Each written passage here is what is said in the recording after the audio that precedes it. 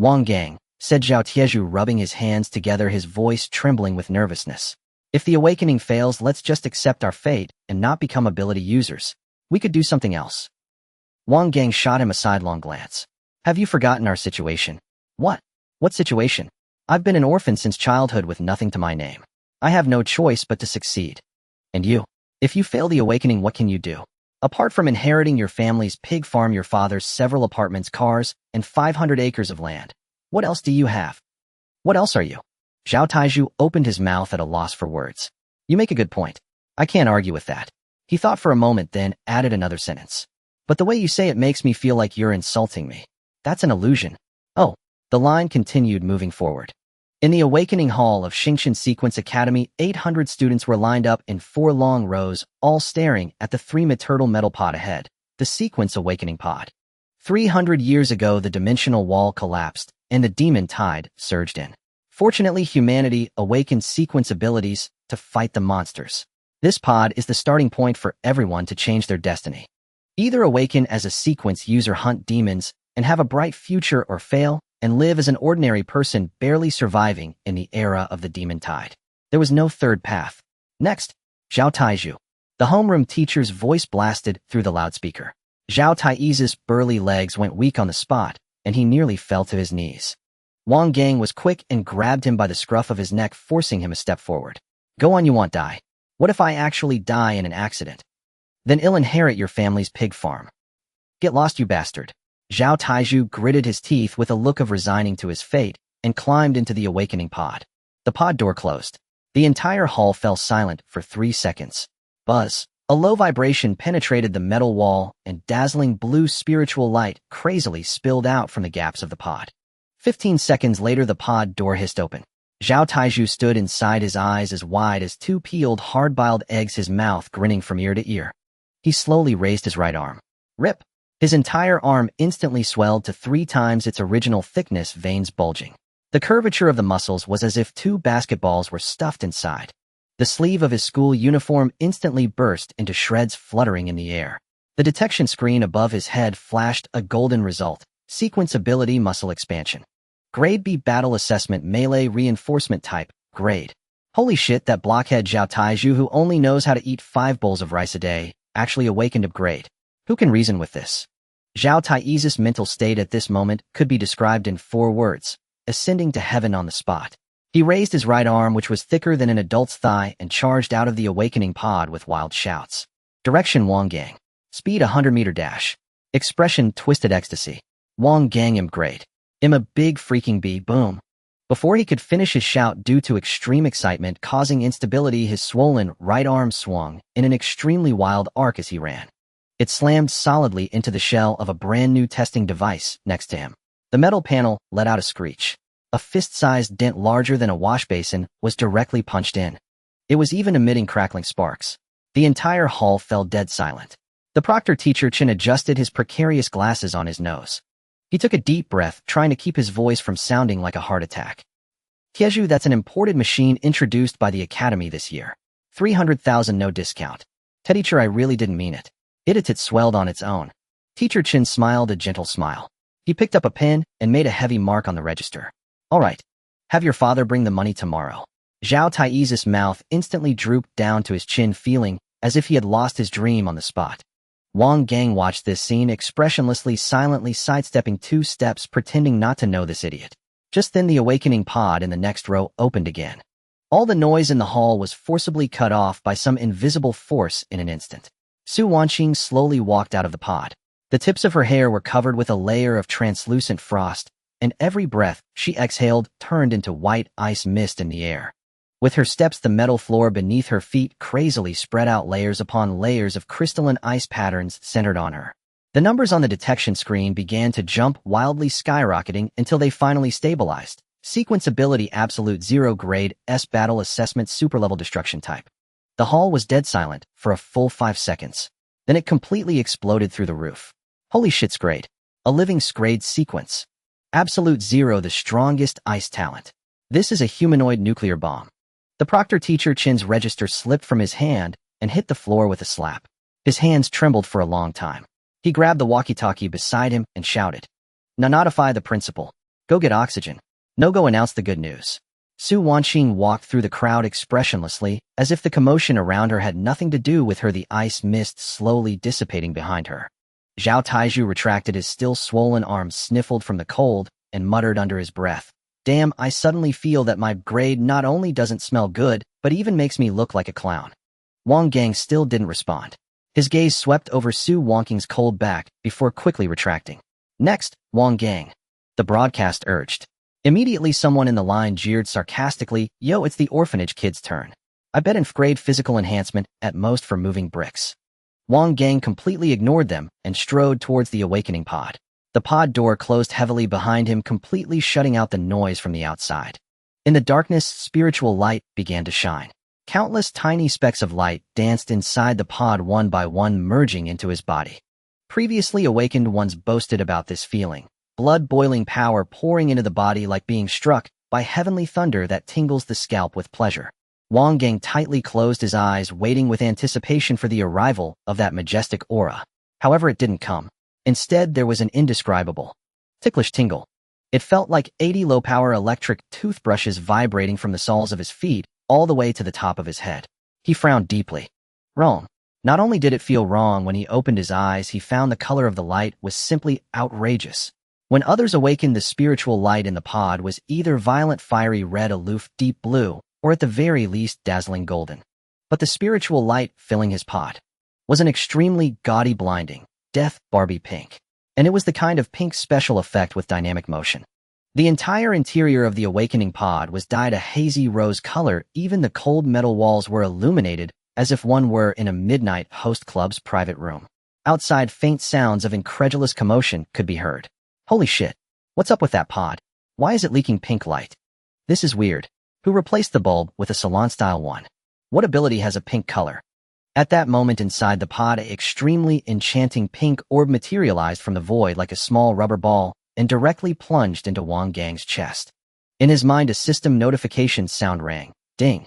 Sequence awakening successful. Sequence ability feminization. Grade F ability description. Through touch, forcefully transform any living being into female form. Hidden tag conditions not met. Well, keep it secret. Wang Gang was stunned. He wildly rubbed his eyes and read it again. Feminization. That's right, it was the two big letters of feminization, and even with a damn heart symbol. The system prompt, as if afraid he was illiterate, even broadcast a clear female voice in his mind. "It's force of feminization, yo." Wang Gang stood in the awakening pod, staring at those pink characters in his mind, his whole body like a desiccated stone statue. In just 5 seconds, his expression went through a remarkably vivid facial nerve gymnastics. First stunned confusion, then doubting the world. Then repeated confirmation. Finally utter despair. He had never even held a woman's hand, and now his ability let him directly create women. Hiss! The pod door popped open. Wang Gang, covered in a faint pink glow, wore a look of accepting his doom. The harsh light of the detection screen shone on his face. Over 800 pairs of eyes in the hall simultaneously locked onto the large screen above his head. The words on it were clear and merciless. Sequence ability feminization. Grade assessment F. Combat value none. Buffed. The first one who couldn't hold it in was a girl in the front row who was drinking water. She tightly covered her mouth, her shoulders shaking like a leaking generator, tears of laughter almost streaming. Then it was as if someone had thrown a laughing gas bomb into the hall. Ha ha, oh my god. Ha ha ha ha, damn. I'm crying with laughter. Feminization. He actually awakened feminization. Ha ha ha, what kind of hellish skill is this? One-click gender change. Is he planning to steal business from Thai hospitals? I'm dying. Is he going to charge to the front line, face a 3-story tall raging demon, and shout, "Prepare to die"? Take my pink lipstick slash, and then dress the demon in a sailor uniform. I testify that blinding pink light just now was definitely because of this. A tough guy paired with pink, boundless magical power. The homeroom teacher Chin stood to the side, holding the freshly printed test report, his eyebrows twisted into a dead knot like a pretzel. He gave Wang Gang an extremely complex look. Then, holding a red pen, he made a heavy mark at the very bottom of the class ranking list. Wang Gang. No combat value. Assessed as useless. Facing 360-degree stereophonic laughter, Wang Gang stood still with his hands in his pockets. He didn't cry, nor did he make a scene. He was just deeply pondering a philosophical question. If I touch that guy laughing the loudest right now, would he immediately grow a cup? An hour later, the awakening ceremony ended. The crowd excitedly surged towards the school gate. Wang Gang deliberately walked at the very back, enjoying a moment of peace. Yo! A hand without warning heavily slapped onto his shoulder, the force carrying undisguised provocation. Wang Gang turned around. Wang Yao stood before him, his face full of arrogance. As the newly awakened A-grade sequence blaze prodigy, he now had a coquettish flicker of orange-eared flame dancing between his fingers, putting on a full show of a villainous young master. Beside him were 4 or 5 newly awakened lackeys, each with arms crossed, wearing standard villainous sneers of amusement. Wang Gang, stay. Everyone else get out. Wang Gang, stay. Everyone else get out. Wang Yao's voice was not loud, but the confidence of an A-level awakener made his words carry weight. The small orange flame flickered between his fingers, and the temperature in the hall inexplicably rose by 2 degrees. No one moved. 800 students who had been crowding toward the door moments ago froze in place. Those in the front row bent down to tie their shoelaces, those in the middle pulled out their phones pretending to check messages, and those in the back didn't even bother to pretend standing on tiptoes to look this way. A lackey leaned in and whispered, "Brother Yao." Wang Yao swept his gaze across the room. He paused for a second. Fine. What's the point of hitting someone without humiliating them in public? Let them stay. He juggled the flame between his fingers, then turned his head to look at Wang Gang. Perfect opportunity to teach the whole grade. Let everyone see what the ceiling of sequence awakening looks like. He dragged out the word ceiling, his tone dropping at the end. A wave of knowing laughter rippled through the crowd. Wang Gang stood still, not moving. I won't bully you. Just one request. Use your feminization ability. Transform something. Give everyone a show. Someone from the back chimed in immediately. Yeah, transform something. Come on, let us witness the ultimate secret technique of Frank. Hurry up, I need to post this on Moments. I already have the caption ready. Today I witnessed the lowest point in human evolutionary history of sequences. Wang Gang stopped in his tracks. He turned his head and looked at Wang Yao, his eyes unusually calm. So eager to see a woman. Go look in a mirror, won't that do? The laughter stopped abruptly. Wang Yao's face flushed red instantly, the flame between his fingers leaping 3 inches higher. What the hell did you say? Say it again if you dare. I said. Wang Gang lifted his chin, speaking slowly. If you want to see a woman, go look. You're asking for death. Wang Yao thrust his palm forward. A fireball the size of a fist shot out from his hand, trailing a half-meter-long orange streak, hurtling straight toward Wang Gang's face. The wave of heat hit him, and Wang Gang's pupils contracted sharply. His body reacted before his mind, leaning to the right. Too late. The fireball was less than a meter from his face. Slap. A crisp sound rang out. Like a red-hot iron plunged into ice water. White mist exploded in front of Lin Yi, spreading across half the hall. When the mist cleared, everyone saw it. An ice wall. Thin, about 2 fingers thick, materialized in front of Wang Gang, blocking the attack. The fireball was plastered in the center of the ice. The gazes of 800 people turned in unison to the same direction. Su Wanqing stood in the 3rd row on the left, her right hand slightly raised, a wisp of white cold mist still clinging to her fingertips. Zhao Taizhu crouched in the crowd, his swollen right arm not yet fully reseated, his mouth forming an O. There was only one thought in his mind: who the hell are you, big bro? How did you get the Shrank School Beauty to be your human shield? Wang Yao's hand was frozen in midair, the flames already dissipated, but his posture still maintained the pushing motion. Su Wanqing, what are you doing? Why are you helping him? This question was exactly what the 800 people present wanted to ask. Su Wanqing, using offensive sequence abilities against a fellow student on campus violates Article 17 of the Academy Regulations. First offense is a warning. Repeated offenses lead to disqualification from the Sequence Academy. Wang Yao's mouth twitched. You're talking Academy rules to me. Fine, we don't have to talk. Su Wanqing looked at him. Try launching another fireball and see if your fire arrives first or my eye seals your hand first. Wang Yao snorted. He withdrew his hand, lifted his chin slightly. I'll let it slide for your sake today. With that, he turned and left with his followers. As Wang Yao left, everyone else dispersed. Dormitory. Wang Gang sat on the edge of the bed, looking displeased. Zhao Taizhu scratched his head, wanting to comfort him, but feeling that anything he said would just rub salt in the wound. He thought for 10 seconds, then spoke. Actually, this feminization ability, if you look at it from another angle, it's not completely useless. Oh, what angle? For example, you could become a drag queen at a bar. Wang Gang, great comfort.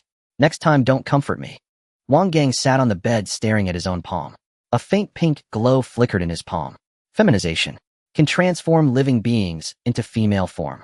Living beings. Not self, but living beings. At that moment, a fly buzzed in through the window crack, circling once in front of him. Wang Gang stared at the fly. He raised his hand. Pink light surged from his palm, enveloping the fly. Buzz, the light flashed. The fly disappeared. In its place was a thumb-sized girl. Transparent, cicada-like wings, delicate features that seemed unreal, wearing a misty white short dress suspended in midair, blinking blankly. Then she flew to Wang Gang's finger, landed obediently, and tilted her head to look at him. Wang Gang's pupils contracted sharply, staring at the thumb-sized little girl on his fingertip. Turned from a fly. The thumb-sized little girl crouched on Wang Gang's fingertip, her cicada-like wings gently fluttering, tilting her head to look at him. Wang Gang looked at her. She looked at Wang Gang. The air fell silent for 3 seconds. Then she spoke. Master. Her voice was thin, as if someone had compressed a normal voice 20 times, but every syllable was clear. Wang Gang's hand trembled. He didn't speak. His first thought wasn't holy shit, but can flies talk? No. So this ability isn't just about changing appearance. He recalled the description on the system panel. Can transform living beings into female form. Transform, not morph. 2 different concepts. Morphing is just changing the exterior, the inside remains the same. Transformation is from the inside out, changing even the essence. You can understand what I'm saying? Wang Gang asked tentatively. The little girl nodded seriously, her head bobbing like a pecking chicken. Master, I understand everything you say. Wang Gang asked again. Do you still remember what you were before? The little girl tilted her head, a look of confusion on her face. Before? I think I was flying around in a very smelly place. I don't remember clearly. The fly's memory had been formatted, but basic cognitive ability was retained. Wang Gang's heartbeat quickened, but he didn't show it on his face. Stand up, he said. The little girl immediately stood upright, hands pressed against her skirt edges. Turn around. She spun around, once her skirt lifting slightly. Fly to the windowsill. With a flutter of cicada wings, the little girl zipped to the windowsill, landed steadily, and turned back to look at him, waiting for the next command. Absolute obedience. No hesitation, no resistance, not even a why. Obedient. Without any defiance. A flood of information exploded in his mind. Everyone thought feminization could only be used on oneself. Everyone thought it was the most useless ability. But what if used on a demon beast? A 3-turtle strength demon beast, what would happen after being feminized? Become an obedient. Wang Gang clenched his fingers, then released them. He looked at the moon outside the window. A slow smile spread across Wang Gang's face. Taiju. Huh. I think this ability of mine might be way more insane than anyone ever imagined. Zhao Taiju yawned. What do you mean? Wang Gang didn't answer. The little girl on his fingertip flew around his finger once, then landed on his shoulder and quietly closed her eyes. His phone vibrated. A class group message. Teacher Chun, Wang Gang, come to my office at 8 tomorrow morning to discuss your sequence assignment. At 7:45 in the morning, when Wang Gang stepped out of the dormitory, the hallway was already crowded with people. 2 female students leaned against the wall, their voices hushed, yet perfectly audible to Wang Gang. I heard Teacher Chun is going to advise him to drop out. Exactly, with an ability like feminization. Staying at the academy is just wasting a spot, isn't it? But he had no time to ponder the girl's gossip. His mind was consumed by another matter. The fly from last night. More precisely, the fly that had transformed into a thumb-sized girl last night. Absolute obedience. What if the target were a human? The dean's office. Teacher Chin sat behind the desk, a file spread before him with an ID photo attached. He was in his early 40s with a square face and square-rimmed glasses, his expression as grim as if he were owed 3 months' salary. Wang Gang pushed the door open and entered. Sit. Wang Gang sat down. Teacher Chin didn't beat around the bush, tapping the file with his finger. Student Wang Gang, I'll be direct. Your sequence ability feminization has been assessed as having 0 combat value. The Academy's annual sequence cultivation resources are limited. Spirit Stone's cultivation techniques and practical training slots must be prioritized for awakened with potential. As for your situation, I suggest you voluntarily withdraw and complete your studies at a regular school. You could always aim for a civil service exam later. It's a viable path. His tone even carried a hint of sincerity. In his view, this was for Wang Gang's own good. Wang Gang wasn't angry. He leaned back in his chair and suddenly smiled. Teacher Chun, are you certain my ability has no combat value? How about I give you a demonstration? Teacher Chun frowned. A demonstration? You want to turn yourself into a woman for me to see? He paused, his face flushing with embarrassment, and waved his hand. Close the door first. The hallway is full of people during break. This is utterly improper. Wang Gang. No, I'm not transforming myself. He raised his right hand, and before Teacher Chun could react, he swiftly placed it on the teacher's arm resting on the desk. A pink light flashed from his palm. Teacher Chin's pupils contracted sharply. He tried to pull his hand back, but it was too late. The pink light spread from the point of contact, enveloping his entire body like a film of water. It was incredibly fast, covering him completely in less than a second. Then, the transformation began. A faint, crisp sound of bones shifting could be heard. His shoulders narrowed inward, his jawline softened, and his square face visibly transitioned into an oval shape. His Adam's apple vanished. His waistline tightened. His shirt suddenly swelled at the chest, the second button popping off and hitting the wall with a sharp ding. His crew-cut hair began to grow wildly, reaching his shoulders in 3 seconds. In 5 seconds, it cascaded down to his waist, jet black and silky smooth. The square-rimmed glasses, now too large for the smaller face, slid off the bridge of the nose and clattered onto the desk. The entire process took 3 seconds. No longer was it a middle-aged male teacher in his 40s sitting behind the desk. Instead, it was a woman around 30 with delicate features and an intellectual aura. She wore a man's shirt that was clearly 2 sizes too large, the collar hanging loose, and the sleeves too long, making her look like an artistic young woman who had stolen her boyfriend's clothes. She was rather attractive. The air was silent for 5 seconds. Teacher Chin looked down and saw 2 bulges on her chest that shouldn't have been there. Her mind went blank. Aya! A scream exploded from the office, piercing through the hallway and echoing across all 3 floors. The voice was a pleasant mezzo-soprano tinged with trembling. This only made Teacher Chin even more distraught. You, what did you do to me? Teacher Chin shot up, knocking the chair over behind her. She instinctively raised her right-hand palm, facing the floor, attempting to activate her sequence ability, Earth Fisher. Nothing happened. The floor was completely still. The color drained from Teacher Chin's face. My sequence? Where's my sequence ability? She tried again, channeling all her spiritual energy into her palm, veins bulging on her forehead. Still nothing. Wang Gang sat across from her, wearing an innocent expression on the surface, but his mind was racing. After the fly was feminized, its intelligence dropped to near 0, and it became completely obedient. After a human was feminized, their consciousness remained clear, but their sequence ability was sealed. A pattern emerged. The higher the intelligence of the living creature, the more self-awareness it retained after feminization, at the cost of its abilities being locked. The lower the intelligence, the more it became an obedient puppet. Against a human expert, a single touch could disable all their supernatural abilities. Against a low-intelligence magical beast, it could be turned directly into his subordinate. Wang Gang gritted his molars, pressing down hard on the corners of his mouth. Don't laugh. Now is not the time to laugh. Teacher Chin, please calm down. You want me to calm down? Teacher Chun grabbed Wang Gang by the collar, only to find that her strength was now only about a third of what it was, her grip accomplishing nothing as the collar didn't even budge. She became even more frantic. Turn me back right now. I can't. Wang Gang spread his hands. ITLL revert automatically. About 3 days. 3 days? How am I supposed to teach? How am I supposed to face anyone?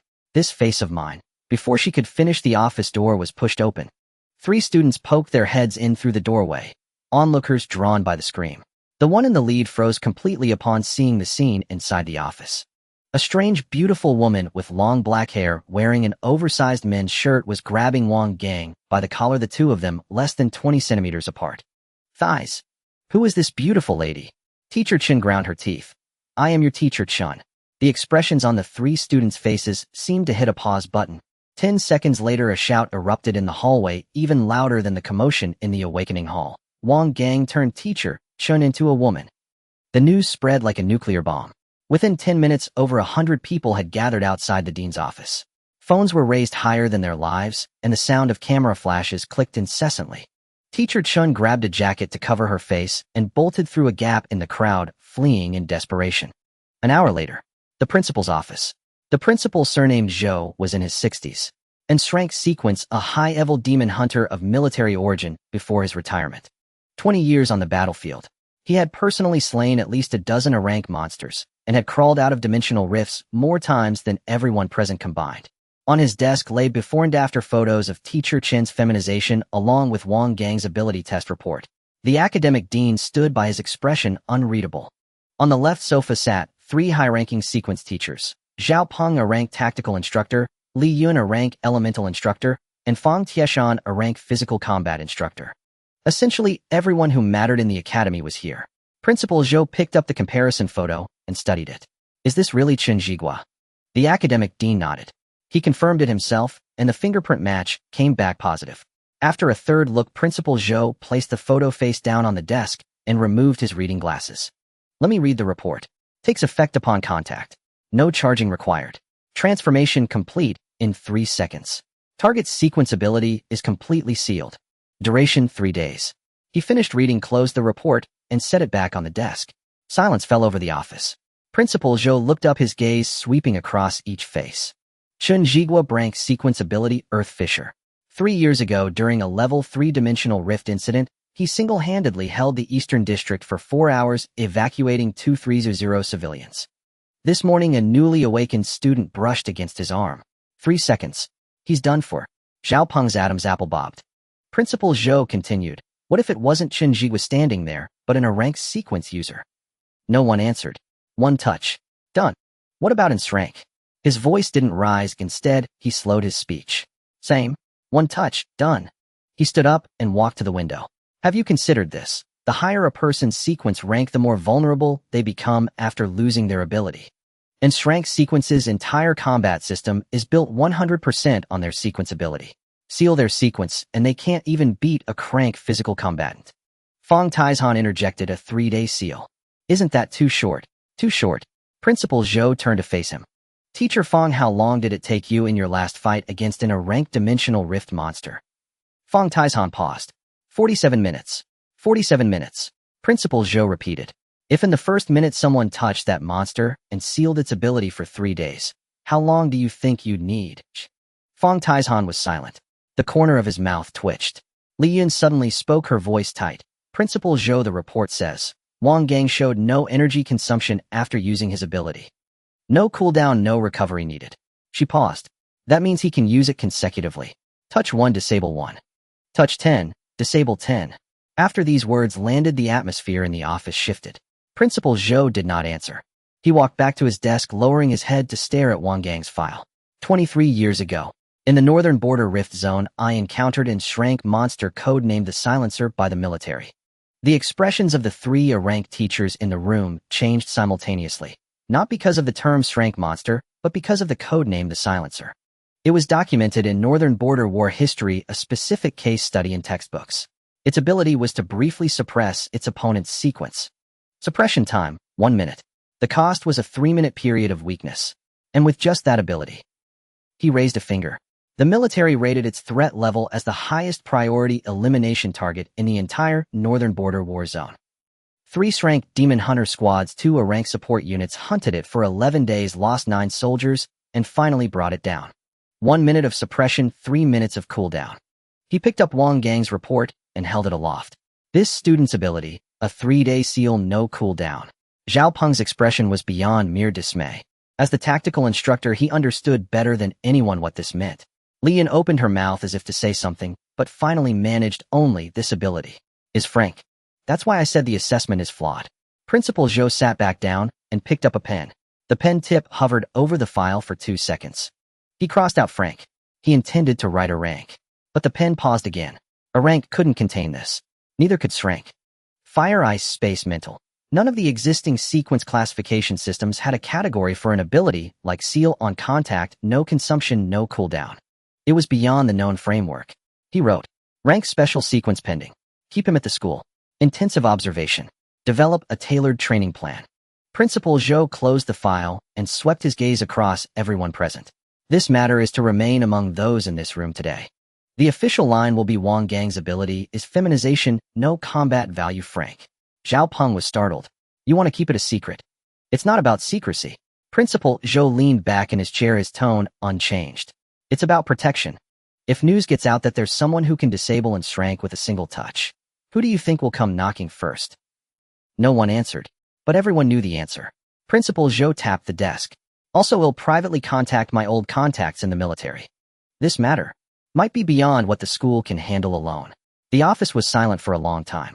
Finally, the academic dean broke the silence, hesitating as he spoke. Principal Zhou, there's one more thing.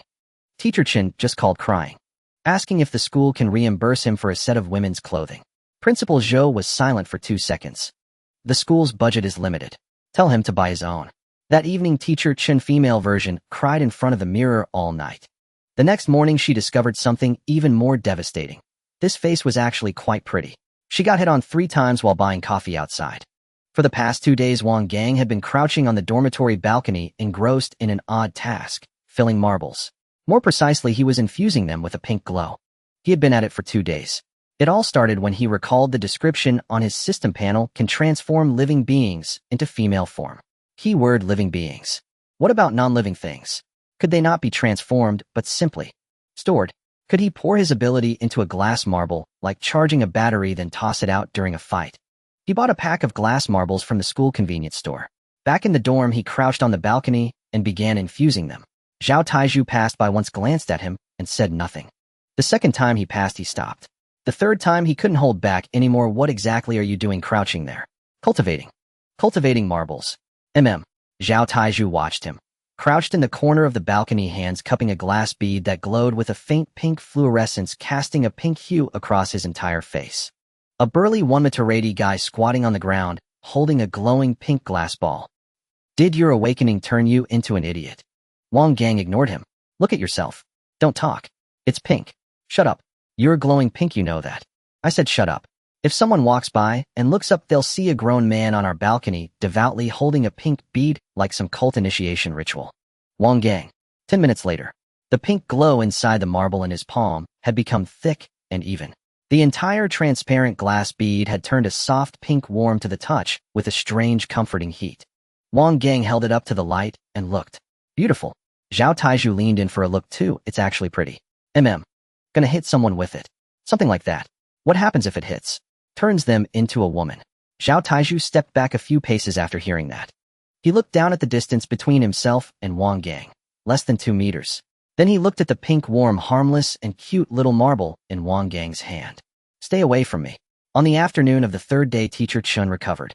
According to the Academic Affairs Office, the change began at 4 in the morning. Bones cracked, hair retracted, the bulges flattened, and the flat parts stayed flat. After all, he was a middle-aged man in his 40s. What curves could he have? After recovering, he began to check. He felt his Adam's apple. It was back. He touched his chin. Stubble prickled his fingers. Good. Excellent. He reached down. It was back. Everything was back. All his manly treasures had returned. He crouched on the ground, covering his face, nearly crying. That morning, wearing his own shirt finally fitting, he walked into the principal's office and locked the door. Principal Zhou, there's something I must say. Principal Zhou put down his teacup. You've recovered. I have. Teacher Chen sat down, fingers interlaced on his knees. How do you feel? Not bad. Principal Zhou. Not bad. Could this kid have awakened some kind of attribute? By the way, for next week's practical combat test, I plan to have Wang Gang participate. Teacher Chen was stunned. Are you serious?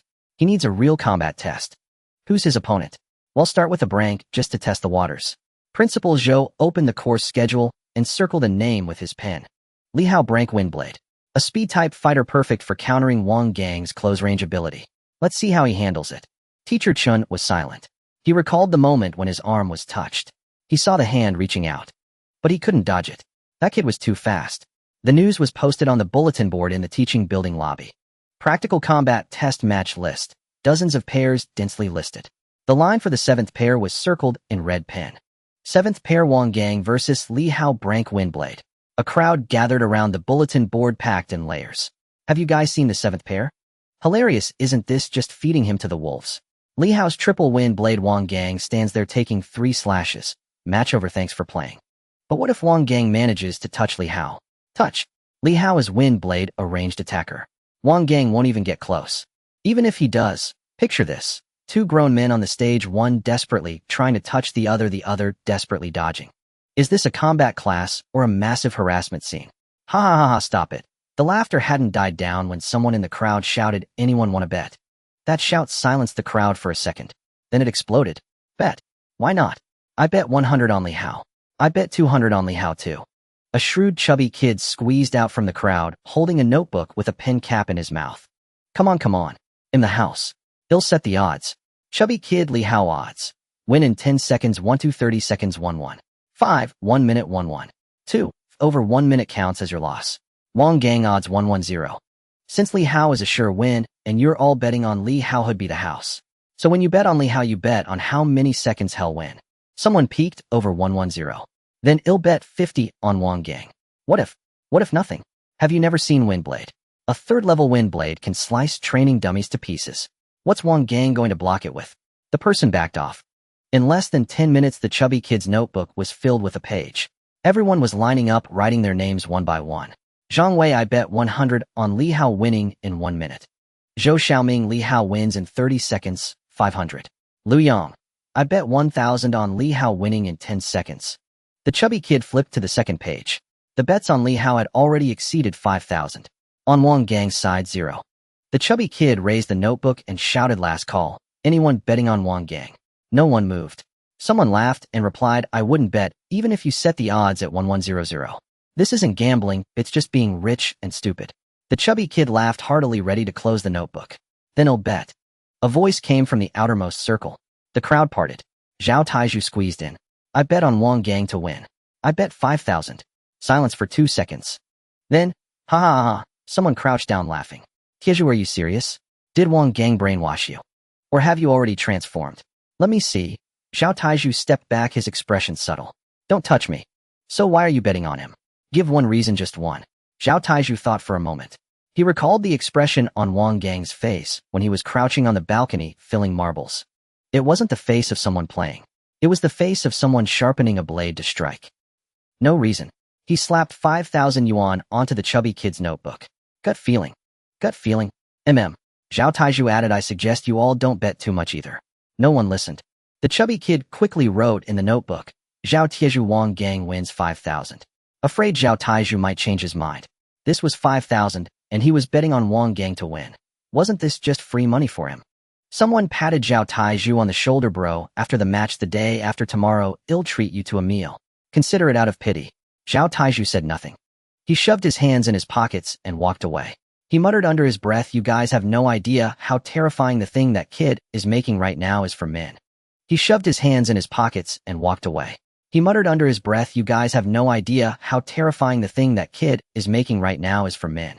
The practical combat test was held in the indoor training hall of the Academy's Eastern District. The spectator seats were arranged in a ring capable of seating 1,200 people. Today, 1,500 had shown up. The extra 300 were from other grades, having specifically skipped their classes to watch the spectacle. To be precise, they had come specifically to watch Group 7. The news had exploded in the campus group chat at noon, with the forwarded title reading, "Frank Feminization Sequence versus Brank Windblade. Group 7's practical class, Wang Gang, takes the stage." The accompanying image was Wang Gang's student ID photo, onto which someone had photoshopped a pink bow. The number of forwards broke the school's historical record within 40 minutes. By the time Wang Gang arrived, the spectator seats were already full. He entered through the side door, and the moment he showed his face, the nearest row of students erupted. "He's here, he's here. Feminization bro is here. Everyone get your phones up. This is a scene you've got to record. It won't happen again." "How do you know it won't?" "Because he might just drop out after this match." Wang Gang's face was expressionless as he found a corner to sit down. Zhao Taiju squeezed over, plopped down onto the empty seat beside him, and handed him a bottle of water. "You nervous?" "Not at all." "Then why are your hands in your pockets?" "There are marbles in my pocket, I'm counting them." The referee was Feng Tieshan, the physical arts instructor. A rank. A former military man standing 1.90 m tall with arms thicker than Zhao Taizu's thighs, even when the latter was in his inflated state. He walked to the center of the arena and picked up a megaphone. "Let me state the rules once. Contestants must not use lethal attacks. Stop immediately when the referee calls a halt. Violators will forfeit their practical combat grade for this semester." "Understood." A few scattered responses came from the audience. No one cared about the rules. Today's only rule was, watch the spectacle. First group, Zhang Wei versus Chen Xiaoyu. The first group stepped up. Zhang Wei's crank ability was hardening. He could turn his skin into a stone-like texture. Chen Xiaoyu's crank ability was static electricity. Crank versus crank was nothing special to watch. Zhang Wei charged forward with hardened skin while Chen Xiaoyu circled and discharged electricity. After more than 40 seconds, Zhang Wei finally cornered her and smashed the defensive barrier with a single punch. Chen Xiaoyu raised her hand to concede. Next group, Lu Yang versus Zhou Ming. Lu Yang's brank ability was gravity field. Zhou Ming's crank ability was bone spikes. This group was a bit more interesting to watch. Lu Yang laid out a gravity zone right from the start. As soon as Zhou Ming stepped into it, he felt as if he were weighted down with lead, his steps becoming unbearably heavy. He fired bone spikes from his arms, but the gravity field bent their trajectory, and they all went wide. 30 seconds later, Liu Yang won. Third group, fourth group, fifth group. By the time the fifth group finished, the atmosphere in the spectator seats had clearly changed. No one paid much attention to the previous matches. Everyone was waiting. The chatter grew louder. Group 7's up soon, right? Almost there, almost there. Those $200 I bet are still warm. I want to collect as soon as this is over. The sixth group took the stage, a brank against a crank. Normally, it should have lasted 3 minutes. But the two on stage fought for less than 40 seconds before the brank suddenly accelerated, charged forward, and kicked his opponent in the chest. Match over. Some suspected he was rushing to watch the next match. Fong Taizhan raised his megaphone. Group 7. The spectator seats erupted. A wave of sound from 1,500 people crashed into the center of the arena, louder than the previous 6 groups combined. Wang Gang versus Li Hao. The Eastern Passage door opened. Li Hao came out first. 18 years old, 1 meter 7'6" lean, with short hair and a brisk stride. With every step, he took a small whirlwind of air curled up from the floor, and his pant legs flapped noisily in the breeze. Brank Windblade. A long-range attack-type sequence user. He could condense high-speed rotating wind blades between his palms with a range of 30 meters and a cutting force capable of carving a 12-centimeter deep gash in a steel plate. This ability naturally countered close combat types. Not to mention that Wang Gang wasn't even a close combat type. At best, he was a contact type. Li Hao walked to the center of the arena, hands in his pockets, tilting his head to scan the audience. A wave of applause and whistles came from below. Someone shouted, "Go Li Hao. Take him down in 10 seconds. I bet 1,000. Li Hao smiled and made an okay gesture toward that direction. Don't worry, he'll try to keep it under 10 seconds. If I go over, it's on me. Another round of laughter from the audience. The Western Passage door opened. Wang Gang walked out. No wind, no light, no external manifestation of any sequence ability. Just an ordinary male student in a school uniform. The mood of the audience shifted instantly. Wang Gang, you hold on for 30 seconds. I bet on 30 seconds. To hell with 30 seconds. 10 seconds. I bet on 10 seconds. Wang Gang, just stand there and don't move. That's enough. I bet on a minute. Wang Gang, run. Run in circles. Don't run. If you run, my $200 are gone. The audience was a chaotic mess like a vegetable market. Wang Gang turned a deaf ear. Li Hao looked at him. The two were 15 meters apart. Yo, Li Hao began, his tone casual. Feminization, bro, I've heard a lot about you. Wang Gang didn't respond. Honestly, I'd like to let you win. But you know the whole school is watching. If I fake a loss, how can I show my face around here later?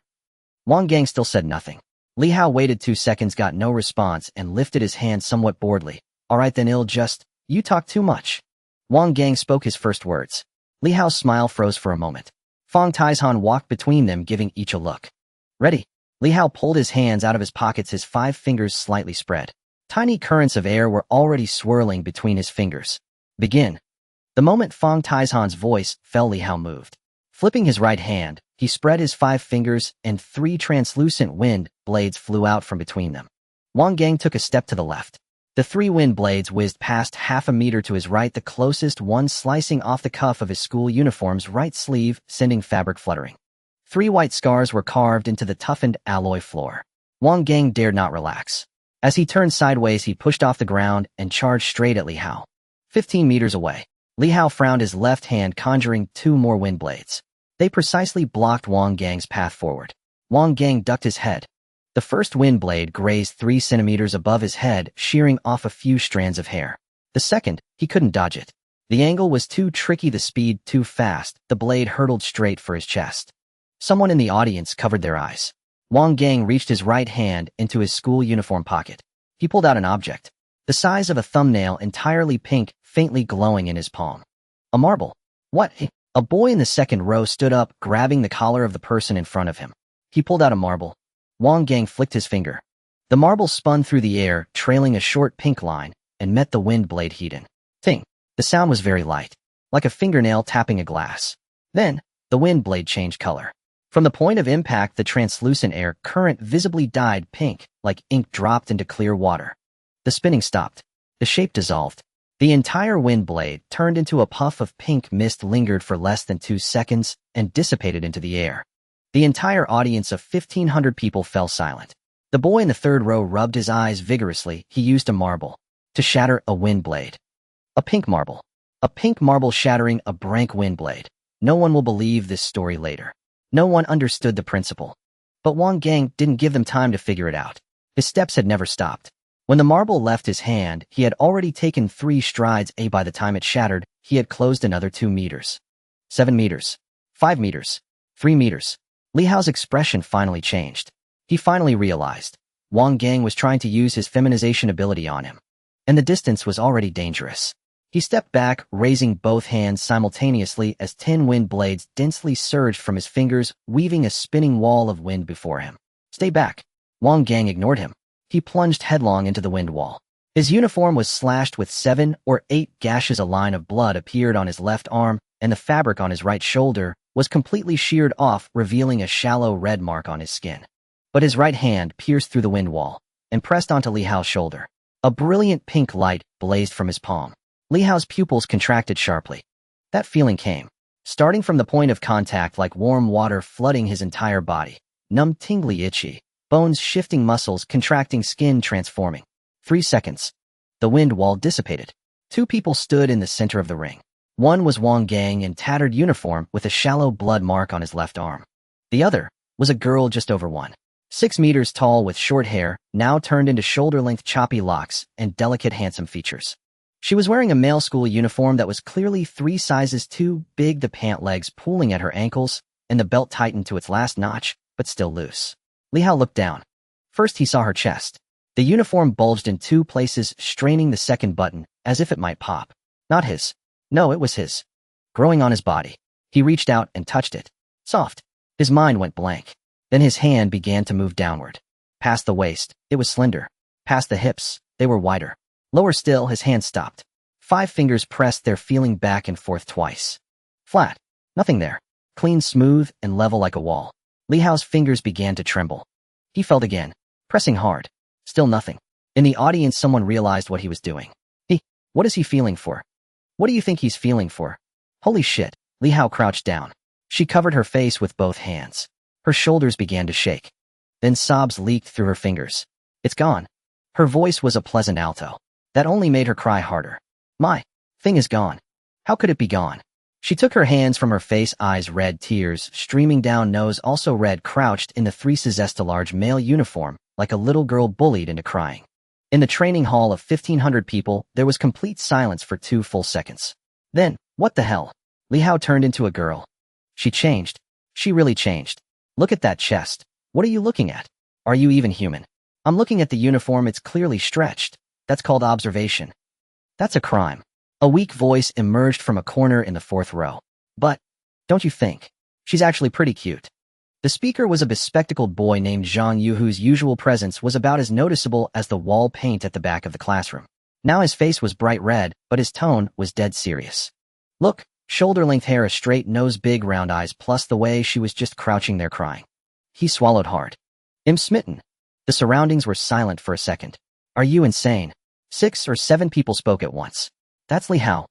5 minutes ago he was 1.76 meters tall. That's a guy? A guy who had an Adam's apple just now.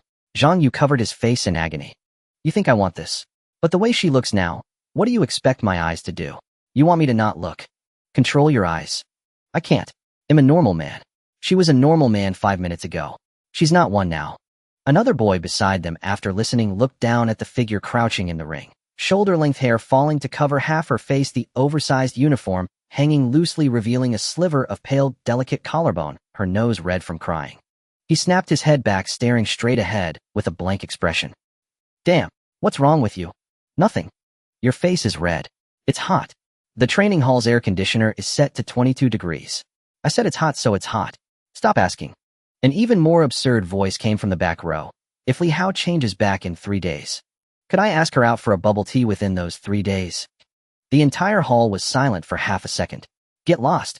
Li Hao, or rather the current Li Hao, rose after crying for a while, clutched his chest with both hands, and stumbled backward 5 steps until his back hit the railing at the edge of the arena. She tried to conjure a wind blade. Nothing materialized between her fingers, not even a wisp of wind. My sequence. Li Hao crouched by the edge of the arena, hands pressed tightly against his chest, his face deathly pale. She tried again. Spreading her fingers, concentrating her mind, she attempted to gather even a trace of air current between them. There was nothing.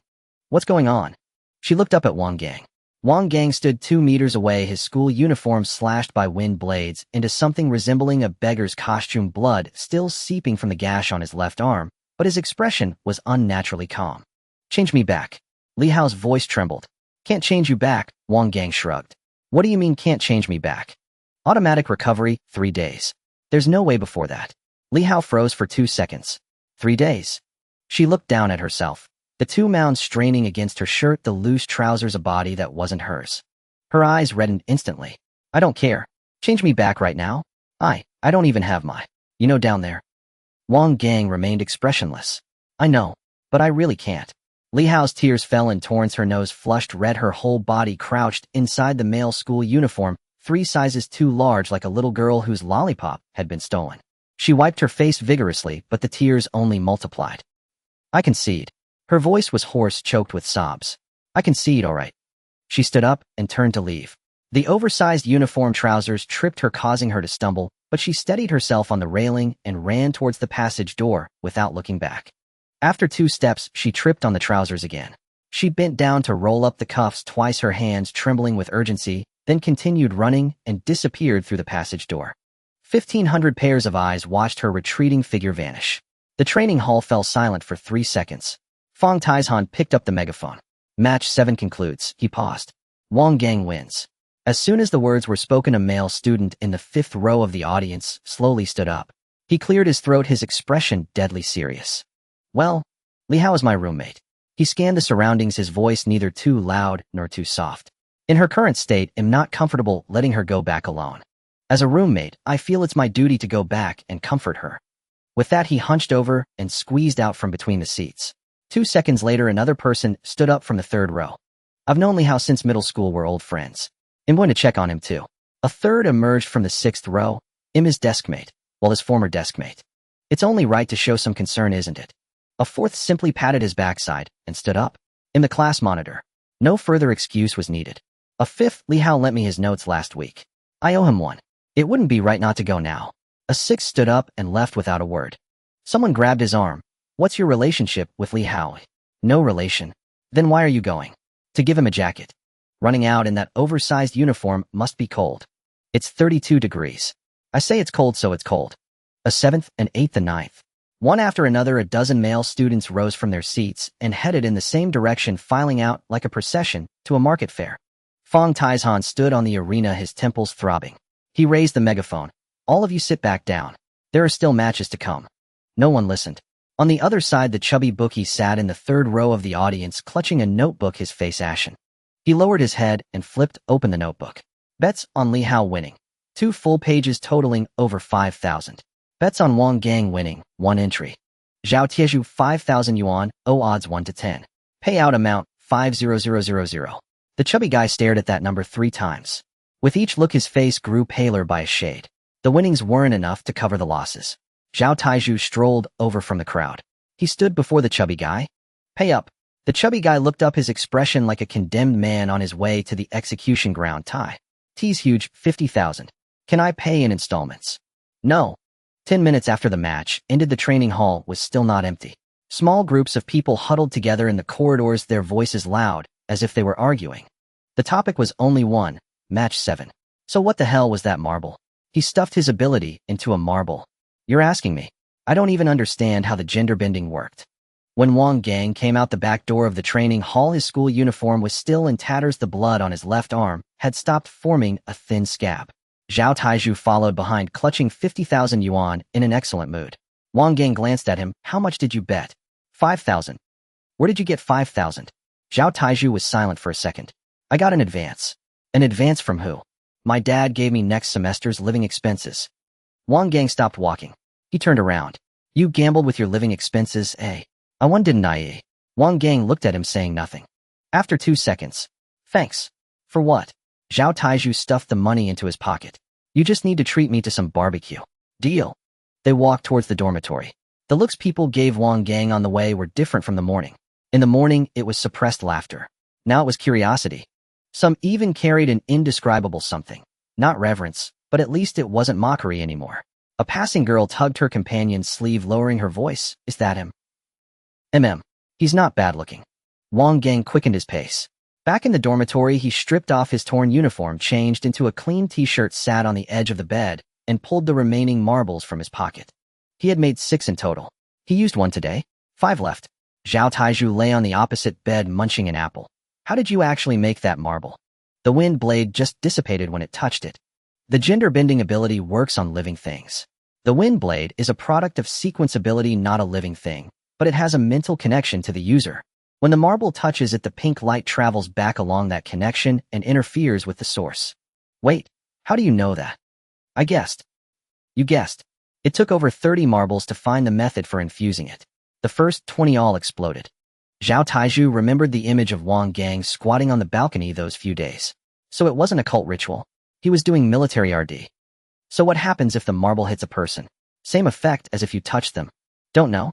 Haven't tried it. Wang Gang put the marbles away safely. Theoretically, yes, but the energy stored in the marble isn't as strong as direct contact, so the transformation time might be shorter. How much shorter? If I had to guess, a day. Half a day. They'll find someone to test it on later. Zhao Taiju immediately sprang up from the bed, stuffed the apple into his mouth, and pressed himself against the wall. Let me make this clear first. Test it on whoever you want, but not me. Wang Gang glanced at him, then got up and walked towards the balcony. Don't worry. You wouldn't look good feminized with that build anyway. Zhao Taiju nearly choked on his apple. The first class the next morning was sequence principles. The classroom was on the 3rd floor of the teaching building with tiered seating that could accommodate 60 people. By the time Wang Gang arrived, most of the seats were already taken. He slipped in through the back door and found a spot by the window. Zhao Taiju had already saved the seat next to him, 2 packs of spicy strips spread out on the desk. He had skipped breakfast entirely, surviving solely on spicy strips. You're late. I'm not late. There are still 2 minutes. Look at the 3rd row ahead. Wang Gang followed his gaze. The seat by the aisle in the 3rd row was empty. Li Hao's seat, Zhao Taiju said, chewing on a spicy strip. He asked for leave today. The reason he gave was feeling unwell. Wang Gang didn't respond. The front door opened. Wang Gang looked up. It was Teacher Chen. 3 days ago, he had been transformed by Wang Gang's mother into a long-haired, bespectacled intellectual beauty. Now he had reverted. He was once again the image of a middle-aged male teacher in his early 40s, his shirt buttoned up neatly and properly. But something was different. Carrying a stack of textbooks, he walked up to the podium, set the materials down on the desk, and scanned the classroom. When his gaze swept over Wang Gang, it stopped. It wasn't just an ordinary glance. It lasted about half a second. Then it darted away quickly as if he had been burned. On the podium, Teacher Chen spread out the textbook and cleared his throat. His voice was a normal baritone, low, hoarse, carrying the unique weight of a middle-aged man. But even to his own ears, something felt off. It wasn't the voice itself. The voice was fine. It was his ears. After 3 days of getting used to a female voice, hearing his own voice now felt rough. He pushed the thought aside and turned on the projector. A line of large characters appeared on the screen, the essence and advancement of sequence abilities. Today we begin a new chapter. He picked up a pointer and tapped the screen. Awakening is just the starting point. Sequence abilities are not fixed. They can grow. The classroom fell silent. This was a topic everyone cared about. While it was true that one's initial awakening level was innate, if it could be elevated, the gap wouldn't be set in stone. Teacher Chen flipped to the next slide. A chart appeared on the screen. A pyramid structure labeled from bottom to top, with FEDCBANS. The level you obtained upon awakening represents the initial upper limit of your sequence ability. Note that. It is the initial upper limit, not the final one. He picked up a piece of chalk from the desk and drew a circle on the blackboard. His hand trembled slightly, because the chalk was pink. Among all the chalk on the board, only this one was pink. Yet for some reason he had chosen it. Every sequencer has something inside them, academically termed the sequence core. You can think of it as a container. The higher your awakening level, the larger the container. But a large container doesn't mean it's full. Right after awakening, your container is only filled with about 1 to 5% energy. Someone in the back raised a hand. Then how do we fill it? Excellent question. Teacher Chen pointed at the student. By absorbing external energy sources. The most common one is this. He pulled an iron box from under the podium and opened it. Inside, neatly arranged, were dozens of crystal shards the size of a thumbnail in various colors. Red, blue, green, gray, with faint flowing luster on their surfaces. Beast cores. A collective gasp filled the room. They had all heard of beast cores. When a monster died, the energy within its body would condense into a crystal. That was a beast core. Their quality ranged from a grade to scrade. The higher the monster's level, the more abundant the energy in the core it dropped. But these things weren't cheap. And a grade beast core could sell for 50,000 yuan on the market. Grade started at 100,000 and grade was over 200,000. Grade and a grade ones were something ordinary people would never even touch in their lifetime. The Academy has prepared one A-grade beast core for each of you as material for your first absorption training. Teacher Chun began distributing the beast cores. The absorption method is simple. Infuse your sequence energy onto the surface of the beast core to establish resonance. Then guide the energy from within the core into your sequence core. He picked up a beast core to demonstrate. A dark brown light, the color of the Earth's split ability, glowed in his palm, enveloping the core. The patterns on the crystal's surface began to shine, and the energy was drawn out strand by strand. But there is one point, a very important one. The energy within a beast core cannot be fully absorbed. This is because the energy of monsters has an inherent difference from the human sequence system. During the absorption process, the human body automatically filters out the incompatible parts.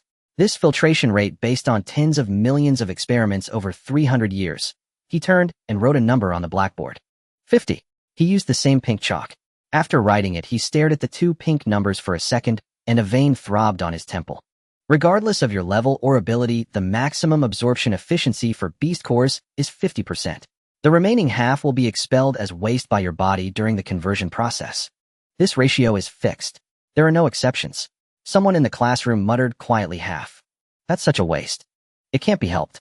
Teacher Chun spread his hands. This is the fundamental limitation of the human sequence system.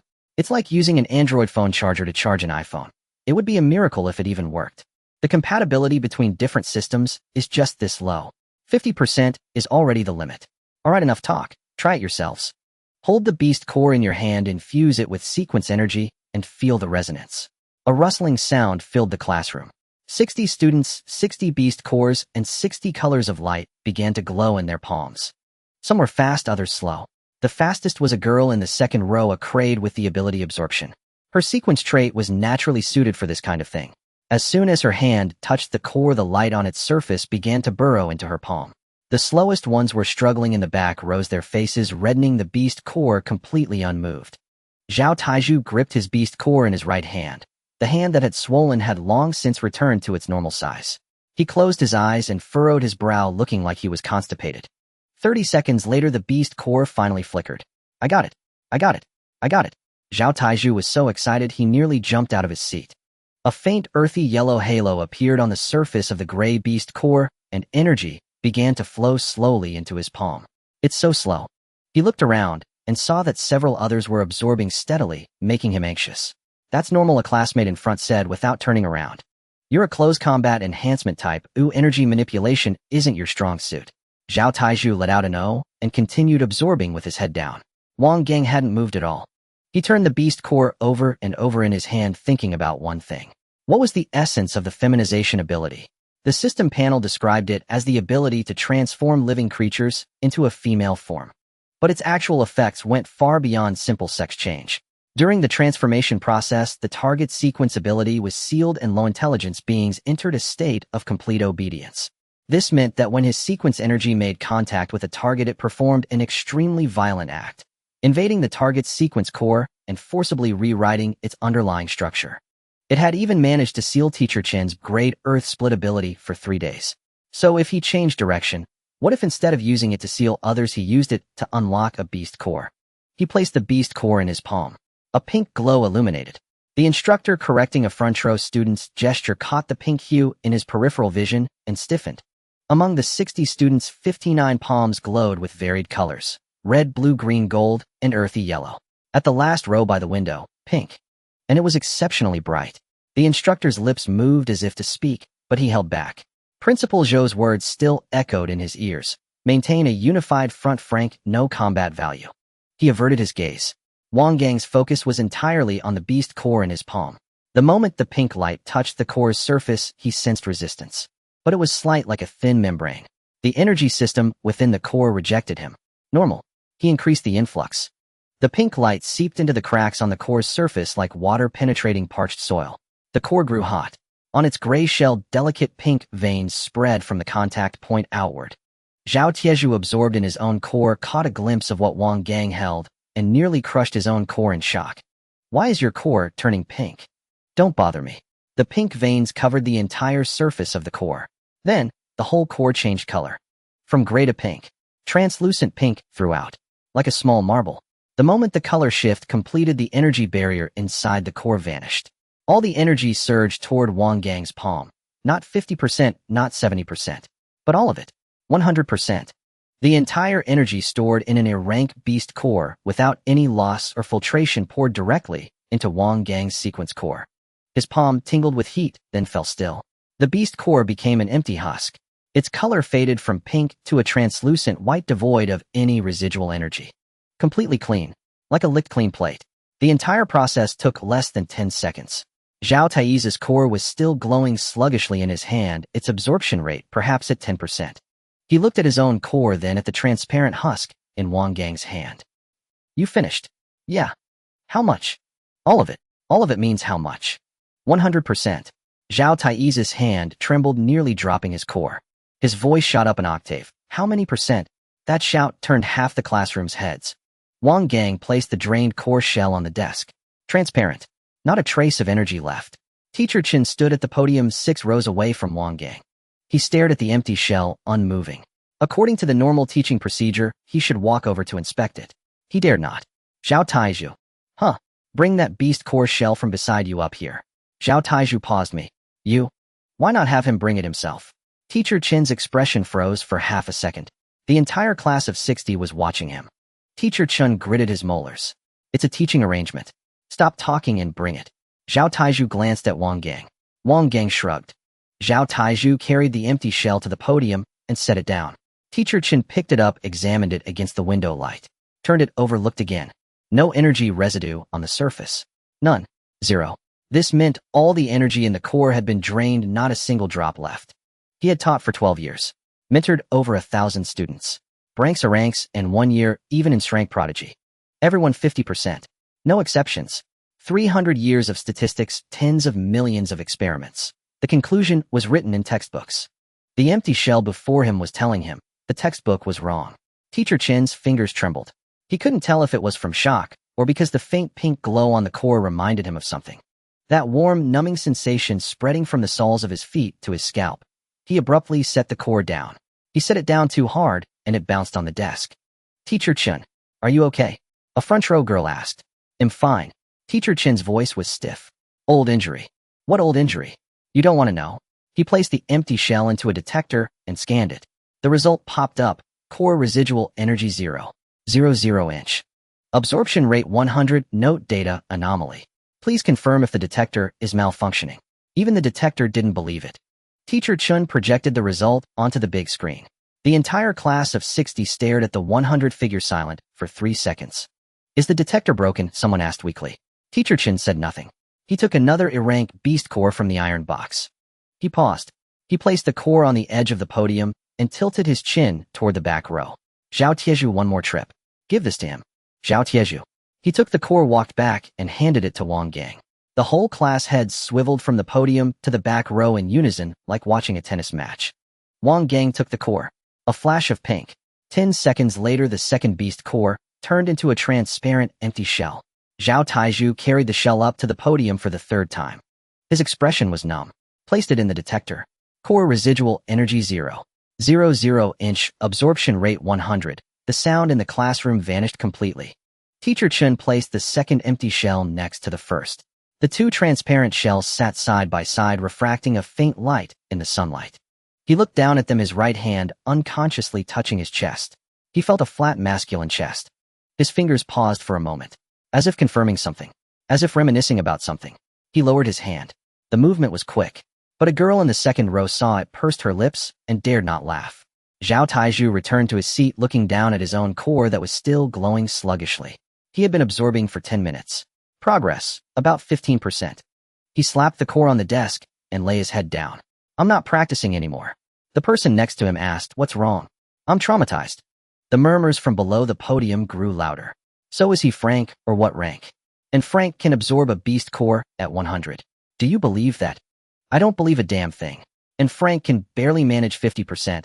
Forget about his ability, Li Hao is still locked in his dorm. Someone in the corner lowered their voice. Look at Teacher Chen, he hasn't taken a single step toward the back row. Can you blame him? Last time he got too close, he turned into a woman. I heard that during those 3 days as a woman, he got hit on 3 times just buying coffee. Teacher Chin's ear twitched. He didn't respond, but his fingers unconsciously pinched his shirt collar, buttoning it 1 notch tighter. Shut up. He can't hear you. Teacher Chin cleared his throat, suppressing the chatter. Quiet. He tapped the podium. Since you're all so interested in Wang Gang's absorption rate, let me teach you something you need to know at this stage. He turned and wrote 2 characters on the blackboard container. As I've said before, the sequence core inside you is a container. Awakening level determines the container's size, and beast core absorption determines the filling speed. He drew a circle and shaded a small portion inside. Erase the question, how full is your container right now? He looked at the front row. Zhang Wei, you absorbed in a rank core? What percentage is your container charged to? Feel it. Zhang Wei closed his eyes to sense it for a few seconds, frowning. About 3%. Li Meng, the girl with the crank absorption ability, also closed her eyes to try around 4%. Teacher Chin called on a few more. 3%. 5%. I feel. 2%. Is it because I only absorbed half of it? The numbers were scattered, the highest not exceeding 5%. Teacher Chin nodded. Normal. After absorbing an rank core, it charges your container by 2 to 5%. Considering the 50% absorption limit, the actual conversion efficiency is even lower. He paused, tapping the chalk twice on the board. Then, his gaze crossed 5 rows of seats and landed on the last row by the window. Wang Gang, what about you? 60 heads in the class turned to the back row simultaneously. Wang Gang closed his eyes. Within his sequence core, the pink energy was quietly settling. The full energy of 2 rank beast cores, not half but all, was inside. He opened his eyes. 10%. The classroom fell silent again. This silence was different from before. The previous ones were shock. This time some people started calculating. 1 rank core, others absorb it and get about 2 to 3% charge, because they can only take half and the effective energy is further discounted. Wang Gang absorbed 2, got 10%. That's 5% per core. 100 absorption rate, 0 loss. Others get 2 or 3 points per core. He gets 5 points per core. The efficiency is nearly double. But that's not the scariest part. The scariest part is he has no loss. For others, half of every core's energy is wasted. 100 cores are effectively only 50. For Wang Gang, 100 cores is 100. A 1 Tatwo gap. With the same resources, he will always be twice as fast. With more resources, the gap will only widen. A very subtle atmosphere permeated the classroom. Teacher Chin wrote another line on the blackboard: sequence rank, sequence 1, sequence 2. What happens when the container's charge reaches 100%? He tossed the chalk into the box. He was tired of looking at pink things. Your sequence ability will evolve. The classroom erupted with a buzz. Evolve. Does evolving mean getting stronger? Of course it means getting stronger. Did you think sequence ability was only about the awakening? Teacher Chin raised his hand, and the classroom fell silent. You are all sequence 1 now. That's the initial state after awakening. When the container is full, 100%, your sequence core will undergo a qualitative change. The ability rank will increase, and its form may also change. At that point, you become sequence 2. For example, he pointed to the front row. Zhang Wei, your hardening can only harden the skin's surface now. At sequence 2, you might be able to harden even your bones, or even petrify your entire body. Zhang Wei's eyes lit up. Zhao Tieji, your muscle expansion can only expand a single arm now. After sequence 2, you might be able to expand your whole body, multiplying your strength several times over. Zhao Taiju shot up from the desk. Really? Really? But there's a prerequisite. Teacher Chen raised a finger. You have to fill the container. The class bell rang. That's all for today's lesson. Chen picked up his phone and walked out of the classroom with brisk steps. Reaching the end of the corridor, he made sure no one was following before dialing a number. The call connected. Principal Zhou, this is Chun Jigua. Principal Wang Gang is in trouble again. What happened? The beast core absorption rate. How much? 100%. There was a long silence on the other end of the line. Are you sure? Tested twice, both times 100%. The detector flagged a data anomaly, thinking it was malfunctioning. A long exhale came through the receiver. Come to my office. Teacher Chin hung up and hurried towards the principal's office. As he reached the stairwell, voices from the classroom leaked through the crack in the door. Tieju, what was your beast core absorption rate? 15%. I got 19%. I only got 20%. Why is this thing so hard to absorb? What do you guys think about Wang Gang's 100%? How did he do it? Silence. Go ask him. You go ask. I don't dare. What are you afraid of? I'm afraid he'll touch me. Fair enough. Principal's office. Principal Zhou listened to Teacher Chin's report, picked up his teacup, and took a sip. Set it down. Picked it up again. Set it down once more. Wang Gang's file lay spread out on the desk. Level Special Sequence, Pending Classification. Those words were written in his own handwriting. 100%. Principal Zhou finally spoke. You mean his sequence energy can rewrite the internal energy structure of the beast core, turning incompatible parts into compatible ones? Yes. Then let me ask you, when he feminized you, what did it feel like? Teacher Chun hadn't expected this question and froze for a moment. It felt. He recalled the memory. His expression was complex, like warm water spreading over my body from the point of contact. Then my bones shifted, my muscles changed, my sequence core was locked down by something. Like someone welded the door shut from the outside. No matter how hard I pushed, it wouldn't open. Principal Zhou nodded. Applied to a person, rewriting the sequence core, sealing abilities, altering body structure. Applied to a beast core, rewriting the energy structure, eliminating compatibility barriers, 100% absorption. He stood up and walked to the window. The same ability, different applications. When he touched you, the compatibility barrier disappeared. Your sequence was completely overwritten by his energy. The same goes for the beast core. The core of this kid's ability isn't feminization at all. It's sequence rewriting. Teacher Chin sat in his chair, the back of his shirt soaked with sweat. Sequence rewriting. Those two words in the field of theoretical research belong to the realm of hypotheses. For 300 years, countless scholars had proposed it. If one could artificially intervene in the underlying structure of a sequence, the level cap could be broken. It had always remained on paper. Now an 18-year-old high school senior had turned it into reality with a ball of pink light. This matter cannot leak out. Principal Zhou said. Understood, but 60 students saw it in class today. Principal Zhou's brow furrowed. What did they see? 2 instances of 100% absorption with the results projected on the big screen. Principal Zhou stared at him. Teacher Chun lowered his head. I was too shocked at the time, or I didn't think. Last time he touched you, you didn't think either. Principal Zhou, could we not bring that up? Fine. Principal Zhou picked up his phone. They'll have the Academic Affairs Office send out a notice saying the detector software had a bug and today's data won't be officially recorded. Can we contain it? Can't contain it, but it can buy us a few days. What can a few days do? Enough for me to pass the information to the military and let them decide how to handle it. Teacher Chen nodded and got up to leave. As he reached the door, he paused. Principal Zhou. I have a question. It might not be appropriate. Speak. Teacher Chen stood with his back to him, his hand on the doorknob. That feminization of his. After it's done, is it permanent, or does it only last 3 days each time? Principal Zhou looked at his back. Why are you asking? Teacher Chen's ears turned red. Just curious for teaching records. 3 days. You experienced it yourself. Oh. Teacher Chen pulled the door open. Then never mind. The door closed. Principal Zhou stared at the closed door for 2 seconds. He felt that Chun Ziguo's question was a bit off, but he didn't dwell on it. The notice from the Academic Affairs Office was issued at 3 in the afternoon. Regarding the anomaly in today's sequence principal's class detection data, after investigation by the technical department, it was found that Detector No. 3 had a data reporting error due to outdated software. Today's in-class test data will not be included in the formal evaluation. All students are requested to refer to subsequent retest results. The reaction in the campus group chat split into 2 factions. One faction believed it. See, I told you 100% absorption was impossible. It was definitely an instrument problem. The other faction didn't believe it. Instrument problem. Tested twice, both 100%, both broken. Are you kidding me? Zhao Taiju was eating braised spare ribs in the cafeteria when he saw the notice. He read the notice once, then read it again. Put down his phone and looked at Wang Gang, who was silently eating across from him. The school is trying to suppress this for you. You're in a good mood. The ribs are good. I'm talking about the beast core thing. 100% absorption. Your upgrade speed is twice that of others. Aren't you excited? Wang Gang picked up a rib, took a bite. If I were excited, would you treat me? That's not what I meant. Then why are you asking? Zhao Taiju choked for a moment, then changed the subject.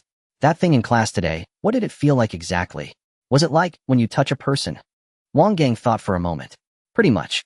When I touch a person, my energy invades their sequence core and rewrites the structure. Touching a beast core is the same, just the direction is reversed. Instead of sealing their ability, I'm stamping my label on their energy, making it compatible with me.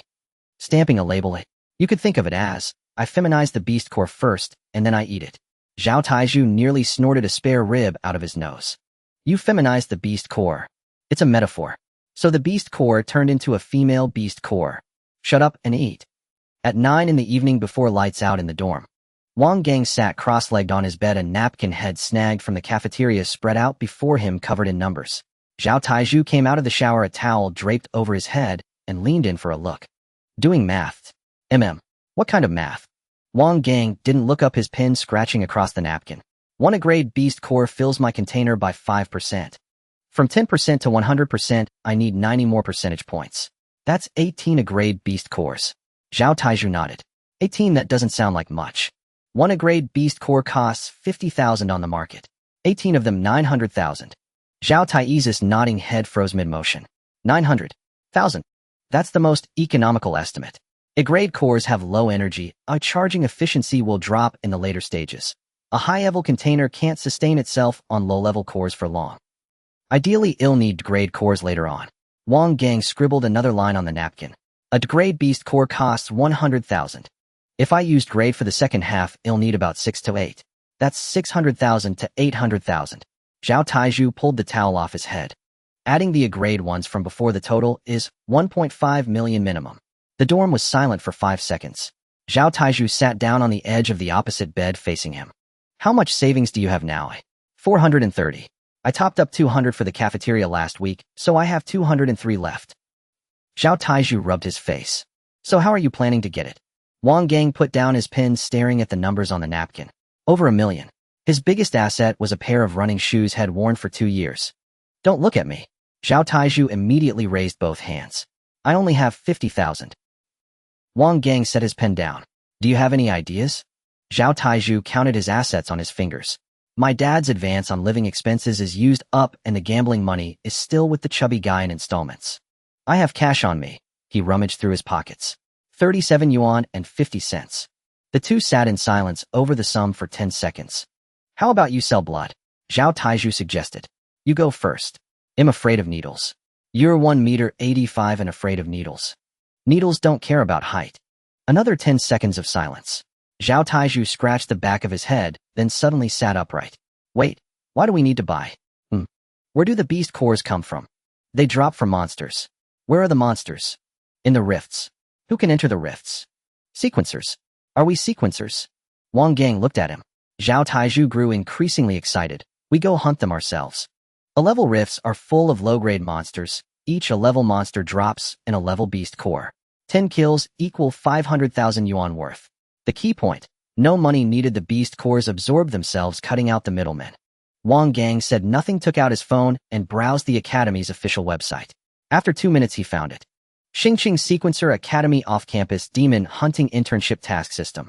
The page clearly stated registered students can freely form teams and accept level or lower rift clearing missions. Upon mission completion, beast cores obtained from slain monsters belong to the team and combat credits are awarded separately. Requirement minimum 3-person team. Wang Gang handed the phone to Zhao Taiju. After reading, Zhao Taiju slapped his thigh. Isn't this tailor-made for us? But we're 1 person short. At least 3 people are needed, 2 of us aren't enough. Zhao Taizu's hand warmth from slapping his thigh faded quickly. He thought for a moment, eyes darting. Su Wanqing. Wang Gang lifted an eyelid. You go ask her. Zhao Taizu's mouth twitched. He imagined approaching Su Wanqing. The temperature around him dropped 3 degrees, shivering before he even spoke, then a layer of frost creeping from his feet to knees. He'll think of another candidate. The next morning, Wang Gang went to the bulletin board. On the first floor of the teaching building, a specific area was dedicated to team recruitment, notices plastered with colorful notes. Most were formal. A level fire element main DPS seeking level support and healer, 3-person team recruiting C melee fighters, and the like. Wang Gang took a note from his pocket and posted it. Team name TBD. Members Wang Gang level feminized, Zhao Taiju level muscular expansion. Recruiting 1 ranged DPS. Contact info below. After posting, he stepped back 2 paces to look. The note stood out between 2 A-level team recruitments. It stood out because others boasted their team's strength, while this one bared its shortcomings. 2 hours later, Zhao Taiju came to check. 0 applicants. The message section below was lively. Someone drew a smiley face, another wrote, "Keep it up," and a mischievous one drew a lipstick mark. You'll be damned if you find any talents here. Zhao Taiju tore down the note. Who would dare come seeing the words feminized? Guys fear being touched, girls. Girls fear being touched too. He crossed out level feminized and replaced it with special sequencer support type. He reposted it. After another hour someone came. A tall, thin boy wearing a Class C uniform stood before the board for half a minute as if reading comprehension. Then he turned and happened to see Wang Gang leaning against the wall nearby. Their eyes met. The tall boy's expression changed vividly, first confusion, then recognition, finally realization. Special sequencer support type, that's you. Saying this, he turned and left. His pace was swift, 3 times faster than when he arrived. Zhao Taizhu watched his figure disappear around the corridor corner, then looked at Wang Gang. Wang Gang showed no expression. Do you want to wear a mask? Get lost. At 4:30 in the afternoon, Wang Gang and Zhao Taizhu resigned themselves, planning to eat at the cafeteria and then figure things out. Just as they exited the teaching building, footsteps came from behind. Wang Gang. Wang Gang turned. Li Hao stood on the steps, already reverted. 1 m 7'6", short hair male. Adam's apple back, chest flattened, pants fitting. Yet his stance was strange, legs pressed tightly together. His left hand unconsciously rested on his right wrist, as if not fully switching from a habit 3 days ago. More peculiar when he said, Wang Gang, the tail of the tone slightly rose. Barely noticeable, but Zhao Taizhu caught it, eyebrows shooting up. Li Hao noticed 2 ears flushing red, cleared his throat, lowering his voice by half a tone. You guys are recruiting?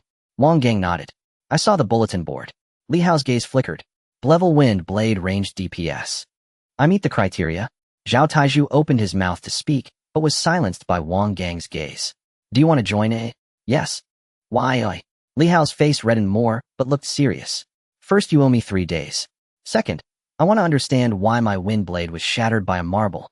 That was a level wind blade, not a soap bubble. He paused. Third, I've checked. A level Rift mission Beast Core rewards are divided per person. I need Beast Cores too. Wang Gang looked at him for a few seconds. All right. Zhao Taizhu raised his hand. Wait, about the team name, Taizhu Squad. Wang Gang and Li Hao stared at him simultaneously. No, both said in unison. Zhao Taizhu was hit hard. Why not? So imposing. Because it's embarrassing, Li Hao said. Zhao Taizhu turned to Wang Gang for support. Wang Gang shook his head. Call it 7th group. Wang Gang said. Zhao Taizhu was stunned for a moment. The 7th group. The 7th group from combat class. The match that silenced everyone. He no longer argued.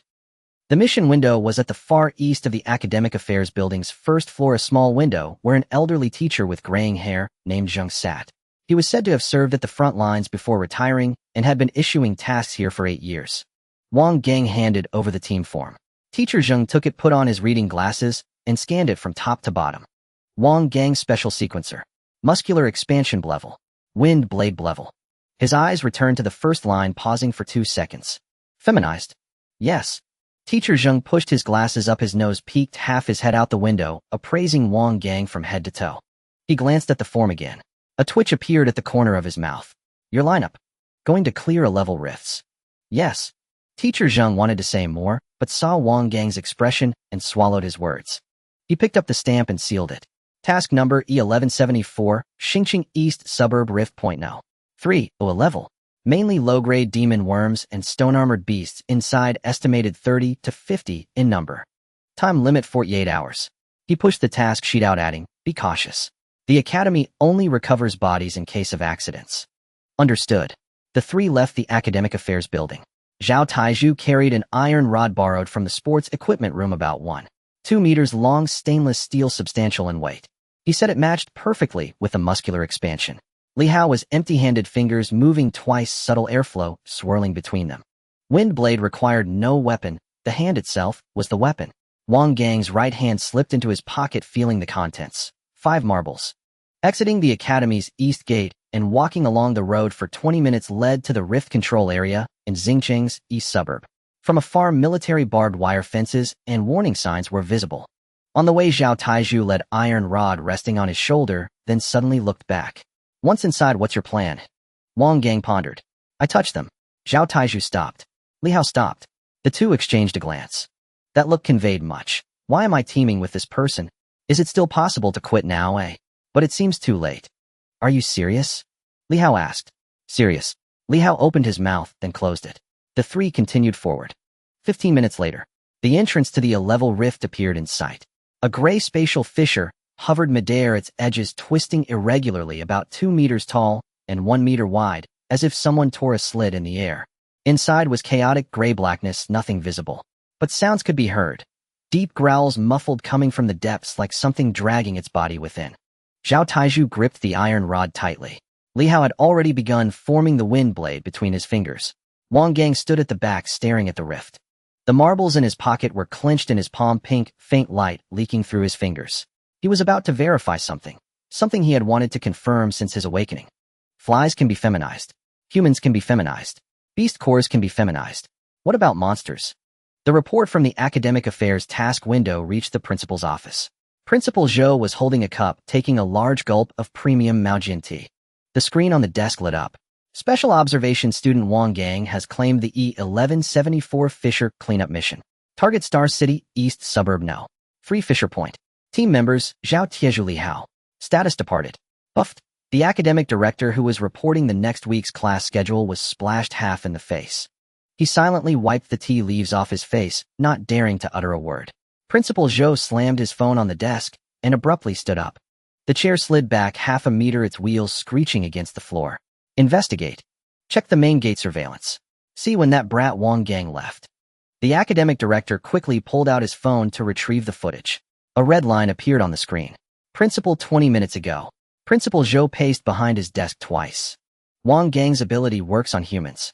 It works on beast cores. But that doesn't mean it works on frenzied monsters. An E-class monster's shell is harder than steel, and its mouth spits acid. A stone armor beast weighs at least 300 kilograms, charging it's a mud truck covered in spikes. Wang Gang's lousy ability requires direct hand contact to activate. A fragile student with no defense, no speed, and likely failing physical fitness going into a fissure to touch a charging mud truck. Call Chen Jigua here. The academic director hurriedly pulled out his phone. See Chen? Yes. Now. Tell him to run here.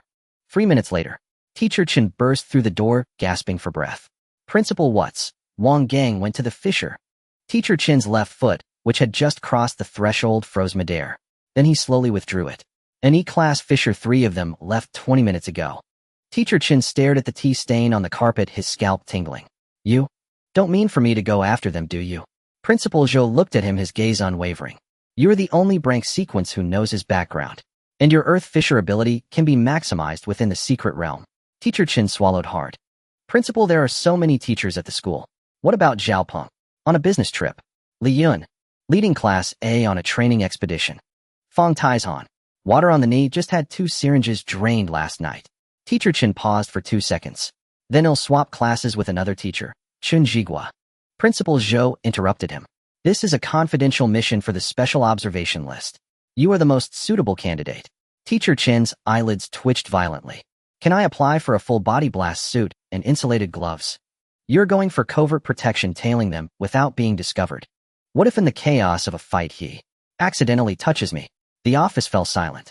Principal Zhou paused for a second. Then consider it gaining experience. What kind of experience? Experience as a woman. Teacher Chen's face turned green on the spot. He wanted to argue, but the person sitting across from him was a retired Shrank demon hunter, the highest authority in the school and his direct superior. The retort swirled in his throat 3 times before finally becoming a single word. Fine. He turned and walked out, but stopped at the door. Principal, moi, if I get turned into a woman again, can we renegotiate the reimbursement for women's clothing? Principal Zhou picked up his teacup only to find he had already spat out all the tea. School funds are limited, I know. Teacher Chen pulled open the door. Forget I asked. The door closed. Principal Zhou sat behind the now empty desk staring at the file dampened by tea. Wang Gang's name had blurred slightly on the paper, but it was still legible. Did this kid have any idea how dangerous he was? Not that his ability was dangerous. It was that he himself was in danger. A strategic-level resource with no means of self-preservation venturing into a monster-infested fissure to test his limits. Principal Zhou picked up his phone and sent a 3rd encrypted message to his old contacts in the military. The first 2 had gone unanswered. He added 4 words to this one. Urgent situation. Star City, East Suburb. Teacher Chen had changed into a black tactical suit, exiting through the back gate of the academy to pursue the route Wang Gang's trio had taken at full speed. Although his Earth Fissure ability wasn't suited for reconnaissance, years of experience leading student field exercises were enough for him to track them by the traces they left. After running for 10 minutes, the barbed wire of the fissure control zone came into view. The silhouettes of 3 young men stood before the fissure entrance. The gray spatial rift twisted and low growls emanated from within. Zhao Taizhu carried an iron rod. Li Hao had wind swirling between his fingers. Wang Gang stood at the back, his right hand in his pocket. Teacher Chun hid behind a tree 50 meters away, holding his breath. He saw Wang Gang pull a marble from his pocket and raise it toward the fissure entrance. A pink light shone through the marble, casting its glow on that 18-year-old face. Then the three of them walked into the fissure. Teacher Chun gritted his teeth and followed. The moment he entered the fissure, his vision turned gray-black. The air was thick, carrying a rancid, sweet smell of decay. Beneath his feet was fractured rock, above him a twisted dark red sky, and something was moving in the distance. Teacher Chun pressed against the rock wall, moving toward where the three students were. Then he heard a sound. It wasn't the roar of a monster. It was Zhao Taizhu's voice, coming clearly from 30 meters ahead. Here it comes, here it comes, here it comes. The first one. What's that ahead? Li Hao's voice followed immediately, a stone armor beast. E-class. 300 kilograms. It's heading this. Wang Gang's voice was calm. Let go of that monster, and let me handle it. Teacher Chun pressed himself against the rock wall and closed his eyes. These three brats were really here to get themselves killed. The sky within the rift was much like the world outside. Yet the air was thick, carrying a cloying, rancid sweetness that filled the lungs with each breath. The ground was strewn with gravel and ashen-gray moss, which let out a dull, crunching sound underfoot. Li Hao walked on the left side of the group. After just 2 steps, his brows knitted tightly together. Instinctively, he raised a hand to pinch his nose, and his right pinky curled up into an unexpectedly precise, elegant curve. Zhao Taizhu, carrying a steel pipe on his shoulder, happened to glance over at him. His gaze lingered on that raised pinky for 3 full seconds. Li Hao, Zhao Taizhu called out, his voice echoing in the vast emptiness of the rift. What? Li Hao replied, his voice muffled. Can you put that delicate finger away? Li Hao's head snapped down, and he yanked his pinky back as if shocked by electricity. His face flushed crimson instantly. A residual habit. A muscle memory. Got it.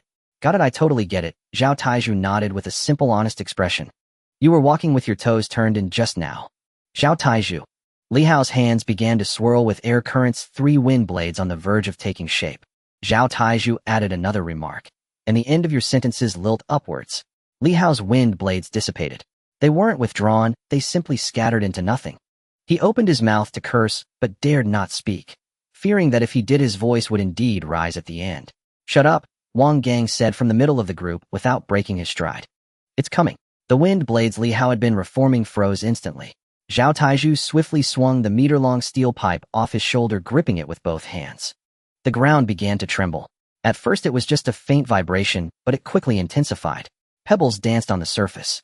A low guttural roar emerged from the depths of the gray mist, accompanied by the heavy, ragged breathing of a beast. Right front. Li Hao's gaze sharpened. 50 meters, charging straight at us. The gray mist was smashed apart. A monster 2 meters long and 1.5 meters tall burst into view. Its body was covered in a grayish-brown rock armor with thick, powerful limbs and a single sharp stone horn protruding from its head. Its charge was an awe-inspiring spectacle of raw power. Rock armor beast, rank. Li Hao rapidly recited the information. Estimated weight, 300 kilograms. Thick height, extremely high physical defense. Leave it to me. Zhao Taizhu let out a thunderous roar. His right arm instantly swelled to 3 times its normal girth, veins bulging and muscles straining until his school uniform sleeve was riddled with cracks. He planted his feet and charged forward to meet the oncoming beast, swinging the steel pipe with a force that sliced through the air with a mournful whistle. Clang! A deafening sound of metal striking metal exploded, sending sparks flying. Zhao Taizhu's feet skidded backward across the gravel for 2 meters, carving 2 deep furrows in the ground. The solid stainless steel pipe was bent into a grotesque U-shape. The rock armor beast shook its head, its charging momentum only paused for a single second. Not even a scratch was left on its armor. This isn't a rank. Did it grow up eating iron? Zhao Taizhu tossed the ruined pipe aside and retreated, shaking his right hand. The skin of his palm split from the impact. Moved. Li Hao slid in from the side to take his place, his hands moving in a flurry. 6 semi-transparent wind blades howled forth, precisely striking the beast's flanks and the joints of its limbs. A screeching sound of cutting filled the air. The wind blades shattered into streams of air. A few chips of stone fell from the beast's joints. It was not injured, but merely enraged. It let out a low growl, its tiny bloodshot eyes fixed on Wang Gang, who stood motionless in the center. Its limbs exploded with power. Like a runaway dump truck, it accelerated once more, charging straight at him. 10 meters away. 8 meters. 5 meters. Behind a massive boulder 50 meters away, Teacher Chin's right palm began to glow with an earthy yellow light. These idiots. A high-defense, high-mobility magical beast like a rock armor beast was not something a few novices could handle. Wang Gang was even more absurd, just standing there without even making a move to dodge. Teacher Chin's fingers dug into the ground, ready to forcibly tear apart the rock layer before Wang Gang trapping the beast. Just as he was about to unleash his power, Wang Gang moved. He took half a step forward to meet the charge. The beast's sharp stone horn was less than half a meter from Wang Gang's chest, and its hot, foul breath was already washing over his face. Wang Gang extended his right hand. There was no fancy movement. It was a simple, casual raising of his hand palm forward, which he pressed against the beast's massive forehead. The moment they made contact, a blinding pink light exploded from Wang Gang's palm. As the pink radiance burst forth, Teacher Chin 50 meters away flinched violently, and the yellow sequence he had been charging dissipated instantly. He shrank back half an inch, his atoms apple bobbing wildly as he nearly cried out. It wasn't fear of the monster. It was fear of that pink light. The pink light radiated outward from Wang Gang's hand, instantly enveloping the entire 300-kilogram rock armor beast. The beast's violent charge came to an abrupt halt. The immense inertia was erased by some kind of rule. It stopped in its tracks, not even stirring a single speck of dust. Then the transformation began. Crack, crack, crack. The harsh sound of bones compressing filled the air in rapid succession. The beast's colossal body began to shrink at a visible rate. The thick, grayish-brown rock armor contracted and reorganized. Its limbs elongated and thinned. 3 seconds. The pink light faded. A deathly silence fell over the rift. Only the distant roar of an unknown magical beast echoed. Wang Gang withdrew his hand and brushed the non-existent dust from his palm. Before him, where the rock armor beast had stood a girl. She was about 1 meter 50 tall. She wore a set of heavy, grayish-brown plate armor with stone-like patterns at the shoulders and knees. Her hair was a short ash-gray bob, and on each side of her head grew a small finger-length gray horn. Her face was round and soft with delicate features that held a look of adorable bewilderment. Her large, deep, gray eyes blinked in confusion. The girl looked up at Wang Gang. Then obediently she bent her knee, kneeling on one knee on the gravel. She placed her hands one over the other on the breastplate over her chest. Master. Her voice was soft, clear, and carried a slight nasal tone. Li Hao, standing to the right, felt the wind blade he was halfway through forming dissipate with a soft puff. Instinctively, he snapped his legs together, clamped his knees shut, and covered his crotch with both hands, his eyes wide with utter terror. Zhao Tieju, standing to the left, looked at the 1 meter 50 lowly in heavy armor, then down at his own split palm, and finally at the unshipped steel pipe on the ground. He felt that his 12 years of compulsory education had been for nothing. What did she call you? Zhao Tieju stammered. Master. Wang Gang's expression was calm. Wasn't she just a 300-kilogram pig? I mean rock armor beast. Yes. And now she's a girl. Obviously. Li Hao, shaking like a leaf beside him, asked you. You can even transform magical beasts. Can she still fight? Wang Gang turned his head and looked at the kneeling lowly. Stand up. The lowly rose instantly, her movements crisp and efficient. The heavy armor clinked with a clear metallic sound. Wang Gang pointed to a black boulder nearly 2 meters high, 3 meters to his left. Shatter it. The lowly turned her head, her gray eyes held not a trace of emotion. She walked up to the boulder. Without any wind-up, her small fist encased in a stone guard drove directly into it. Boom! The 2-meter-high black boulder was punched clean through. Massive cracks spiderwebbed across its surface, and then the entire rock disintegrated, crumbling into a pile of rubble. Dust filled the air. The lowly pulled back her fist, blew off a few stone chips, and walked back to Wang Gang's side, standing at attention. Her face was not flushed, nor her breathing labored. Zhao Tieju's jaw dropped, a string of saliva hanging from the corner of his mouth. Li Hao's legs finally stopped trembling. He stared at the lowly, then at Wang Gang. His expression completely changed. Before he had looked at him like he was a monster, now he looked at him like he was a deity. 50 meters away, behind the giant rock, Teacher Chin leaned against the stone, clutching his head with both hands, feeling like he was about to fall apart. That demon who could disable a person's abilities with a single touch had just in the middle of the rift forged a bodyguard possessing the full combat power of an rank magical beast. No fighting, no spiritual energy consumption, no life or death struggle.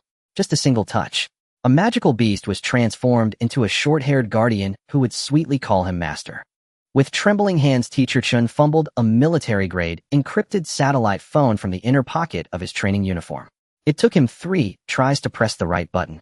Beep. The call connected. Speak. Principal Zhou's voice came through with the sound of pouring water in the background. Principal, Teacher Chin's voice quivered uncontrollably. Something's happened. Wang Gang. He touched the rock armor beast. There was a sudden dead silence on the other end of the line. Then came the sound of a cup smashing onto a desk. What a... Is he trying to get himself killed? Even in a rank wouldn't dare take a charge from a rock armor beast Heaton. Is he dead? Where's the body? Principal Zhou's voice instantly shot up, frantic and furious. He's not dead. Teacher Chin swallowed hard, trying to find the right words. The rock armor beast. It's gone. Gone. What do you mean gone? It turned into a 1.50 meter girl, wearing armor, with 2 little horns on her head. She just punched a Tunterhai rock to pieces. Teacher Chin stared transfixed at the lowly standing quietly by Wang Gang's side and lowered his voice. Principal. That little girl. She calls Wang Gang master. Completely obedient. A deathly silence fell over the phone line. 10 seconds. 20 seconds. If not for the faint sound of breathing, Teacher Chun would have thought the line was dead. Principal. Are you still there? Jigua. Principal Zhou's voice came through again, no longer frantic. It had become extremely low, extremely slow, carrying a solemnity that made one's hair stand on end. Yes, sir. I'm listening. I'm 68 this year, right? Yes, sir. Teacher Chun was stunned, not understanding why the topic had suddenly turned to age. I've been married, but never had children. I've fought magical beasts my whole life, all alone. No children, not even anyone to see me off in the end. Principal Zhou let out a long sigh. Teacher Chun was even more confused. Principal, you're in good health, you'll live a long life. Bullshit. Principal Zhou suddenly bellowed, making Teacher Chin's ears ring. They'll say this once and for all. From today, from this moment on, that kid Wang Gang is my own grandson. The only heir of the Zhou family. Teacher Chin's mouth hung open, unable to close for a long time. Listen carefully, Chin Jigua. Principal Zhou's voice was resolute and unwavering. You keep an eye on him from the shadows. If he loses a single hair, he'll skin you alive. If anyone dares to touch him, whether it's a monster or a man, he'll dig 3 feet into the ground and tear up their ancestral graves. But, Principal, he doesn't need protection. Teacher Chin's voice was dry as he stared into the distance. Ahead, the 1.50 meter lowly in heavy armor looked up, pointing into the depths of the gray mist. Master, there are many of my kind in that direction. And even more delicious, glowing stones. Wang Gang nodded, then turned to look at the petrified Zhao Taizhu and Li Hao. Did you hear that? There are kin. We can go shopping. Zhao Taizhu swallowed his saliva. When you say shopping, could you maybe not use that look? What look? The look of a human trafficker. Wang Gang ignored him and strode into the depths of the gray mist. The lowly in heavy armor followed closely behind her, steps light and quick. Li Hao hesitated for 2 seconds, then followed. After 3 steps, he stopped and looked back at the path they had come from. The entrance to the rift was still visible, a gray light filtering through, faintly revealing the sky outside. He took one last look at that exit. Then he turned around and followed the group. 3 students and a newly transformed monster girl swaggered into the depths of the gray mist. Teacher Chun sighed into the phone. Principal, I think you should be more worried about the ecological balance of this rank rift than about protecting him. Teacher Chun sighed into the phone. Principal, I think you should be more worried about the ecological balance of this rank rift than about protecting him. Deep within the gray mist, there were 3 people and a little girl in armor. The armored girl led the way, her short gray hair swaying gently with each step, while 2 small horns on her head glowed faintly under the dark red sky. Every 3 steps, she turned back to glance at Wang Gang, ensuring he was still behind her, before continuing forward.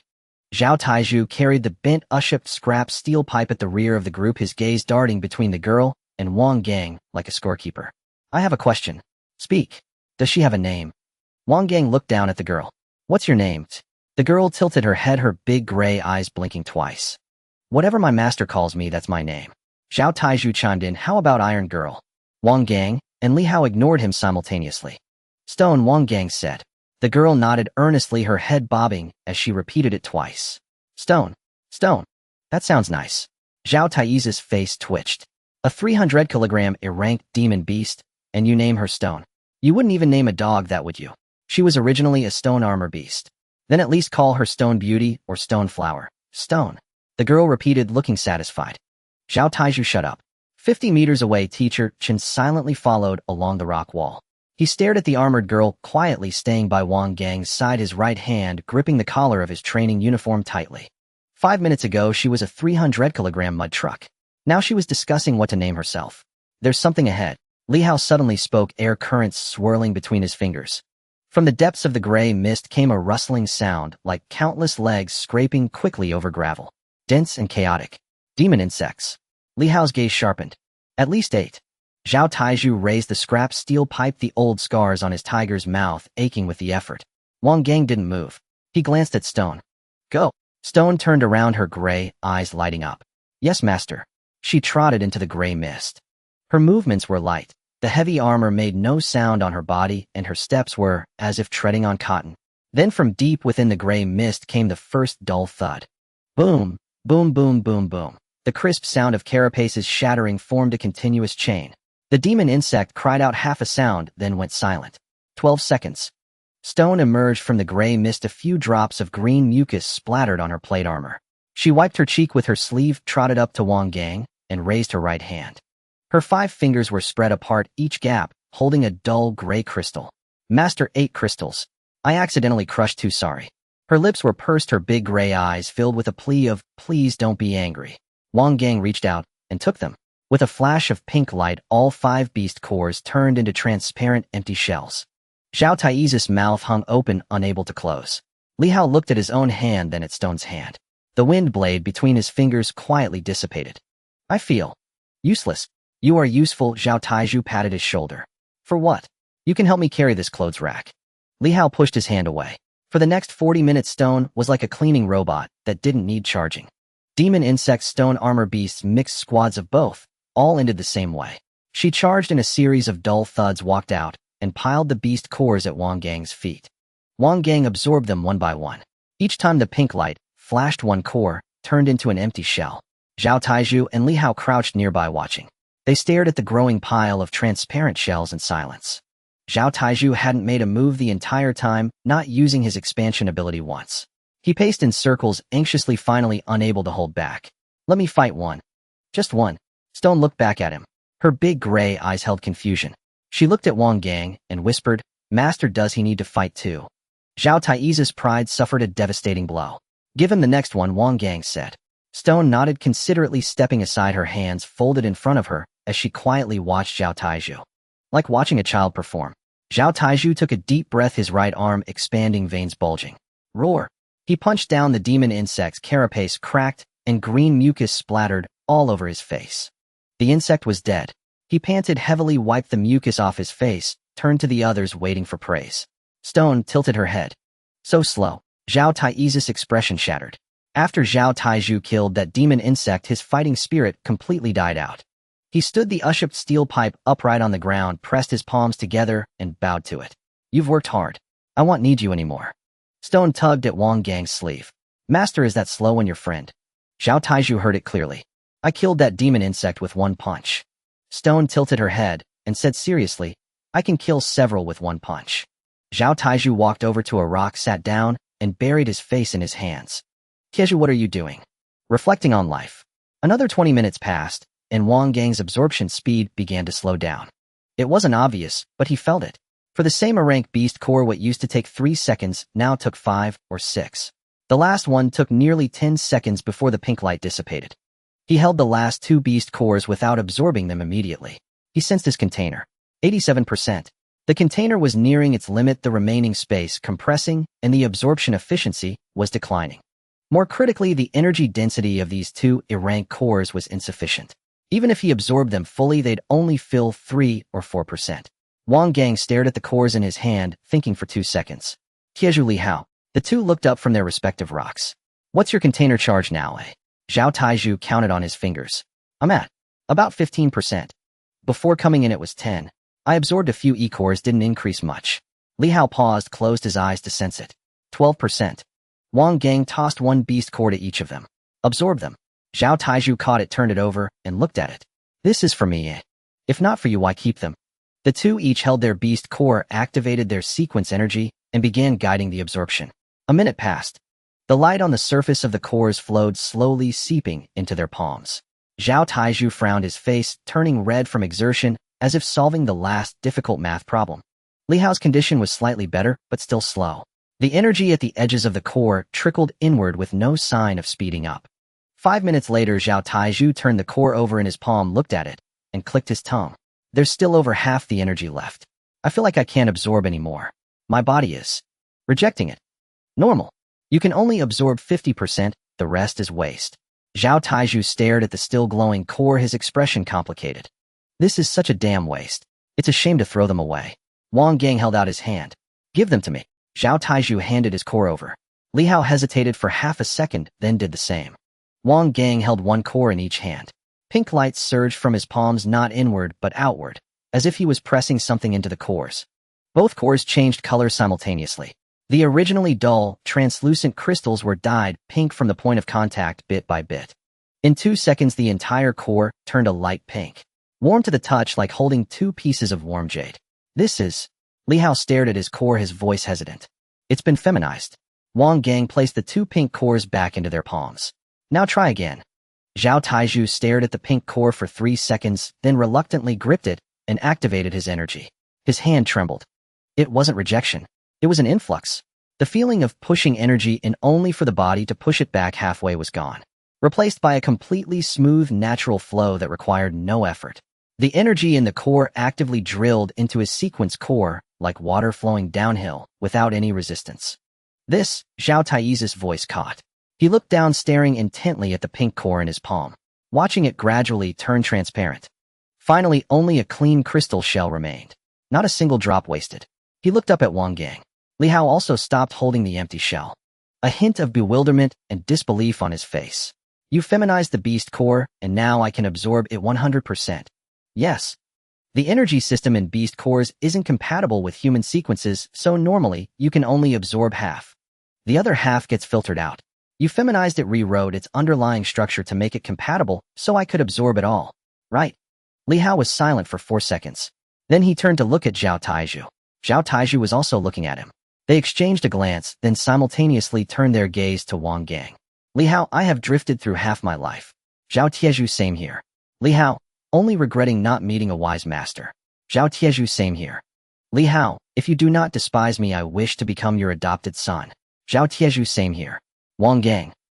Teacher Chen pressed himself against the massive rock. His mind was short-circuiting violently. It was that scene from just moments ago. Wang Gang received the leftover beast cores that Zhao Taizhu and Li Hao had absorbed, coated them with a layer of pink light, and handed them back.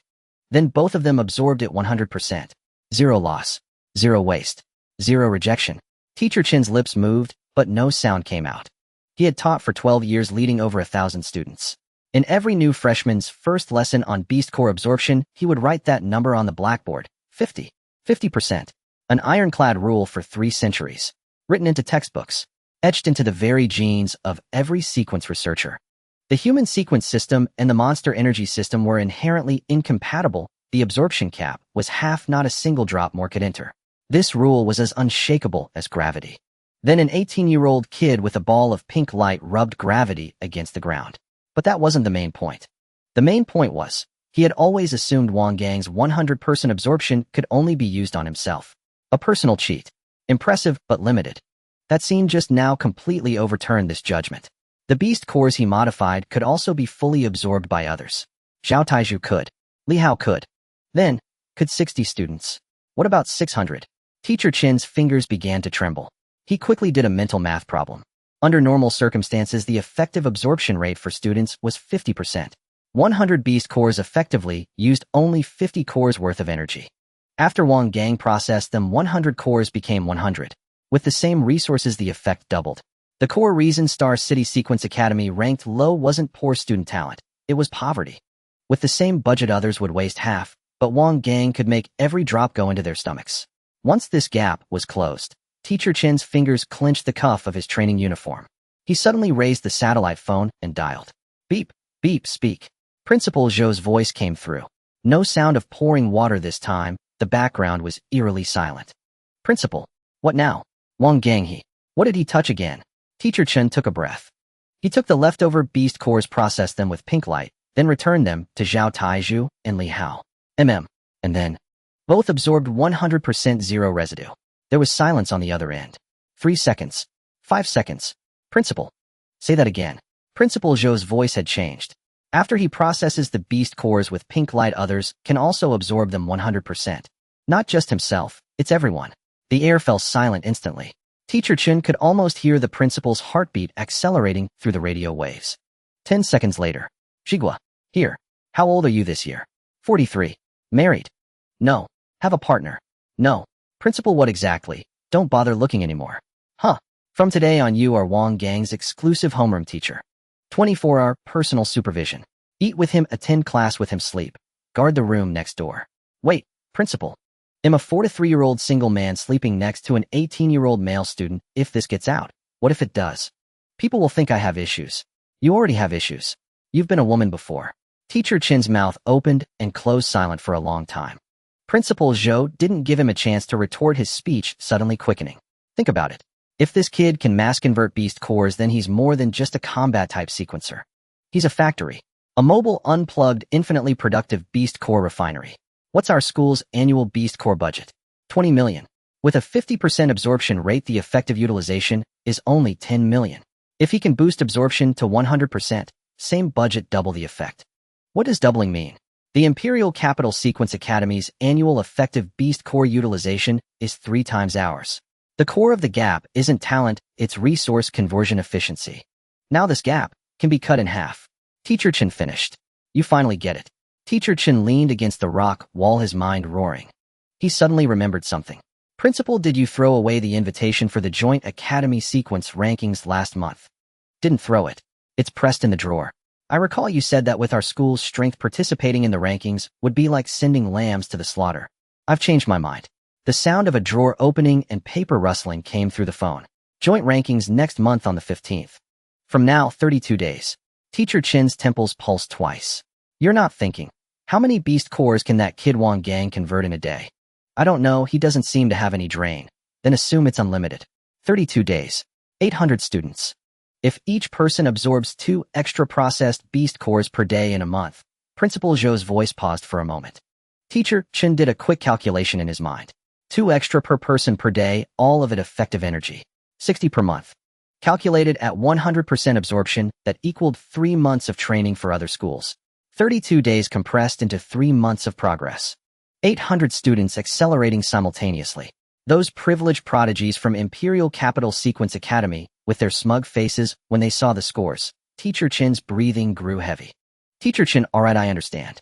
One more thing. Go ahead. About the beast core refining, no one else can know besides you and me.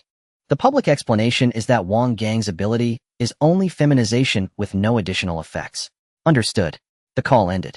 Teacher Chin stuffed the satellite phone back into his pocket and peered ahead. Deep in the gray mist, 3 youths were moving further into the depths.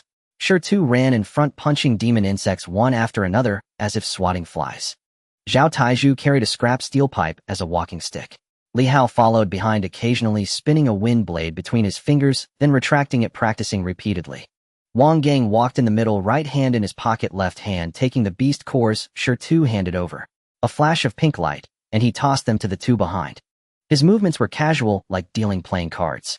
Teacher Chin stared at that back, suddenly struck by an absurd thought. If this kid really became the school's mobile charging station, one day his daily job would be sitting there one by one, adding a pink buff to beast cores, then distributing them to 800 students. That image, 800 students lining up, walking one by one to Wang Gang receiving a pink beast core. Teacher Chin shuddered. Wasn't this just like getting lunch in the school cafeteria? Except it wasn't braised ribs. It was pink. Then he thought of something even more terrifying. When that time came, as the homeroom teacher, would he have to line up too, receiving a pink beast core from Wang Gang's hand? Teacher Chin closed his eyes. Not that kind of pink. It was the pink of the beast core. Different. It should be different. Wait. Teacher Chin's mind suddenly took a detour onto a path he didn't want to walk.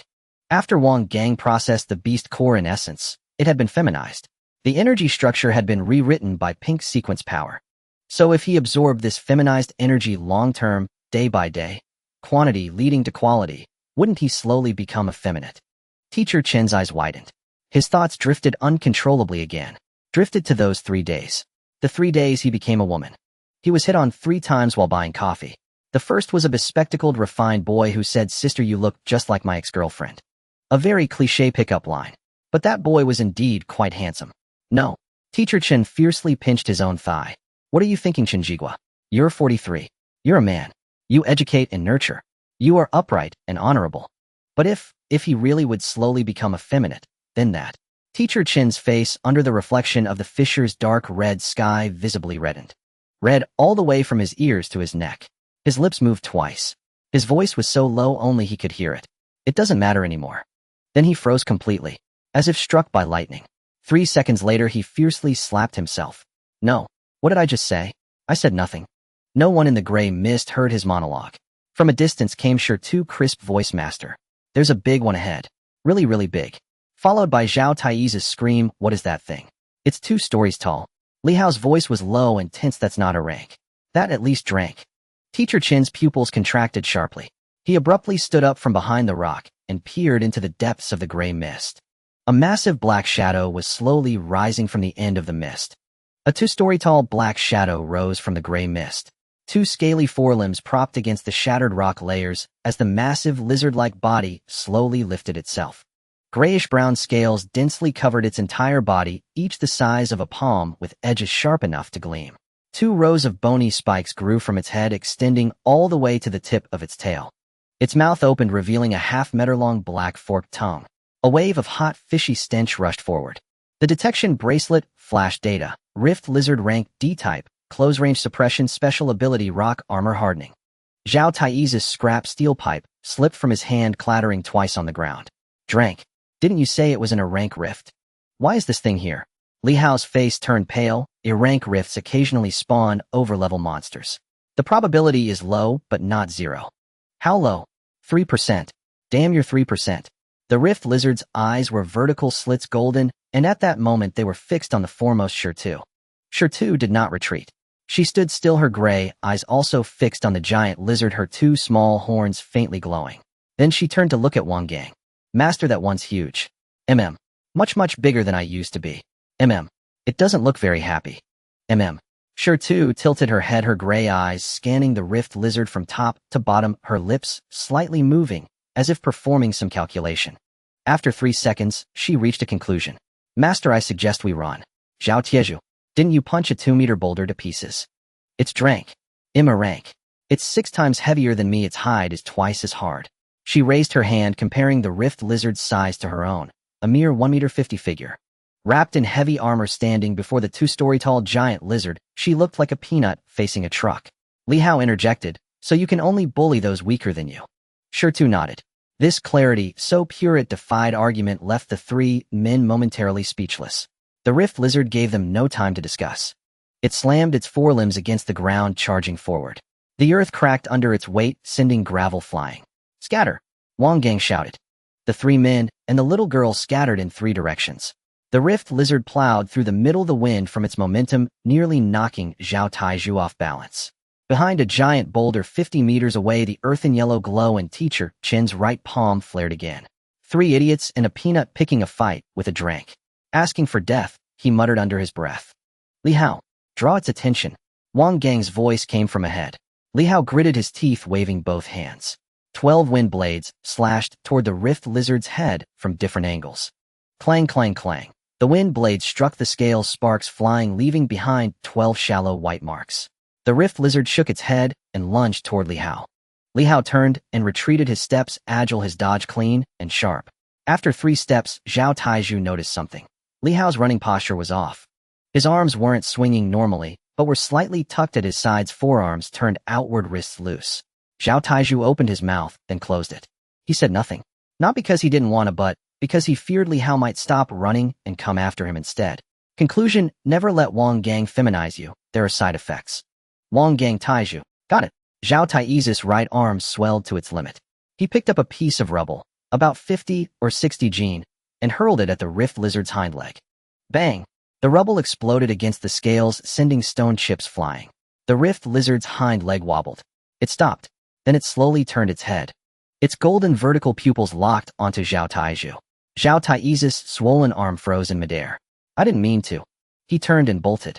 A burly man 1.85 meters with a right arm swollen to the thickness of a thigh ran screaming through the rift, chased by a 2-story tall giant lizard. The scene was utterly absurd. But this was exactly what Wang Gang needed. While the Rift Lizard pursued Zhao Tieju, its entire right side was exposed. Wang Gang didn't hesitate. He pulled a marble from his pocket, pink, glaringly bright in the dim rift. He flicked it. The marble traced a pink arc striking the rift lizard's right hind leg precisely. Ting! Pink light exploded. Pink dust scattered everywhere. A pink glow spread over the scales of the rift lizard's right hind leg, lasting about half a second before fading. The rift lizard didn't even falter. It didn't even look down. It was like a petal landing on a bowl, not even worth a shake. Wang Gang's steps faltered. Zhao Taizhu glanced back from a distance and nearly tripped. The marble didn't work. Li Hao's voice drifted from the other side. Did you just hit a drank beast with a pink marble? I'm not questioning you, but have you considered that from its perspective this action is pretty insulting? The rift lizard suddenly stopped chasing Zhao Taizhu. It turned its head. Its golden vertical pupils locked onto Wang Gang. Wang Gang stared back. It stared at Wang Gang. 50 meters away, Teacher Chin's right hand pressed against the ground, the earthen yellow glow in his palm already charged to its limit. The rift lizard charged at Wang Gang. Li Hao continuously harassed it with wind blades from the side. Irritated, the rift lizard swung, its tail smashing it against a nearby rock wall, sending rubble flying across half the sky. Wang Gang observed for 5 seconds. The rift lizard's attack pattern was simple: charge, ram, tail swipe. No ranged attacks. But its size was too massive to get close from the front. Unless from above. He looked at Shirtu. Can you throw me up? Shirtu nodded. Zhao Taizhu heard this exchange from a distance and nearly had a heart attack. Throw. Did you say throw? A 1.50 m throwing a 1.78 m. 140 gene onto the back of a 2-story lizard. His voice got louder. Did you two get the same water in your brains? Wang Gang ignored him. Kieju, run another lap. Li Hao, when it turned, seal its eyes with wind blades. 3 seconds is enough. Li Hao gritted his teeth. 3 seconds. Fine. Zhao Taizhu re-inflated his right arm, picked up a piece of gravel, and threw it at the rift lizard. Big lizard. Your grandpa's here. Come get me. Come on. The rift lizard let out a low growl and turned to chase him. Zhao Taizhu ran 2 steps, then turned back to shout, come get me, catch me, and I'll let you hee. Then he ran even faster. Shirtu crouched down, hands crossed, palms facing up. Wang Gang placed his left foot on her palms. Go. Shirtu said. Wang Gang launched into the air. Wind roared in his ears. His vision shot upward. The gravel ground shrank, and the rift lizard's grayish-brown back grew closer. In the same instant, Li Hao threw both hands forward. 8 wind blades fanned out toward the rift lizard's head, precisely sealing off the direction of both eyes. The rift lizard instinctively closed its eyes and pulled its head back. That was enough. Wang Gang descended from midair. His right hand pressed firmly onto the top of the rift lizard's head. A bright pink light flared from his palm, 3 times brighter than the time with the stone armor beast. 50 meters away, the pink light spread from the point of contact, enveloping the entire rift lizard's body. The 2-story-tall giant lizard thrashed violently within the glow, its body shrinking, deforming, and reshaping at a visible rate. The sound of bones compressing was 10 times louder than with Shirtu, like an entire building collapsing. The pink light dissipated. Deathly silence fell over the rift. Wang Gang stood on the gravel ground. Before him was no longer a 2-story-tall giant lizard. It was a woman, not a little girl. A tall woman, 1.70 m, with a cold, hard face. She wore a tight-fitting suit of dark gray scales with lizard scale patterns on her shoulders and arms. Golden vertical pupils, a gray ponytail tied at the back of her head. No, not a ponytail. It was a tail. A real tail, grayish-brown with scales about a meter long, flicking restlessly behind her. The woman looked down at herself. She stared for 3 seconds. Then she lifted her head, her golden vertical pupils fixed on Wang Gang. What did you do to me? His voice was low and hoarse, laced with gnashing teeth. Wang Gang stared at the woman before him. No, she wasn't kneeling. She didn't call him master. There was no obedience in her eyes, only murderous intent. Drank. Her intelligence was higher than a rank. Rank stone armor beasts after feminization were like pets. Drank ones retained complete self-awareness. You. The woman looked down at her own hands. 5 slender, powerful fingers with sharp nails, but the backs of her hands weren't covered in thick rock armor. It was skin. Human skin. Her pupils contracted into slits. Then her hand shot up, sharp nails aimed straight at Wang Gang's throat. Her hand stopped midair, less than 10 centimeters from Wang Gang's neck. It halted, completely motionless. The woman's arm trembled violently, veins bulging from the back of her hand all the way to her forearm. She pushed forward with all her might. She couldn't move it. It was as if an invisible wall stood in her way. Why? She gritted her molars, forcing the words through clenched teeth. Why can't I hit you? Wang Gang took a step back, moving her fingers away from his neck. Because I made you this way. Your sequence energy is imprinted with my tag. Your body won't allow you to harm me. The woman was stunned for 2 seconds. Then she turned and punched the rock wall beside her. Boom! The rock shattered, boulders flying. Zhao Taiju jumped in fright. The woman spun back and swung her fist at Wang Gang again. Her hand stopped once more in midair. Arg! She threw her head back and let out a furious roar. What the hell are you? The woman panted, her golden vertical pupils locked onto Wang Gang's face. A human? Human? Just by touching me with your human hand you turn me into this. This. She looked down at herself, her gaze lingering on certain parts for 2 seconds. Her tail went stiff. What is this? She poked her chest with a finger. 2 bulges beneath the armor. She poked twice. They were soft. Her expression cracked. What is this? Wang Gang replied flatly, species characteristics. I don't want this thing. Not my problem. ITLL revert in 3 days. 3 days? You expect me to carry these 2 lumps for 3 days? Zhao Taiju weakly raised his hand from behind. Actually, they're quite. Shut up. The woman and Wang Gang shouted in unison. Zhao Taiju retreated. The woman paced in circles on the spot, her tail whipping the ground with sharp slaps. With each turn, she glared at Wang Gang, then continued pacing. Wang Gang asked, "What's your name?" "You deserve to know. Then I'll call you Lizard." The woman stopped in her tracks. "You dare?" Lizard stand at attention. The woman's body moved, not because she wanted to but because it moved on its own. Her legs snapped together, back straight, hands instinctively pressed against her thighs. Perfect military posture. Her face cycled through 4 colors in 3 seconds. You, my name is Wang Gang. You can call me Master. Dream on. Then boss will do. Go to hell. Classmate Wang Gang. Say one more word and ill. She raised her hand. It stopped again. She bit her lip, her face flushed crimson, her tail bristling with fury. Literally, every scale stood on end. I will never call you master in this life. Stone tugged at Wang Gang's sleeve from the side. Master, she's so strange. I really like calling you master. The woman looked down at this 1.50 m heavy-armored lowly. What are you? I'm Stone. Master made me too. I used to be a stone armor beast. The woman's expression froze. Stone armor beast. A rank. The corner of the woman's mouth twitched. She looked at Stone, docile, quiet, calling him master with every word, her face screaming, I'm very obedient. She closed her eyes, took a deep breath, opened them again. He'll tell you. I'm a drank cracked rock lizard. I've lived in this fissure for 7 years. I've killed more demon hunters than you've ever seen. You can change my body, but you can't change. Lizard squat. She squatted. Her whole body crouched on the gravel, her tail automatically coiling at her feet. Zhao Taiju let out a stifled laugh. Li Hao turned away, his shoulders shaking. Stone squatted beside her, tilting her head to look at her, and said very seriously, You'll get used to it. The woman squatted on the ground, her golden vertical pupils glistening with moisture. Not from emotion, from rage. Behind a giant rock 50 meters away, Teacher Chen buried his entire face in his hands. His shoulders were shaking too. His satellite phone vibrated. An incoming call from Principal Zhou. He took a deep breath and answered. Speak. Principal, he touched another one.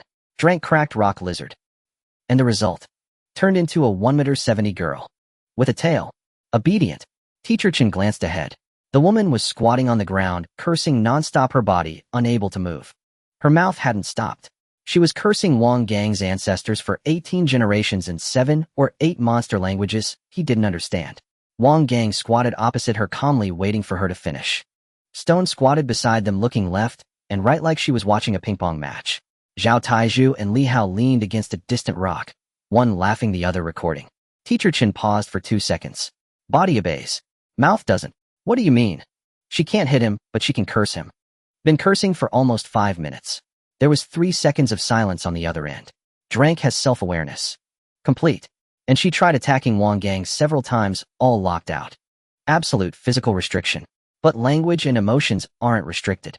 So, the higher the intelligence, the more self is retained, but physical obedience is still absolute. Correct.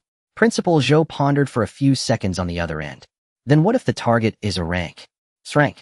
On the other end, Principal Zhou didn't pursue the hypothetical about a rank and shrank. He changed the question.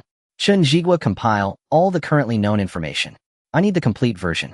Teacher Chen leaned against the giant rock, lowered his voice, and began counting on his fingers.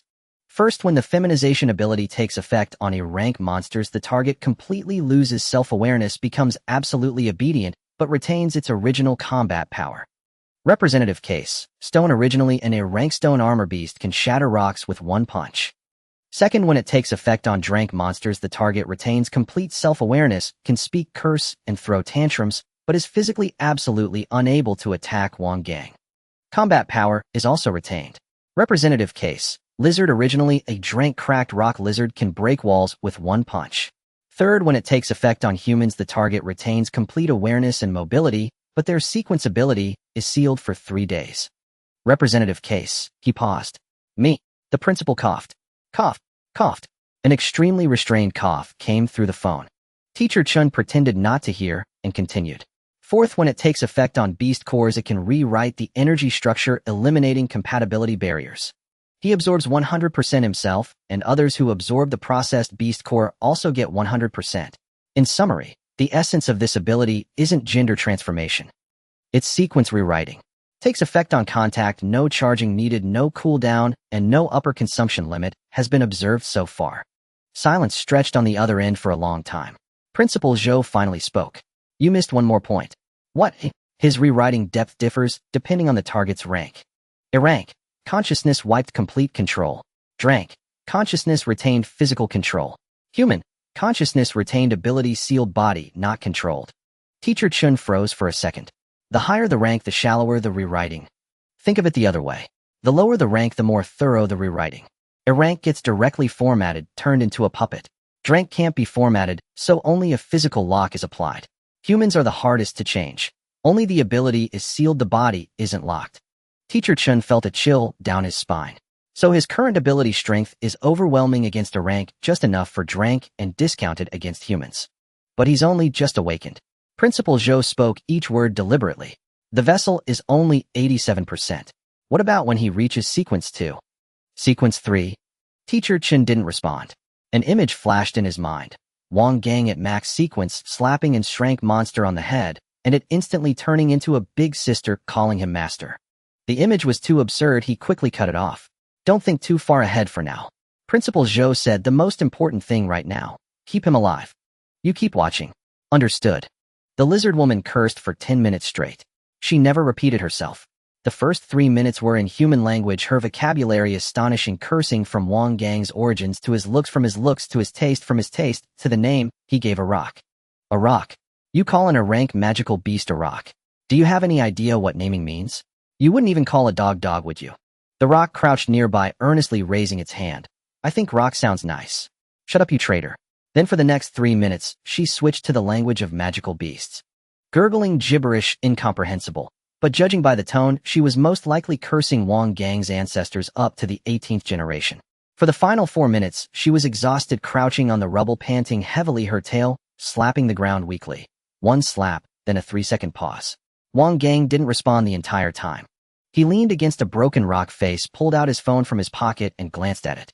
No signal. None inside the rift. He put the phone away, swept his gaze around, and began to count silently. The empty beast core shells piled by his feet, 17. Plus the ones he had absorbed before, 8 magic insects, 5 stone armor beasts, 1 fisher lizard. Zhao Taiju was also counting on his fingers. He counted his left hand, then his right, and then even his toes. 32. Huh. I counted. 26 were killed by the rock, 1 by me. What about those 5? Li Hao asked. You killed 3 and the other 2 were trampled to death when the lizard lady charged over. They don't count for anyone. The lizard woman shot up from the ground. Who are you calling lady? Calling me sis. Do you deserve that? Zhao Taiju stepped back 2 paces. I'm sorry. You decide what you want to be called. Don't. Who wants you to call me anything? She crouched back down. Her tail started slapping the ground again. Wang Gang didn't join the conversation. He closed his eyes and sank his attention inward. Within his sequence core, the pink energy settled quietly. It was dense, almost filling the entire container, leaving only a thin ring of empty space. He opened his eyes. 96%. Zhao Tieju, who was idly drawing circles on the ground with a scrap steel pipe, paused at the number. How much? 96. Li Hao leaned against the rock wall. The wind blade between his fingers spun once and dissolved. He didn't ask, really. It was pointless to ask. Whatever this man said, it was true. You were at 10 before you came in, Li Hao said. That's a lot of growth. I absorbed all the beast cores from 32 rank magical beasts. Based on 5 points per core with diminishing returns later on, that's about right. Li Hao ran through the numbers in his head. The later stage had severe decay. The first few cores gave 5 points each, but the last few might only give 2 or even 1 point. That made sense. 4 points left. Zhao Tai's arithmetic finally caught up. How many beast cores for 4 points? For a rank at least 4. With low efficiency late on maybe 6. Wang Gang glanced at the gray misty rift around them. It was quiet in the distance. No new magical beasts had appeared in the past 20 minutes. That's about enough. The mission requires 30 to 50, we've killed 32. We could go deeper and find more, but there's no need. Zhao Taiju interjected. Mainly deeper might bring unexpected surprises. He glanced at the lizard woman who was crouched on the ground sulking. The last unexpected surprise had nearly flattened him into a pancake. Li Hao nodded. Let's retreat. Go back and hand in the mission. The beast core shells can be sold for money. How much? Zhao Tai's eyes lit up. Empty shells have little value. The recycling center takes them about $50 each. 32, 1600. Zhao Tai's eyes dimmed again. Better than nothing. Wang Gang stood up and brushed the dust off his pants. Rock. Here. The lowly emerged from beside him, her gray eyes bright. Fall back. Head back. Yes, master. Rock turned and trotted ahead to lead the way. The joints of her heavy armor made a faint metallic sound, her steps light and brisk like a primary school student on a spring outing. Wang Gang looked at the lizard woman still crouched on the ground. Let's go. The lizard woman didn't move. Not going. There's nothing to eat in the rift. I don't eat human food. You're not a magical beast anymore. Until you change back in 3 days, your digestive system is human. The lizard woman looked down at her stomach. Her stomach cooperated with a loud growl. Her face flushed red. She stood up, turned her back to Wang Gang, crossed her arms, and held her tail stiffly straight. I'm walking on my own. Not following you. Just going the same direction. Zhao Taiju whispered behind to Li Hao. She's like, don't say it. Li Hao interrupted him. I just wanted to say, I know what you want to say. Don't say it. 5 beings. 3 humans plus a heavy-armored lowly plus a hot-tempered woman with a tail, walked back along the path they had come. The lizard woman stayed at the back, maintaining a 10-meter distance from the group, her expression screaming, I don't know those people up there. But every time Wang Gang walked faster, her steps unconsciously quickened to match. Rock looked back at her twice. The second time she whispered, Master, her mouth says no, but her legs are very honest. Wang Gang didn't respond. He was thinking about something else. 96%. 4 points left. Once he got back, absorbing 4 to 6 more rank beast cores would fill it. After filling it, sequence 2. Ability evolution. He didn't know what a Mo transformation evolution would become. Greater rewriting depth. Longer duration. Or some entirely new form he couldn't imagine. That hidden tag on the system panel had always been grayed out. Hidden tag conditions not met, currently invisible conditions not met. What conditions? Was sequence 2 enough, or would it require something higher? The main gate of Star City Sequence Academy. 7 in the evening. Old Zhang, the gate guard, sat in his booth looking at his phone. On the screen was a message forwarded in the Academy group. Today's a rank rift mission team. List Wang Gang, Zhao Tieju, Li Hao. The comment section was filled with Franks going into a rift is like delivering takeout to the magical beasts. Old Zhang was about to like a post when his peripheral vision caught something outside. 4 figures. No, 5. He rubbed his eyes. The first 3 in school uniforms, he recognized Wang Gang, Zhao Tieju, Li Hao. Dusty faces, torn clothes, but alive and kicking. The 4th, a little girl about 1.5 meters tall, clad in gray-brown heavy armor with stone-like patterns on her shoulders. 2 horns grew from her head. The 5th, a tall woman of about 1.7 meters in tight-fitting grayscale armor with vertical golden pupils. Behind her trailed a meter-long tail. The registration book in old Zhang's hand dropped with a thud. He poked half his head out of the booth window, mouth agape, his gaze bouncing between the 2 horns and 1 tail. Students. Those 2 behind. Roommates, Wang Gang said without changing his expression. Old Zhang looked at the horns on Rock's head. Then at the lizard woman's tail. The tail was swinging back and forth, impatiently whipping 3 leaves off a rose bush in the nearby flower bed. What kind of dormitory has roommates like these? The lizard woman suddenly spoke. I'm not his roommate. Old Zhang was startled. The lizard woman crossed her arms, stiffened her tail, swept her golden vertical pupils over Wang Gang, then looked at the gate guard. I was abducted by him. I want to call the police. Old Zhang, the security guard, had already reached for the alarm. The lizard woman crossed her arms over her chest, her golden vertical pupils sweeping across old Zhang's face, her tone as calm as if she were stating the weather forecast. Please hurry up. I was illegally detained by a minor human and forcibly had my body structure altered. That should be enough for several years under your human laws. Old Zhang's hand hovered over the alarm, his gaze darting between the tail swishing behind the lizard woman and the row of gray scales at the back of her head. You? Are you human? I am now, the lizard woman said looking down at herself. Forced to be. Sure too raised a hand beside her, her voice soft and waxy. Grandpa, she used to be a big lizard. Old Zhang's hand slipped off the alarm. He opened his mouth, then closed it. The string in his mind responsible for understanding the world had snapped. He took a fresh look at the 5 people before him.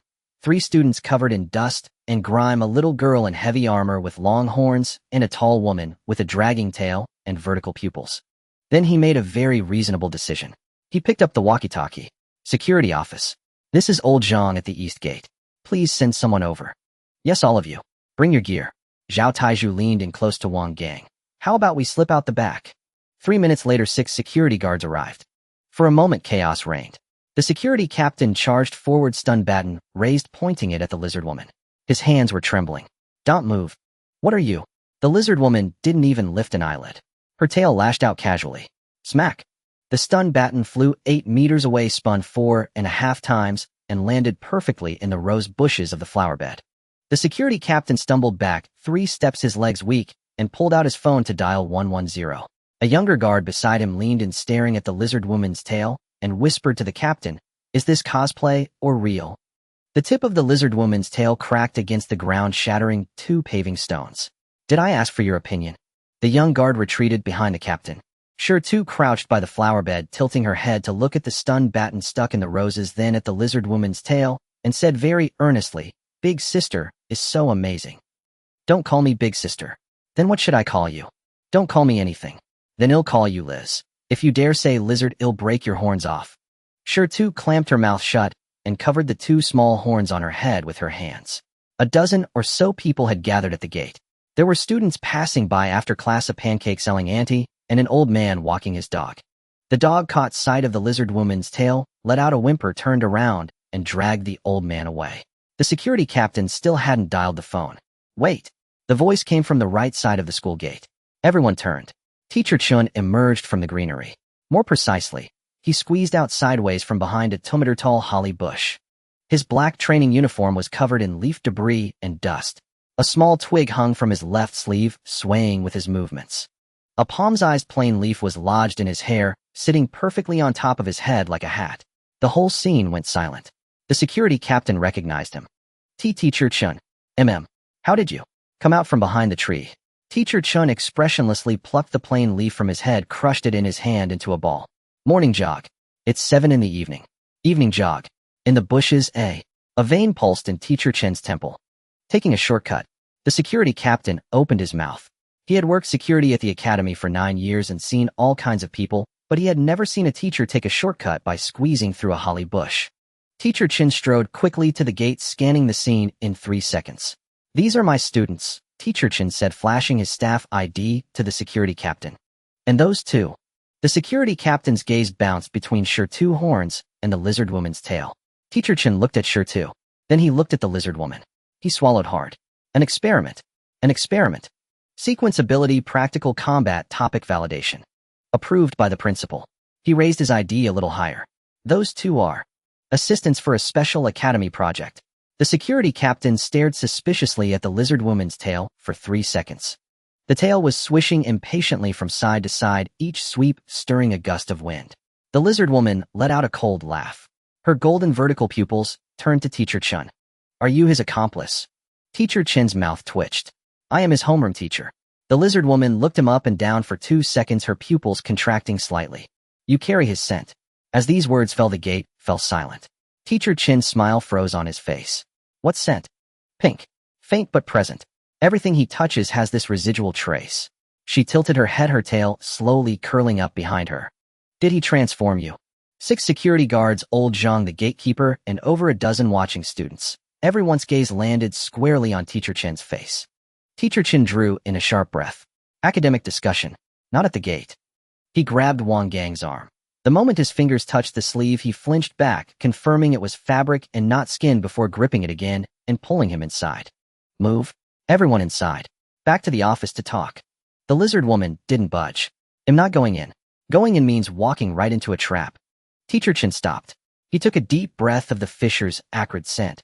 No, he was back at the school now. He was inhaling the fragrance of roses from the flower bed. He turned around. You have 2 choices now. First, come in with me. The academy provides temporary lodging, food, and board. In 3 days you'll revert to your original form, and you can return to the fissure if you want. The lizard woman's pupils contracted. And the second you stay here and keep causing a scene. Teacher Chun pointed at the crowd gathering around them, then at the distant watchtower of the City Defense Bureau flashing blue lights. Within 10 minutes the sequence enforcement unit will arrive. When they see a grade fissure creature with full offensive capabilities standing at the school gate, what do you think they'll do first, negotiate or attack? The lizard woman's tail stopped. After swishing for so long not a single scale moved. She was silent for 5 seconds. Food and board. Yes. What's to eat? Teacher Chun was taken aback. The cafeteria? I want meat. The cafeteria has braised spare ribs. A minuscule change appeared in the lizard woman's vertical pupils. They rounded just a tiny bit. Really just a tiny bit. Then they immediately returned to a cold vertical slit. It's not because of the spare ribs. I'm considering that your human building structures are too fragile. My being outside could easily cause unnecessary property damage. Stop saying What's that expression supposed to mean? Teacher Chin suppressed the smile, threatening to curl at the corner of his mouth. It's nothing. Go on in. The lizard woman snorted, lifted her chin, and strode through the school gate. As her tail passed Teacher Chun, it precisely whipped his calf. Hiss! Teacher Chun winced, bending over slightly, but didn't make a sound. He turned his head and glanced at Wang Gang. Wang Gang returned his look. There was nothing in that look. But Teacher Chun read 3 layers of meaning within it. Thank you, you worked hard. And the leaf on your head, when you came out from behind that tree, was really hilarious. Teacher Chin pulled the small twig from his sleeve and threw it away. Then he fished a piece of leaf debris from his collar. Threw it away. The group headed toward the teaching building. As they passed the sports field, evening self-study had just ended and a few dozen students were milling about. The first to notice them was a boy who had been jogging. He slowed down, stared, stopped. Then a second, a third, a seventh. Dozens of eyes locked onto the group. Teacher Chin leading the way, his black training uniform still speckled with leaf debris, his expression screaming, "Don't ask." Wang Gang walked in the middle with a little lowly in heavy armor and long horns on his left, and a tall beauty dragging a tail on his right. Zhao Taizhu and Li Hao brought up the rear, one carrying a metal pipe bent into a shape, the other with his hands in his pockets and his toes turned in, pretending he didn't know the ones in front.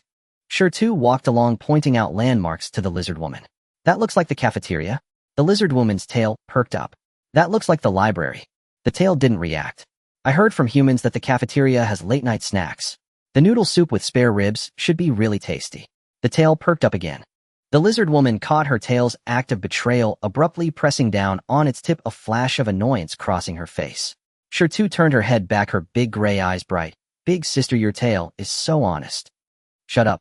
Zhao Taizhu leaned in close to Li Hao. What do you think tomorrow's campus forum headline will be? Li Hao's face was expressionless. F-class sequencer enters campus late at night, with 2 unknown women. Homeroom teacher escorts the whole way. Suspected pickup from the greenery. Zhao Taizhu thought for a moment. Illustrated with that picture of Teacher Chun with the plain leaf on his head. Definitely. They walked in silence for 2 steps. Taizhu. Don't you think? Our campus life is heading in a very absurd direction. It's not heading anymore, Zhao Taizhu said. It's already arrived. 3rd floor of the Academic Affairs building. A temporarily vacated empty office. Teacher Chin closed the door and first sent a message to Principal Zhou. Brought them back. 2. 1 lowly, one with a tail. Alive. The reply came instantly. Where do we put the lizard? Teacher Chin glanced at the lizard woman. She was standing by the window, her golden vertical pupils fixed on the city lights outside, her tail swaying slowly. The light reflected on her profile, and her scales refracted tiny glittering specks. Her expression wasn't killing intent, nor was it anger. It was confusion, like someone seeing a night view for the very first time. Teacher Chin typed a few words, then deleted them and finally replied. Principal in your office, she's looking at the lights. There was no reply from the other end. After 10 seconds. Give her a single room. Change the door lock to a grade sequence lock. Weld the windows shut. And make sure there are enough spare ribs. Teacher Chin was about to reply with understood when his phone vibrated again. Principal Zhou added another message. Also, the military side has replied. They said they'll come take a look during the campus ranking tournament. 10 minutes later, Principal Zhou personally came downstairs. The 68-year-old man walked with an air of authority, the sound of his military boots growing heavier on the stairs. He pushed open the office door. Wang Gang and his group looked up and gave a salute to the principal. The lizard girl stood in the farthest corner, arms crossed, her tail having knocked the nearby file rack askew. As Principal Zhou stepped over the threshold, he intentionally did not release his aura. Yet the lizard girl's tail exploded in response. The scales along her tail stood upright, resembling a row of razor blades. Her vertical pupils narrowed to pinpoints, her legs slightly bent, and her body lowered by 3 inches, a standard defensive posture for a rift lizard when faced with a top predator. Shirtu also stood up, his gray eyes anxiously watching the doorway, small hands clutching the hem of Wang Gang's shirt. Zhao Taizhu belatedly realized that the air in the room had grown heavy. It wasn't that it had grown cold, it had become burdensome, as if something had silently pressed in. Its level. Even after 20 years of retirement, the instinct still lingered. A low rumble emanated from deep within the lizard girl's throat. It was a warning sound that a rift lizard would emit only in the presence of opponents of the same level or higher. She herself was unaware that she was making such a sound. Principal Zhou glanced at her. Then he retracted that aura. It was clean and decisive, like turning off a tap. The weight in the room vanished. The lizard girl's scales gradually flattened, but her vertical pupils did not return to normal. She stared at Principal Zhou, her voice emerging from her throat. "What are you?" Principal Zhou ignored her. He walked to the desk and sat down, taking a sip from his teacup, his gaze shifting from the lizard girl to Teacher Chen's face. "Level. 3 seconds. 5 seconds, 2 seconds more." Principal Zhou nodded and turned back to look at the lizard girl. Suddenly he smiled. Level rift lizard, maintaining complete combat effectiveness, physically obedient. Back in the days on the northern front, a live level monster could be exchanged for the annual salary of 3 A-level demon hunters. "No one is selling you," Principal Zhou waved his hand. "You will be provided for." The lizard girl huffed, her tail slowly lowering. Principal Zhou's gaze finally shifted to the wall, landing on Wang Gang. This was the first time the two faced each other directly. All previous information had been relayed through Teacher Chen, reports over the phone. Now the student who had made him yell grandson over the phone was standing just 3 meters away, leaning against the wall, hands in pockets. His face was dirty, a tear in the sleeve of his school uniform, and the soles of his shoes were smeared with black moss from the crevice. His expression was very neutral. Principal Zhou stared at him for 3 seconds. "I heard you went to the rift today." One level, and 1 level. 3 people cleared in a level rift." "And you encountered a level rift lizard that was 1 level higher." Principal Zhou picked up his teacup and then set it down again. "When you say could you at least add a hint of trepidation? Even if you're just pretending." Wang Gang thought for a moment. His tone was exactly the same as the previous 3. "Principal Zhou, before you entered the rift, did you ever think you might die in there?" Wang Gang fell silent for 2 seconds. "I thought about it." "And you still went in?" "If I didn't go, I would never know how this ability would fare against monsters." Wang Gang spoke at a moderate pace. "Teacher Chen helped me verify its effects on people. I had to test the effects on beast cores myself. The rest could only be tried in the rift." He paused. "And my container is currently at 96%. A few more beast cores, and it'll reach sequence 2. There's no time to wait." Slowly. 96%. This number made Principal Zhou's fingers pause on the table for a moment. Awakening had only been a few days. Other students were still grinding away at 5 or 10% progress. He was already on the verge of overflowing. "Do you know that when you went out someone was following you?" Wang Gang glanced at Teacher Chen. Teacher Chen's expression instantly stiffened, his shoulders shrinking slightly. "I guessed it," Wang Gang said. "When I was 30 minutes into the rift, the wind direction changed once, residual aura of the rift ability." Teacher Chen opened his mouth. He had followed for 50 meters, hiding behind a giant rock, believing himself to be perfectly concealed. Yet he was deduced out by a newly awakened rookie just from the scent. He looked at Wang Gang and suddenly smiled. "All right." He pulled out a document from the drawer and spread it on the table. "Since you're in such a hurry to move forward, just in time, I have something that can help you accelerate and benefit the entire school as well." All attention was drawn to him. The Joint Sequence Academy ranking competition will take place on the 15th of next month, which is 32 days from now. He held up the document facing the students.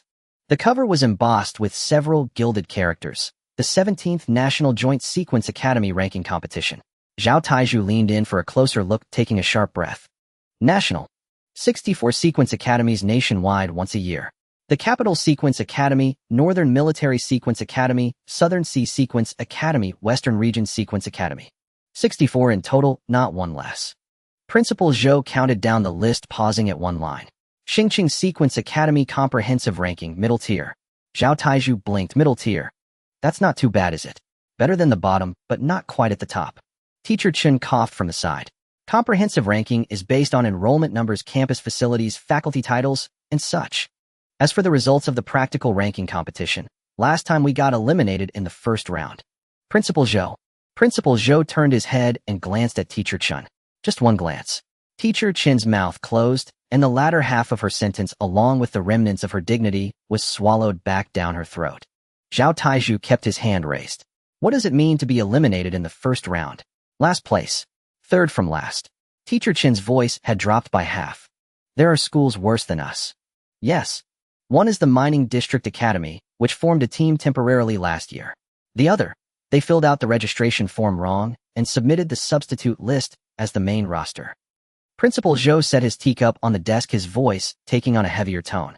The past failures are the past. This year we must turn things around. He flipped to the third page of a document and tapped a line of bold black text with his finger. Each academy sends 7 contestants. 7 on-7 team confrontation elimination format. The team that makes it to the final round will have all its members directly promoted to the military's special training camp with a level resource allocation. Li Hao turned from the window. How will the 7 spots be decided? Principal Zhou was waiting for that question. An internal selection tournament. Open registration. All awakened individuals on the academy roster may participate. A knockout tournament. Winners stay, losers leave. The 7 who remain standing on the final platform will be Star City Sequence Academy's competition roster. He turned to the next page, which detailed the selection tournament rules. Time, 10 days from now. Location, the Academy Training Hall. Format, Principal. Wang Gang interrupted him. Principal Zhou looked up. Can I participate? What do you think? My file still says Frank. Principal Zhou's eyebrow twitched. He pulled Wang Gang's file from a drawer, opened it, and pointed to a line he had written himself. Rank special sequence pending. Who wrote this line? You did. In this school, does what I write carry enough weight? Wang Gang asked no more. The lizard girl sneered from the corner. Her tail swept against the table leg. A bunch of human brats fighting over spots. How tedious. Principal Zhou glanced at her, then back at Wang Gang. You are one of the 7. But it's not a free pass. You have to earn it. Make the others accept it. Beating Li Hao in one practical class isn't enough. Li Hao's expression shifted, his mouth twitching before he held back his retort. Your opponents in the selection tournament won't just be Brank. Principal Zhou raised 3 fingers. Currently, the academy has 3 A-rank awakened individuals. Zhao Taizhu shuddered. 3 A-ranks. Plus 12 Branks and over 20 cranks. That's about 40 combat-capable students in the entire academy. Fighting for 7 spots. Wang Gang said nothing, running names through his mind. Wang Yao, the one who had thrown a fireball in the awakening hall last time. A-rank. He had a grudge against him. Su Wanqing. S-rank. She wasn't part of the discussion because she was almost certainly guaranteed a spot. Principal is Su Wanqing also participating in the selection. Yes. Even in S-rank has to follow the process. Rules cannot be bent for rank. One more thing. Principal Zhou closed the file. His gaze settled on Wang Gang. Wang Gang. Yes. You grew up in an orphanage. Yes. Your father is gone. Yes. Your mother too. Yes. Your grandfather. Wang Gang paused for a second. No. What a coincidence. Principal Zhou picked up his teacup, took a sip, and slowed his speech. I happen to be in need of a grandson. The entire office fell silent. Stone reacted first, tugging at Wang Gang's sleeve and whispering, Master, that old human says he wants to be your grandfather. Wang Gang looked at Principal Zhou. Principal Zhou looked at Wang Gang. They stared at each other for 3 seconds. Principal Zhou, say it. No. Wang Gang refused flatly. He lacked money and resources, but not ancestors. Principal Zhou wasn't annoyed. He raised one finger and laid out his offer. Say it once, and all the A-rank Beast Corps training reserves in the Academy warehouse are open to you indefinitely. Absorb as much as you want until you can't take any more. The air froze for perhaps a tenth of a second. Grandpa! Wang Gang's shout was full-throated, resounding, and brimming with emotion, the tail, and carrying a hint of tearful regret at not meeting sooner. He stepped forward in one stride, grasping Principal Zhou's hand, the one holding the teacup, with both of his. Dear Grandpa, shall I pour you some fresh tea, or start with a shoulder rub and leg massage? From now on, if anyone dares to trouble you at school, just say the word, and your grandson will feminize them all. Dead silence. A silence even more terrifying than before. Zhao Taizhu covered his face in agony and crouched in the corner. He didn't know this person. Really, he didn't. Li Hao drew in a sharp breath, staring in shock at Wang Gang's straight back. Even the lizard girl in the corner, full of arrogance, widened her golden vertical pupils, her tail frozen mid-swing. In her 7 years of life, she had torn countless prey to shreds, but this was the first time she had ever intuitively understood what was meant by the bottom line of humanity. The echo of "Dear Grandpa" still lingered on the office ceiling. Zhao Taizhu crouched in the corner, hands covering his face, the gaze seeping through his fingers, filled with despair for the human species. Li Hao turned to face the window, his shoulders trembling slightly under control. The lizard girl's tail went from frozen to slowly drooping, her scales flattening back. She stared at the back of Wang Gang's head, her golden pupils spelling out 4 words. So much for that. Stone tugged at Wang Gang's sleeve and whispered, "Master, what is a grandfather?" "A very powerful person." Stone's big gray eyes lit up. She turned to look at Principal Zhou, tilting her head. "Then can I call you Grandpa too?" Principal Zhou's hand holding the teacup paused. A heavy-armored lowly transformed from a rock armor beast. Crouching on the office floor, 2 horns on her head, looking at him with the purest eyes in the world and calling him Grandpa. "No need." Teacher Chen arrived at the dormitory carrying a black briefcase. "From the principal," he said. 10 rank, 1 drank. Wang Gang looked at the case. "Thank you." Teacher Chen didn't leave. He stood there rubbing his chin. "I have to warn you," he said. "An ordinary person absorbing beast cores requires the minor heavenly cycle. This energy is violent. At most you can absorb a few rank cores tonight. Don't force a drink. It could cause your body to explode." "I understand." Teacher Chen nodded, still uneasy. Before leaving, he glanced back at Shirtu, who sat on a small stool. "Keep an eye on your master. If anything happens, call me immediately." Shirtu nodded seriously. "Okay, teacher." The door closed. Wang Gang, with Zhao Taizhu watching, clicked open the briefcase. 10 dull gray, rank beast cores were neatly arranged in the grooves. In the center lay a larger core glowing with a faint dark yellow light.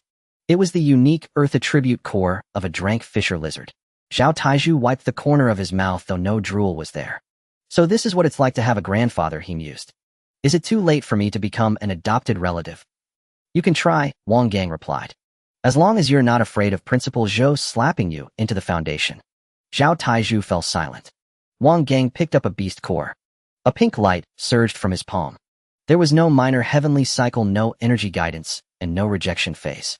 3 seconds. The dull gray crystal faded in color, turning into a transparent, empty shell. With a soft clink, the shell fell onto the table. Wang Gang picked up the second core. 2.5 seconds. Another transparent shell hit the table. A third, a fifth, an eighth. Zhao Taizhu sat on the opposite bed, his chin resting on his hands, watching Wang Gang consume them like candy. He crushed one after another, the cultivation resources that others at the academy would fight tooth and nail to obtain, even a single one. Until the 10th rank beast core turned to powder. Wang Gang stopped. A faint saturated thud seemed to echo from deep within his body. The vessel's gauge held steady at 99. Only the last sliver was needed to break through that membrane. He reached for the drank core in the center. "Are you really going to absorb it?" Zhao Taizhu asked, a bit tense. Teacher Chen said the energy in that is violent. Wang Gang didn't answer. His 5 fingers closed around the dark yellow crystal. If an rank core was a gentle stream, the energy within this drank core was a spiked mudslide. It resisted, trying to backlash against the invader. But it was useless. An even more unreasonable pink light instantly enveloped it. Rewriting, assimilating, forcibly depriving. The mudslide was dyed into a rose-colored hot spring, surging into his body through his palm. Within his sight, a pale blue system prompt box abruptly appeared, text scrolling down like a waterfall. Drank beast core absorbed. Vessel charge progress 100. Cross-rank absorption achieved. Sequence core evolution conditions met. Sequence rank increased, sequence 1, sequence 2. Ability evolution and reconstruction in progress. A visible wave of pink energy exploded from within Wang Gang. It didn't shatter the glass or overturn the tables. But in an instant, the entire dormitory was bathed in an intensely dazzling pink. This light even penetrated the solid walls, casting layer upon layer of rose-colored halos on the ceiling. To put it in perspective, room 302 now resembled a giant peach-flavored disco ball. Zhao Taizhu's eyes were stung by the light, unable to open. Instinctively, he shrank into the corner of his bed and roared, "Damn it! Wang Gang, have you exploded?" The light came as quickly as it receded. The pink radiance, like 100 rivers flowing into the sea, converged back into Wang Gang's palm. He opened his eyes. At 7:30 in the morning, the notice board in the teaching building was crowded with 3 layers of students. The Academic Affairs Office had issued a notice overnight. Due to the update of sequence rank assessment and preparation for the ranking tournament, a dynamic class placement system will be implemented from today. Class A will enroll awakened individuals of B rank and above, focusing on combat enhancement. Below the notice was a list printed on 3 sheets of A4 paper pinned to the corkboard with red thumbtacks. Zhao Taiju squeezed through the crowd and scanned the list from top to bottom.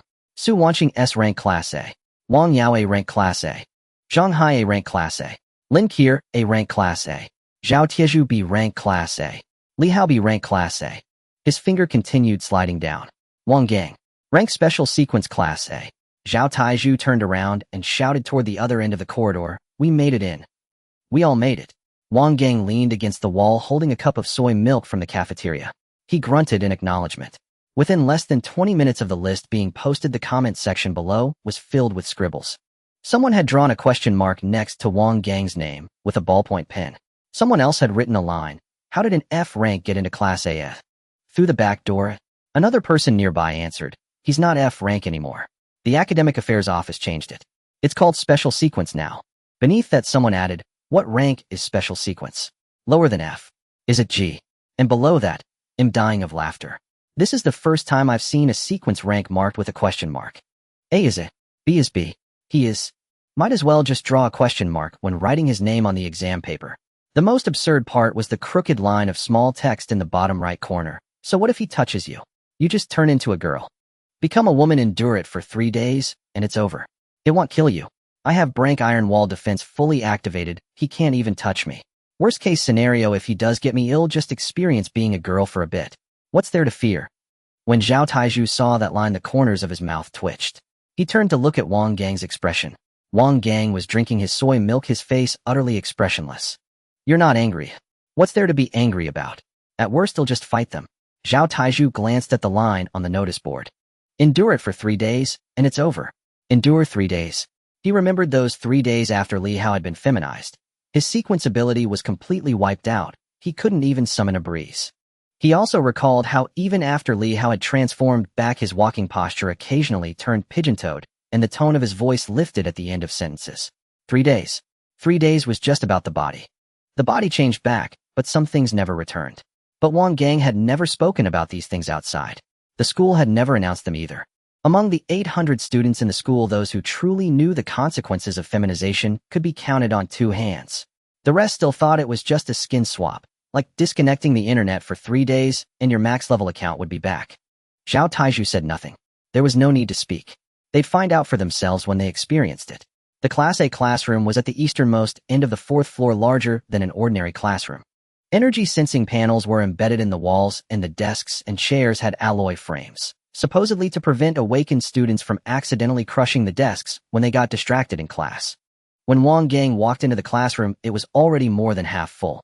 The atmosphere wasn't exactly cold, but everyone glanced at their neighbor's sequence bracelets before sitting down. 2 lines scrolled on them: sequence rank and ability name. The social code of Class A was brutally simple. Your rank determined whether others spoke to you with respect, condescension, or pretended you didn't exist. As Wang Gang entered, the gaze of most of the classroom swept over him. It was like a strange, unidentified creature had been brought into a zoo. Everyone crowded around to take a look. Wang Gang scanned the room, found an empty seat by the window, walked over, and dropped his backpack on the desk. Zhao Taiju sat down to his left. Li Hao was in the row behind. No one paid them any attention because everyone's focus was elsewhere. At the classroom door, Wang Yao walked in. Compared to the day of his awakening, he had changed. Not his appearance, his aura. His stride was half a beat steadier, his shoulders were squared, and no flames flickered between his fingers. But as he passed each desk, one could feel the air temperature subtly rise by 2 degrees. And a rank awakened individual reaching sequence 2 within a week of awakening wasn't fast, but it wasn't slow either. It was the normal pace for normal talent.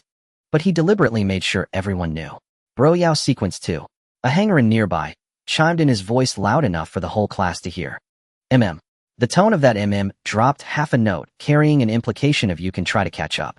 A few Brank students exchanged glances, saying nothing, but their expressions tightened subtly.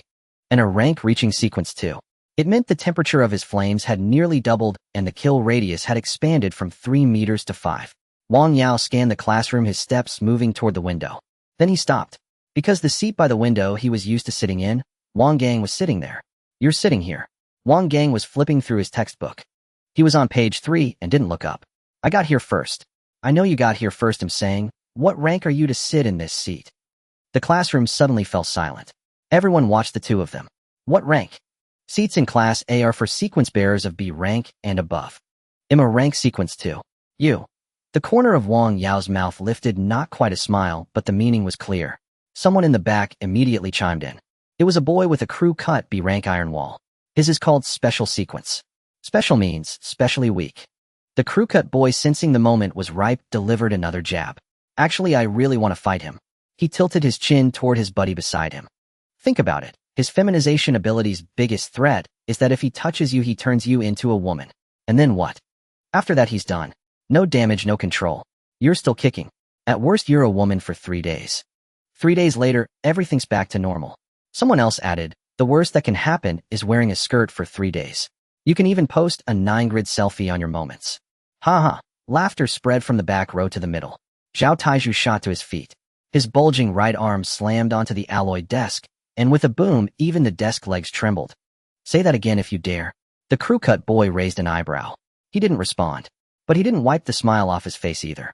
That composed air of I said what I said, and am not afraid of you was more infuriating than words. Zhao Taizhu's chest heaved violently twice, but Wang Gang pressed his arm from beside him. Gritting his molars, Zhao Taizhu forced his anger down a notch and sat back down heavily. At the front of the classroom, a boy who had remained silent all along tilted his head and glanced at Wang Gang. He wasn't smiling, but the curve of his lips was uglier than a smile. Let me say something fair. He adjusted his glasses, his tone as flat, as if he were delivering an academic report. An ability's strength isn't judged by its rank label. But some abilities are simply not meant for the battlefield. Healing types have their functions, support types have their roles. His feminization, he paused, choosing a very polite term, is more suited for the lab. Someone nearby quietly added, or the OBGYN department. Another burst of laughter. Wang Yao paid no attention to the commotion in the back. From start to finish, he only looked at Wang Gang. Whether I sit in this seat isn't up to me. Or them. But you should know in your heart. How many episodes can you last in Class A? Wang Gang closed his textbook. He looked up. Wang Yao, are you here for class or to pick a fight? I'm here for class. And I just happened to see my seat taken by someone who shouldn't be here. Who says this is your seat? I do. What if I don't give it up? And what if I refuse? The classroom fell silent for a moment. Wang Yao stared at him. The smile on his face gradually faded away. He took a step forward. The temperature in the air rose. Do you think that just because you beat Li Hao you're worthy of speaking to me? Li Hao, sitting in the back row, twitched an eyebrow. It was him again. Why did everyone use him as an example whenever they wanted to show off? Was his loss back, then, due to a lack of skill? No. It was because his opponent's abilities were too sinister. But he couldn't say that. Saying it would sound like an excuse. Zhao Taizhu stood up again. Wang Yao, starting a fight in the classroom. Do you want to get disciplined? Wang Yao didn't even turn his head. I'm talking to him.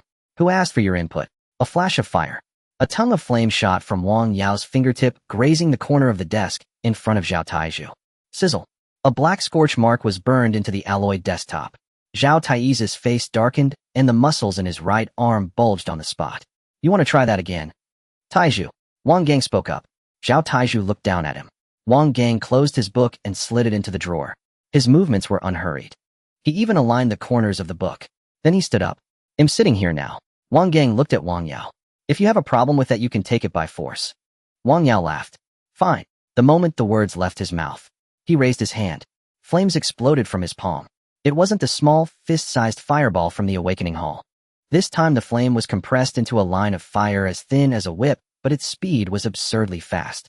The fiery line lashed straight at Wang Gang's shoulder. Someone in the classroom gasped. Sequence 2 flame condensation line. If that hits, even the bone will be charred. In the corner of the classroom against the wall, Su Wanqing sat there. From the moment she entered the classroom until now, she hadn't spoken a word. Her textbook was open to page 7, but from the moment Wang Yao walked towards the window, that page hadn't been turned again. The instant the fiery line shot out, the index finger of her right hand twitched. A tiny ice crystal formed at her fingertip, so small, it was almost invisible. But in the next second, she saw Wang Gang's hand pull something out of his pocket. The ice crystal silently shattered. She withdrew her hand beneath the desk. No one noticed. Wang Gang didn't dodge. His right hand fished a glass marble out of his pocket. It was one of those he used to make before. An ordinary glass marble. Pink. When Zhao Taiju saw that thing, his eyelid twitched. When Li Hao saw that thing, his but instinctively scooted back half an inch. Wang Gang flicked his finger. The glass marble flew out. It didn't strike the fiery line. Instead, it passed through the gap beside the flame, heading straight for Wang Yao's chest. Wang Yao sneered. Not dodging my fire, but throwing some kid's toy. He reached out with his left hand, intending to crush the glass marble. The next moment, the glass marble exploded in his palm. Pop! The sound was very soft, but a pink radiance instantly engulfed half of his arm. Wang Yao's expression shifted. He tried to pull his hand back. It was too late. The pink light climbed from his arm up to his shoulder, spread across his neck, and covered his entire body. His fiery line snapped in midair. It was still half a foot away from hitting Wang Gang. The flames scattered into a few sparks, fell to the ground, and died out. No one in the class spoke. Everyone stared at Wang Yao within the pink glow. The sound of bones contracting echoed dully. His shoulder line narrowed inward inch by inch. The broad shoulders that had once filled his school uniform seemed to be squeezed in. His height was decreasing. From 182 meters to 175 meters. From 175 meters to 168 meters. The curve of his spine altered, his waist drew in, and his hips broadened outward. His pant legs suddenly became loose by half, his belt spun around his waist, and the buckle hung in the air, unable to fasten. The entire school uniform jacket sagged, the collar gaping wide, revealing a stretch of dazzlingly pale collarbone and half a shoulder. 5 seconds. The pink light dissipated. Every light in the classroom was still on, but everyone felt as though the lighting had changed. Wang Yao stood there. No, a girl stood there. Black hair slid down from behind her ears, falling to her collarbone, the ends slightly curled, brushing against the white fabric of the school collar.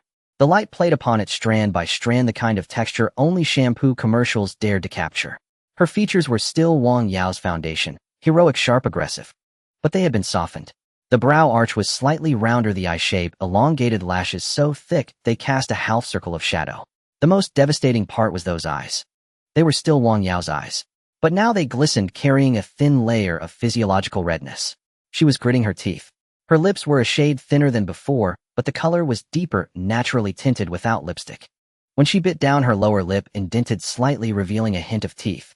An angry expression paired with reddened eye corners. This combination set upon a face so exquisitely beautiful it defied reason. The impact was maximized. Her nose bridge was still high, the profile lines as sharp as if carved by a knife. Her skin was whiter by several shades, the kind of white that rarely saw the sun, tinged with a thin pink, and upon closer inspection a blue vein could be seen beneath the collarbone. Her neck was a circle thinner, the line of her throat elongated. But none of this was the most lethal. The most lethal was the uniform. The male school uniform jacket hung on her 2 entire sizes too large.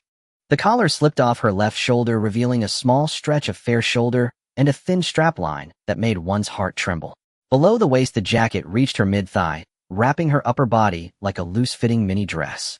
The school trousers hung loosely on her hip bones, held up only by the last notch of her belt. But the looser they were, the more pronounced her waistline became. The places that should be narrow were excessively so, could be encircled with one hand. The places that should have curves, the school jacket couldn't even contain, the fabric bulging out from both sides, spilling into a full silhouette. How to put it? A beautiful girl in men's clothing. And the clothes were 2 sizes too big. This kind of visual effect couldn't be summed up with just the word pretty. This was against the rules. The classroom was silent for 3 seconds. On the 4th second, someone swallowed. The sound wasn't loud, but in this dead silence it rang out like a bell. On the 5th second, the mouth of the iron-willed guy in the back row fell open. He stared at Wang Yao, more precisely at the exposed collarbone and shoulder of Wang Yao. 2 voices were wrestling in his head. This is Wang Yao. Yao Gu, your bro. But she's so pretty. This is a guy who transformed. Snap out of it. But she's not a guy anymore. Can't you have some damn backbone? That collarbone is so white. Where's your backbone? Devoured by the collarbone. The boy beside him pushed up his glasses. The gaze behind the lenses was no longer the calm of someone who had just delivered an academic report. He pushed his glasses once. His ears were red enough to fry an egg. In the second row from the left, a girl with a ponytail glanced at Wang Yao, then looked down at her own waist. She looked at Wang Yao again, then at her own legs, then back at Wang Yao. Her expression traced a classic curve of female psychological collapse. First a silent wow. Then wait. Next came let me measure. And finally I can't go on. She poked her deskmate's arm, her voice low, every word brimming with barely suppressed resentment. Her waist is thinner than mine. Her deskmate's expression was equally grim. Don't say it. And her legs are longer than mine. Look at those legs, that proportion. Is this fair? I said stop talking. She used to be a guy? A guy. So how come her chest is bigger then? Say one more word and I'm done with you. The girl fell silent. But her gaze still uncontrollably drifted toward Wang Yao. The more she looked, the more miserable she felt. The waistline you struggled 3 months of dieting to achieve, she got with a single pink marble. And she was originally a guy? The few lackeys beside Wang Yao were all dumbstruck. The one standing closest still had his hand half raised. He had been about to applaud and cheer for Wang Yao. But the clap never came. He stared straight at Wang Yao, before him pupils dilated, Adam's apple bobbing. The lackey beside him jabbed him with an elbow. The hell, pull your eyes back. That's Yao Ge. He snapped out of it, his face turning pale. I know it's Yao Ge. You know, and you're still staring. I'm just confirming the situation. Confirming what? That Yao Ge's shoulders look good. Shut up. The third lackey crouched by the desk, hands covering his face, his voice muffled through the gaps in his fingers. I'm doomed. What's wrong? I think Yao Ge looks really beautiful. No one answered him. In the back corner, a boy who usually kept a low profile silently raised his phone. He aimed the lens at Wang Yao. His hand was trembling. He took a shot. It was blurry. A second one. Still blurry. A third. A hand reached over and pressed his phone down. What are you doing? The person pressing his phone had a flushed face and an even quieter voice. When you take pictures, can you send me one? Li Hao sat in the back row, his expression complicated. He wasn't looking at Wang Yao. He was looking at those who were looking at Wang Yao. Back when he had been feminized, these people had been just the same. Those gazes on his back as he walked out of the training hall. Hot. Sticky. Impossible to shake off like flies. He turned his gaze back to the textbook. Holy. SHD. The iron-willed boy finally squeezed out 2 words from his throat. Someone beside him whispered in response. Yao Ge. Yao Jia. Shut up. Wang Yao spoke. Her voice had changed too. Clear. Laced with anger. The ending tone slightly rising. Just 2 words. Several boys shivered simultaneously. The iron-willed boy turned his head toward the window, biting his lip hard, his ears red to the nape of his neck.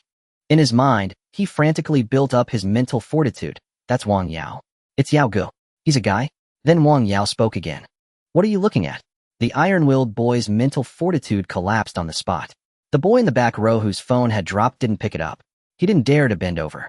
Afraid someone would see his expression now. The ponytailed girl was lying on the desk, her face buried in her arms. Her deskmate whispered, "What's wrong with you?"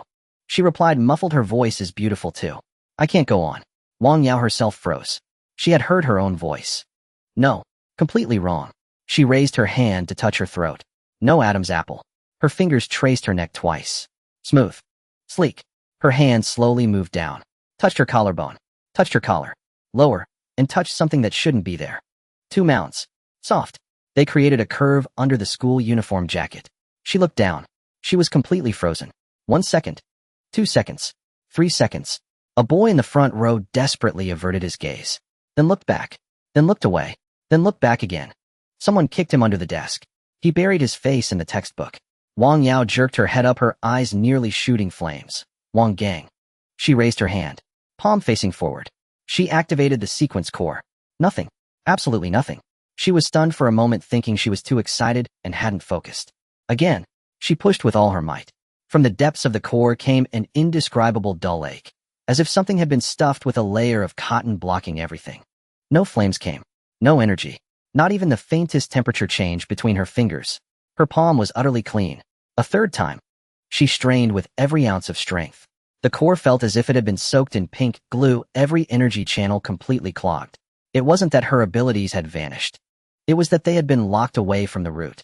Wang Yao stared intently at her own palms, smooth, pale, and delicately soft. She clenched her perfectly aligned pearly white teeth, a flash of wild determination flaring in her eyes as she strained once more to activate the sequence core within her body. Nothing. Utterly empty. The searing volatile fire energy that had once been capable of melting steel on contact now felt as though it had been forcibly injected with a ton of viscous pink polymer. Trapped, sealed tight beneath an impossibly thick, domineering layer of rosy substance, like a mummy bound in suffocating silk. Immovable. Unyielding. Not even the bone-shattering blazing thread could be summoned, let alone a single spark to light a cigarette. The entire class had witnessed the bizarre spectacle. Even TB, the stoic boy who moments earlier had been steeling himself mentally, while surreptitiously glancing at Wang Yao's dazzling alabaster clavicle finally wrenched his gaze away from that snowy expanse. Wait, her ability is gone. What do you mean, gone? An rank pyrokinetic doesn't just vanish. Even unplugging a reactor isn't this fast. A boy in the back row shot up from his seat, pointing straight at Wang Gang. He doesn't just change people's gender, he can forcibly seal abilities. Instantly, those words struck every boy's nervous system like a live high-voltage rebar, sudden, brutal, and utterly paralyzing. Until now, everyone's attention had been riveted solely on the spectacle of a macho tough guy transformed into a peerless beauty. Most had assumed turning female was temporary. Endure it for 3 days, suffer some social humiliation, maybe skip school, and binge games at home. But sealing an ability that existed on an entirely different plane. An ranked sequence user, nearly invincible among peers, had been reduced to 0 in a single strike. And the weapon? A pink glass marble, so cheap and unremarkable that no one would pick it up off the street, not even for 5 mao. No incantation, no wind-up, just a flick and flight. From the indomitable brother Yao to the heart-racing sister Yao, under 2 seconds. All 32 students, whether mocking or merely spectating, froze in unison. A fine icy sheen of sweat instantly broke out across every forehead. What if that pink bioweapon had struck me? Several boys instinctively squeezed their legs together, hands clamped hard over their groins, eyes wide with alien terror. Meanwhile, Zhao Taiju leaned back in his chair, leisurely crossing his legs. He had waited. Ever since the day he'd been humiliated by Wang Yao and her gang in the Awakening Hall, ever since the whole school had mocked feminization as a grotesque joke. He'd waited for this exact moment. Their petrified silence, their utter inability to utter even a whisper. Exhilarating, Zhao Taiju roared inwardly. Beside the podium, Wang Yao hovered on the edge of collapse. Her oversized male-style uniform jacket hung loosely from her slender arms, revealing half a smooth, rounded shoulder. Her hand remained raised, high palm thrust forward toward Wang Gang, frozen mid-gesture in a ferocious, dominion-seizing stance meant to incinerate all before her. Alas, the effect was devastatingly absurd. A beautiful girl, hair cascading to her clavicle, chest straining the fabric of her uniform with dangerously alluring, curved skin, luminous as polished jade, eyes rimmed faintly red with agitation, brandished empty hands in furious, ineffectual gestures. Where was the menace? There was none. Only coquettish fury. Your ability has been sealed by me. No use exhausting yourself. It lasts 7 days. This time it's a VIP upgrade, more durable than last time. 7 days, eh? Wang Yao's voice shot up sharp and crystalline. Hadn't campus rumors claimed teacher Qin's transformation lasted only 3 days? Why had hers been doubled, tripled? You damn. Rage shook her entire frame. The curse barely escaped her lips before Wang Gang moved. He didn't reach for another ghostly pink marble. No ripple of sequence energy stirred around him. He simply rose from his seat, natural, unhurried, and stepped forward, twisting his waist before delivering a clean, precise punch. Thud. No flashy light, no shimmering aura, just raw, unadorned impact, a heavy gust of air preceding the blow as it landed squarely in Wang Yao's soft, flat abdomen. The force was measured, enough to avoid internal injury, yet calibrated to deliver a deep, gut-wrenching ache that would bring up last night's dinner and its acidic aftertaste. Ugh! A stifled cry tore from Wang Yao's throat as her upper body curled inward like a boiled shrimp seized by agony. No skill clash. No tactical evasion. Before she could draw breath, Wang Gang struck again, expressionless, relentless. Thud! This blow crashed onto her delicate, rounded shoulder. She staggered backward, 2 steps, a vivid red bruise blooming instantly on her porcelain skin. Off balance, her slender, willowy lower back slammed hard against the metal edge of the lectern. That day in the Awakening Hall, you hurled fireballs at me.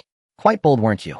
Wang Gang's gaze remained cold and detached as he advanced another step. Wang Yao paled, mind blank with panic, reflexively raising both hands before her face to block. But there was no familiar flame shield now, no iron-hard muscle forged through years of discipline. Only 2 slender, dainty, pristine hands, the kind belonging to a pop idol. Her arms were so fine they seemed breakable with a twist, a fragile membrane of flesh and bone against Wang Gang's fist. Thud! The third strike landed without mercy, directly upon her crossed forearms. The shockwave sent her toppling backward, her spine slammed violently against the blackboard with a hollow, resonant thunk. Half a dozen magnetic clips rattled loose from the board, flying like shrapnel and clattering across the floor. That day, Su Wanqing stepped in front of me to take your attack. I've wanted to deal with you ever since. A deathly hush fell over the classroom. broken only by the collective involuntary gasps of 32 stunned youths. 10 seconds ago, Wang Yao had been a top 3 combatant, and a rank pyrokinetic whose mere presence drew deference and cigarettes wherever she walked, arrogance incarnate. Now she slumped against the blackboard, her male uniform jacket half slipped down her arms, long hair clinging damply to her sweat-slicked cheeks. Tears glistened at the corners of her eyes, beaten into submission by a boy universally branded in frank failure. Hands braced against the board, she forced herself upright, humiliation, fury, and pain swirling into a toxic storm. She bit down hard on her lower lip until it bled, eyes burning crimson, not just from pain, but from unbearable shame. At this moment, she would rather be crushed 300 times beneath a stone-hide beast the size of a dump truck in a dimensional rift than stand here, vulnerable, tearful chest heaving provocatively, dispensing unintentional fan service to 30-odd teenage boys in full hormonal bloom. Wang Gang, you'll pay for this. Her voice trembled uncontrollably, the once honeyed timbre now fraying with raw, unbidden sobs. And a rank awakened, a vision of ethereal beauty, threatening tears streaming down her cheeks. Together these elements formed a psychic assault, rivaling a forbidden mental domain spell. A boy seated in the front row gripped his own thigh so tightly his fingers left deep purple bruises, desperate to suppress the urge to rush forward and offer comfort. He clutched his head in anguish, tears welling, mentally slapping himself savagely. Damn. That was Brother Yao, the ultimate man. Yet my only thought right now is to hand her a jasmine-scented wet wipe. Just as suffocating awkwardness and electric tension reached their peak, Wang Gang, a thunderous, authoritative bellow erupted at the classroom door. Teacher Chen stood breathlessly in the doorway, wiping hot, greasy sweat from his brow with the back of his hand. A minute earlier, a student had tumbled into the faculty office screaming, "It's happening! Fight in class!" Teacher Chen had bolted, heart hammering, his beady eyes scanning the room's wreckage in an instant. Before the blackboard, Wang Yao, hair disheveled, eyes bloodshot, and glistening, her male uniform draped indecently, radiating a heartbreaking blend of sensuality and despair. Across the room, Wang Gang sat calmly in his seat, idly flipping to page 7 of his textbook. For a full second, even this seasoned educator's brain short-circuited. "Teacher Chen," Wang Yao cried out before her mind caught up, voice laced with 3 parts grievance, 3 parts mortification, and 4 parts accusation. A single glistening tear welled and spilled, perfectly embodying the fragile, bullied high school girl executed with Oscar-worthy precision. Teacher Chen blinked, first at the trembling, tear-streaked Wang Yao, then at the impassive, immovable Wang Gang. In the span of a nanosecond, too brief for conscious thought, his mind weighed them both upon an invisible scale. Wang Yao, a rank pyrokinetic, a rising star, wealthy family, quintessential Star City heir. Wang Gang, grandson personally acknowledged by Principal Zhou, whose dignity he'd willingly sacrificed in the office to claim him. A strategic-level human weapon capable of gender transformation and instantaneous ability suppression, and the sole zero-loss energy refinery, on campus achieving 100 absorption efficiency from even substandard beast cores. Snap! The scale didn't tilt, it shattered outright under Wang Gang's side, leaving not a splinter behind. Whose side to take?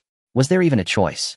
Teacher Chen instantly composed his pedagogical visage, clasped his hands behind his back, and cleared his throat with theatrical gravity. "Wang Yao, what are you shouting for?" His tone was solemn, paternal, utterly unwavering. Even his eyelids didn't flicker. "Sparring between classmates, building camaraderie, honing practical combat skills, is perfectly normal, even commendable. Wang Gang was helping you strengthen your resilience." Wang Yao's eyes widened, tears forgotten. "But sir, he turned me female, sealed my ability, and beat me, again." Teacher Chen cut her off without hesitation, voice booming, arms sweeping toward her chest in stern rebuke. "Look at you now, disheveled, bare shoulders exposed, sloppy and unbecoming. Where is the poise of a class honor student? Pull your uniform together immediately and return to your seat to reflect." Teacher Chen wrapped up the commotion at the blackboard, forcibly labeling it as a friendly resilience training session among classmates.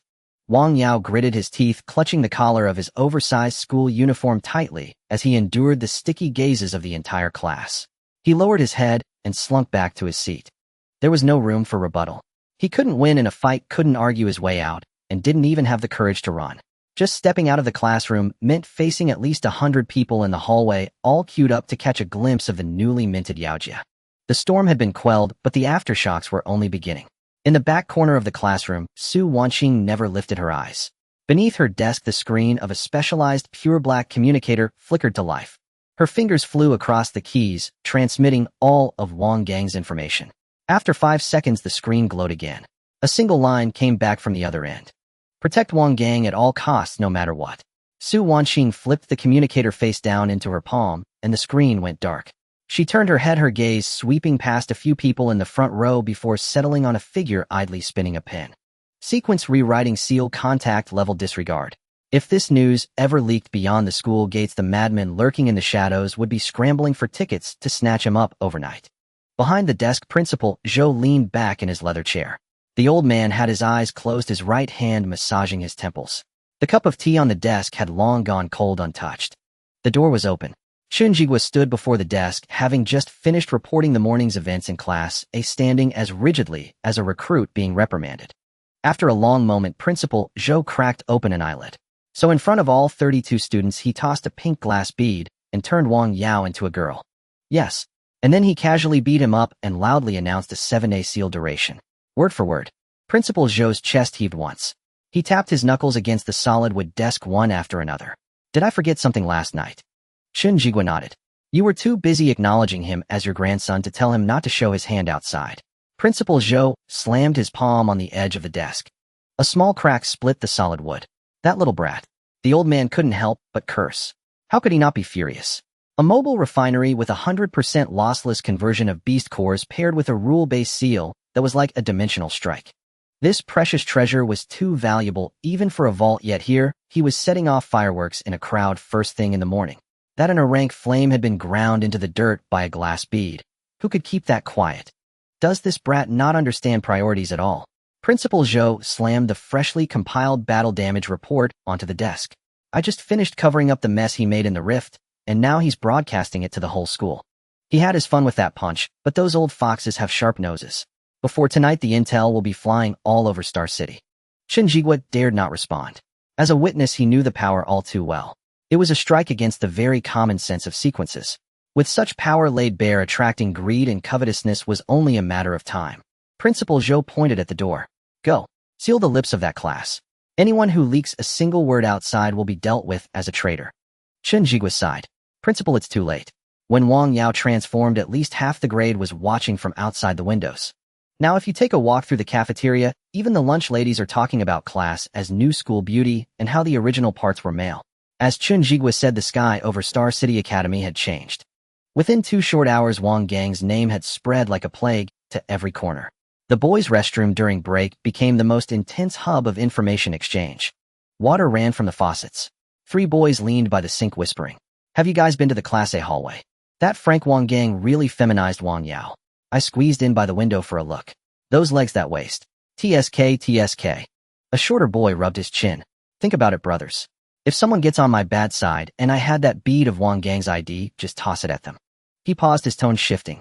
Hit them, and the enemy becomes a stunning beauty, completely helpless. Then I tie her up and take her back to the dorm alone together.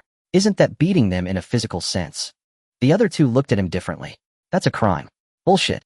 The original was male. How does the law define that? The shorter boy grew more excited. If you can't beat them, join them. If you can beat them, toy with them. This ability isn't frank, it's the ultimate male fantasy. Win without bloodshed, strike at their weak spot. The sound of a toilet flushing came from a nearby stall. Li Hao pushed the door open, catching the last half of the sentence. His face darkened as he walked past the 3 from behind to the sink and turned on the tap. The 3 fell silent. Everyone knew Li Hao was one of the first victims. Li Hao grabbed a paper towel to dry his hands, preparing to leave. The boy with glasses at the far end of the sink stared at Li Hao's back, swallowed, and muttered under his breath. Actually, when Li Hao turned into a woman last time, he looked pretty good too. I even have his WeChat. I wonder if Wang Gang's beads are for sale. I want one to toss into his bed.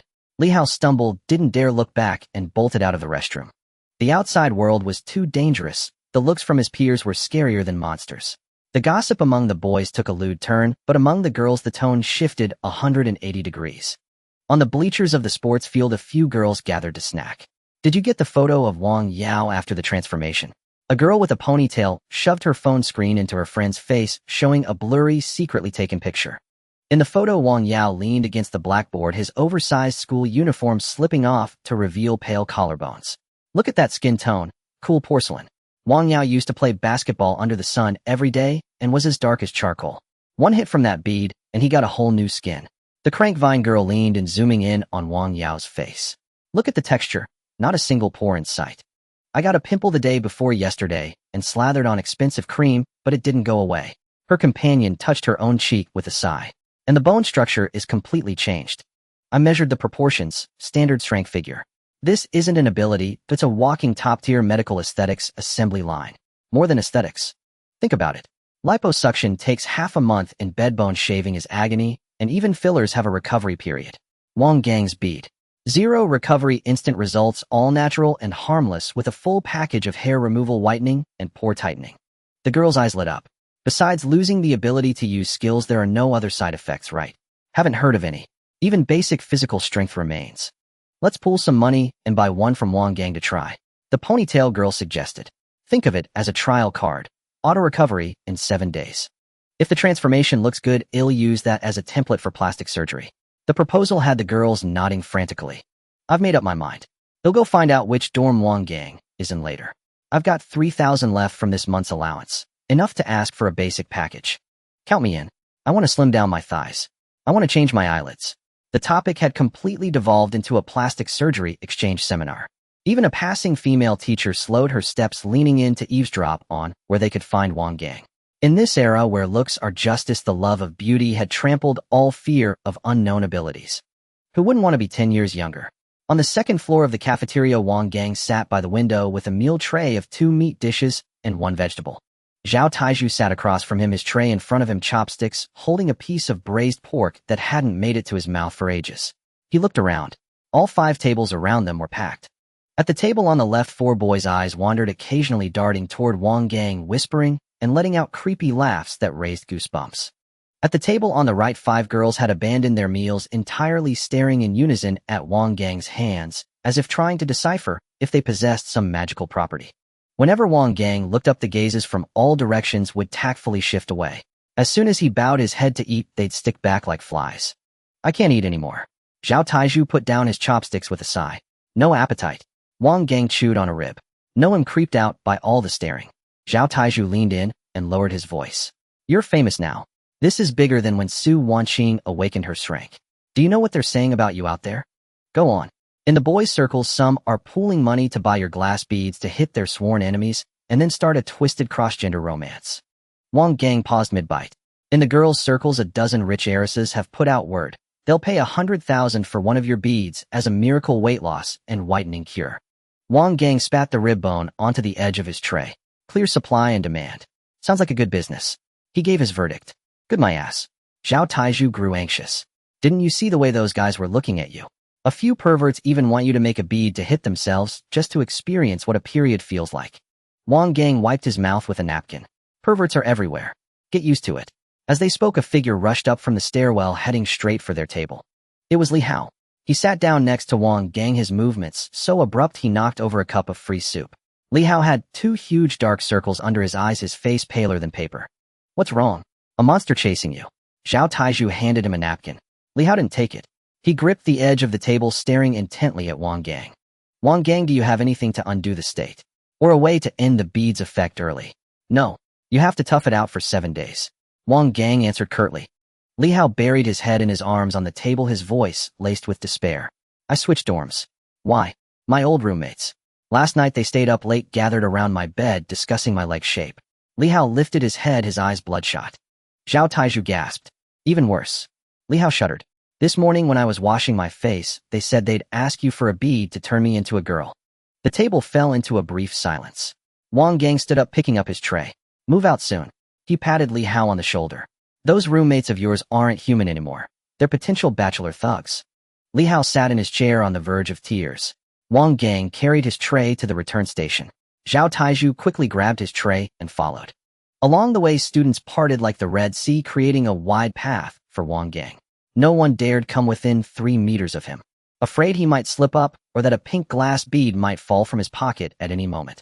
The most absurd situation in the history of Star City Sequence Academy had taken shape. A student whose file read Frank had become the demon god in the eyes of the school's boys and the living goddess of mercy in the eyes of the girls. Zhao Taiyi's phone kept vibrating all the way back to the dormitory. When he pulled it out and glanced at it, WeChat was flooded with friend requests, each note more varied than the last. Hey classmate, I'm looking to buy a glass bead. Price is negotiable. Broju, are you selling that special effect pill like Wang Yao's? I want to hit my rival with one. I want to buy a glass bead. He'll pay any price. Zhao Taiju swallowed hard and held the screen up to Wang Gang's face. See, these people have gone crazy.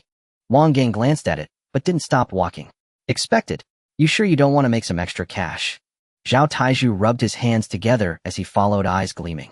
The principal promised to cover your training resources, but what about daily expenses? Your stone eats 3 pounds of ribs a meal, and Lizard's sister is picky, only fresh beef.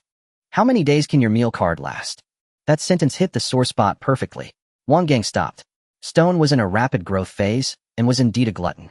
Plus, with Lizard Girl's fiery temper, if the food wasn't to her liking, her tail would whip the walls until dust rained down. Though he had acknowledged a cheap grandfather without money, he couldn't move an inch. How do we sell it? Wang Gang turned to ask. Zhao Taiju perked up, pulling Wang Gang to a corner of the tree-leaned path, lowering his voice like a thief. Just now a rich woman in the group offered 100,000. That's inflated. She might not actually pay up. And if we price it too high, it'll attract attention from above, get labeled as illegal fundraising or smuggling controlled contraband. In my opinion, we go the common route. What price? Zhao Taiju held up one finger. 1,000, take it or leave it. He began analyzing the market. $1,000, students can grit their teeth and afford it. Guys buy it for pranks without hesitation. Girls see it as a steal for a medical beauty card. The key is your ability lasts 7 days, right? Wang Gang nodded. After 7 days, the truth comes out. What's that called? It's called cyclical demand. Once the 7-day trial card expires, it's hard to go back to frugality. Those girls who've tasted flawless pale skin and perfect figures will definitely come back for more. We're building a long-term subscription service. The fatty's business acumen was practically glowing at that moment. Wang Gang did a quick cost calculation. Glass marbles from the convenience store cost 5 yuan a pack, 100 per pack.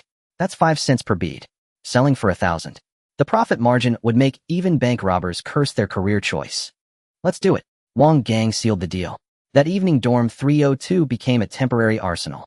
Zhao Taiju bought 2 large bags of glass marbles from a shop off campus, dumping them into a basin with a clatter. Wang Gang sat on a small stool, plunging both hands into the basin. Sequence energy flowed. Now promoted to Sequence 2, the output of pink energy was not only plentiful, but also very stable. In just 5 minutes, most of the basin of ordinary glass beads transformed into magical artifacts glowing with a warm pink light. The entire dorm was bathed in an ambience like a themed love hotel. Zhao Tieju, wearing sunglasses, scribbled on a cardboard sign with a marker. He took photos, posted on the dark web campus trading board, and hit publish with one click. Wang Yao's special magic marbles, limited time and limited quantity sale. Perfect tool for medical beauty, plastic surgery, revenge, or resolving roommate conflicts. Uniform price 1,000 yuan. First come, first served. Within 2 minutes of the post going live, there was a knock at the dorm door. When it opened, the hallway was packed with over a dozen people, all girls. Leading them was Lily, the grapevine girl, usually quiet, but now with bloodshot eyes. Tieju, I want to. Should I scan the code or transfer? Zhao Taiju was startled by the crowd and quickly pulled out his payment QR code. Ding. WeChat payment received, 2,000 yuan. Lily grabbed 2 pink marbles, her hands trembling. Her companion tugged at her. Why buy 2? 1 for the waist, 1 for the leg. Double the effect for safety. She carefully tucked the beads into a velvet pouch and ran off without looking back. The scene began to spiral out of control. Don't push. I want 1. My closed comedones are terrible. Give me 3.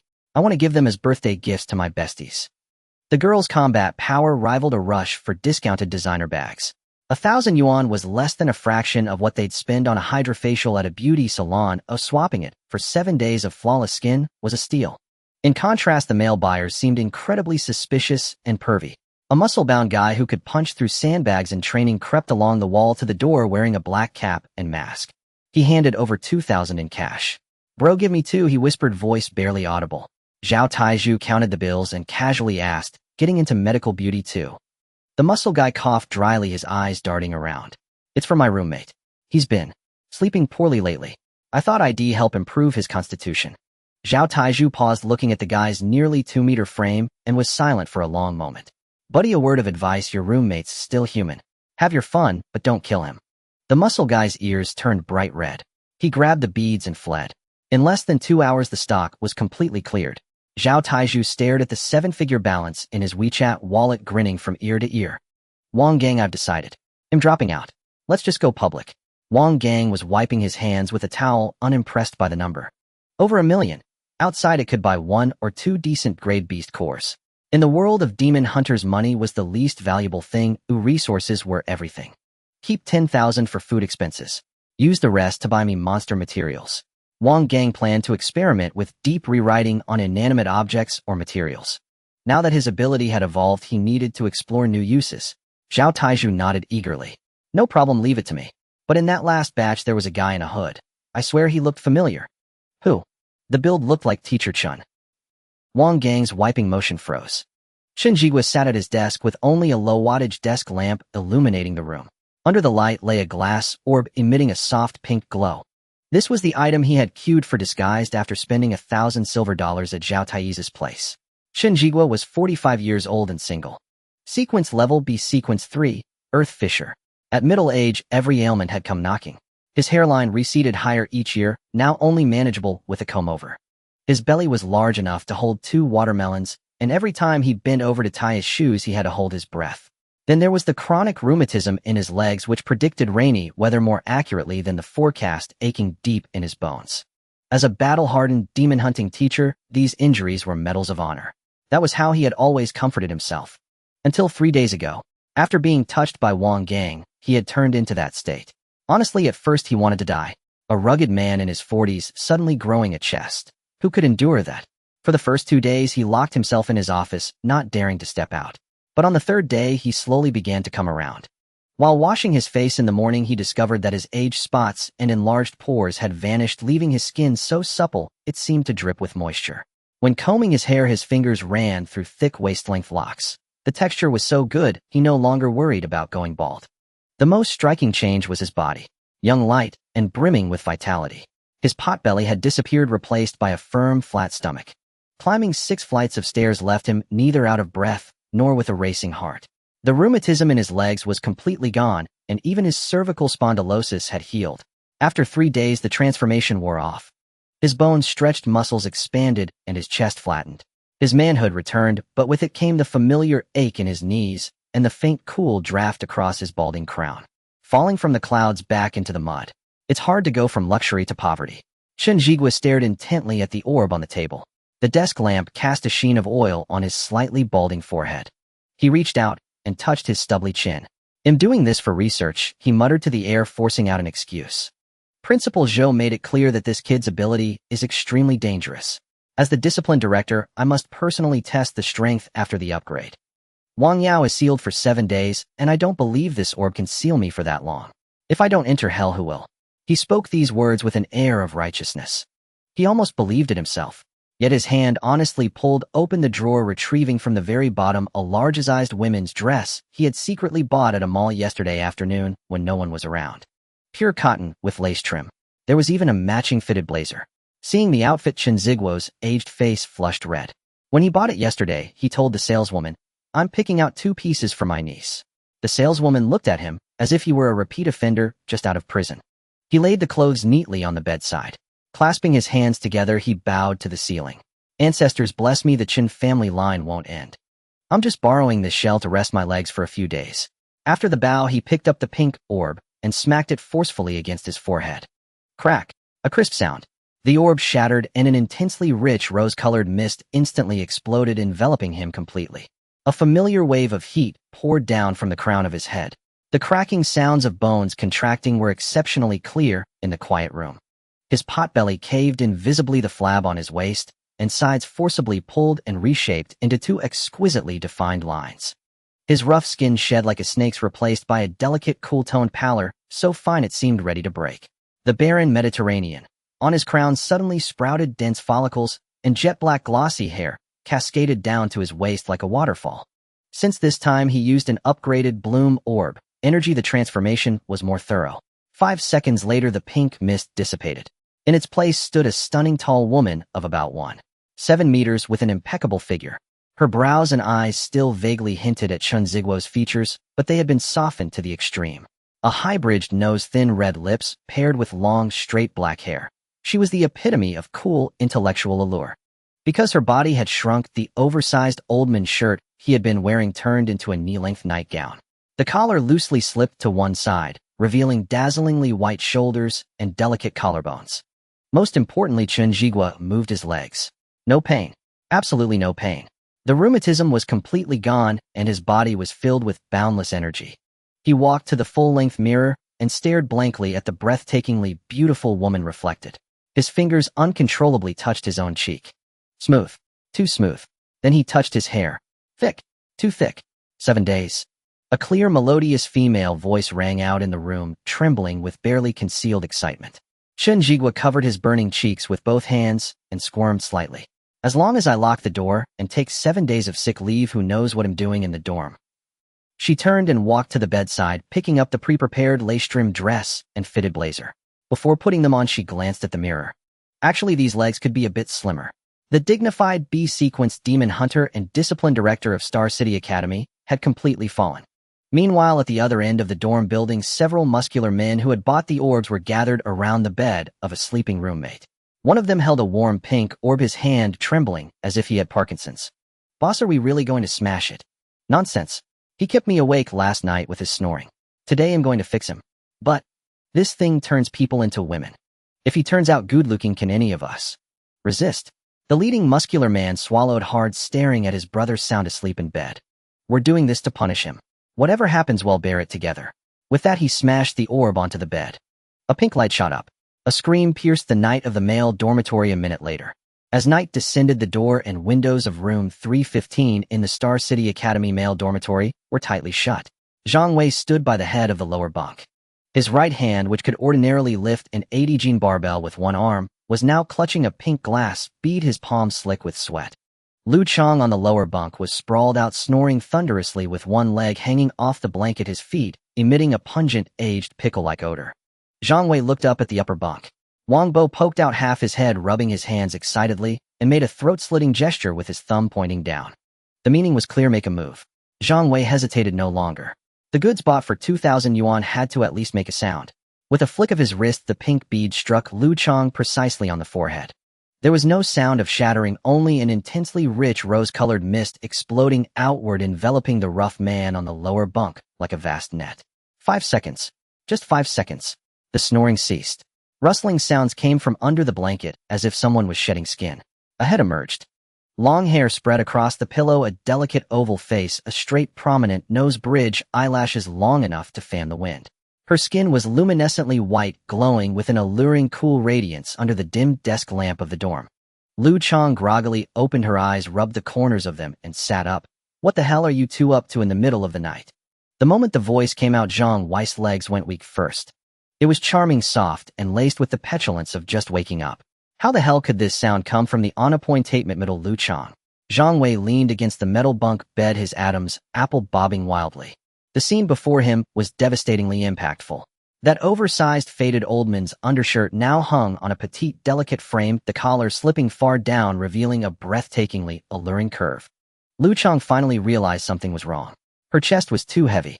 Looking down, 2 buttons on the oldman's undershirt had popped open. A piercing, ear-splitting scream tore through the night on the 3rd floor. Zhang Wei, you bastard. What did you do to me? Lu Chang jumped off the bed, both hands clutching her chest protectively, her eyes wide as saucers. Zhang Wei swallowed hard and took a step forward. Xiangzi no Qiangmei. Don't freak out. I just thought you've been single for 18 years, never even touched a woman's hand, so I wanted to let you experience this kind of joy firsthand. Experience my ass. Lu Chang turned to grab the thermos on the table, ready to hurl it. Zhang Wei was quick, he grabbed her wrist. The difference in strength was immense. Lu Chang, who could usually hold his own on the basketball court, now had the strength of a grade schooler who skipped breakfast, easily pinned down. Qiangmei, don't be mad. Zhang Wei's gaze shifted, his breathing heavy as he leaned in closer. Look how gorgeous you are now. As the saying goes, good fortune shouldn't flow to outsiders. Let me borrow you for a week and I promise to return your brother intact next week, deal? Wang Bo leaned out from the upper bunk to add the terms. Wei Ji, remember, sharing is caring. You get Monday, Wednesday, Friday. I get Tuesday, Thursday, Saturday, Sunday. We let him rest on his own. Lu Chang trembled with rage. These 2 bastards hadn't just thought of this on a whim. This was premeditated. Tears of humiliation welled up in her eyes. Biting her lower lip, she pointed at Zhang Wei's nose and cursed. I treated you like a brother, and you want to sleep with me. Her pitiful appearance captivated Zhang Wei and Wang Bo, their eyes glued to her. Just as Zhang Wei was about to reach out and test the feel of her skin, Lu Chang's free hand quietly slid under the pillow. Did they really think she had no backup plan? She was also among those who had queued up to buy from Zhao Taiju tonight. She had originally kept it to deal with the rival from the class next door, but there was no need to wait any longer. With a flick of her wrist, go to hell. The pink bead splattered onto Zhang Wei's face. Mist spread. Zhang Wei still held onto Lu Chang's wrist. In an instant, the 1.9-meter muscular man shrank, his waistline tapered in, and his broad, thick chest became an undeniable obstruction. A pair of long, slender legs stepped into slippers. A high ponytail, a cool and elegant face. Zhang Wei looked down at his own transformation. He was stunned. Lu Chang shook off his hand, stepped back, and sneered. Think you're the only ones who can play. I bought this stuff to guard against beasts like you who think with their lower halves. Wang Bo on the upper bunk was dumbfounded. Beneath the bed stood two stunning beauties, one charmingly soft and cute, the other coolly tall and elegant. Before he could even beg for mercy, two beads flew up one after another, hitting him square on the forehead. 10 minutes later, in room 315, three girls sat on three beds staring at each other wide-eyed. Xiangzi, you were too harsh just now. Well, I think I tweaked my waist. Zhang Wei tugged at the hem of his undershirt. Don't call me Xiangzi. Lu Chang pressed her legs together tightly. Your look just now disgusts me. It's just new, that's all. Zhang Wei touched her own long legs and sighed. But gotta say, my leg shape is way better than the class bells. The male dorm had gone completely insane. And it wasn't just room 315. Zooming out, the entire third-floor dormitory corridor was a riot of chaos. The thunderous sound of kick-it-in doors echoed one after another. A hot girl with waist-length hair, wearing only men's briefs, scrambled out of a dorm. Oldly, stop chasing me. I knew something was up with the way you looked at me yesterday, you pervert. Another one chased after her, wielding a mop. Old Zhao, don't run. Let your bro enjoy that fair skin of yours. We're tight. Pink light flashed consecutively in the bathroom. Some mutually trapped each other, some used sparring as an excuse for physical feminization. The usual bros who had each other's backs were now holding glass beads, initiating an epic dorm-wide mutual harm session. The next morning, sunlight streamed into the Class A classroom. Wang Gang, holding a bag of soy milk from the cafeteria and chewing on a meat bun, pushed open the back door. Zhao Taiju followed right behind him, head down, tapping on a calculator to tally last night's earnings, his 200 frame jiggling with laughter. Wang Gang stepped into the classroom and stopped. Zhao Taiju, unable to break in time, banged his forehead into Wang Gang's back, hissing in pain. WHYD, you stop, Gang G. Zhao Taiju rubbed his nose and leaned forward to look. The sight made his legs freeze. Class A had a full roster of 36. For girls, 32 boys. But looking around, the classroom was filled with a flurry of beauties. 36 girls. No crew cuts, no buzz cuts, not a trace of yesterday's fermented sweat smell. All he saw were flowing shoulder-length hair, pigtails, and chin-length bobs. The oversized male school uniforms were stretched askew by all kinds of exaggerated curves. The impact of this scene was like a visual nuclear explosion in the brain. In the first row, the former unappointed 5-meter shot put throwing burly black sports rep. Now sporting a Neza bun, she was holding a small mirror and licking her finger to smooth her bangs, complaining in a voice like a warbler about not sleeping well and having dark circles. In the second row, two boys who had been fighting bloody over a sparring spot just yesterday. One with big waves, the other with a short sheet cut. Now they were huddled together, passionately discussing which brand of hand cream absorbed fastest. The most absurd was in the third row. The defense-type giant known as the Iron Wall had turned into a pure, innocent flower. Her school uniform was too big, the collar constantly slipping down, forcing her to keep pulling it up. Her deskmate was a cool, aloof beauty whose wandering hand kept pinching the little white flower's thigh. When the little white flower cursed, it came out as a soft, spoiled whine. These rough men still had some shame before transforming, but afterwards they completely let loose, their dignity shattered. Wang Yao, who had been the stunning standout yesterday, sat in her seat, her eyes vacant. She used to be the only scenery, but now she was surrounded on all sides by top-tier girls. Her beauty barrier had been completely crushed by this scaled, mass-produced gorgeousness, making her utterly ordinary. Wang Gang swallowed his last bite of bun, walked to the back corner, sat down, and knocked on the desk. So, you all had an eventful night. The clamor in the classroom like a market ceased instantly. Then aggrieved accusations nearly blew the roof off. Wang Gang, your beads effect is too strong. The sports rep complained tearfully. That bastard on the upper bunk hit me with the bead in the middle of the night. When I woke up, he asked if I wanted to be his girlfriend. I threw my wash basin right on his head. Exactly.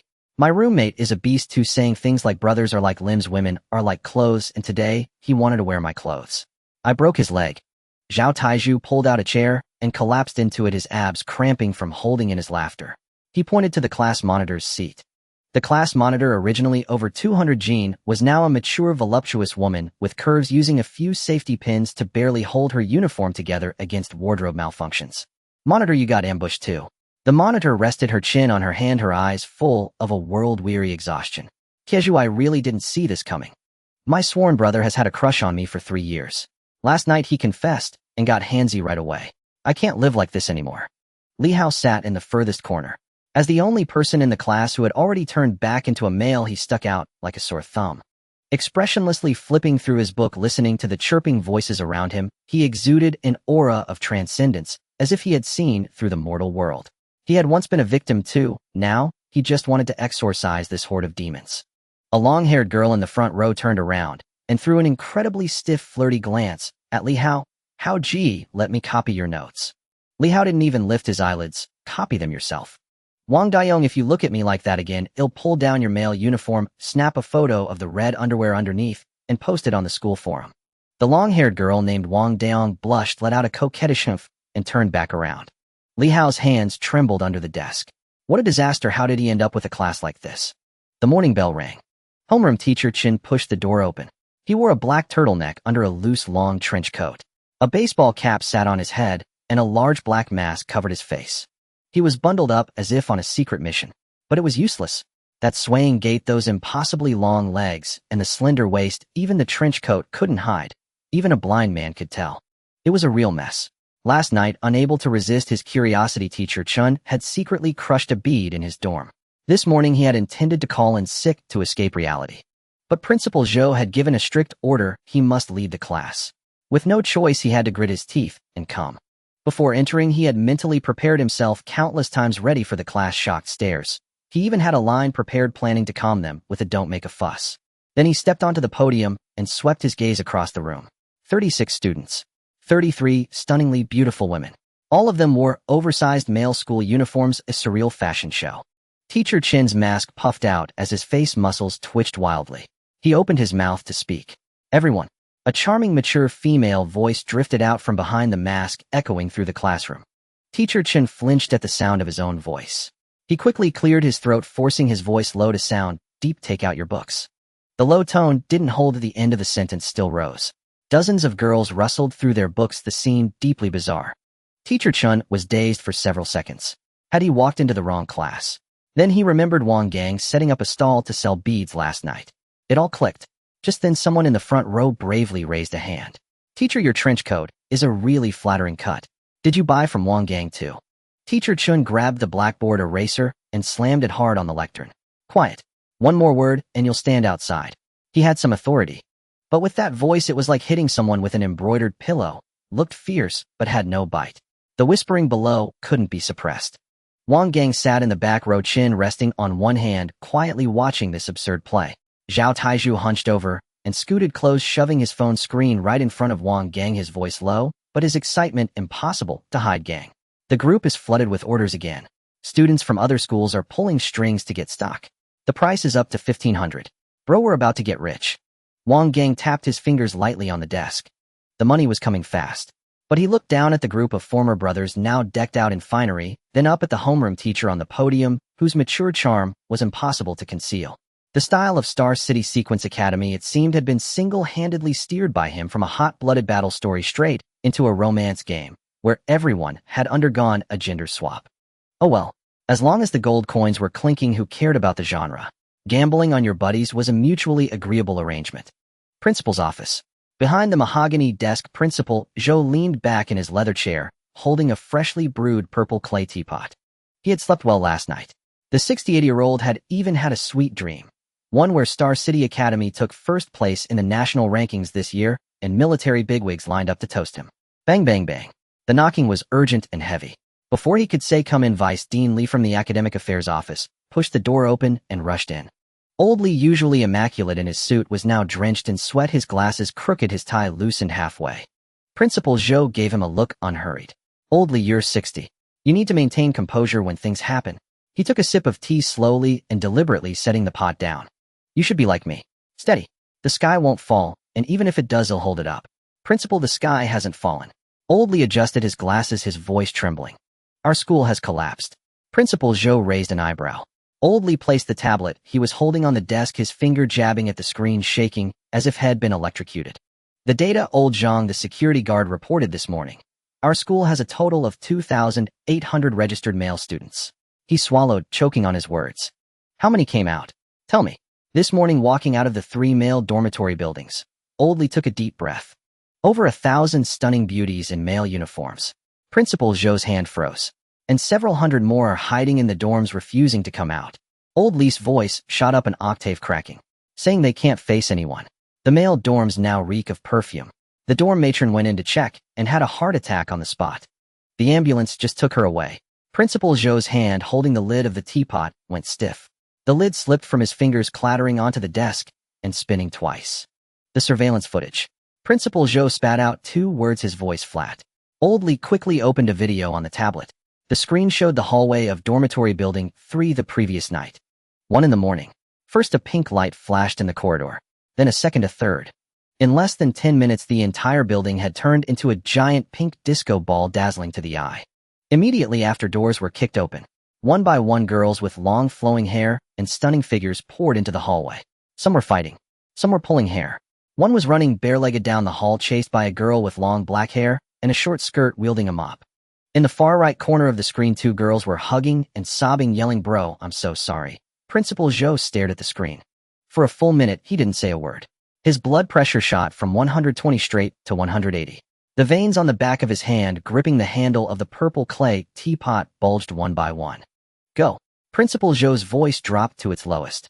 Bring Chen Jigua here. He's the homeroom teacher for Class A and the dean of students. He can't not know about this. Old Lee wiped his sweat. Dean Chen didn't check in this morning. I heard he went straight to class. They'll go get him now. With that, he scurried off. 5 minutes later, the sound of high heels clicking on the floor tiles came from the hallway outside the principal's office. Click, click, click. The rhythm was strong, the presence imposing. Old Lee pushed the door open and stepped aside. A tall woman walked in. A baseball cap, a black mask, a long trench coat over a black turtleneck paired with tight leggings and black low-heeled boots. Her figure was striking. Bundled up as she was, it didn't matter. The mature aura she exuded as she walked was undeniable. The hem of her coat, swaying gently with each step. Principal Zhou frowned. What's Old Lee doing? I told him to get Chen Jigua, and he brings a female teacher. And he had no memory of this teacher at all. Which teaching group are you from? Principal Zhou asked in a deep voice. The woman walked to the front of the desk and stopped. First, she took off the baseball cap. A cascade of glossy black hair spilled down like a waterfall. Then she extended a fair, slender hand and slowly pulled down the mask, revealing a cool, intellectual face. A tear mole at the corner of her eye added a touch of seductive charm. Principal, it's me. For words. A clear, crisp voice tinged with a hint of guilt. Principal Zhou's hand holding his teacup froze in midair. Old Lee stood nearby, staring intently at the chandelier on the ceiling, his legs shaking like a sieve. Those features. That distance between the brows and eyes. The line of that nose.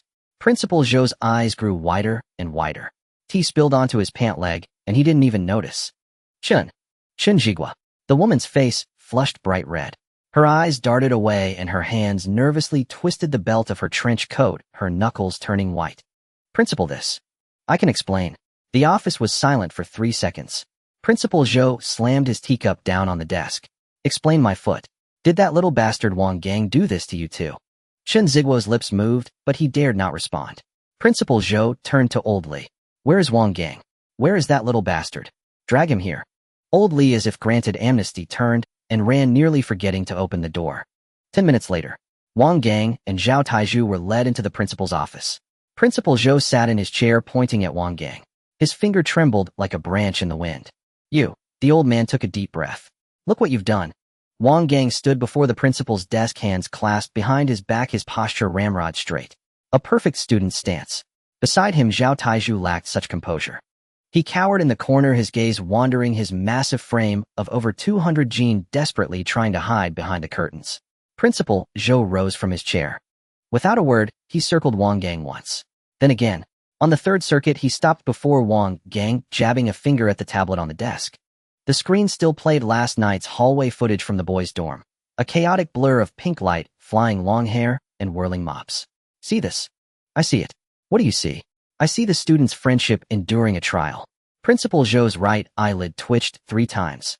Standing nearby, Teacher Chun, or more precisely Teacher Chin's elegant female form, covered her mouth with her trench coat sleeve. It wasn't a cough. She was stifling a laugh. Friendship. Principal Zhou's voice rose half a tone. You call that friendship? One chasing another down the hallway, shouting, "Bro, let me touch you." And you call that friendship? That's called being close. Principal Zhou set his teacup down on the desk. He set it down hard. Tea splashed out. Wang Gang. Yes. Let me ask you, how many beads did you sell last night? Wang Gang glanced at Zhao Taizhu. Zhao Taizhu scrolled through his phone memo, his voice barely a whisper, over 1,000. Principal Zhou braced his hands on the desk edge, his nails digging into the wood. Over 1,000. He repeated the number. All the male students in this school transformed overnight. Plus the chain reaction of mutual ambushes. Oldly, how many have been affected now? Oldly pulled out a statistics sheet, his throat tight. As of 8 this morning, confirmed transformed male students. 1,347. 1,003. Plus over 400 not yet counted who haven't left the dorms. Conservative estimate around 1,800. The office fell silent for 2 seconds. Principal Zhou turned back to stare at Wang Gang. His gaze was layered. Anger, helplessness, and a profound regret for ever acknowledging this rascal as his grandson. Now my entire school, 1,800 boys, all turned into girls. The playground is full of stunning beauties in male uniforms jogging at dawn. The uncle at the cafeteria window, seeing a line full of girls, shook his ladle so hard, he spilled braised pork all over the floor. The PE teacher called roll this morning. The first here was a delicate female voice, the second the same, and by the 10th his blood pressure spiked, and he squatted on the ground. Wang Gang nodded earnestly. It's indeed quite serious. How dare you say it's serious? Principal Zhou slammed his hand on the desk. 1,800. Do you know when these people will change back? 3 days. Just as Principal Zhou was about to retort, Wang Gang added. Oh no. 7 days. Principal Zhou's mouth hung open. That was before. Wang Gang extended his right hand palm up. A pink glow emanated from his palm. Different from before. The previous pink light was soft and diffuse like a nightlight. Now the glow was more than twice as intense, the color shifting from pale pink to rose with faint flowing runes visible within the radiance. The office temperature didn't change, but everyone, including Zhao Taizhu slouched in the corner, felt the hairs on their napes stand on end. Last night, I absorbed all the beast cores the old man gave me. Container full. Sequence 1 ascends to Sequence 2, feminization ability evolves. Sequence 2, feminization reversal. Duration extended from 3 days to 7. The air in the office froze for a beat. Principal Zhou sank back into his chair, his movement half a second slower than usual. You said, Sequence 2. Principal Zhou looked at Wang Gang, his expression undergoing a spectacular series of shifts. First shock. Then a brief flicker of relief. After all, this was his self-proclaimed grandson, and rapid advancement showed promise. But relief was swiftly overtaken by anger. What good was advancement? His first act after leveling up was to turn the entire male student body into girls. 7 days. Principal Zhou repeated. 7 days. Meaning for the next entire week, nearly 2,000 boys in my school have to attend classes, eat, and train in women's bodies. Wang Gang thought for a moment. In theory, yes. In theory. In practice, it might be livelier. Some people bought beads and haven't used them yet. They might still throw them today. Principal Zhou's mouth twitched. It wasn't a smile. It was a loss of facial muscle control. Zhao Taizhu weakly raised his hand from the corner. Principal, it's not all bad. Think about it. 7 days is longer than 3, which means Wang Gang's ability is stronger. That's good for the ranking tournament. Shut up. Zhao Taizhu's hand retracted. Principal Zhou massaged his temples for a long while. Next month's ranking tournament, the military will send observers. His voice dropped. Do you know what the military will see when they come? They'll see nearly 2,000 male students in our school, all turned into girls. Wang Gang didn't reply. Students at the Imperial Capital Sequence Academy practice martial arts tactics and coordinated operations. What does our school practice? Practicing how to turn roommates into girlfriends with pink beads. I certainly didn't teach that. But you sold the beads. Wang Gang nodded, admitting it readily. Principal Zhou slapped the desk, stood up, and walked to the window. Down on the playground, the morning jogging team was passing by. A dense crowd of people. all in male uniforms. But their running postures were bizarre. Some minced along with tiny steps, some clamped their arms tight afraid to swing them, some yanked at their waistbands every 2 steps. The PE teacher stood by the track, whistle in his mouth, but unblown, completely petrified. Principal Zhou watched for 30 seconds. He turned around. From now on, stop selling the beads. Already sold out, Zhao Taizhu murmured. Then stop making them. Fine. Wang Gang agreed too readily. Principal Zhou stared at him, sensing something amiss. Also, for the next 7 days you stay put. Don't touch anyone. There aren't many usable men left in this school. I need to preserve some seeds. Teacher Chen coughed from the side. Principal Zhou turned to look at her. After a second, Chen Jigui, you count as one too. Teacher Chen's face reddened above her mask all the way to her hairline. Principal, in my case, 7 days. Principal Zhou looked at Wang Gang. Wang Gang glanced at Teacher Chen. Teacher Chen, what time did you use the bead last night? Teacher Chen's voice was barely a thread. 11. Then you'll revert next Thursday. Teacher Chen closed her eyes. Principal Zhou sat back down, picked up his teacup, and found the water had gone cold. He set the cup aside, interlaced his fingers, and placed them on the desk. Let's talk business. He looked at Wang Gang. Sequence 2. What's the effect on demonic creatures? That's the right question. Wang Gang pulled out his phone from his pocket, flipped to a memo page, and handed it over. For rank monsters, the rewriting depth upgrades from full formatting to still full formatting, but faster. It used to take 3 seconds, now it only takes 1. Principal Zhou's eyelid twitched violently. 1 second. He knew well that even high-order psychic awakeners needed time to guide when completely brainwashing a low-rank monster. 1 second. How was that any different from flipping a switch? Before the principal could digest this, Wang Gang continued reading. For rank monsters, physical obedience remains unchanged, but emotional fluctuation suppression has been added. Simply put, it's like being halfway through a scolding and suddenly forgetting the words, forced into a mute state. Principal Zhou looked up. Have you tried it on the lizard? Tried it this morning. When she was cursing me out, her voice suddenly got stuck. Mouth open, but no sound came out. She was furious for a full 20 minutes. Zhao Taizhu added weakly from the corner. Reporting to the principal, she later expressed her dissatisfaction by whipping the floor with her tail. 6 tiles in training zone C have been scrapped and replaced this morning. Principal Zhou stared at the casual data on the phone memo, remaining silent for a long time. Finally, he handed the phone back. All right, just that one word, his voice somewhat heavy. Wang Gang put the phone into his pocket and waited quietly for him to continue. Principal Zhou picked up the cold tea again, didn't drink it, just turned the handle of the purple clay pot, seeming to ponder something. After a moment, he set it down. That bead.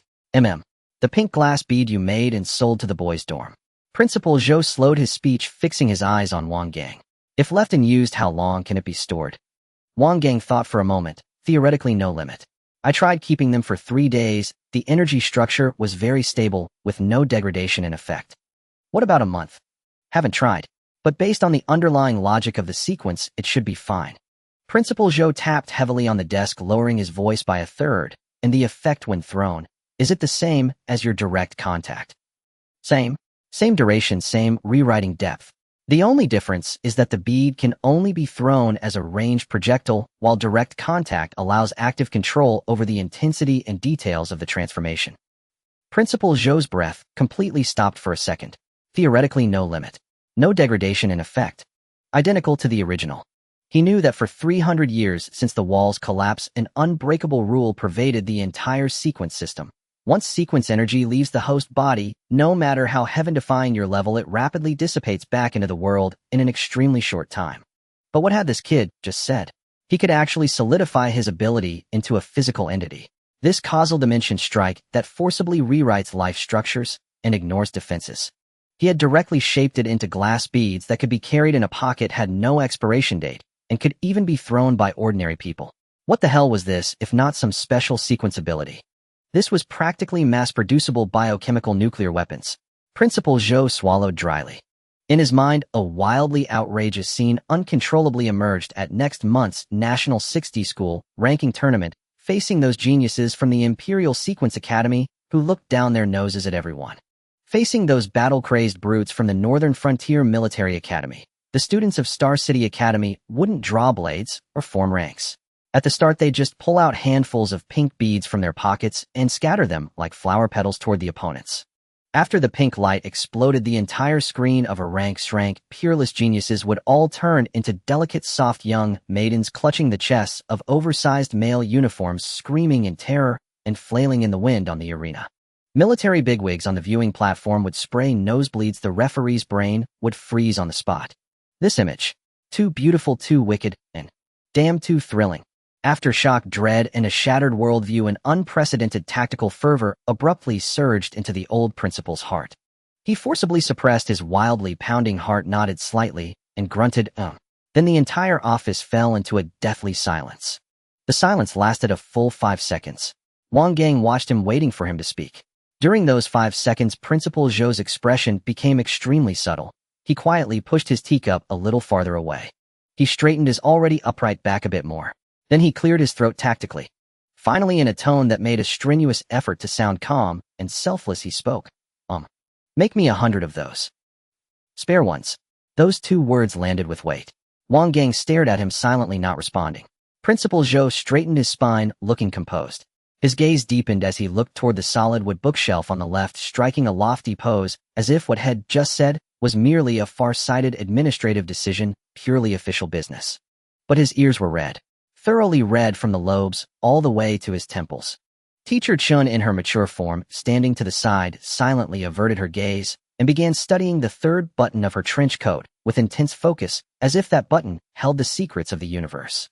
Zhao Taizhu huddled in the corner, phone in hand, his 200 pounds of flesh all trembling, not from excitement, but from desperately holding in laughter until he was nearly oxygen deprived. Wang Gang. He just stared expressionlessly at Principal Zhou, saying nothing. After 10 seconds, the principal finally couldn't hold out under his gaze. The old man lifted his chin, stiffened his voice, and added righteously, "Don't overthink it. This is a military reserve. Tactical supplies for emergencies." Principal. Wang Gang finally spoke, his tone as flat as ordering food in the cafeteria. "Let me ask you directly. What do you plan to do with 100 of these things?" "Administrative purposes. Tactical simulations. Please elaborate." Principal Zhou's hand gathered on the desk, then slowly relaxed. "For instance, during the ranking tournament, if Star City Academy faces an extremely tough opponent, one with a defensive formation our conventional forces can't break, you plan to hit each of the 7 main members on the opposing team with one physical breakthrough. This is tactical reserve. All's fair in war, don't you understand?" Principal. Wang Gang sighed. Less than 2 minutes ago, you just slammed the table and warned me to stay put for the next 7 days and absolutely not touch anyone." Wang Gang pointed out the window at the cross-dressing bros doing their stylish morning runs on the playground. "You said it yourself. There aren't many usable men left in the school, and you want to keep a few males as seed for Star City Sequence Academy." Principal Zhou's mouth instantly snapped shut. "And now 2 minutes later, you want me to handcraft 100 beads for you." Wang Gang leaned forward slightly. "Principal, 100. That's enough to take out 2 reinforced companies of brothers." "That's a different matter." "How is it different?" "I'd be using them for legitimate purposes, for external use. So using them to hit geniuses from other schools and making them all wear women's clothing. That's a legitimate purpose." Principal Zhou suddenly raised his hand and slammed it heavily on the desk with great righteousness. "The ranking tournament is a battlefield. On the battlefield, for the sake of victory, employing some unconventional methods is called a clever trick. It's called military strategy. It's your grandpa's far-sighted planning. 100 not one less get to work immediately." Around noon, the cafeteria witnessed the most surreal moment since the school's founding. At window No. 2, Lu Chong stood holding a stainless steel tray, her male uniform sleeves rolled up several times, revealing 2 pale, slender arms. Her peach blossom eyes fixed intently on the meager remnants of meat in the tray. "Uncle, 2 more scoops of braised pork, please. Make sure it's fatty." Her voice was soft and sweet with a hint of anxious tremor at the end. The server's hand trembled as the ladle clinked against the tray. "Little girl, too much braised pork will make you gain weight. Let me give you more greens instead. I'm a man of 9 meters who eats 2 pounds of meat every meal. What's wrong with a few pieces of fatty pork?" Lu Chong grew impatient and slammed the counter. "Ouch!" She crouched down, clutching the back of her hand as tears welled up instinctively. Her skin was too delicate, it had reddened instantly from the slap.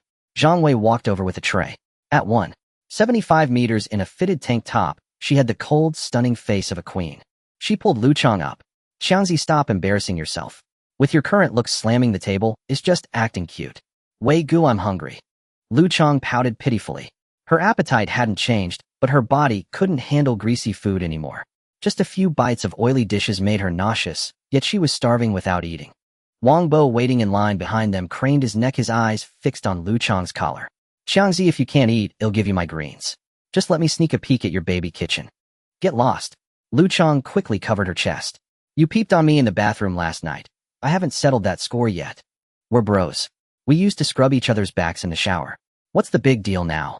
Wang Bo argued confidently. "That was then. I've got cleavage now." Lu Chang's face flushed crimson as she kicked Wang Bo in the knee. Wang Bo yelped, but his expression suggested he actually enjoyed it.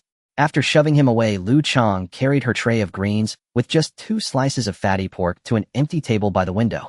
As she sat down, muscle memory made her instinctively spread her legs wide like a man. The posture lasted only 2 seconds. An autumn breeze blew in through the window, the oversized male uniform pants flapping loosely, wind rushing in. A chill ran through her. Lu Chang's face stiffened as she silently pressed her legs together, clamping them tight. Zhang Wei sat across from her, her cold phoenix-like eyes scanning the room, slender fingers tapping the table. "Xiangzi, mind your manners. You're not wearing women's underwear underneath. Too much movement, and you'll let the draft in. I'm a real man. What's wrong with a little draft? Will I lose a piece of flesh if they see?" Lu Chang stiffened her neck and took a big bite of greens. After chewing twice, she froze, a suspicious redness creeping into her eyes. Why is this plain boiled greens suddenly so delicious? I never even looked at it before." Her sense of taste had completely changed. Heavy oil and salt were unbearable now. A light, crisp sweetness had become instinct. Wang Gang sat quietly in a corner, picking at his bowl of beef noodles. Zhao Taiju sat beside him, holding a half bowl of rice, his eyes darting around, forgetting to swallow. "Gangu." Zhao Taiju swallowed hard. "Suddenly I feel really awkward walking through this cafeteria without having transformed." Of the over 1,000 people in the cafeteria, fewer than 50 still maintained their male forms. These 50 had become rare creatures stared at by hundreds of pairs of watery, yet resentful and murderous eyes wherever they went. After lunch, the real trouble began. Outside the men's restroom on the 2nd floor, the corridor was blocked by 40 or 50 cross-dressing guys. Long hair, short hair, aloof, cute. Every style was represented. Everyone maintained the same pose, arms crossed in front of them, legs pressed together, fidgeting nervously in place. "Old Zhao, are you going in?" A girl with twin tails nudged the short-haired girl beside her. "How can I? Old Li and the others who haven't transformed are in there peeing. With this face, am I supposed to squat by the urinal? I can't bear the shame." The short-haired girl was on the verge of tears from desperation. "Then go to the women's." "No way. My soul is a straight man. Going into the women's restroom is harassment. But you're about to burst. Your soul can't save your bladder." On the other side, Zhang Depeo, with short hair and a flat chest, hopped frantically, clutching the waistband of her male uniform pants. "I can't take it anymore. I'm going to explode. Is Li Hao in there embroidering, or what?" She had been a 188-meter sports rep, a brute who ate 5 bowls of rice per meal, now transformed into a 165-meter, flat-chested, short-haired delinquent girl. Her voice still carried the habit of shouting, but what came out was all crisp, playful complaints. The aloof queen leaned against the wall, sneering. "Go ahead, enter the women's if you dare." This was the former 200-gene class monitor of Class 2, now a 178-meter woman with wavy hair and exaggerated curves. But her hand unconsciously pressed against her lower abdomen. Zhang Depeo glared. "Bullshit. I Zhang Depeo am iron-boned. Born a man in the men's room, die a ghost in the men's room. I will never set foot in the women's. That's my bottom line." Beside her stood a pure, innocent-looking girl with waist-length hair. This was Lu Zhuang, formerly a 1.9-meter burly man. Lu Zhuang was wiping her tears, her voice strained with sobs. "What do we do then? These pants have no zipper. Do I have to pull them all the way down to my knees? I can't live like this." As she spoke, the restroom door creaked open. Li Hao walked out, expressionlessly shaking water from his hands. He stared at the crowd of stunningly beautiful, twistedly posed brothers at the door, momentarily stunned. "How good?" Zhang Depeo rushed over, grabbing Li Hao's arm. "Anyone inside?" Li Hao pulled his arm back, glancing coldly at her. "Cleared out. But the urinals are pretty high. At your current height, you'll probably need to stand on tiptoes." The corridor fell silent. Lu Zhuang covered her face and crouched on the ground. "Kill me now. After all my glory, am I supposed to squat?" Zhang Depeo lost it and kicked open the men's restroom door. "I don't care anymore. With the door closed, who knows how I did it." She charged into a stall and slammed the door shut. 3 seconds later, a furious roar came from inside. Who the hell removed the stall door? The dozens of beauties outside exchanged glances. Dignity shattered. All limits were broken. Dozens of them holding up their oversized pants rushed in eagerly. Don't push. I think my period just started. No, I mean my stomach hurts. Zhang Wei, you bastard, stop pulling my bra strap. Who stepped on my foot? Get out of the way, you sissy. The scene was utterly chaotic, utterly twisted. Afternoon. Training ground no. 1. Physical training class. Usually this group of brutes can run 5 kilometers shirtless without breaking a sweat. Now over 1,000 people are crammed onto the playground, making it look like a large-scale disaster scene. Running. Not a chance. These people can hardly walk steadily. On the track, Wang Yao is in the lead. He used to run 100 meters in 11 seconds, but now after 200 meters his face is flushed. She glanced down at her chest. It was too bouncy. Her center of gravity was completely disrupted. She could only cross her arms tightly in front of her chest, bending forward as she stumbled ahead. Her posture was as awkward as it could be. Behind her were a few loyal followers. Follower A, originally a bald man practicing iron head skill, had now transformed into a delicate girl with bangs. Breathless, her hands on her hips, her bangs plastered to her forehead with sweat. Yao Gu. Yao Jia. I can't take it anymore. This body is too weak. Even breathing hurts my chest. Follower B, a tall beauty with a ponytail, yanked his collar and pulled her forward. Shut up. Don't call her Yao Jia. We are straight souls. We cannot embarrass ourselves in front of Wang Gang. A stumbled and swatted away B's hand. Then tell me what the heck is bouncing up and down when a straight man runs. B gritted her teeth. Endure it. Pretend it doesn't exist. The words were not fully spoken when B lost her footing and fell directly onto the track, pinning a beneath her. 2 stunning beauties tumbled on the rubber track, their 4 fair legs entwined tightly together. As face was pressed against B's collarbone, both froze simultaneously. Big eyes met small eyes. You. Let go of your legs first. You let go first. Where are you touching? Other boys passing by were stunned, forgetting to move their legs, resulting in a series of chain collisions. The first tripped the second rammed into the third, and the third directly fell into the arms of the fourth. A large number fell on the track. Groans and soft complaints echoed. A long-legged beauty lay on the ground, refusing to get up, covering her face, and crying out, I won't run anymore. A dignified 7-foot man won't endure this humiliation. A nearby beauty weakly corrected, you're only 1.62 now. Shut up. Sports teacher Old Wang sat on the steps of the podium, wearing sunglasses, holding a cigarette that he dared not light. His hands trembled. He had taught physical education at this broken school for 11 years. He had dealt with delinquents, juvenile offenders, and even those who threw barbell plates like darts. But he had never seen such a scene. The playground was filled with stunning beauties in oversized male uniforms, cursing loudly with coarse voices, while also screeching with delicate tones. He felt his mental state was walking a tightrope. Chun Jigua, female version, dressed in a black trench coat, walked over to Old Wang. The belt of her trench coat was tied a bit too tightly, accentuating a noticeable curve. She seemed completely oblivious to it, or perhaps she refused to acknowledge it. Teacher Zhou, this class cannot continue. Chun Jigua's voice was crisp. Hearing her own voice, her brow almost imperceptibly twitched. Old Zhou turned his head, looking at the slender waist accentuated by Chun Jigua's trench coat. Old Wang swallowed hard and quickly turned his head back to the sky. Old Chun, don't stand so close. Old Wang's voice was a bit dry. Clearing his throat, he pointed at the beauties on the track who were supporting each other. Look at them now.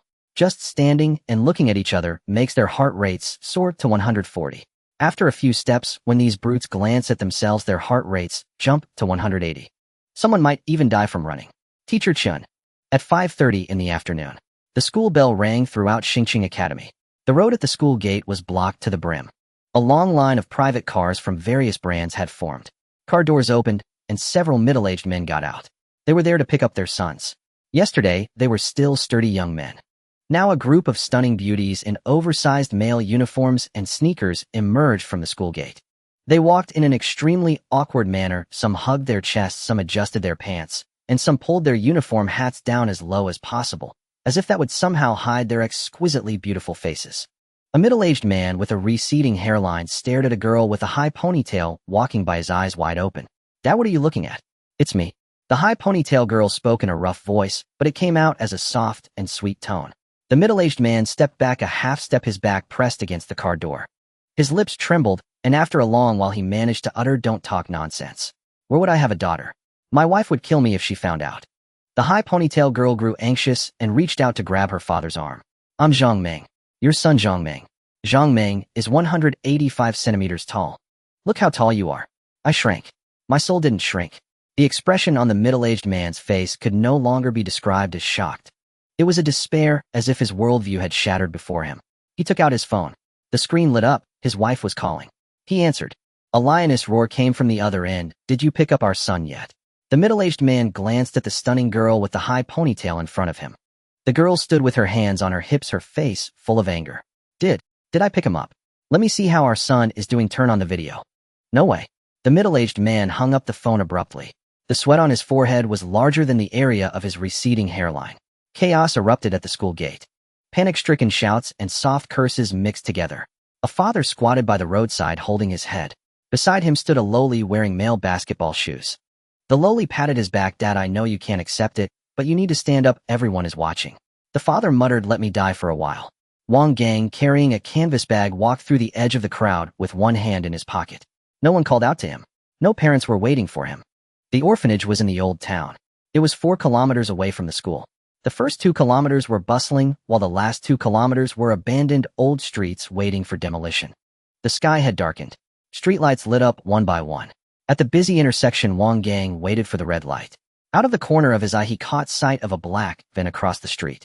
The car windows were tightly shut. The license plate was local, but there was a fresh scratch mark on the right rear wheel hub. He passed the first intersection. The black van did not follow. He passed the second intersection. Normal.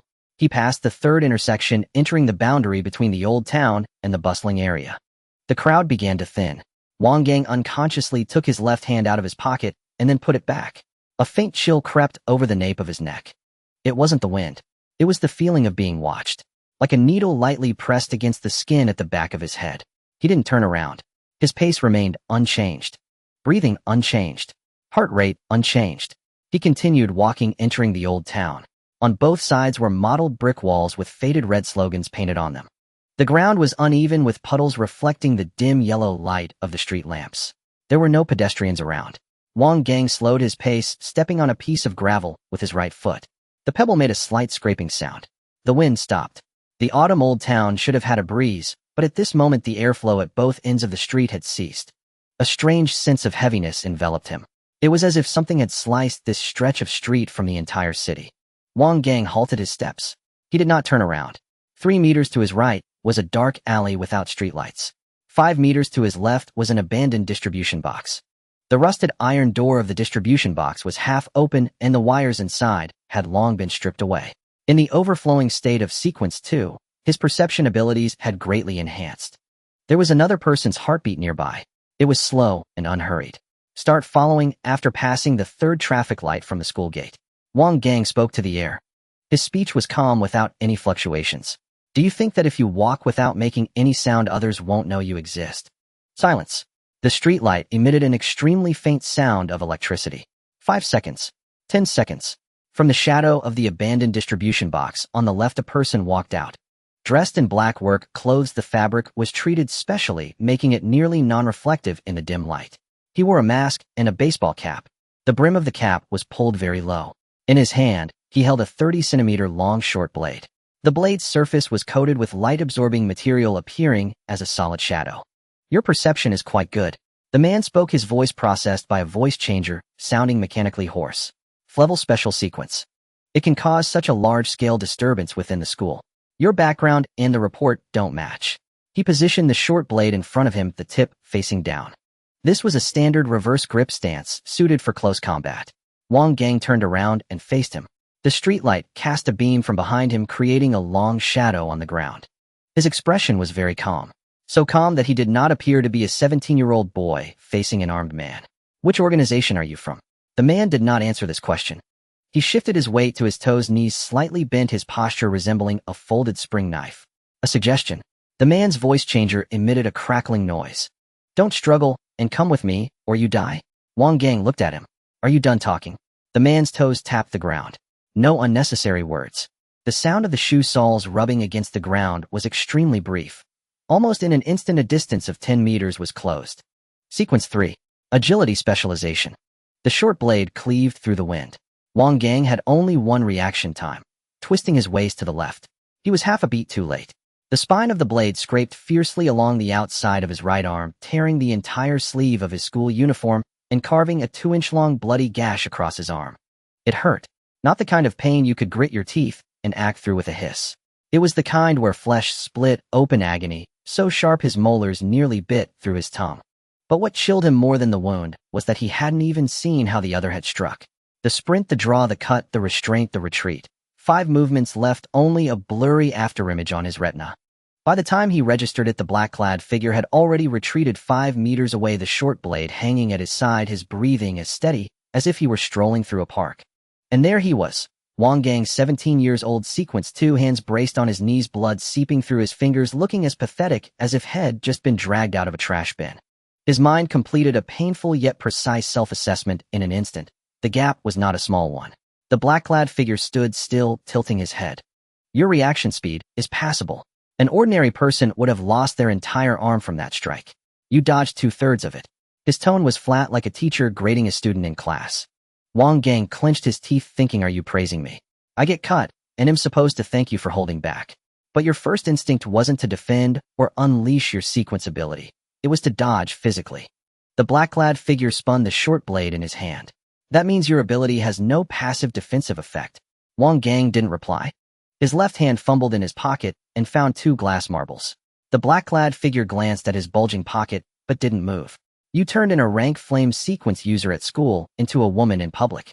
The method was contact, pressing your palm against them or remotely detonating a carrier infused with sequence energy. Every word was precise, like reading from a file. Wang Gang thought, damn, did your organization's intelligence department install a camera in my dorm? The trigger condition for your ability is physical contact. The black-clad figure raised his short blade slightly, the tip pointing at Wang Gang's left hand. But your throwing speed, ballistic accuracy, and the flight speed of your marbles, they're probably only at the level between sequence 1 and sequence 2. He sidestepped to the right. All my attributes are stacked on speed. The moment that pink glass ball of yours flies out, I have at least a 0. For a second reaction window. Enough to sidestep 2 meters. So if you throw those 2 things in your hand, I still won't get hit. Wang Gang's fingers froze. He looked down at the marbles in his pocket, then up at the black-clad assassin, standing 5 meters away, who had analyzed him down to his very core. He reached a conclusion. He couldn't win. Not because he was weak. It was because the opponent was specifically built to counter him. A speed type against a contact type, a perfect counter. It was like spending 10 years mastering grappling techniques, your entire skill set focused on once I grab you, you're finished. Only to find your opponent is a bald, slippery eel covered in 3 pounds of butter and wrapped in 4 layers of plastic wrap, sliding all over the ground. Where could you even grab? And what made it more despairing was that this slippery eel was also wielding a concealed weapon.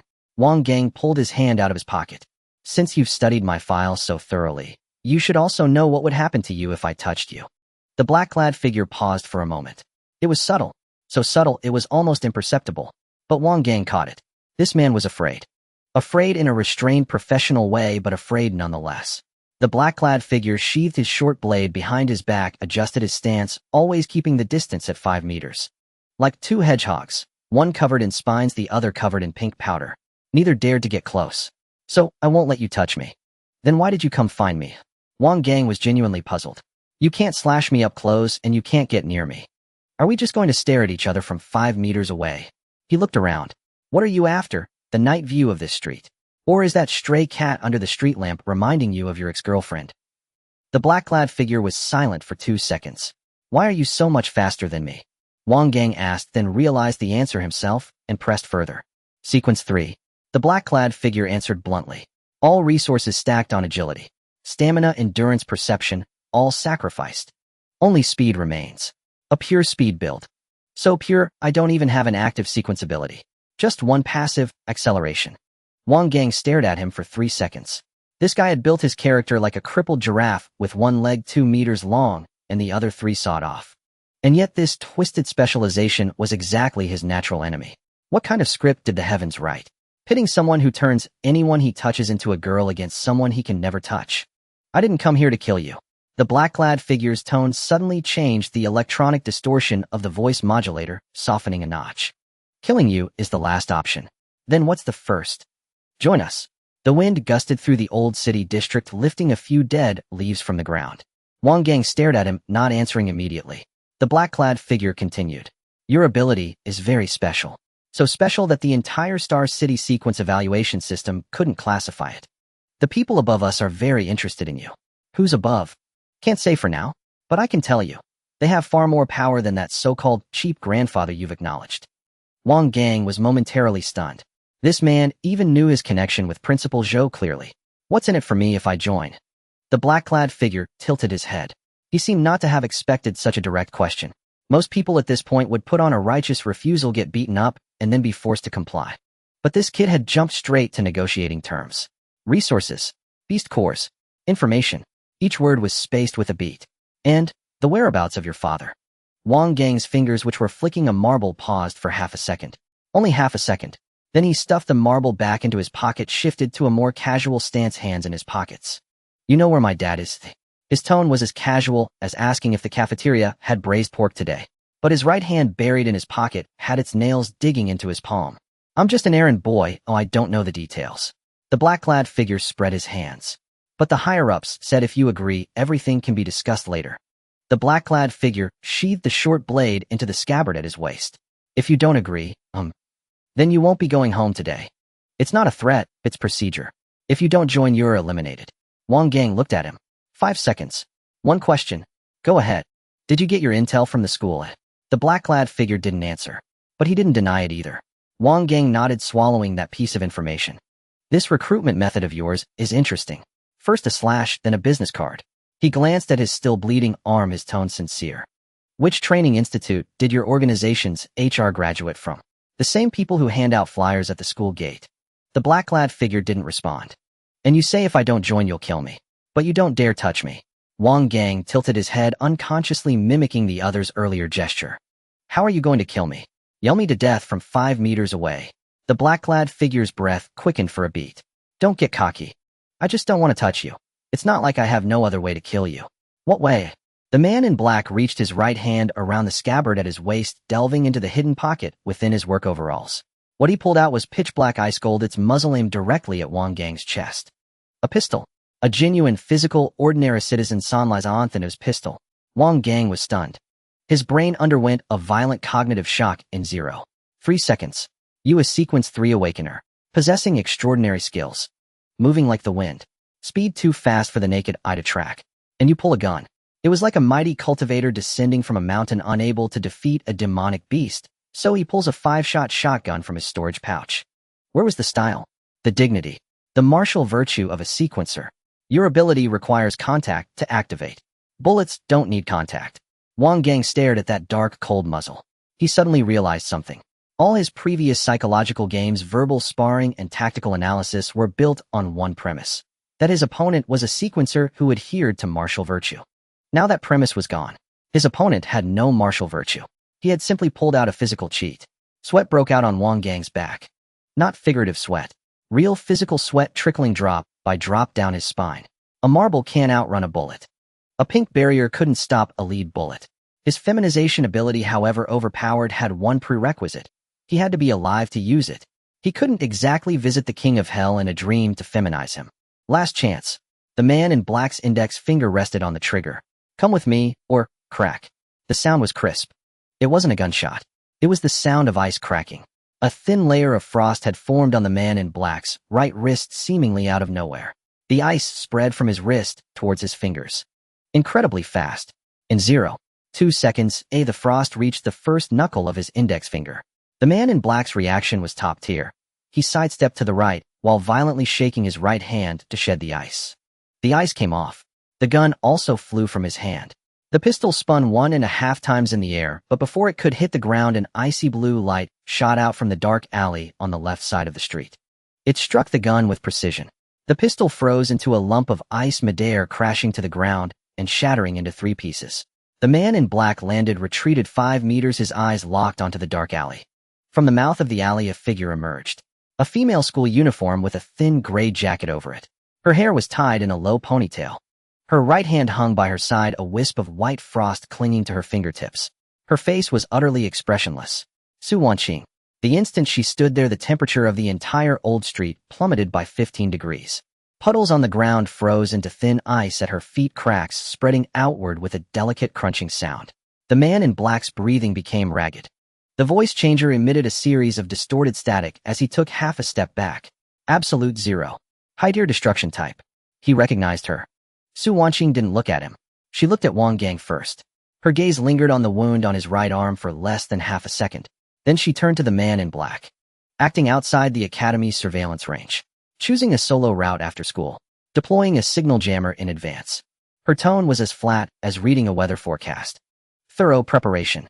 The man in black didn't answer. His center of gravity was already shifted to the balls of his feet, his knees bent to their maximum angle. The classic starting stance for a getaway. Su Wanqing raised her right hand. The man in black moved. His speed truly lived up to the label of maxing out agility. The sound of his soles scraping the ground was so brief, it was nearly inaudible. His entire form turned into a black blur streaking toward the end of the street. 10 meters, 20 meters, 30 meters, 40 meters. Then his feet slipped. Not just his feet, the entire street. From his starting point to the very end of the road. All the puddles, every damp brick froze into a mirror-like surface in the same instant. Reflective, gleaming with the exact texture of an ice rink. The man in black's speed became his greatest enemy.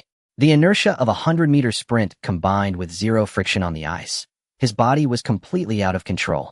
His legs scrambled 3 times on the ice, executing an incredibly undignified split-like motion, and then his entire body, like a human cannonball, slammed his shoulders solidly into the concrete utility pole at the end of the street. A dull thud. As he hit, a translucent ice shell spread from the pole's surface, freezing his left arm and half his shoulder firmly to the concrete pole. It took less than 3 seconds from start to finish. Wang Gang stood there watching the man in black 40 meters away, frozen to the utility pole in an extremely awkward pose. A speed type, maxed out agility, moving like the wind, ended up slamming into a utility pole at 80 kilometers per hour. If this were caught on surveillance and posted online, it would get at least 5 million views. Su Wanqing withdrew her fingers, the frost dissipating. She pulled out her phone from the inner pocket of her jacket and dialed a number. Target is safe. Intercepted an individual suspected of being Twilight Genesis peripheral personnel on East 13th Street. Sequence 3, Speed Specialization. Neutralized. Send a retrieval team. The other side said something. She hummed in acknowledgement. Hung up. The entire call took less than 10 seconds. Her wording was so concise it made punctuation feel superfluous. Wang Gang stood there, his right hand still covering his bleeding wound, watching the entire scene unfold. He was silent for 5 seconds. His mind went through a high-speed recap. First thing, he was almost killed by a sequencer who pulled a gun. Second thing, he was saved by his female classmate again. Were you following me from school? Su Wanqing put her phone back in her pocket. From the moment you left the school gates. Wang Gang retraced his route from leaving school to now. 4 kilometers. You followed me for 4 kilometers, and I didn't notice. You walk very slowly. Wang Gang opened his mouth, then closed it again. He wanted to say, I call it unhurried composure. But considering he had just been slashed with a knife, had a gun pointed at his head, and was ultimately bailed out by his female classmate, claiming unhurried composure at this point was indeed a bit shameless. Blocking the fireball at the Awakening Hall, he switched questions. Was that your mission too? Su Wanqing was silent for a second. Academy Regulation, Article 17. Wang Gang recalled what she had said then. Using offensive sequence abilities on a fellow student within the Academy violated Academy Regulation, Article 17. So it wasn't a sense of justice. It was a job. Which department are you with? Sequence Security Bureau. Codename Ice Coffin. Directly under the military.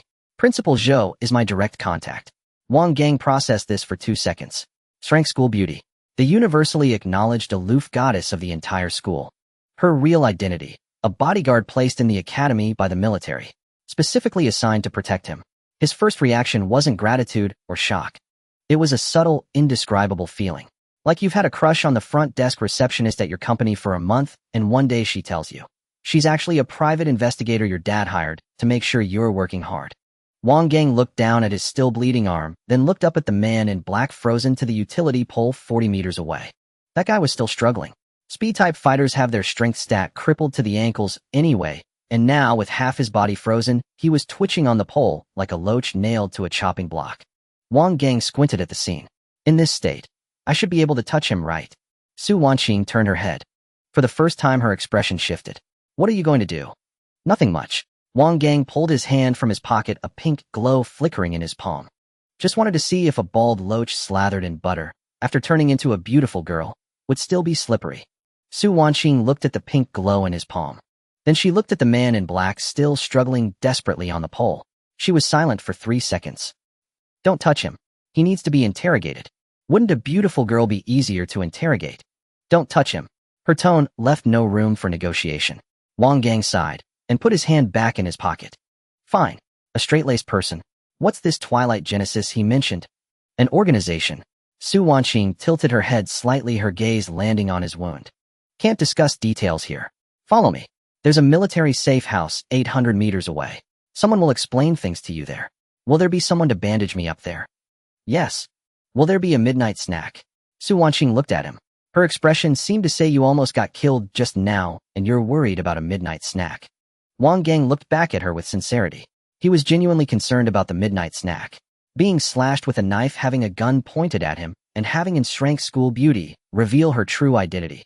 After this series of high-intensity social events, his blood sugar had dropped to dangerous levels. Su Wanqing turned and walked towards the other end of the street. Let's go. Just one word. But as she took her third step, she paused slightly without turning her head. The safe house has instant noodles. Wang Gang followed her, counting his steps. Turning from the derelict streets of the old city into a narrower alley, the streetlights shifted from dim yellow to soft pink. Not due to his sequence ability, but the neon sign's hue glowing from a shop front. He looked up. A massive LED sign hung on the exterior wall of the second floor, florid in font pulsing so intensely it made his eyes ache. Gentle Night Premium Adult Goods. Beneath it, smaller letters read, Open 24 hours.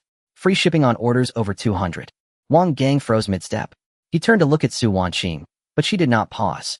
She approached the shop's entrance and pushed the frosted glass door. A chime rang, ding-dong. Come in. Wang Gang remained rooted, glancing first at the sign overhead, then at the door Su Wanqing had just opened. Warm light spilled through the narrow gap, bathing her profile. That famously icy face, renowned across campus, now flushed with an unmistakably delicate blush. It wasn't the lighting. Her cheeks were truly crimson. You. Wang Gang pointed first at the sign, then at her. His lips moved twice before settling on the most restrained phrasing possible. A military safe house here. Su Wanqing lifted her chin slightly. There's a basement beneath. She paused for a beat. Don't misinterpret. I'll try. Wang Gang nearly added. I really didn't misinterpret. Yet his gaze had already drifted, unbidden, across the window display boxes in every color, silicone forms, in every conceivable shape. And there, facing the glass, stood a 1.2-meter inflatable mannequin beaming at him with unnerving enthusiasm. He wrenched his eyes away. The shop was compact, no more than 20 square meters, with neatly arranged shelving. Behind the counter sat a bald man in his 40s wearing a red polo shirt emblazoned with the Gentle Night logo. A cigarette dangled unlit from his lips as he scrolled absently through his phone. At the sound of footsteps, he glanced up. First at Su Wanqing, expressionless, then at Wang Gang, a faint curl tugging at the corner of his mouth. His smile carried the knowing warmth of long experience. First time, son, Wang Gang replied. I'm not here to buy anything. Everyone says that. The bald man reached beneath the counter. Your look is identical to last week's kid, the one his girlfriend dragged in. He walked in saying just browsing and walked out with 800 worth of purchases. Su Wanqing's earlobes burned crimson.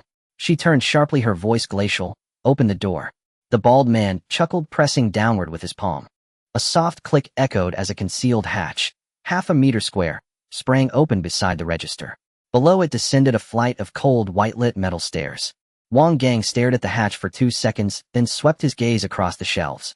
Your site selection team chose this deliberately, didn't they? The bald man removed the cigarette from his mouth and grinned. Son, nowhere in Xingqing is safer for cover than an adult goods store.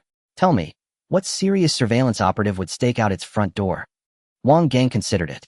It made sense. Yet he refused to concede. He stepped onto the stairs. As he passed the shelves, his peripheral vision caught a row of boxes on the lowest shelf, each boldly labeled, Endurance God for Men Only. He quickened his pace. Su Wanqing had already descended. He followed. Behind him, the hatch sealed shut, erasing the red polo shirt and the grinning inflatable mannequin from view. Descending, he rapidly sorted the fragments, flooding his mind, nearly slashed down moments ago, a gun barrel pressed to his temple. The black-clad assailant had named Genesis Twilight and mentioned his father's whereabouts. Su Wanqing was a military bodyguard embedded at the academy, codenamed Ice Coffin. Now he'd been brought into a clandestine military outpost hidden beneath an adult goods shop. 2 questions demanded answers. What exactly was Genesis Twilight? And how much did these people know that he did not? At the stairwells and stood a blast-proof door. Su Wanqing placed her thumb on the biometric panel, then submitted to an iris scan. The door slid open. The basement dwarfed his expectations, at least 100 square meters. Exposed concrete walls, industrial pendant lights, stainless steel tables bolted together strewn with laptops and file folders. An electronic whiteboard covered one wall, dense with photographs, red strings connecting them. Four figures stood or sat within the room, and all four pairs of eyes locked onto Wang Gang at once. Then, simultaneously, they recoiled. Slightly, barely perceptible, but Wang Gang saw it clearly. A short-haired woman in her early 20s sat on a folding chair against the wall, clad in a camouflage tank top, an old scar tracing her forearm.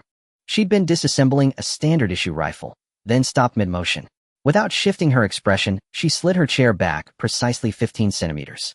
Opposite her sat a round-faced man in his 30s, black-rimmed glasses, plaid shirt, 3 disassembled walkie-talkies spread before him.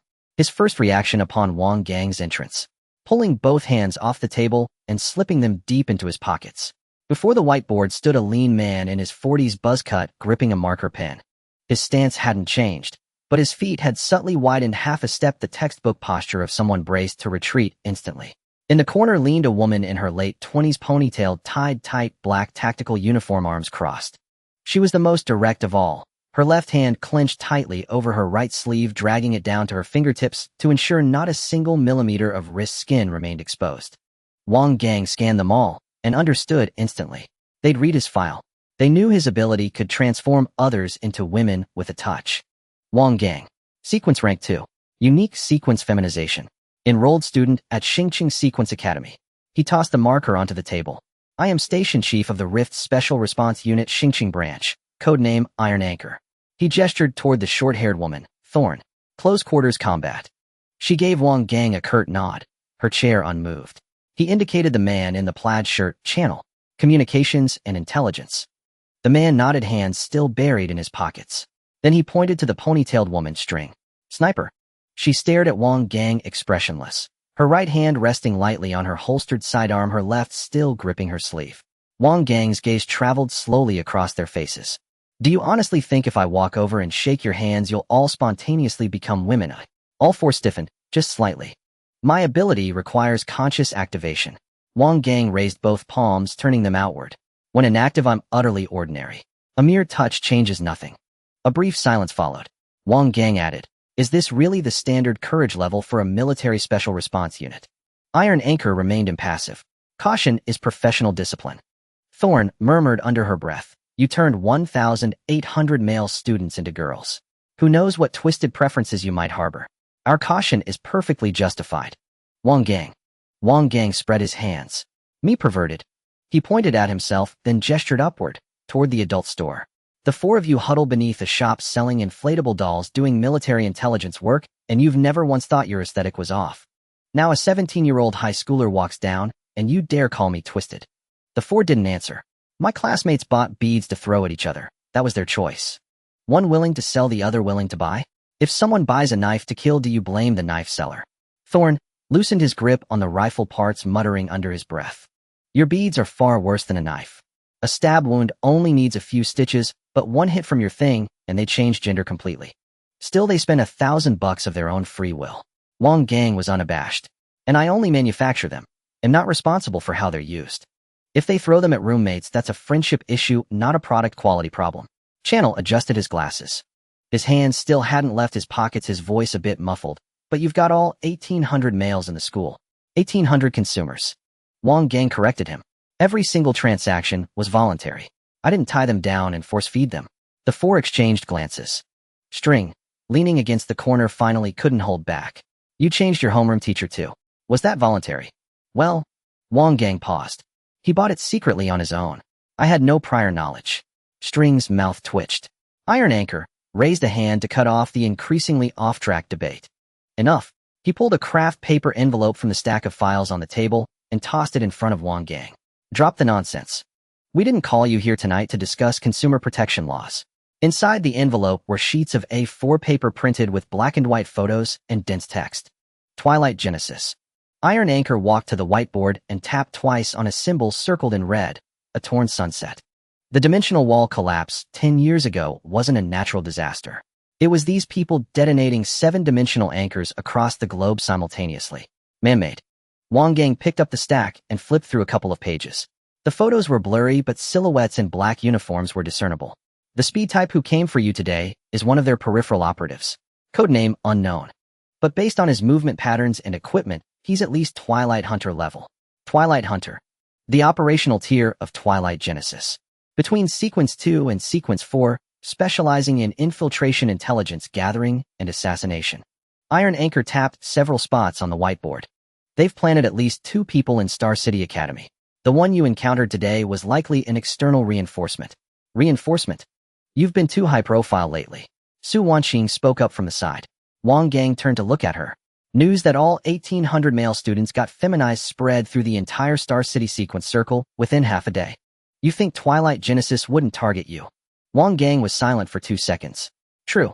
Had been so busy selling beads and counting money these past few days that had completely forgotten, had become a sitting duck. They're very interested in your abilities. Iron Anchor's tone grew somber. Today was a probe. Next time it might not be just one person. So, Iron Anchor tossed a marker onto the table and turned to face Wang Gang directly. The Rift Task Force wants you to join us. As an externally hired special consultant under military protection and assisting us on missions when necessary. Your ability, whether against humans or monsters, has immense tactical value. We need you. The words were blunt, no beating around the bush. Wang Gang looked at Iron Anchor, then at the other 4. No. 2 words so crisp they almost echoed in the air. Iron Anchor. He frowned. Reason? Military has too many rules. Endless regulations. If I join, will I still be free to sell beads? Can I still go to the rifts to hunt beast cores whenever I want? Wang Gang counted on his fingers. Plus I checked. The monthly stipend for an externally hired military special consultant is only $3,000. 3,000 to hire someone who can turn people into beautiful girls. Are you kidding me? Thorn couldn't help it. Why is your focus always on money? I grew up in an orphanage. Money is what I've lacked most my whole life. What else should I focus on? Poetry and distant horizons. Can poetry buy me beast cores to level up? Iron Anchor glanced at Su Wanqing. She gave a slight shake of her head. The message was clear. The file said he was exactly like this. Iron Anchor took a deep breath. What if I said, after you join, your monthly beast core quota will be fully supplied by the military? Wang Gang blinked. What tier? Adjusted dynamically based on your sequence level. Currently Sequence 2, monthly allocation of 100 rank beast cores and 20 drank cores. Wang Gang's lips moved slightly. He didn't speak, but his Adam's apple bobbed visibly. Iron Anchor pressed on, plus Rift Task Force combat bonuses are settled per mission. Assisting in killing a drank Rift creature, 5,000 each. Crank 20,000. Brank, deal. Those 2 words shot out of Wang Gang's mouth faster than the black-clad man had drawn his blade. Thorn dropped a rifle part. Channel's hand finally emerged from his pocket, because he needed both hands to cover his face. String, leaning against the wall, finally lost it, turned away, shoulders shaking. Iron Anchor stood with his mouth open, stunned for a full 3 seconds. It wasn't that he hadn't seen the world. It was that had never witnessed such an absurd negotiation rhythm. That refusal moments ago, righteous, resolute, as if backed by an unshakable will. Then the other side named a number, didn't even haggle, and caved instantly. All within 4 seconds. Iron Anchor subconsciously glanced back at the file pinned to the whiteboard. At the very bottom of the file was a note in red ink handwritten by Principal Zhou. This man has no principles. Just pay him and he'll deliver. But once paid, he truly gets the job done. For the first time in his lifetime, Mao felt that the character assessment of the old man Zhou was precise to a molecular level. Tai Mao's voice was somewhat weak. What is there to consider? Getting 400 beast cores a month for free. Only a fool would hesitate. Wang Gang had already picked up the cowhide bag from the table and started to flip through it. Where's the contract? Where do I sign? See, I couldn't hold back any longer, his voice muffled from behind the rifle parts. Aren't you afraid? Well, trick you. What if there are pitfalls in the clauses? Sister, I came out of an orphanage, a 17-year-old high school student with only 200 yuan in my bank account. What do I have that's worth you tricking me? See, I was momentarily speechless. Channel silently pulled out a pre-printed agreement and placed it on the table. We prepared it in advance. Because, he adjusted his glasses. Because the file stated that you are highly likely to agree.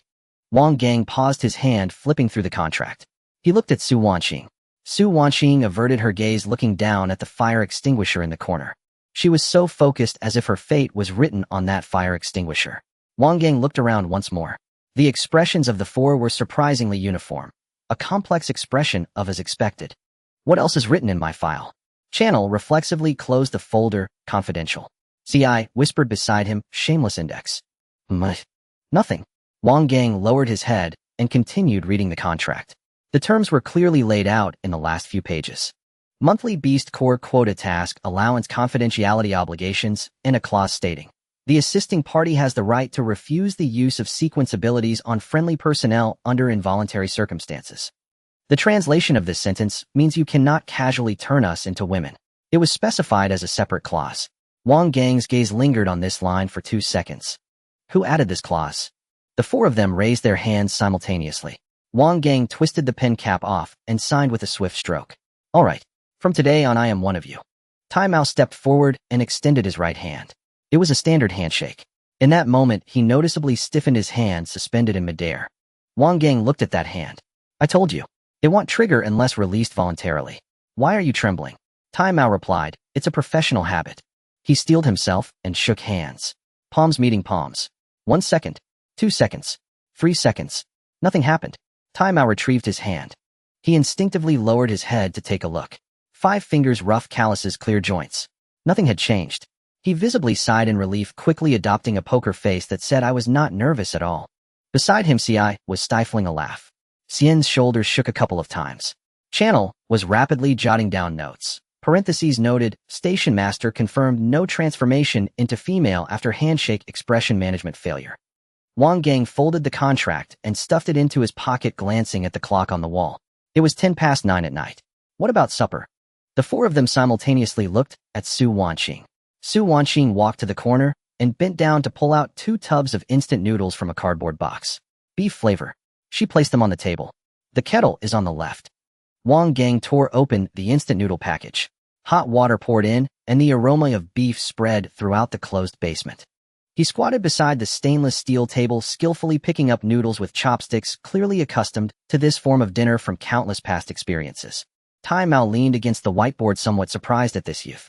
The description in the file lacked many details compared to the real person. For instance, this kid's thick skin was indeed beyond imagination. His reaction speed when discussing money far surpassed his sequence level.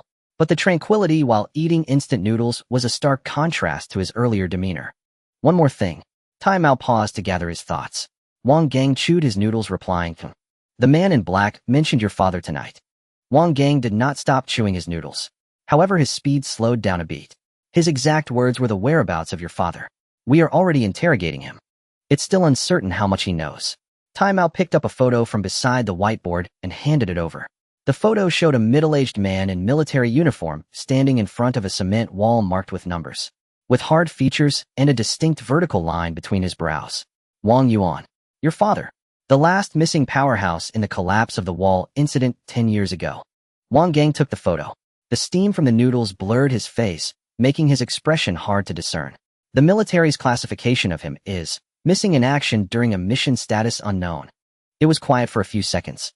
Wang Gang placed the photo on the table and continued eating his noodles. What can you find out? Not much so far. But one of the reasons that the Genesis Twilight is interested in you may be related to your father. Tai Mao's voice dropped significantly. If there are any advancements in the interrogation, I will notify you at the first opportunity. Wang Gang stuffed the last bite of noodles into his mouth, slurping up the broth, and set the chopsticks on the table. All right. He stood up and patted his pants. Can I go home tonight? I have classes tomorrow. Tai Mao nodded. Su Wanqing will take you home. From now on, your daily security will be her responsibility. In case of any unusual situations, contact her directly. Wang Gang glanced at Su Wanqing. Grade campus beauty and military special agent, the designated bodyguard. All right. He walked towards the steps.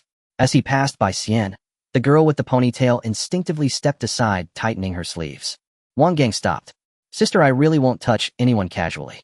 Xian stared at him for 2 seconds, expressionless. Wang Gang stopped explaining and stepped up the stairs. The secret door swung open and the pink neon lights above flooded him with light. The bald uncle was still sitting behind the cash register, and upon seeing him emerge, he grinned and handed him a plastic bag. Young man, want to buy something to take away? Fresh stock mint flavor. No thank you. Wang Gang pushed open the glass door and dashed into the night. Su Wanqing followed him out, her pace neither fast nor slow. The autumn night breeze carried a chill. After walking about 200 meters, Wang Gang suddenly stopped. You said, the Genesis Twilight has placed at least 2 people in the academy. Su Wanqing stopped half a step behind him. The ones who came today are from outside. What about the 2 inside the academy? Su Wanqing did not answer. It was precisely because she did not answer that Wang Gang confirmed. She had not figured it out yet. Those 2 were still in school. They could be classmates. They could be teachers. They might be sitting right behind him. Wang Gang took out the photo and looked at it again. On the back of the photo, a line was written in pencil. Earthly Apostle Wang Yuan killed. Qin Yuan pursued and retrieved. Fell into the rift. He flipped the photo back to the front and stared at the face of the middle-aged man for 3 seconds. Then folded it neatly and stuffed it into his inner pocket. The streetlights in the old district lit up one after another in the distance, and in the places they did not illuminate, the stagnant water in the dark alleys was still covered with a thin layer of ice. Su Wanqing's phone vibrated. She looked down at it. Her expression changed. Rift warning. She raised her head. Rift no? 3 in the eastern suburbs of Xingqing. Abnormal expansion, monster invasion. Su Wanqing's phone screen glowed brightly. Red alert notifications crammed the entire notification bar. Her thumb swiped twice across the screen, and her pupils contracted. The fissure level has been escalated. A swarm of drank monsters is surging out. Confirmed count. Her voice paused for a beat. Over 100. Wang Gang halted in his tracks. 100 drank. The last time he entered the east outskirts, no. 3 fissure. The largest thing inside was a rock-splitting lizard. Errant creatures were everywhere, and the occasional drank was already considered an anomaly. Now 100 drank were surging out at once. This wasn't an anomaly. This was an eruption. Su Wanqing's phone rang. It wasn't a ringtone, but an urgent call on the comm channel. Ice Coffin, please respond. The east outskirts, no. 3 fissure has expanded to the secondary alert line. Civilian evacuation within a 3-kilometer radius has been initiated. All field units report to the assembly point immediately. Su Wanqing pressed the talk button. Ice Coffin received. 7 minutes out. She put away her phone and turned to Wang Gang. Back to school. Now. Wang Gang didn't move. Did you hear that? 100 drank. This isn't a battle you can participate in. I know. Then go. Su Wanqing turned around decisively. Her toes were already pointing towards the east outskirts. Her entire center of gravity shifted forward, ready to sprint at full speed. Wait. Wang Gang called out to her. He reached into his pocket, fumbled for 2 seconds, and pulled out 2 glass beads. Pink ones. They were the size of a thumbnail. Under the streetlight, they emitted a soft glow looking like candies. He stepped forward and held out the 2 beads to Su Wanqing. Su Wanqing looked down at the 2 pink things in his palm. You're giving me this. Back up. How do I use it? Just smash it. It activates automatically upon contact with a living thing. A drank monster hit by it will immediately turn into a beast girl, losing most of its abilities. Su Wanqing stared at the 2 beads, then looked up at Wang Gang. His expression was normal. It was just a person handing something to another. There was no extra emotion. On a battlefield with 100 drank, it's enough to give you 1 extra life. Su Wanqing said nothing more. She reached out and took the 2 beads. Her fingertips touched the glass surface. It was slightly cool. The sealed pink energy inside flowed slowly behind the thin wall. She tucked the beads into the inner pocket of her assault jacket and zipped it up. Thanks. 2 words. Her tone was as flat as usual, but there was something more in it than usual. Wang Gang couldn't quite put his finger on it. Maybe it was just the tail end of the syllables dragging for a fraction of a second. Then she ran. The full-speed sprint of an strength sequence wasn't something the human retina was meant to capture. The hem of her assault jacket was torn open by the airflow. Frost mist exploded from beneath her feet. Each step left a shallow, icy mark on the road surface. 3 seconds later, her figure vanished at the end of the old city street. The wind rushed over, carrying a lingering trace of cold. Wang Gang stood still, looking at the trail of icy marks stretching into the distance. He was silent for 2 seconds. He turned around, but not towards the school. His steps headed east. East outskirts. No. 3 fissure. Over 100 drank monsters.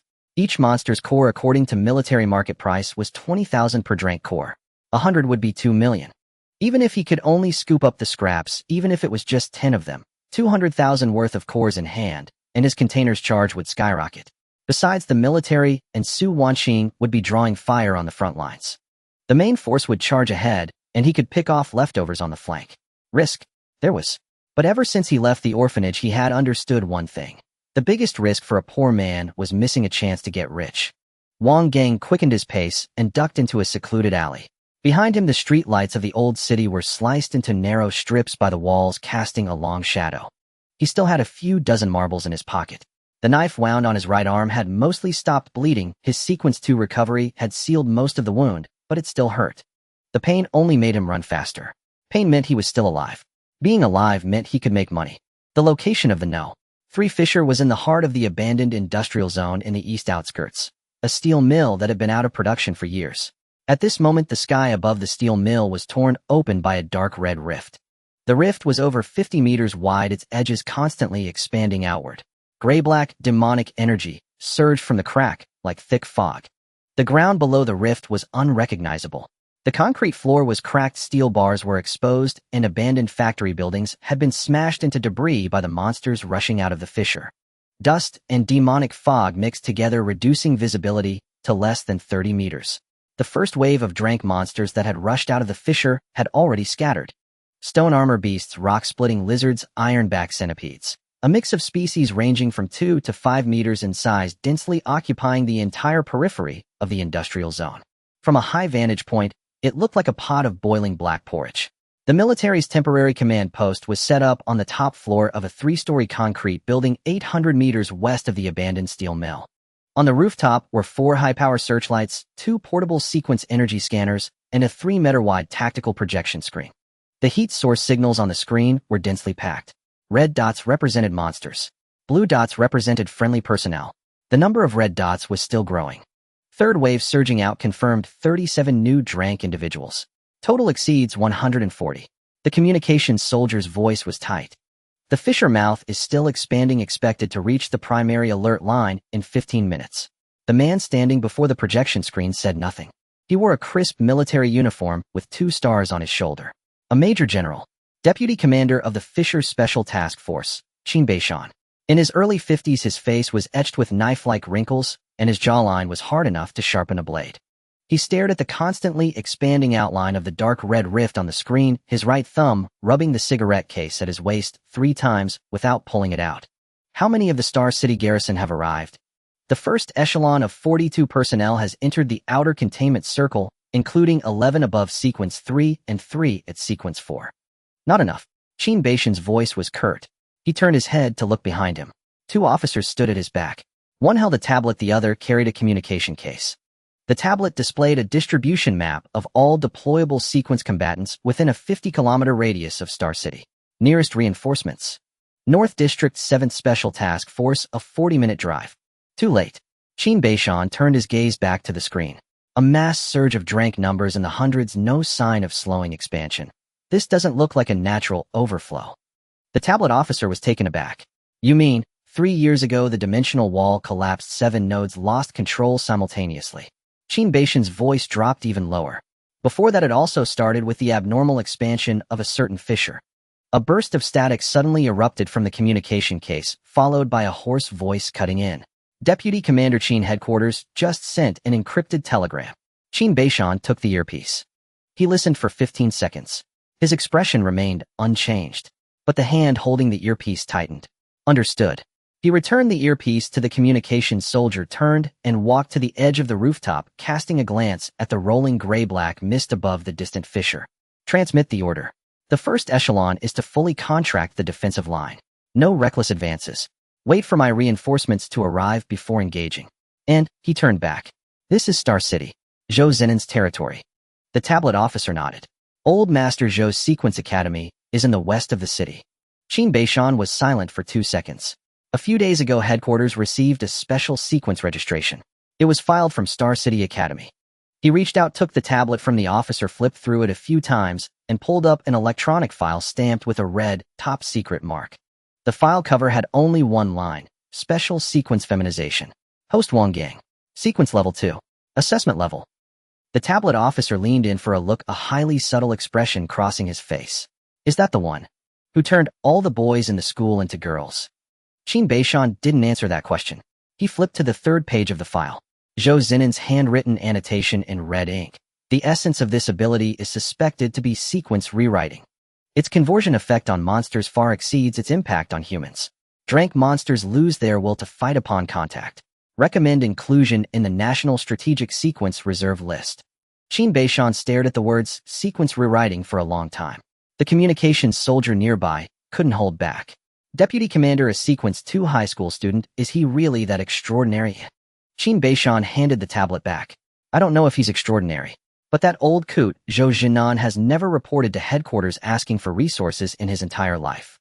This time not only did he file a report, but he also wrote 4 pages of handwritten annotations. He raised his hand, pointing at the rolling demon tide in the distance. And this fissure just happens to erupt right on his doorstep. There was 3 seconds of silence. Qin Beishan said, call Zhou Jinan.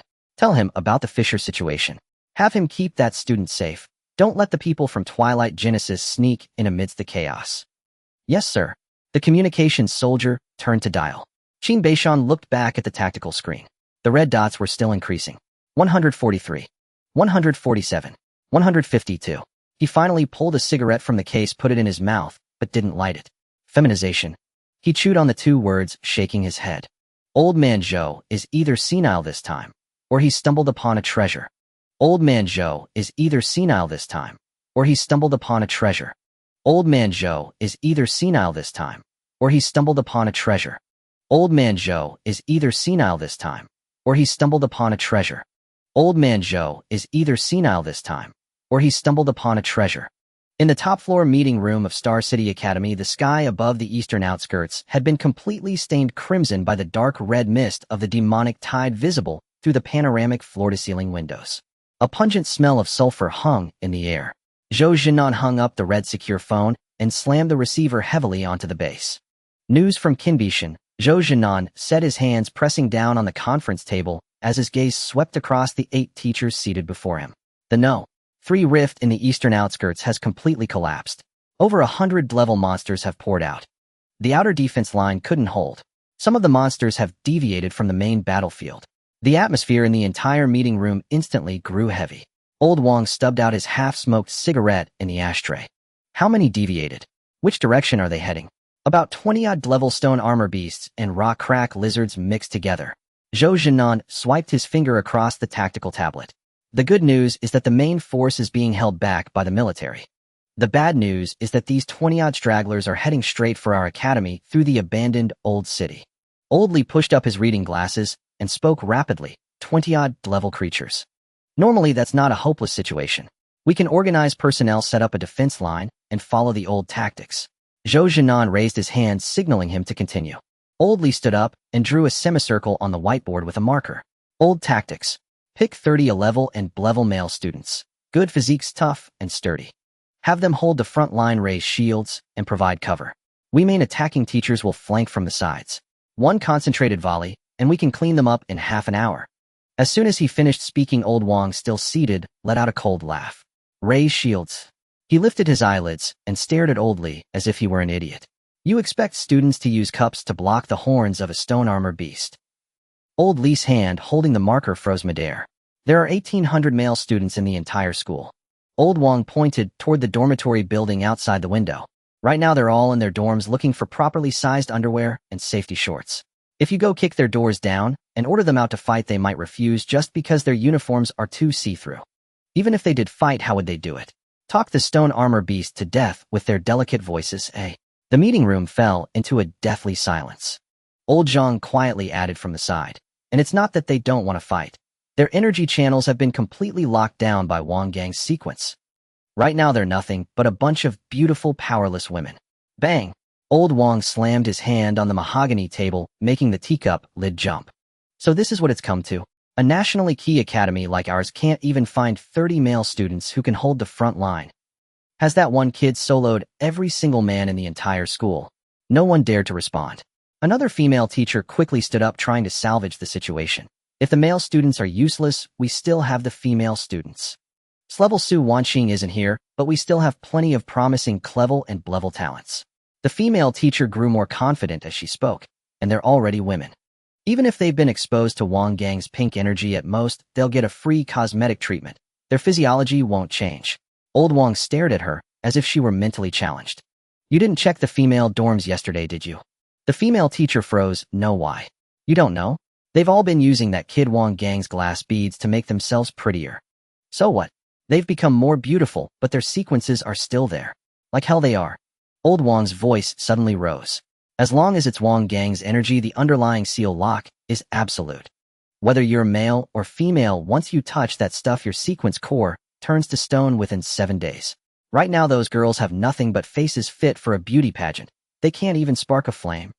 The room fell into dead silence once more. Zhou Zinan's breathing became extremely labored. The combat capability of the entire academy without any enemy invasion had been completely dismantled, physically and conceptually, by a single level student from within the school in just 1 day. Even more absurd was that these people had lined up paid money and willingly submitted to being dismantled. If the students are useless, well, do it ourselves. We've got Old Wang and 7 battle sequence teachers here, plus Old Chun. Old Chun isn't a level Earth-type Earth Splitter. He's the strongest among us. With him, dealing with those monsters would be a breeze. Old Chun takes the lead, opens with an Earth Splitter for area control. Old Wang, you lead the team to follow up and strike, targeting the rock crack lizard's eyes. Where's Old Chun? The others turned around. Everyone's gaze followed the line of sight converging on the single-seat sofa area at the back of the meeting room. A strong scent of perfume emanated from there. As for the source, it was none other than Teacher Chen. At that moment, she was lounging languidly on the sofa, her 2 long legs crossed and wrapped in black stockings. In her hand, she held a new phone encased in a rhinestone-studded pink case. To find the perfect lighting angle, her chin was slightly raised at 45 degrees, her gaze dreamy yet aloof. Click, the flash went off. Chen Jigua was completely unaware that the entire meeting room was watching her. She looked down at the screen, her long fingers with bright red nail polish swiping critically across it. No good, she murmured, her voice clearly audible in the dead silence. This filter has widened my jawline by half a pixel. I need to switch to a light shadow parameter with a stronger sense of fragility. Old Wang closed his eyes, unable to bear the sight. The female teacher unconsciously touched her own makeup-free face, and to her dismay, felt a flicker of damnable envy. Zhou Zinan's right eyelid twitched out a Morse code pattern. Old Chun. His voice cracked. Chen Ziguo's finger paused. She lifted her head. Her phoenix eyes, sharply outlined with eyeliner, blinked twice. Startled, she immediately jumped up. Off. Principal, you called me. Zhou Zinan. Never mind. Go sit with the students. Principal, you called me. Zhou Zinan. Never mind. Go sit with the students. Chen Jigua was stared at by the entire room for a full 5 seconds. She finally realized the atmosphere was off. Her phone slapped down onto her lap, screen facing the table. The meticulously adjusted selfie was still frozen on the beauty filter interface level 9, the filter named Snow Queen. Principal, I was just calibrating the sequence energy capture function of the phone's camera. Not a single soul believed her. Zhou Zinan couldn't be bothered to expose her lie and return to the main topic. The problem on the table now is this. Over 20 drank monsters are heading towards the school. The students' sequence abilities are collectively sealed. The boys have turned into girls, and while the girls haven't changed form, their abilities are locked too. There are over 2,000 people in this academy, and the only ones who can fight are us old relics. He counted on his fingers. Me sequence 5 and old bones. I can handle 2, barely manage 5, and if it's 10, remember to collect my corpse. Old Wang sequence 4, close combat. Old Li sequence 4, a defense. Old Zhang sequence 3. Adding up the rest of the sequence 3 teachers going heat-in against over 20 dranks. ITLL be tough. Old Wang interjected without mincing words. Zhou Zinan nodded.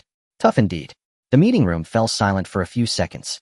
It wasn't the silence of deep thought, but of utter helplessness. Over 20 dranks under normal circumstances with proper organization, the teachers leading the students could handle it. But the problem was that all the students were crippled. Not by the enemy, but by a glass bead from one of their own. Our primary objective is not total annihilation. Zhou Zinan tapped the table twice with his finger. It's to protect the students. Over 2,000 defenseless students scattered across the dorms, teaching buildings, and cafeteria. Once the monsters breached the perimeter, the consequences would be unthinkable. Old Li stood up. Then we tighten the defense line, gather the students in the underground bunker beneath the admin building, and set up a perimeter. We don't have enough people. Old Wang shook his head. Over 20 of them attacking in a dispersed formation. The 6 or 7 of us can't block the east and the north at the same time. If we hold the front gate, what about the back gate? What about the playground? At this point, the oppressive anxiety in the air was undeniable. Outside the window, the sky in the eastern suburbs was a fiery purple.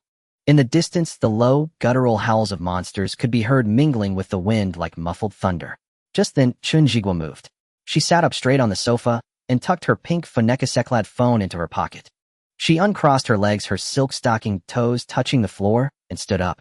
Then she did something that left everyone in the room dumbfounded. She reached into the inner pocket of her trench coat. She pulled out a pink glass bead pinched between her fingers and placed it on the table. Then she pulled out another. 2, 3, 5. After emptying the left pocket, she switched to the right. 6, 8, 10. After emptying the coat pockets, she bent down and pulled 3 more out of the shaft of her boot. 13 pink glass beads were neatly arrayed on the conference table, glowing with a soft rose-colored light under the fluorescent lamps, looking like a row of cherry blossom-flavored hard candies. The room was deathly silent. Chun Jigua cleared her throat. Her voice was still that of a sophisticated intellectual woman, but she forced a serious tone into it. This thing can be used against the monsters. She tapped one of the beads with her finger, which was painted with a bright red nail polish. Wang Gang's feminization energy is far more effective on monsters than on humans. When a drank monster is hit, it is forcibly transformed into a beast girl form. Its combat will drops to 0, and its body is physically locked into submission. 1 bead neutralizes 1 drink. No need for a direct confrontation, no need to use students as shields. She took a step back and crossed her arms over her chest. 13 beads. Enough to neutralize 13 of them. It took Zhou Zenon's mind 3 seconds to process this. He slammed the table and stood up, this time not from anger. Right? This thing can be used on the monsters. He grabbed a bead and held it up to his eyes for a closer look. The pink energy swirled slowly within the glass walls, solid and showing no signs of decay. Wang Gang's marbles are a dimensionality reduction attack on drank monsters. Hit them and they're done, no questions asked. With these 13, the pressure on us is cut in half. Zhou Zenon's eyes lit up. It wasn't the steady light of a principal, but the excited gleam of a gambler who sees a chance to turn the tables. For the remaining 7 or 8, we old guys can tough it out. We can handle it. Old Wang and Old Li exchanged a glance. The logic was sound, but a problem arose. Old Wang turned his head and looked at Chun Jigua. He looked her up and down, from her flawlessly delicate face to the impossibly slender waist beneath her trench coat. Old Chun, you alone are carrying 13 of these. A very brief crack appeared in Chun Jigua's expression. Where did you get all these beads? Old Li snapped back to reality as well. He crouched to pick up a marker, and when he straightened up, his gaze was fixed on Chun Jigua's face. Yesterday, Wang Gang sold them to the students for 1,000 each. He only sold a little over 1,000 in the whole school. You hoarded 13 of them. Why did you buy so many? Chun Jigua's ears turned red. Her entire body stiffened visibly for half a second. The female teacher suddenly gasped and covered her mouth. Old Chun, you don't mean? She looked at Chun Jigua's body, a vessel that rivaled the top internet celebrities, then back at the 13 pink beads on the table. You weren't planning, after this 7-day period is up, to use them on yourself, were you? 1 bead for a week extension, 13 beads for 3 months. A strange vacuum of silence filled the meeting room for a second.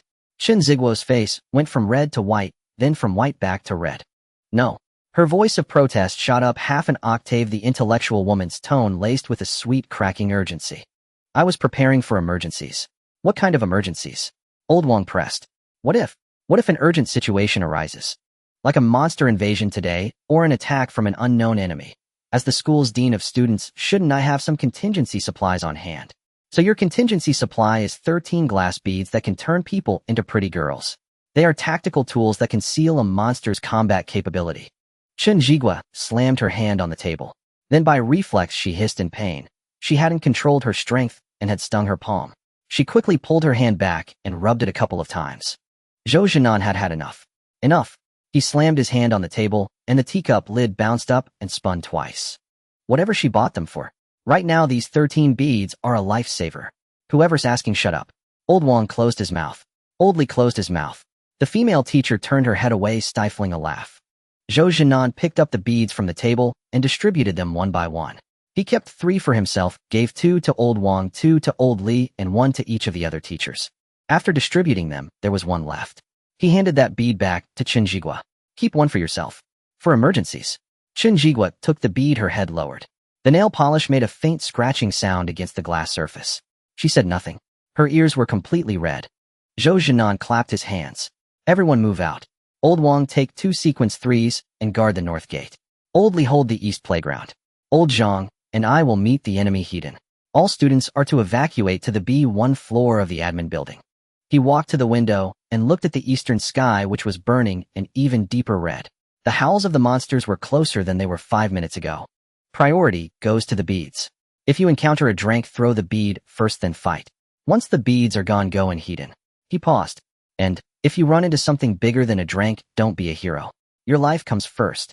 Old Wang stood up and carefully tucked his bead into his pants pocket. He turned back once at the door. Principal Zhou. After this is over, can we ask Wang Gang for some more beads? Zhou Jinan looked at Old Wang. Old Wang looked at Zhou Jinan. The two men stared at each other for 3 seconds. An unspoken understanding flowed between their aged eyes. Fight first. Zhou Jinan turned his face toward the window. We'll talk when we get back.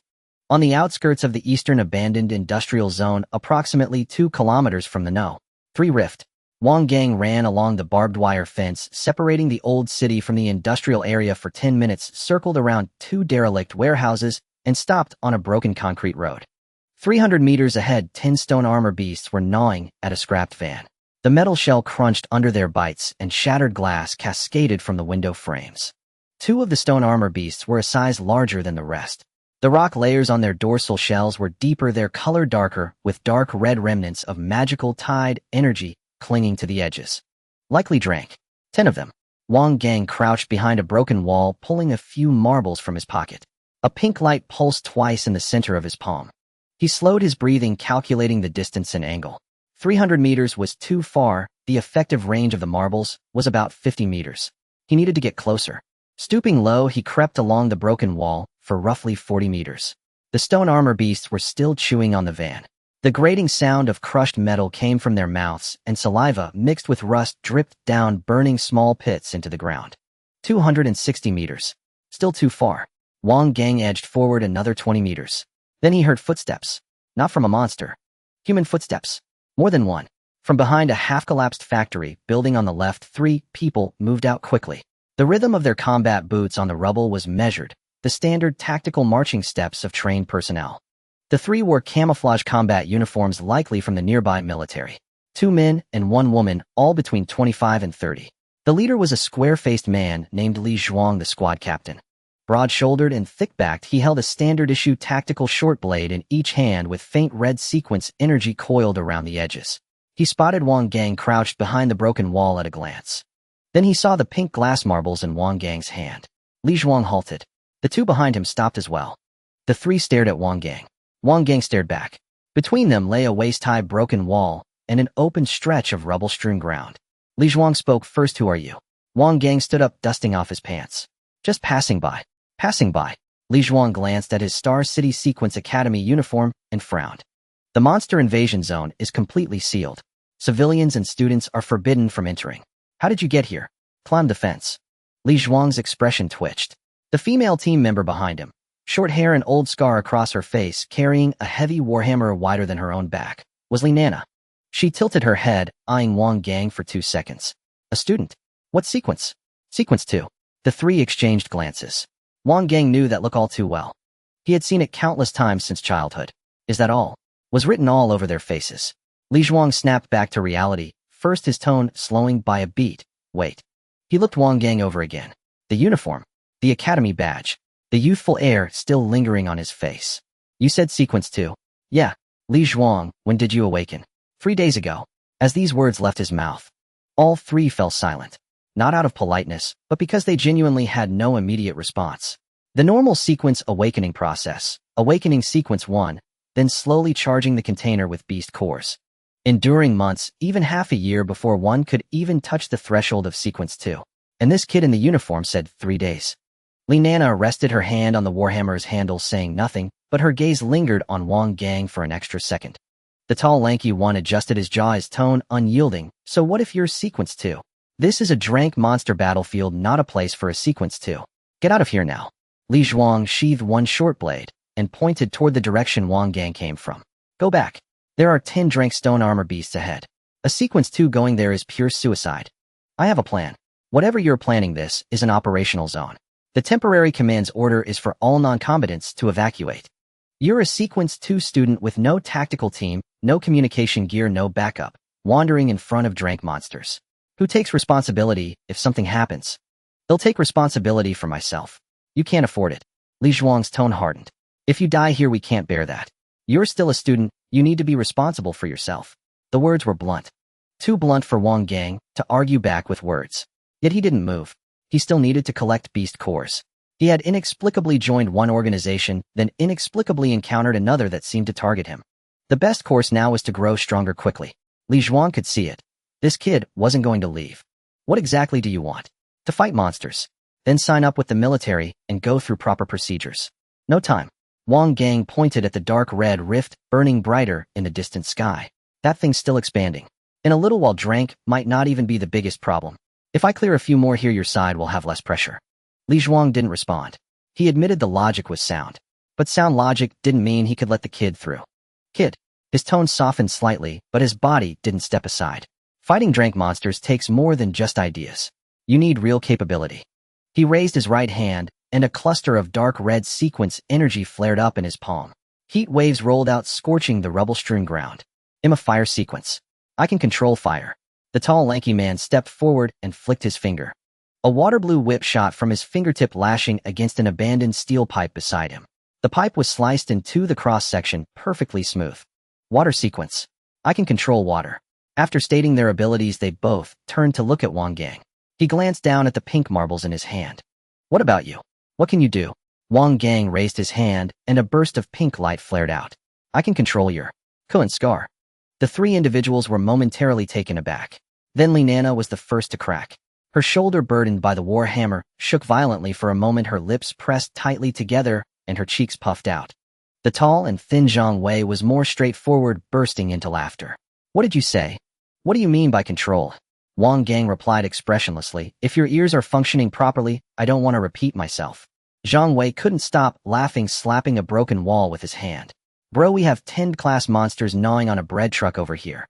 So you came over to tell me you can change genders? Are you here as a psychological counselor sent by the military, or for postoperative care?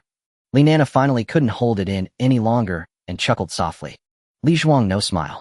But the corners of his mouth turned downward slightly, a gesture that usually appeared when someone was trying hard not to laugh.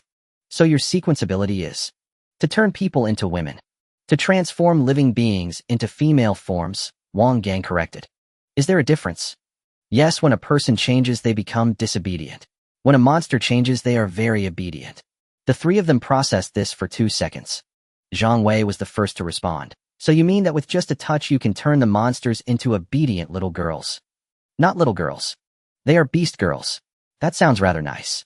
Zhang Wei spread his hands. I could also punch out the sun. Who can't say that? How can you prove it? Wang Gang raised the marble in his hand. How do you prove it? Throw one over at that stone-armored beast. All right. No, Zhang Wei waved his hand. What if your marble hits it like a tickle, and the stone-armored beast gets furious and comes charging at us? We three will have to clean up your mess. Then how do you want to verify it? Zhang Wei pointed at Li Zhuang, grinning. Change one for me to see. Just change our captain. Li Zhuang.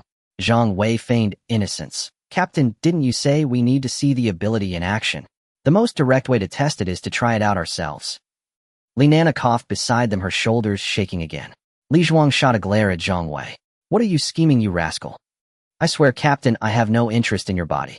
It's purely for scientific verification purposes. Get lost. And besides, can you change back after transforming? I said get lost. Wang Gang had had enough. The three stood in front of him, each more assertive than the last. Prove your ability, showcase your strength, bring out what you have. Fine. He couldn't be bothered to waste words anymore. He stepped forward. Li Zhuang saw a high school student in a school uniform walking towards him. His first reaction was that this kid was going to argue. The second reaction was, no way. His eyes were fixed on Wang Gang's right hand. That hand emerged from his pocket, glowing with a soft pink light, not blinding, but particularly eye-catching in the night. What are you doing? Wang Gang raised his hand and slapped Li Zhuang's shoulder. The movement was crisp and decisive. The pink light exploded from his palm. It was not a gentle diffusion. It was the kind that swallowed Li Zhuang whole in an instant. The light was too bright. Zhang Wei and Li Nana raised their hands simultaneously to shield their eyes.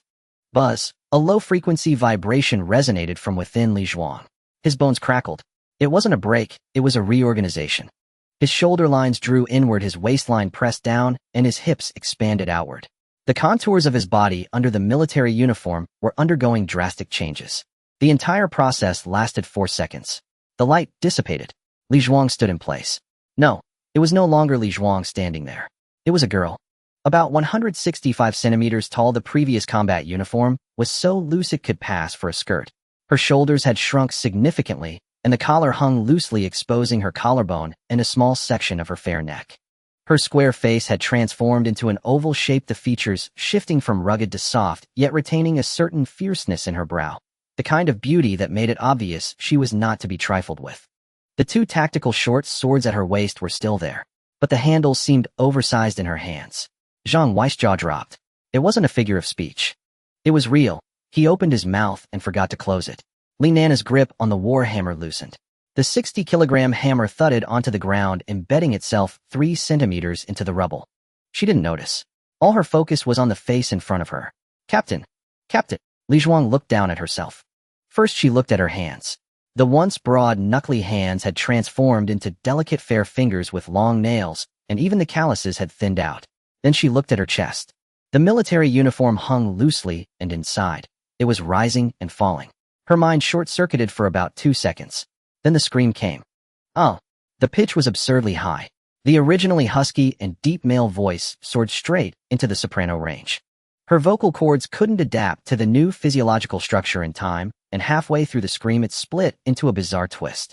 The resonance was incredibly strong. The 10th-class stone-armored beasts 300 meters away all raised their heads in unison. 20 dark red eyes simultaneously locked onto the source of the sound. The air stilled for a moment. Then the ground began to shake. The 10 stone-armored beasts abandoned the half-eaten bread truck, turned around, and charged this way. With each step they took, the ground resonated, debris bouncing up, and the abandoned steel framework buzzed loudly. Zhang Wei snapped back to reality. Whoa! He didn't have time to finish the second half of his word, as Li Nana had already bent down to pull the war hammer from the ground, positioning it in front of her. They're coming. 10 of them. They're all charging over. Wang Gang took 2 steps back, reaching into his pocket for the marbles. Li Zhuang, who should now be called Li Zhuangjia, also reacted. The instinct for battle was much faster than the recognition of gender. Although her body had changed, the training etched into her bones over the years would not disappear just because of a new skin. Her right hand grabbed the short knife at her waist. She drew the knife. The stance was striking. Then she activated the sequence core. The fire energy channel opened. Nothing happened. She poured her awareness into the sequence core as if punching into cotton. The energy channel was tightly sealed by a layer of viscous pink substance, unable to transmit even the slightest fluctuation. It was as if someone had pulled out her energy circuit entirely and filled the empty pipes with pink cement. Li Zhuang was stunned. She tried again. She forcefully directed all her sequence energy, concentrating it into her palm. This time, even the sequence core did not respond. The entire energy system was in a state of complete dormancy. It wasn't a lack of power, it was as if the battery had been removed. Where is my fire? Her voice, that sweet and cloying female voice, was filled with an uncontainable fright. She looked down at her palm. It was completely clean. There wasn't even the slightest change in temperature. Zhang Wei and Li Nana turned to look at her simultaneously. Captain, where is your fire? Zhang Wei's voice was already cracking. It's gone. What do you mean it's gone? It's gone. I can't bring it out. Not a trace. Li Zhuang frantically swung his right hand, mimicking the desperate action of shaking a thermometer. But there wasn't even a spark in the palm of her hand. 3 seconds ago she was a Type 3 fire element combatant, and now she was just an ordinary woman in oversized military attire wielding 2 short blades. Wang Gang tossed a marble aside, balancing the remaining ones in his hand. Do you believe it now, eh? Li Zhuang turned his head and glared at him. That gaze contained at least 7 emotions: shock, anger, fear, disbelief, a desire to kill, regret for not fleeing earlier, and a thought of, what the hell is this thing? Your abilities are sealed for 7 days. They will automatically recover after 7 days along with your gender changing back. Don't worry, it's not permanent. Who told you to touch me? You said you wanted to see real abilities. Wang Gang pointed at her. Isn't this real enough? The ground tremored again. 10 armored beasts had already run 150 meters. The leading one was still carrying half a car door in its mouth. Zhang Wei drew out his water whip, his face grim. Have you finished arguing? Can we focus on the issue at hand? Li Nana gripped her hammer with both hands, the gravel beneath her feet creaking under the weight. 10th class beasts means we've lost a main damage dealer. We need to be cautious. 100 meters. Zhang Wei shouted. Wang Gang emptied his pocket of marbles, counting them in his palm. 11 marbles. 10 armored beasts. That's enough. There was even one to spare. Everyone step aside. He took a step forward. The 3 of them stared at him in unison. Wang Gang divided the 11 marbles into 2 groups, pinching them between his fingers. You all need to drive them towards me. No need to kill them, just lure them over. Zhang Wei opened his mouth to say something, but ultimately swallowed it back. He had just witnessed a Type 3 captain being turned into a girl with a single slap. If this ability could be used on monsters, who cares? After all, it couldn't get any worse than the current situation. Li Nana. Zhang Wei took a step back and raised his water whip. Li Nana hoisted her hammer. The two exchanged glances, no extra words, and ran forward from the left and right sides. Li Zhuang stood in place, gripping 2 short blades that couldn't cut through tin, dressed in oversized military gear with the wind blowing into his collar, feeling chilly. She glanced down at her chest. Then she looked up at the 10 dark giants charging towards her. Damn it! She thrust her short blades into the ground, turned, and followed Zhang Wei. I'll go lure the monsters. Captain, your physique right now. Don't call me captain. Her teeth were clenched audibly, her delicate oval face filled with determination. Call me sister. Zhang Wei was momentarily stunned. Sister. Go lure them. 70 meters. The ground shook. The 10 armored beasts formed a fan-shaped charge, their dark red magical energy glowing brightly in the night. Wang Gang stood at the back, gripping the marbles, his heartbeat rising above 120. His plan was simple. Zhang Wei and Li Nana would harass from the flanks, disrupting the charge formation of the armored beasts. The stragglers would run towards him, and he would greet them with marbles. 1 marble per beast. Quantity matters. 50 meters. The leading armored beast opened its mouth, and the half-car door it carried was spat out. The metal wreckage rolled several meters across the ground, crashing into a discarded iron pillar and bending into a V shape. It stared at the frontmost Zhang Wei and Li Nana. Then its gaze shifted slightly. It landed on the small figure in a school uniform behind. Wang Gang raised his left hand. Pink light flickered between his fingers. Come. The first marble was released. Wang Gang's throwing accuracy had improved significantly under the physical enhancement of Type 2. The marble traced a low arc, precisely hitting the bridge of the leading armored beast's nose. The pink light exploded. The 300-kilogram shell beast was engulfed by a cloud of pink mist, its 4 thick legs thrashing violently. In the light, the sound of compressed bones cracking like walnuts popping continuously for over 10 times. For seconds later, the light dissipated. A girl in a gray rock-patterned skirt stood in place, just over 1.50 meters tall, with short brown hair and a round face, a dark gray shell fragment embedded in the center of her forehead. She looked down at herself. Then she looked up at Wang Gang. Damn you. The first words out of her mouth were quite colorful. Zhang Wei almost swung his water whip off course. Wang Gang ignored her. The second marble had already been thrown. An armored beast charging from the right wing was struck by Li Nana's hammer on its flank, staggering a couple of steps. The marble hit the gap in its back shell perfectly. Another cloud of pink mist emerged. This time a tall woman around 1.70 meters with long legs and 2 stone patterns on her face appeared, her hair a deep gray. She looked down at herself for 3 seconds. Then she looked at Wang Gang. Her mouth opened. Your whole family. The third one. Wang Gang flicked his right hand. The third armored beast, tripped by Zhang Wei's water whip, fell with its head hitting the ground, and before it could rise, the marble had already hit its face. Pink mist. Compression. Bone recomposition. Out came a petite girl with twin pigtails, not even 1.40 meters tall, her face covered in freckles. She got up, saw Wang Gang, and pouted. Wah! You bad person. What have you turned me into? This one was surprisingly a crybaby. Wang Gang continued without pause, 1 marble after another. The fourth one. The pink mist dispersed, revealing a cold-faced woman with gray long hair, silent and tightly closed lips. She looked quite normal, but then she opened her mouth. I will kill you. I will dismantle your bones one by one. I will use your spine as chopsticks. I will. Her tone was calm, but the content was excessively hardcore. The fifth one. The marble struck her flank and the pink mist dissipated. A woman in a rock-patterned tank top, her arms muscular and well-defined. She looked at her arm, pinched it, and surprisingly smiled. Hey, not bad. Much more agile than before. This one seemed quite satisfied. Wang Gang was a bit surprised. The sixth one. Out came a stout figure with thick eyebrows and big eyes with an extremely loud voice. Take me back. I don't want to look like this. I am an armored beast. My dad is an armored beast. My grandpa is an armored beast. 3 generations of armored beasts. I cannot be ruined in your hands. Wang Gang paused. Do monsters also have a sense of family honor? No time to think deeply. The 7th marble was launched. Zhang Wei and Li Nana were becoming increasingly synchronized in their cooperation. One entangled its legs, the other swung the hammer, scattering the armored beasts before driving them towards Wang Gang. It was like an assembly line. After the 7th transformation, a quiet girl appeared with gray-blue hair, not noisy, just standing there in a daze. Wang Gang thought this one had finally returned to normal. But then she spoke. Master, moi, I'm hungry. Is there any iron to eat? The first one with short brown hair interjected, cursing, damn it. Look at what you've become. Can you even swallow iron? Are your teeth still intact? The gray-blue-haired girl touched her mouth and replied, they are. Then try gnawing on a steel pipe and see whether your teeth or the pipe are harder.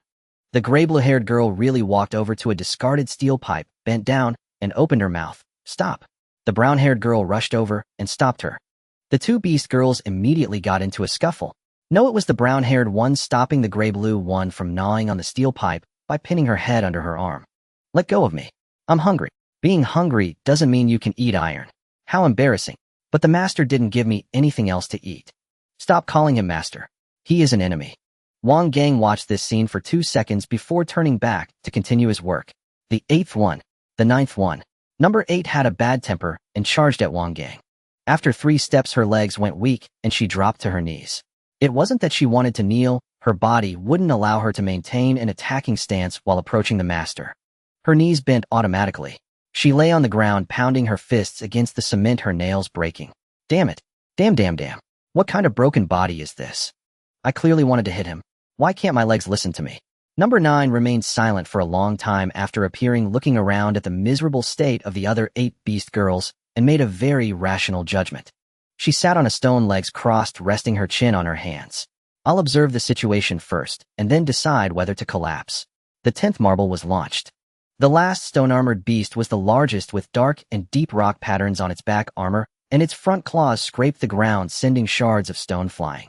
Li Nana's warhammer struck its right leg, causing it to stumble. Zhang Wei's water whip wrapped around its hind leg, pulling for half a second. That was enough. The marble drilled into its open mouth. Pink mist exploded from inside its mouth. The sound of bones reshaping dragged on for a full 6 seconds as its convulsing limbs gouged 4 trenches into the ground. The light faded. A tall woman stood in the pit.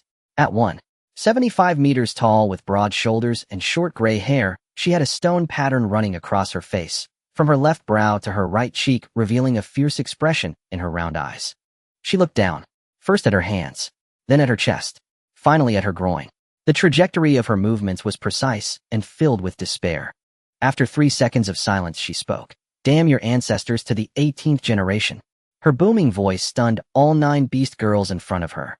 The brown-haired girl and the gray-blue-haired girl, who were in the middle of a scuffle, simultaneously released each other and turned to look. Number 8, kneeling on the ground and pounding the earth, stopped her fists. Even number 9, who had been observing before collapsing, stood up from her stone. Number 10 didn't stop. I am the 7th offspring of the 3rd nest of stone-armored beasts. I was born male. Even when I had 4 legs, I was male. And I should still be male with 2 legs. Why? She looked down and glanced at herself again. Where are my eggs? Number 6, who claimed to be the 3rd generation stone-armored beast, leaned over from the side, her expression complicated. Bro, don't look for them. I just checked. They're gone. What do you mean gone? Gone means gone. Feel it, it's all smooth and bare. I'm not feeling it. How can you confirm without feeling it? I'll confirm with my eyes. I can see there's nothing if I look down. Number 10's voice cracked, her high-pitched tone twisted into a rough tone. 2 lumps of flesh grew from the ground, blocking my view. What kind of ridiculous design is this? It's a hindrance while walking. Number 5, who seemed quite satisfied after transforming, chimed in. You'll get used to it. You think it's fine, eh? Number 10 glared at her. It's definitely more agile than having 4 legs. Number 5 moved her wrists a couple of times, and my fingers can grab things now. The iron can that used to take forever to pry open with claws can now be opened with a twist. What are you thinking? You're a stone-armored beast. You don't need to open cans. But I'm not one anymore. Number 5 shrugged. Number 10 was left speechless. Her mouth opened and closed 3 times, but not a word came out. The quiet number 7 floated over her gray-blue hair, falling to the side of her face, tilting her head to look at number 10. You're so fierce. What's it to you? But you're a girl now. Girls shouldn't be so fierce. Number 7 said seriously. The master won't like it. Who is a girl? I'm male. Male. But you have 2 on your chest. Shut up. Wang Gang stood 15 meters away, hands in his pockets, having watched the entire scene. 10 grade stone-armored beasts now stood before him. The 10 beast girls varied in height, weight, and personality, ranging from temperamental to indifferent to whiny to apathetic. Number 10 was the loudest. The quietest was number 4, the cold-faced woman who threatened to use his spine as chopsticks. After saying that, she fell silent, leaning against a broken wall, arms crossed, expressionless, as she watched the antics of the other 9. It was unknown what she was thinking. Perhaps how to dismantle his bones. Zhang Wei retracted the water whip, standing 30 meters away, not approaching. It wasn't that he didn't wanna, but that he didn't dare. He glanced to the left. 10 beast girls were arguing. He looked to the right. Li Zhuangjia, wearing a large military uniform, crouched on the ground, hands covering her face, her shoulders, shaking, not knowing if she was crying or doing some mental preparation. Then he looked in the middle. Wang Gang, 17 years old, wearing a school uniform, hands in pockets, standing calmly between the 10 beast girls and a transgender captain. This scene looked increasingly abnormal. But one thing was undeniable. 10 degrade beasts.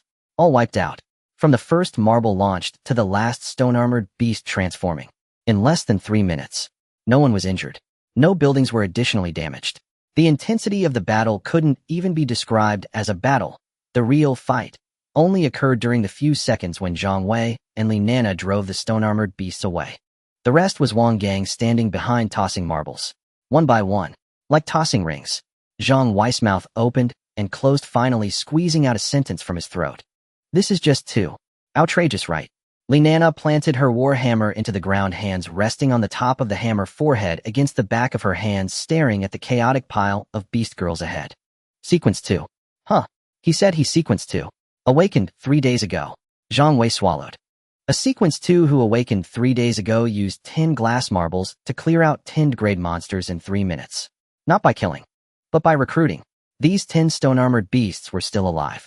And judging by the reaction of the first brown-haired girl who transformed, though she cursed a lot and was filled with hatred, she couldn't move her legs in front of Wang Gang. Her body didn't obey her. Physically locked. Zhang Wei had been a Rift Special Forces member for 5 years. He had seen fire-based abilities reduce monsters to ashes, lightning abilities paralyze entire beast groups, and ice abilities freeze crate giant beasts into ice sculptures. But he had never seen anything like this. No fighting, no killing, no bloodshed. Just a touch, and everything was taken away. Not only was their fighting ability removed, but even their species form was altered. This was not a battle. It was robbery. Robbing your offensive power, robbing your defensive power, robbing your species attributes, and on top of that, robbing your gender.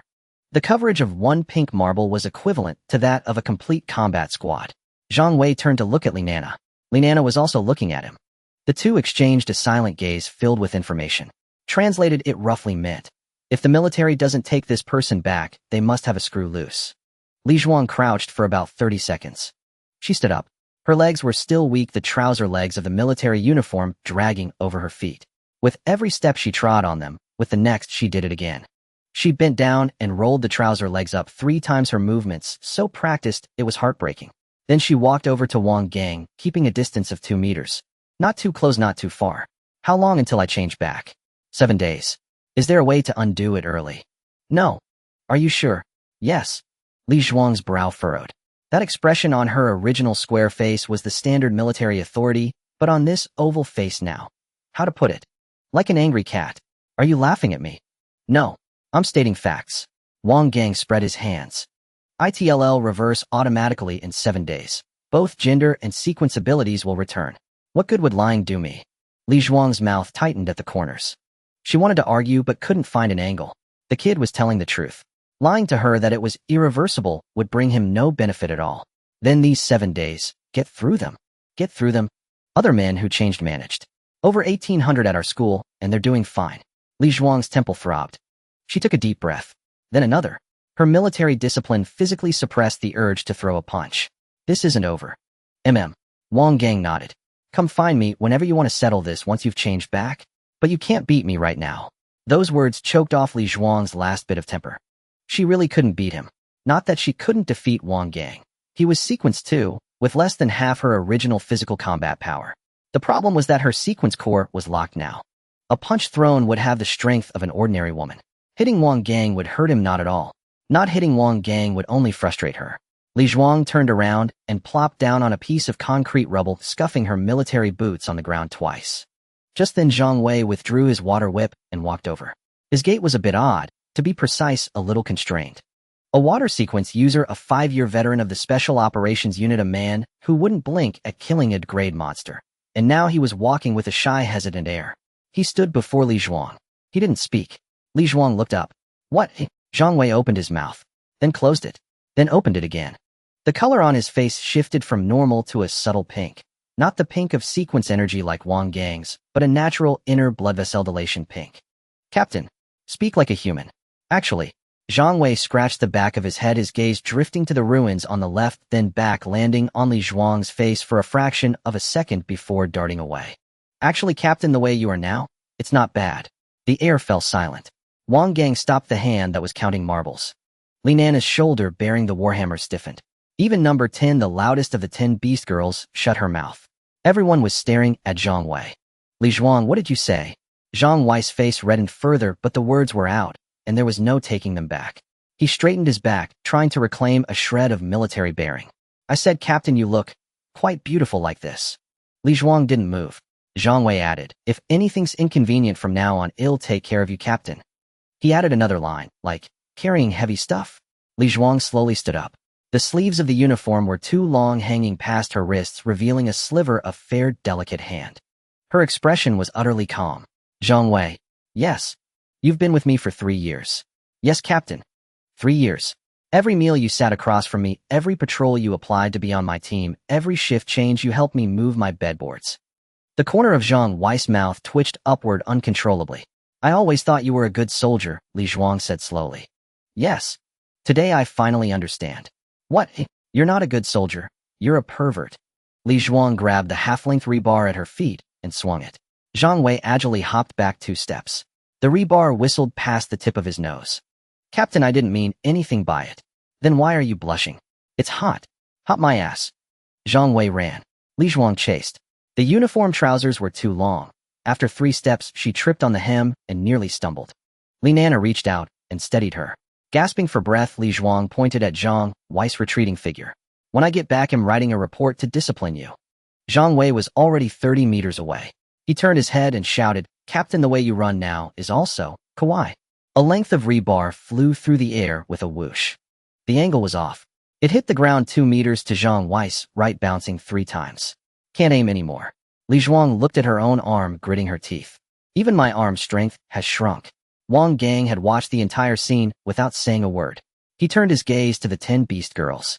10 stone armor beast girls. No, now they should be called former stone armor, scattered around the ruins. Some sat, some crouched, some leaned against walls. Number 1 with short brown hair was still cursing. Number 10 and number 6 huddled together, sharing their grief over the loss of vital organs.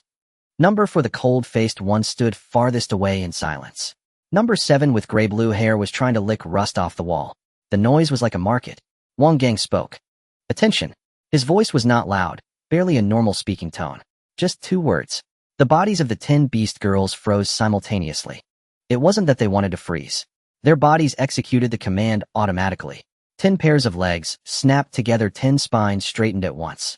Even number 7, who was licking rust, retracted her tongue, a trace of reddish-brown powder still at the corner of her mouth.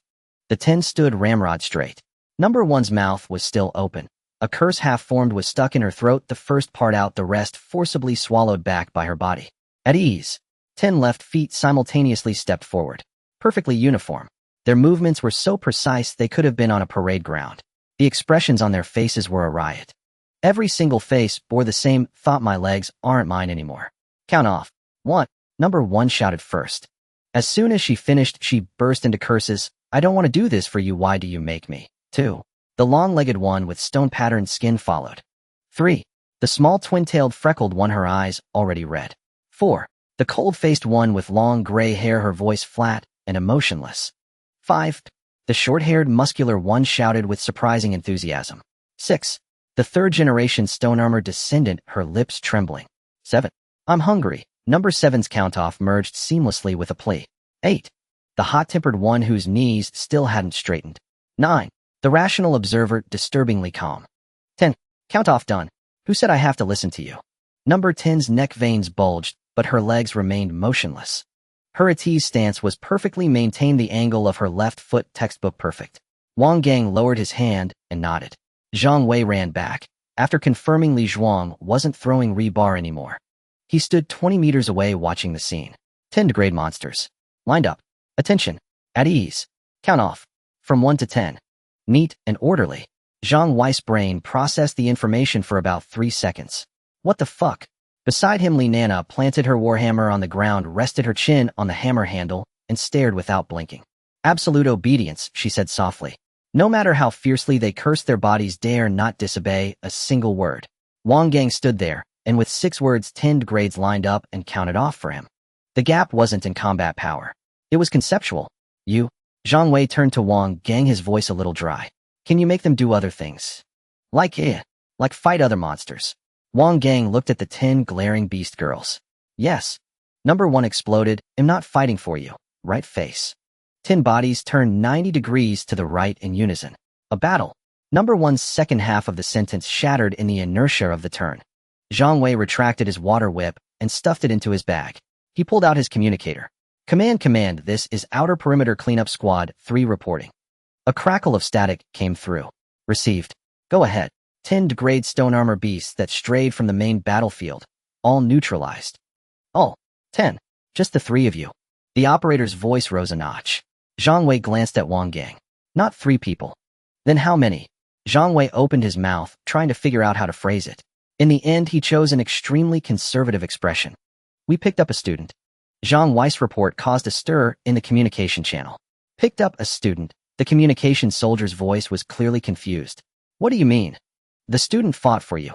Zhang Wei held the communicator, his lips moving thrice. How should he explain? A sequence 2 high school student using pink glass marbles in 3 minutes turned 10 grade stone armor beasts into a bunch of cursing women. He chose to skip this part. He'll report the details in person when I return. Requesting permission to escort this student to the temporary command post. There was a 2-second silence on the other end of the communicator.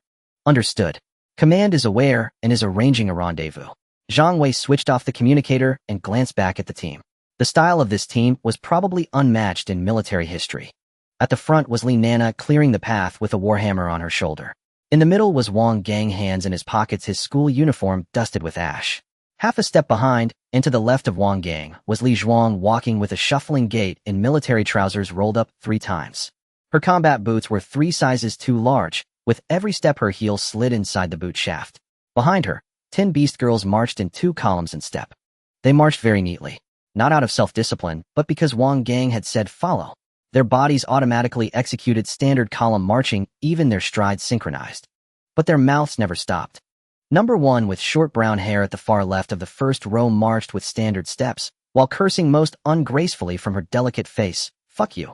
Left, right. Bastard. Left, right. The rhythm of her curses perfectly matched her marching pace. Number 6 marching behind her chimed in, my dad was a stone armor beast. Left, right. My grandpa too. Left, right. Number 10 had the loudest voice shouting from the back of the column. Who decided we had to march in step? I never walked this neatly, even when I had 4 legs. Number 7 with gray-blue hair marched beside her, tilting her head to look at a rusty fire hydrant on the roadside. Can you eat that? No. Number 10 slapped number 7 on the back of the head. Her hand moved on its own, her body not locked. Because it wasn't an attack on the master, so limb freedom remained. Number 7's head wobbled from the slap, her mouth pouting in grievance, yet her steps still fell perfectly on the beat. Zhang Wei brought up the rear, maintaining a safe distance of 20 meters throughout. His safe distance wasn't to guard against monsters. It was to guard against Li Zhuang. After about 10 minutes of walking, the military's second blockade line came into view ahead. Sandbag walls, cheval de frise, 2 armored personnel carriers. Over a dozen soldiers were scattered behind various covers, their gun barrels aimed towards the rift to the east. Li Nana at the front raised her Special Operations badge. Rift Special Operations Squad 3 returning after perimeter cleanup. A junior lieutenant on the blockade line poked half his head out and scanned the team. First he saw Li Nana. Normal. Then Wang Gang. A school uniform. A bit odd. Then, the lieutenant's gaze passed Wang Gang and landed on Li Zhuang. A beautiful woman in oversized military fatigues with an oval face, heroic eyebrows, fair skin, and her collar loose, revealing a slender neck. The trouser legs were rolled up 3 times and still dragged on the ground. The combat boots were big enough to fit 2 feet inside. The lieutenant blinked twice. And this is a newly transferred female soldier. Li Zhuang's face flushed crimson instantly. Before she could speak, Zhang Wei floated a comment from behind. Our squad leader. The lieutenant looked at Li Zhuang, then at Zhang Wei. Wasn't your squad leader a ma? Transferred. Zhang Wei's expression didn't change. What position requires a gender change? Classified. The lieutenant swallowed the rest of his sentence. In 4 years of military service, the first thing he learned was, don't ask about things marked classified. But his gaze lingered on Li Zhuang's face for noticeably longer than normal. Li Zhuang tugged her collar up higher. The lieutenant's eyes continued moving back. Then he saw the 10 beast girls. 2 columns. Marching in step. Marching more neatly than his own new recruits. The problem was, these 10 people were wearing various rock-patterned miniskirts, vests, and dresses with carapace fragments embedded in their forehead, stone patterns painted on their faces, and hair colors ranging from brown to gray to blue. Number 1 was still cursing as she walked.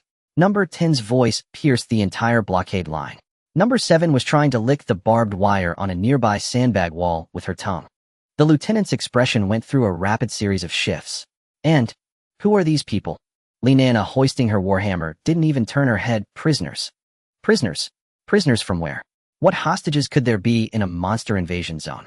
Wait, what are those stone patterns on their faces? Number 1, the brown-haired one, heard him. She twisted her head out of the formation and bared her teeth at the lieutenant. What are you looking at? 10 minutes ago, I was a 300-kilogram stone armor beast. Want to experience it too? The lieutenant's hand slipped on his rifle stock. He turned to look at the corporal next to him. The corporal shook his head, indicating he didn't understand either. Number 10 yelled from the back of the column, stop explaining. It's embarrassing. Number 6 muttered beside her. And just like that, the face of 3 generations of stone armor beasts is gone. Number 7 finally licked the barbed wire, retracted her tongue, and savored it. Not tasty. Much worse than a rusty pipe. The lieutenant's gun barrel started to droop. Not because he was lowering his guard, but because his hands were going weak. Let us through. Li Nana waved her hand. The lieutenant mechanically lifted the cheval de frise. As the team passed before him, he maintained a standard soldier's expression of I saw nothing. Only when number 10 walked past him did he instinctively step back half a pace. Number 10's voice was just too aggressive. After passing the blockade, the number of soldiers on the road increased. Every patrol that saw this team had a remarkably uniform reaction. First look at Li Zhuang. Whoa, what a beautiful female soldier. Which unit? Never seen her before. Go ask for her number. You go, she's got 2 knives on her waist. What's wrong with knives? The more dangerous, the more alluring. Look at her expression. That's not attraction, that's murderous intent. Li Zhuang's face turned from red to purplish red. She wished she could find a hole to bury herself in. The collar, cuffs, and pant legs of the military uniform were all too big. They rustled with every step. The belt was already tightened to the last hole, but the uniform still bunched at her waist, creating a ring of loose, sagging folds. Yet this disheveled look paired with her heroic oval face was inexplicably attractive. People were just perverse. The more awkwardly the clothes hung, the more there was an indescribable allure. When the 3rd patrol passed, the senior sergeant at the front actually veered off course, his head turning 90 degrees to follow Li Zhuang. The soldier behind him tugged hard at his sleeve. Stop staring. She's with the special operations. I'm just looking. Li Zhuang couldn't take it anymore. She grabbed Zhang Wei by the collar, having to stand on tiptoe to reach it, and pulled him in front of her. You walk ahead. Block me. Zhang Wei looked down at her. Given the height difference, he didn't even need to block. Oh, just by standing there, Li Zhuang's face would be right at the level of his shoulder blades. Sure thing. He used a tone that was completely unmilitary. Li Zhuang released his collar and retreated behind him. She shrank entirely into the shelter of Zhang Wei's broad back, only the crown of her head showing. The temporary command post was established in a 3-story concrete building on the west side of the abandoned steel mill. The stairwell walls were mostly stripped of their paint, and a thick layer of dust had settled on the steps. As Wang Gang followed Li Nana up the stairs, the sound of 10 beast girls marching in unison echoed from behind. The concrete staircase was narrow, too tight for a double-file formation. The 10 beast girls automatically switched to a single file, their steps still unervingly synchronized. Number 1 with brown hair led the way, her curses reverberating through the stairwell in a surround sound effect. An armed guard stood at the stairwell corner. He first spotted Li Nana's special service badge and nodded them through. Then he saw Wang Gang. He frowned. Then he saw Li Zhuang. He froze. Then he saw the 10 beast girls filing up the stairs. He nearly dropped his rifle. Don't ask. Zhang Wei came up from the rear and patted the guard on the shoulder. Just pretend you didn't see anything. The guard's mouth opened and closed twice before he ultimately chose to obey organizational discipline. On the 3rd floor, pushing open the iron door with a broken hinge, the space inside was larger than Wang Gang had anticipated. A tactical projection screen glowed, densely covered with red and blue dots. For communication devices hummed in the corner. 7 or 8 soldiers were scattered around, some staring at screens, others speaking softly into walkie-talkies. A man stood at the center of the room. His military uniform was crisp with 2 stars on his shoulder epaulets. In his early 50s, his face bore wrinkles that could trap a mosquito, and his jawline was harder than the discarded steel bars outside. An unlit cigarette dangled from his mouth. Deputy Commander of the Rift's Special Service Corps, Qin Beishan. He had his back to the door watching the projection screen, but turned around at the sound. His gaze first fell on Linnana. Team 3. Reporting Deputy Commander. Team 3 has completed the perimeter cleanup mission. All 10 class stone armor beasts have been dealt with. Qin Beishan shifted the cigarette from the left corner of his mouth to the right. 10. Just the 3 of you. Not just the 3 of us. Linnana stepped half a step to the side. Wang Gang stepped forward. Qin Beishan looked at the youth in a school uniform.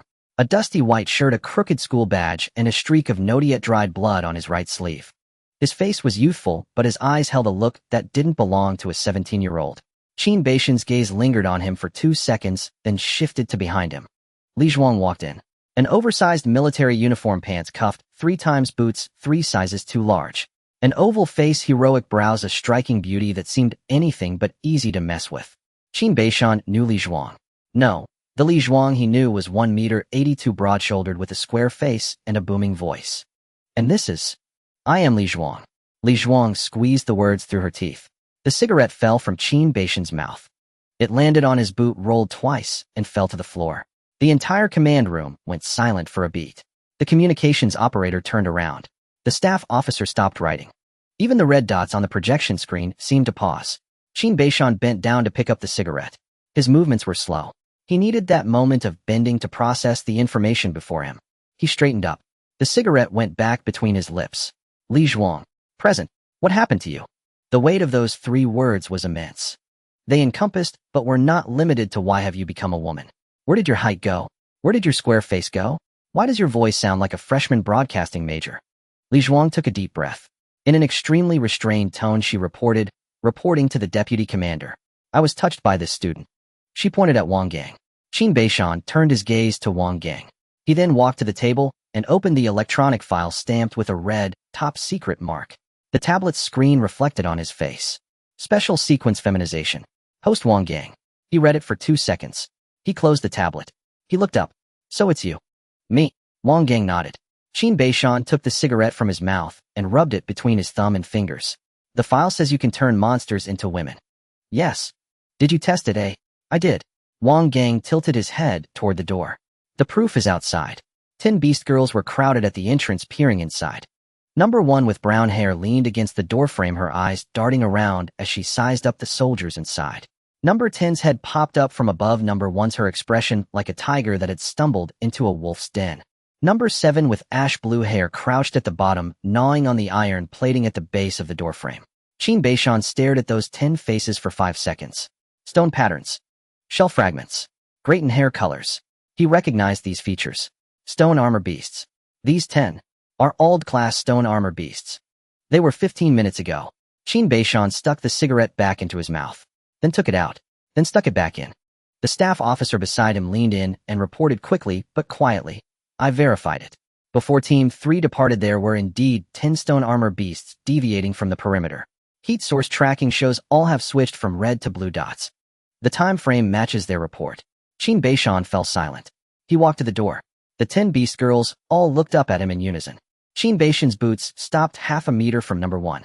The 2-star Major General looked down from above at this short-haired beast girl, while she looked up from below at his weathered iron-like face. What were you before? Number 1 smirked. I was your FA. I was a stone armor beast. 300 kilos. Ate everything. Qin Beishan's expression froze for half a second. Not from fear, but from anger.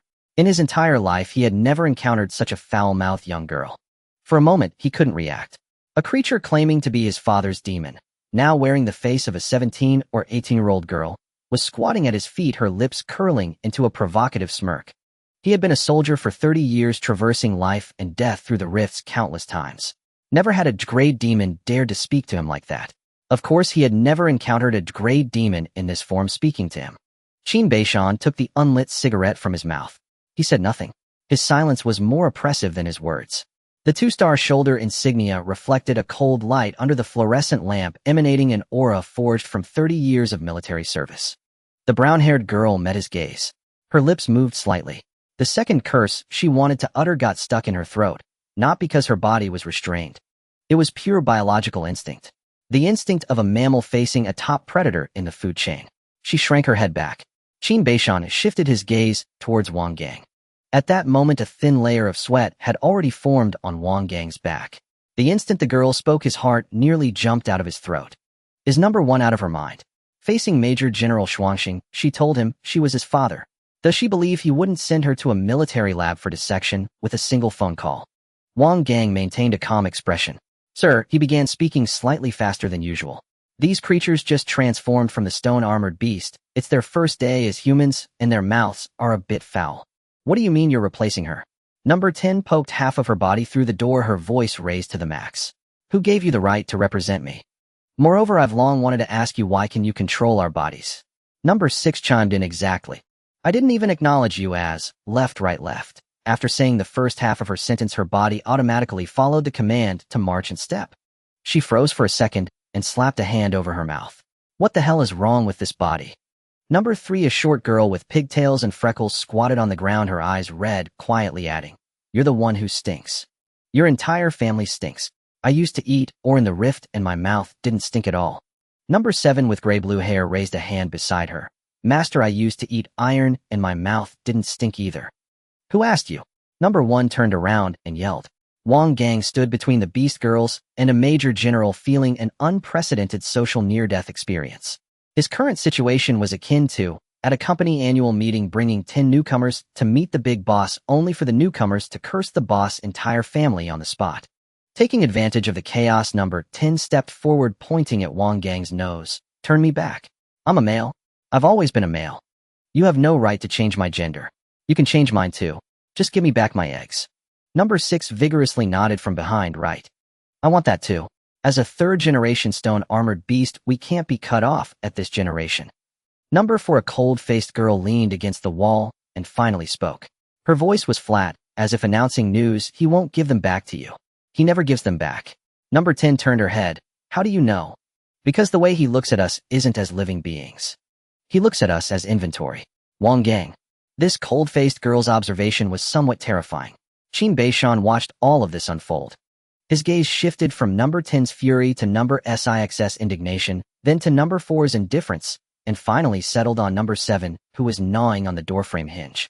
Then he looked towards Wang Gang. "Are you sure you can control them?" Wang Gang nodded. Qin Beishan looked again at the 10 beast girls huddled together at the door, cursing and shoving each other. His cigarette fell from the corner of his mouth again. This time he didn't pick it up. "It doesn't look like it. The body is absolutely obedient," Wang Gang explained. "I can only lock their physical actions, not their mouths."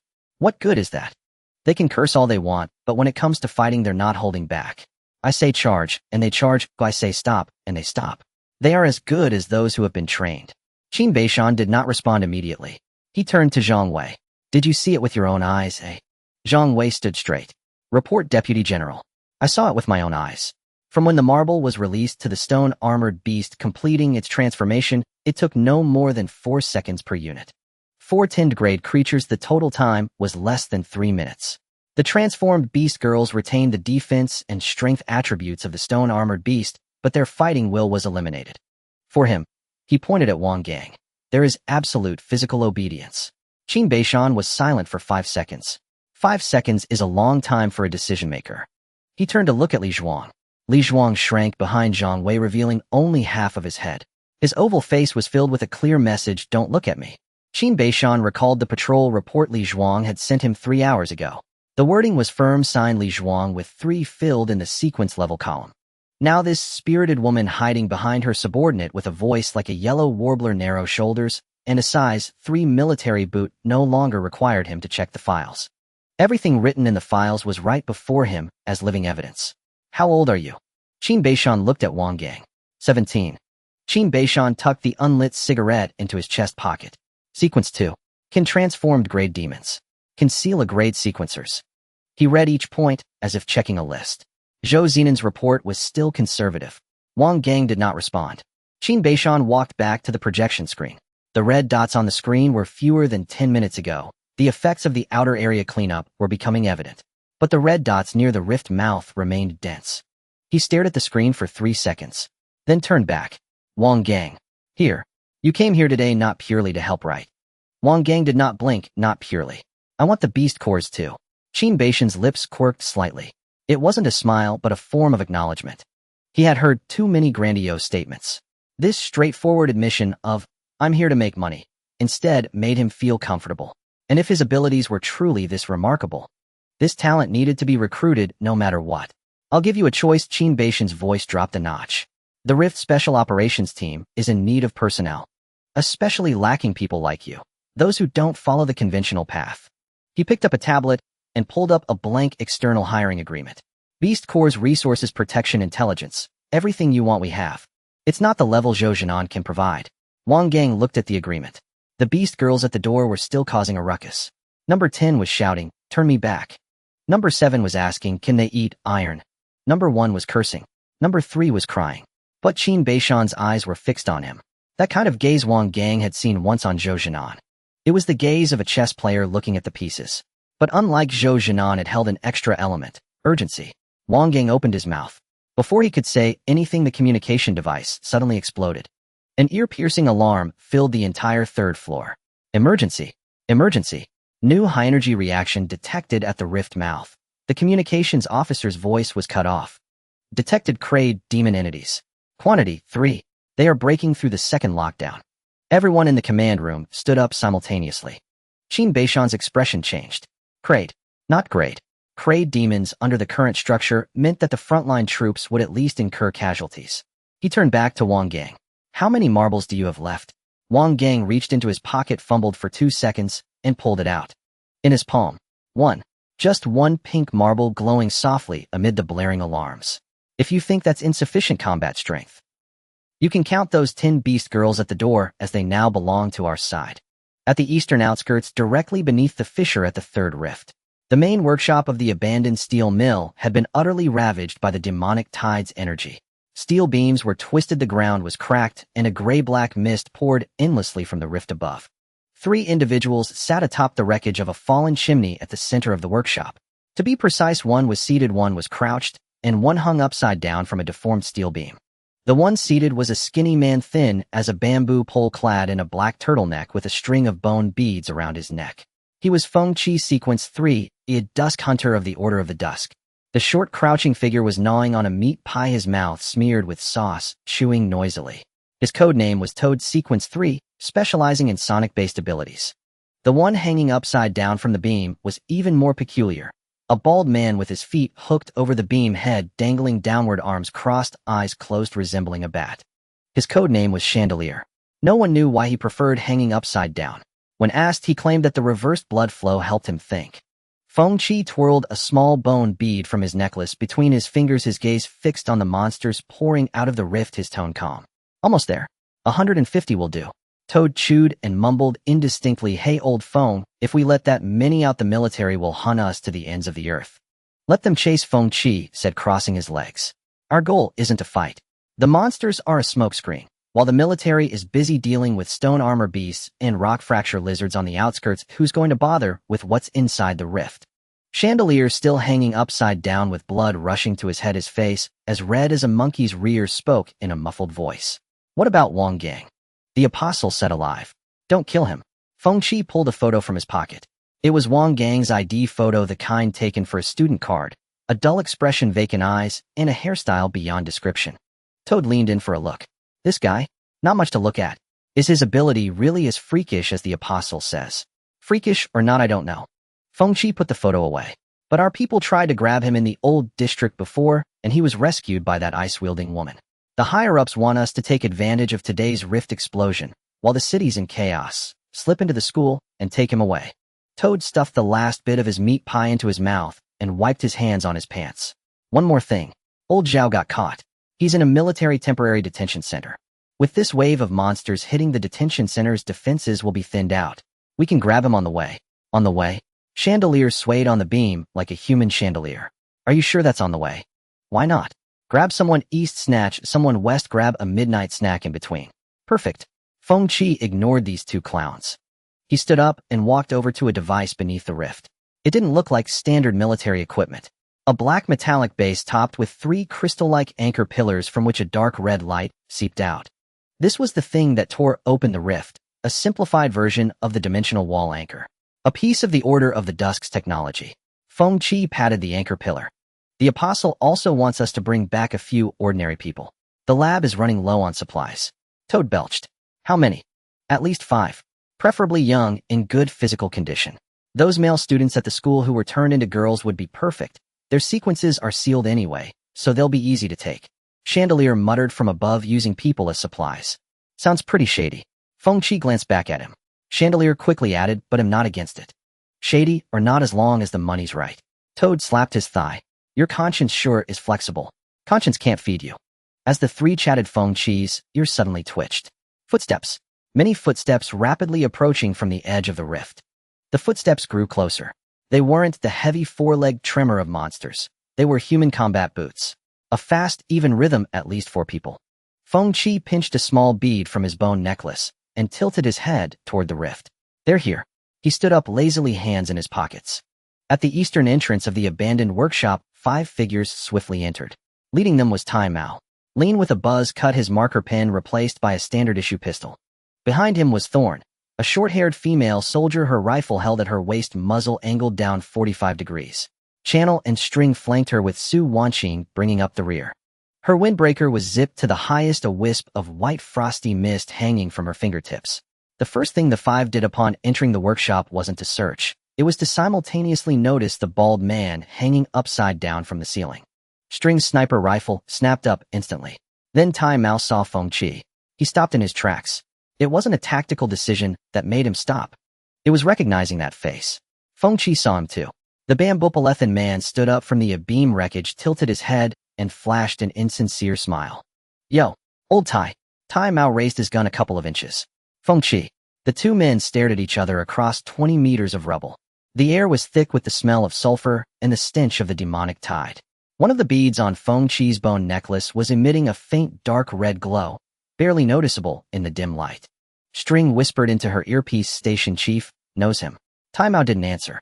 Feng Qi answered for him. Know him? Oh, we go way back. He brushed the dust off his clothes, his tone as casual as if he'd run into an old classmate on the street. Same squad in the 2009 recruit training. He had the top bunk, I had the bottom. He ground his teeth at night, I talked in my sleep. Toad let out a snort. Tai Mao's expression remained unchanged. When did you join the Order of the Dusk? Ah, that's not important. Feng Qi waved his hand. What matters is, why are you here? Weren't you supposed to be holed up under that adult store? Thorn's rifle nearly slipped from her hands. Channel froze mid-motion, his hand on his glasses. String's gun barrel wavered by a degree. Su Wanqing's expression didn't change, but the tips of her ears turned a visible shade of red. Tai Mao remained stone-faced, but his earlobe twitched. He silently added 3 exclamation marks after Feng Qi's name in his mind. You even know about our base. Old Tai, we shared a dorm for 3 years. I know every magazine you hid under your bed. Did you really think you could just switch layers, and I wouldn't find you? A vein pulsed in Tai Mao's temple. Thorn finally couldn't help herself, her voice drifting from behind her rifle. Station Chief, those magazines he mentioned. Shut it. Execute the mission. Feng Qi spread his hands. See, you're always so quick to anger. Let me tell you something. This rift today isn't a natural disaster. I know. Iron anchor interrupted him. Wall anchor nails. You installed anchor devices at the rift's core. Feng Qi's expression cracked for a moment, like a mask slipping off a corner only to be hastily plastered back on.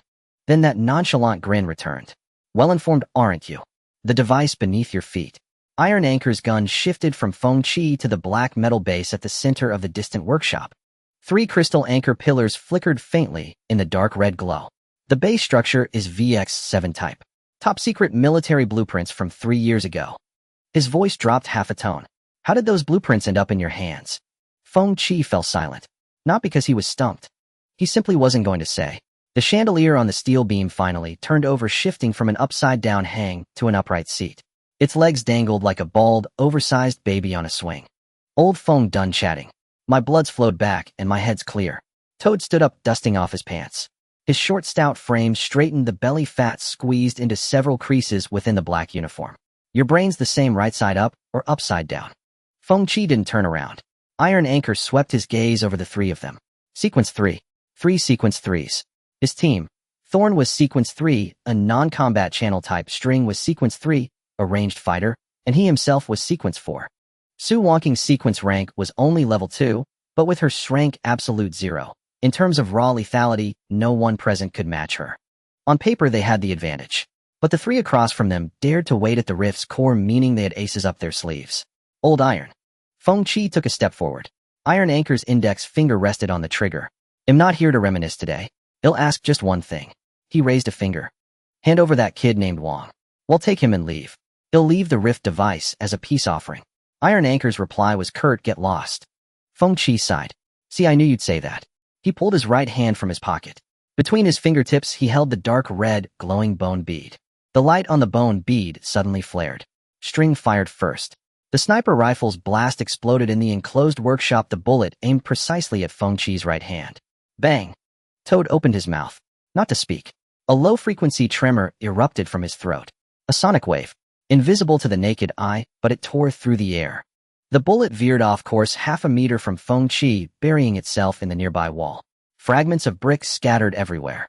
String's wrist went numb, the rifle barrel jumping a beat.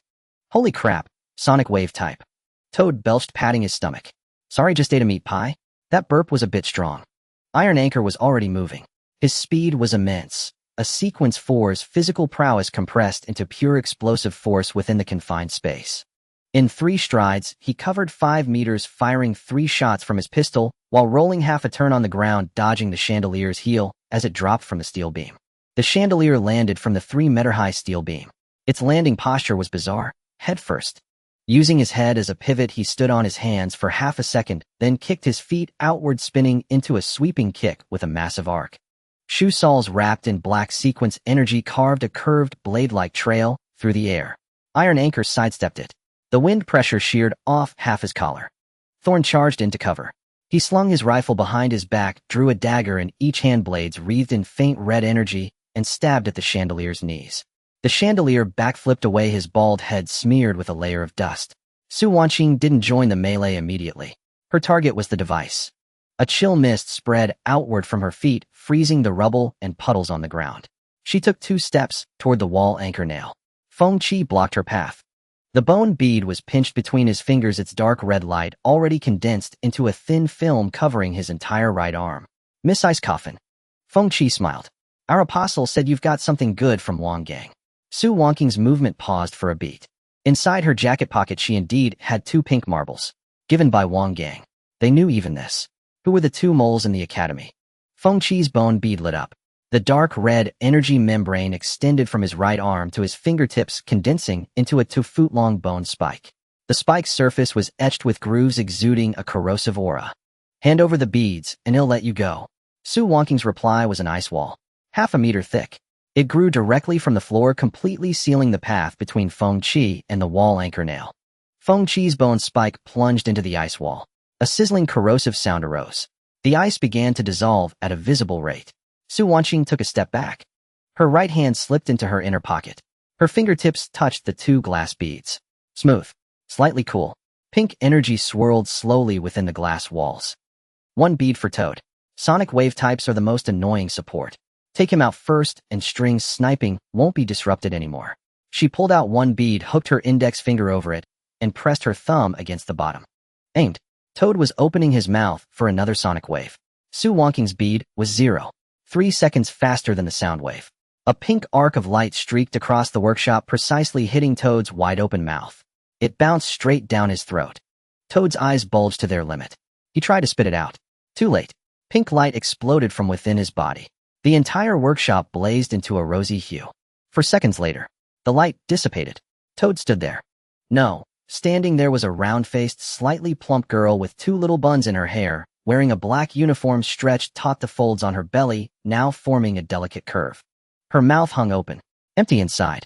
The bead had vaporized and merged into her body. Her voice was sweet and soft like cotton candy dissolved into water. Where's my sonic wave? She tried to gather her energy, puffed out her cheeks, and blew hard. Huff. A warm meat pie scented maiden's breath. The air remained utterly still. It didn't even ruffle a single strand of Feng Qi's hair in front of her. Toad.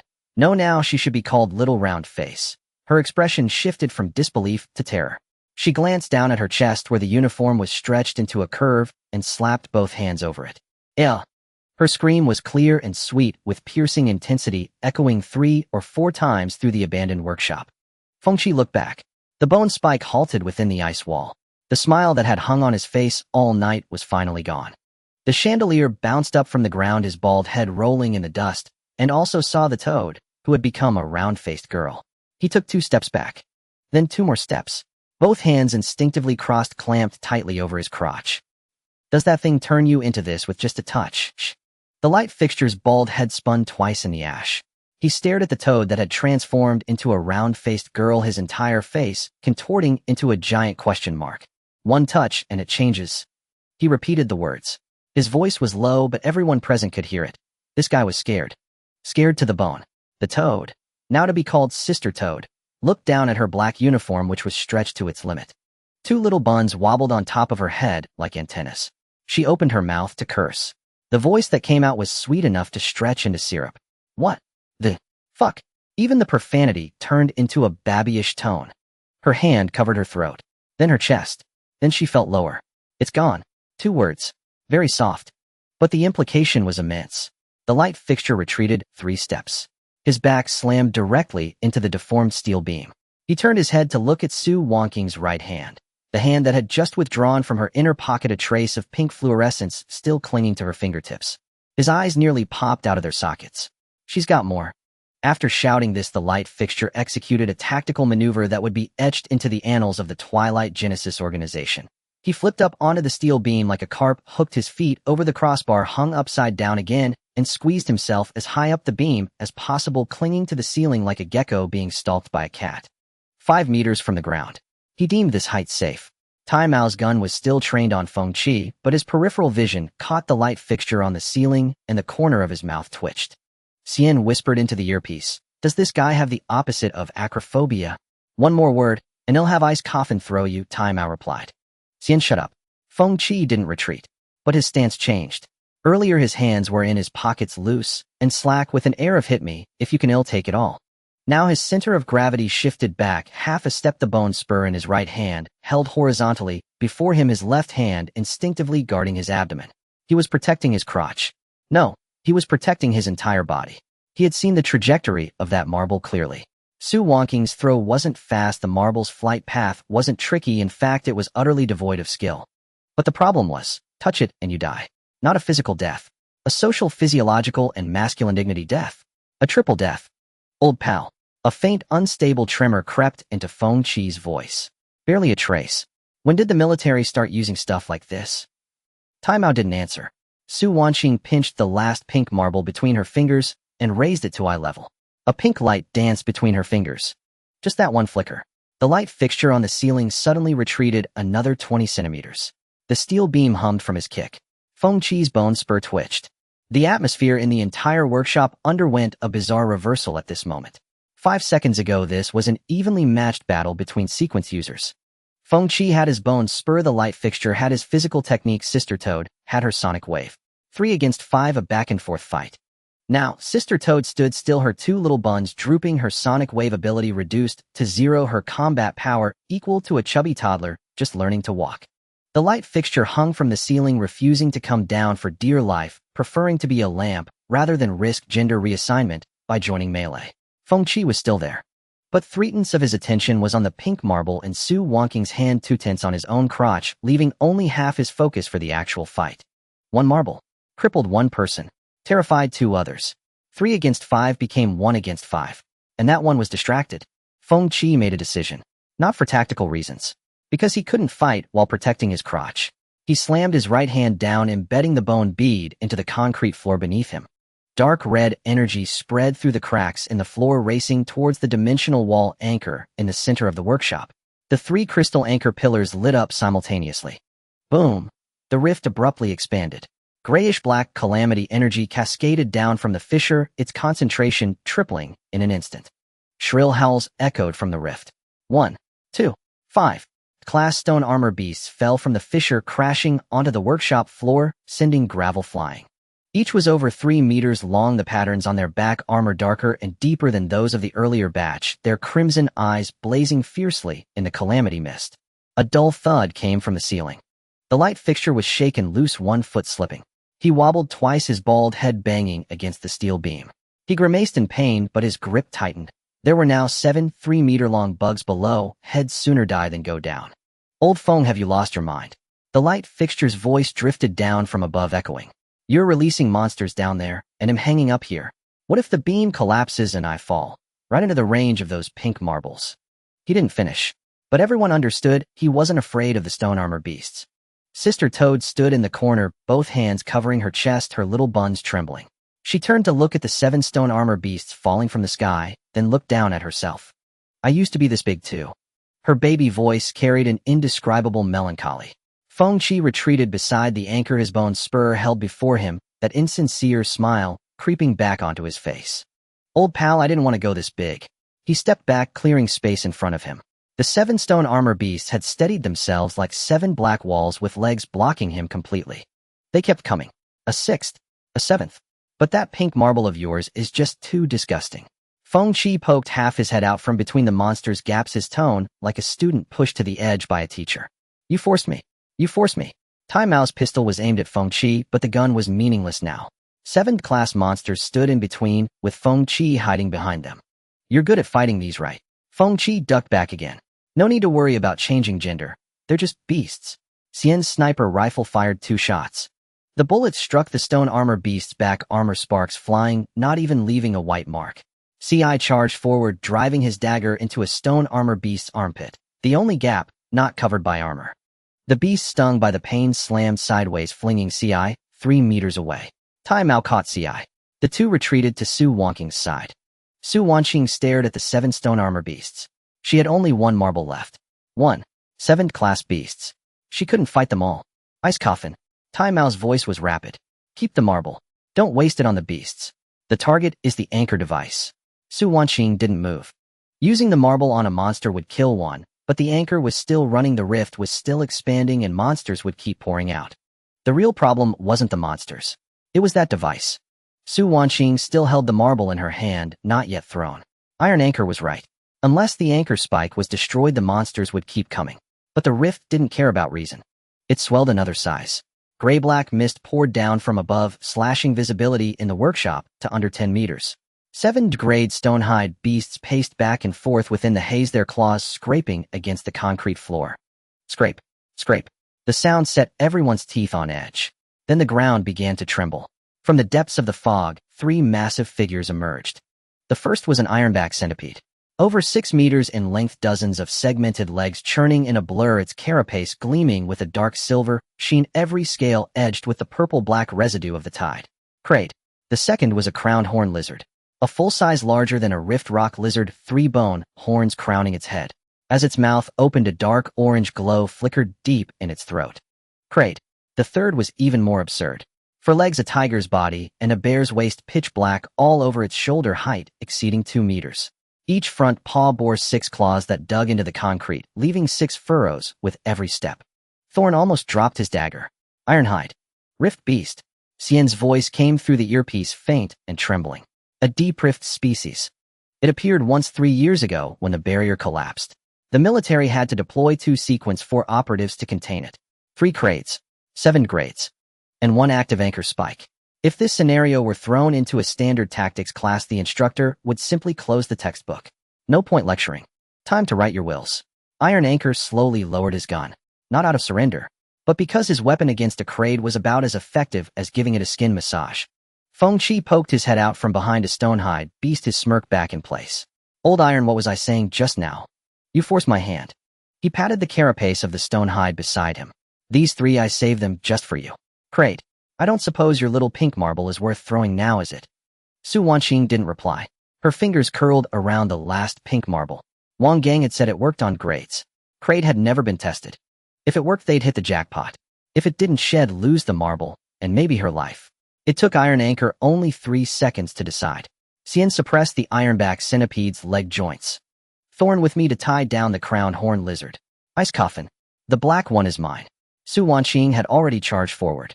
Frigid mist exploded from her hands, sweeping low toward the ironhide rift beast's front legs. Ice crawled upward. Crack, crack, crack. Both front paws were frozen solid. The ironhide rift beast let out a low roar and shook its front legs. The ice shattered across the ground. Su Wanqing took a half step back, raising a second ice wall. Thicker. The ironhide rift beast rammed into it head first. The ice wall held for half a second before fracturing into 7 or 8 pieces. A third ice wall was just rising. The ironhide rift beast stopped charging. It opened its mouth and spewed a murky cloud of black gas. The ice turned black, grew soft, melted, corrosive breath. Ice coffin can't hold much longer. Xian shouted as she fired 2 shots at the ironback centipede. The bullets ricocheted off its carapace in a shower of sparks. The ironback centipede was unharmed. Xian's face nearly got a new skin from the rebounding sparks. On the other side, Iron Anchor and Thorns circled the crowned horn lizard. With a single swipe of its tail, 2 scrap steel frames were instantly wrecked. Iron Anchor rolled sideways to dodge, half his pant leg shredded by the sheer wind pressure. He glanced down. His expression soured even more. These were issued pants. The reimbursement process was more annoying than fighting a crate. 7 grade stonehide beasts blocked the middle. 3 crate monsters held the rear. Feng Qi, safely tucked beside the anchor spike, was only getting more smug. On the ceiling, the chandelier clung desperately to the steel beam. It looked down at the crate monsters below, then at the pink marble in Su Wanqing's hand. A multiple-choice question appeared in its mind. A. Get crushed to death by a crate monster. B. Get hit by the marble swap genders and keep living. The chandelier thought for 2 seconds.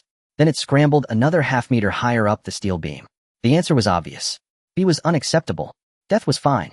Cross-dressing was not. In the corner, Toad Sister was squatting perfectly. Her 2 little buns drooped, her round face etched with the failure of reloading her life. She touched her throat, then her chest. I don't even have my sonic wave anymore. She puffed out her cheeks and tried to spit. Huff. Warm air. Smelled like meat patties. 0 lethality. Toad Sister stared at her hands, then at the chaotic battle, and made the most correct tactical decision of the night. Stay squatting. Don't move. Don't cause trouble for the team. The battle was deadlocked. Iron Anchor couldn't break through. Thorn couldn't cut in. Xian's sniper rifle was just giving the ironback centipede a light massage. Su Wanqing could freeze, but the ironhide rift beast could corrode. Feng Qi's laughter drifted out from behind the monsters. Old Iron, how about reconsidering my earlier offer? Hand over that kid named Wang. Shut up. Fine then, well wait. Feng Qi spread his hands. The anchor spike is active. More monsters will keep coming. Can you afford to wait? Iron Anchor didn't answer. He couldn't. They couldn't. Just then, the iron rollop door on the east side of the workshop suddenly let out a strange noise. It wasn't the sound of impact, nor an explosion. It sounded more like a fleet of bulldozers without licenses trying to parallel park outside. Stop stepping on my feet, damn it. Your hooves are even bigger than before. Bullshit. Your feet are huge. You were never small, even when you had 4 legs. Left, right, left. Left, right, left. Meow, my mouth is chanting orders again. Master number 7 is chewing on the iron sheet again. Let it chew. It's iron. Iron supplement. Supplement my ass. That's a door, not food. Inside the workshop, every movement paused for a beat. Iron Anchor stopped. Thorn stopped. Xian's gun barrel wavered slightly. The frosty mist at Su Wanqing's fingertips halted. Feng Qi's smile froze. Even the 3 crate monsters turned their heads. Outside the iron rollop door, the argument grew louder. Line up. Do you understand lining up? I may have been a stonehide beast before, but I'm a prisoner with a job now. Who has a job? The master hasn't paid us yet. The master said we'll get beast cores after the fight. Can you eat beast cores? No. Then why am I fighting? Because if you don't fight, your body will do it for you. Damn. The iron shutter door was kicked flying from the outside. 10 beast-eared girls crowded at the entrance, each delivering a kick, combining their strength. The entire door tore off its tracks, tumbled several times across the workshop floor, and crashed into an abandoned pillar. The dust settled. Wang Gang stood amidst the 10 beast-eared girls' hands in his pockets, his school uniform dusted with grime, the bloodstain on his right sleeve half-dried. His expression was as casual as if he were heading to the cafeteria for a meal. The people inside turned to look. 10 girls in ill-fitting clothes stood in 2 rows. Their hair colors were a wild assortment, and their expressions were even more diverse. Some grinned and cursed, some were expressionless, and one was gnawing on a piece of scrap metal shed picked up from somewhere. But their stance was uniform. Eerily uniform. Feng Qi peeked half his face out from behind the stone armor beast, his pupils contracting. What the hell? Tai Mao reacted faster than him. He saw Wang Gang. Then he saw those 10 Stone vein remnants, grayish hair tones, fragments of carapace embedded in their skin. Stone armor beasts. Drank. 10 of them. All humanoid. Tai Mao, how did you get here? Ran here. Who sent you? The beast course sent me. Tai Mao. Was this kid only thinking about beast cores? Before Tai Mao could finish his sentence, Li Zhuang walked in from behind the shutter door. An oversized military uniform. Pant legs rolled up 3 times. A round oval face covered in dust. Zhang Wei followed behind, carrying Li Nana's spare warhammer on his back, panting like a donkey working a mill. We ran here too. Zhang Wei slammed the warhammer onto the ground, bent over, and rested his hands on his knees. This kid runs faster than a drank monster. I chased him for 2 kilometers and almost got a side stitch. Tai Mao glanced at Zhang Wei, then at Li Nana. Squad 3. Weren't you on cleanup duty on the perimeter? Zhang Wei, still catching his breath, while leaning on the warhammer, jerked his chin toward Wang Gang. Station Chief Tai, it was this guy? He rounded up all 10 drank stone armor beasts on the outskirts, and when he heard there was a big commotion here, he took off running. We couldn't stop him, so we just followed. Tai Mao's temple twitched twice. CI poked half her head out from behind the cover and recognized Zhang Wei's face. Old Zhang. Where's your squad leader? Didn't Li Zhuang come with you? Zhang Wei's mouth opened then closed again. Li Nana, shouldering her hammer, remained silent. They both stepped aside half a pace simultaneously. Li Zhuang stood right behind Zhang Wei. Oversized military uniform, pant legs rolled up 3 times, dust still clinging to her oval face. She hung her head, wringing her hands together, a blush creeping from the nape of her neck all the way to the tips of her ears. CI froze for 3 seconds. Xian lowered her sniper rifle. Pin Dao's hand, adjusting his glasses, stopped midair on the bridge of his nose. The scene fell silent for a beat. CI opened her mouth to call out squad leader, but her voice caught in her throat, twisting into a different sound. You. Li Zhuang. Li Zhuang didn't look up. Her neck grew even redder. CI looked again. Narrow shoulders. A slender waist.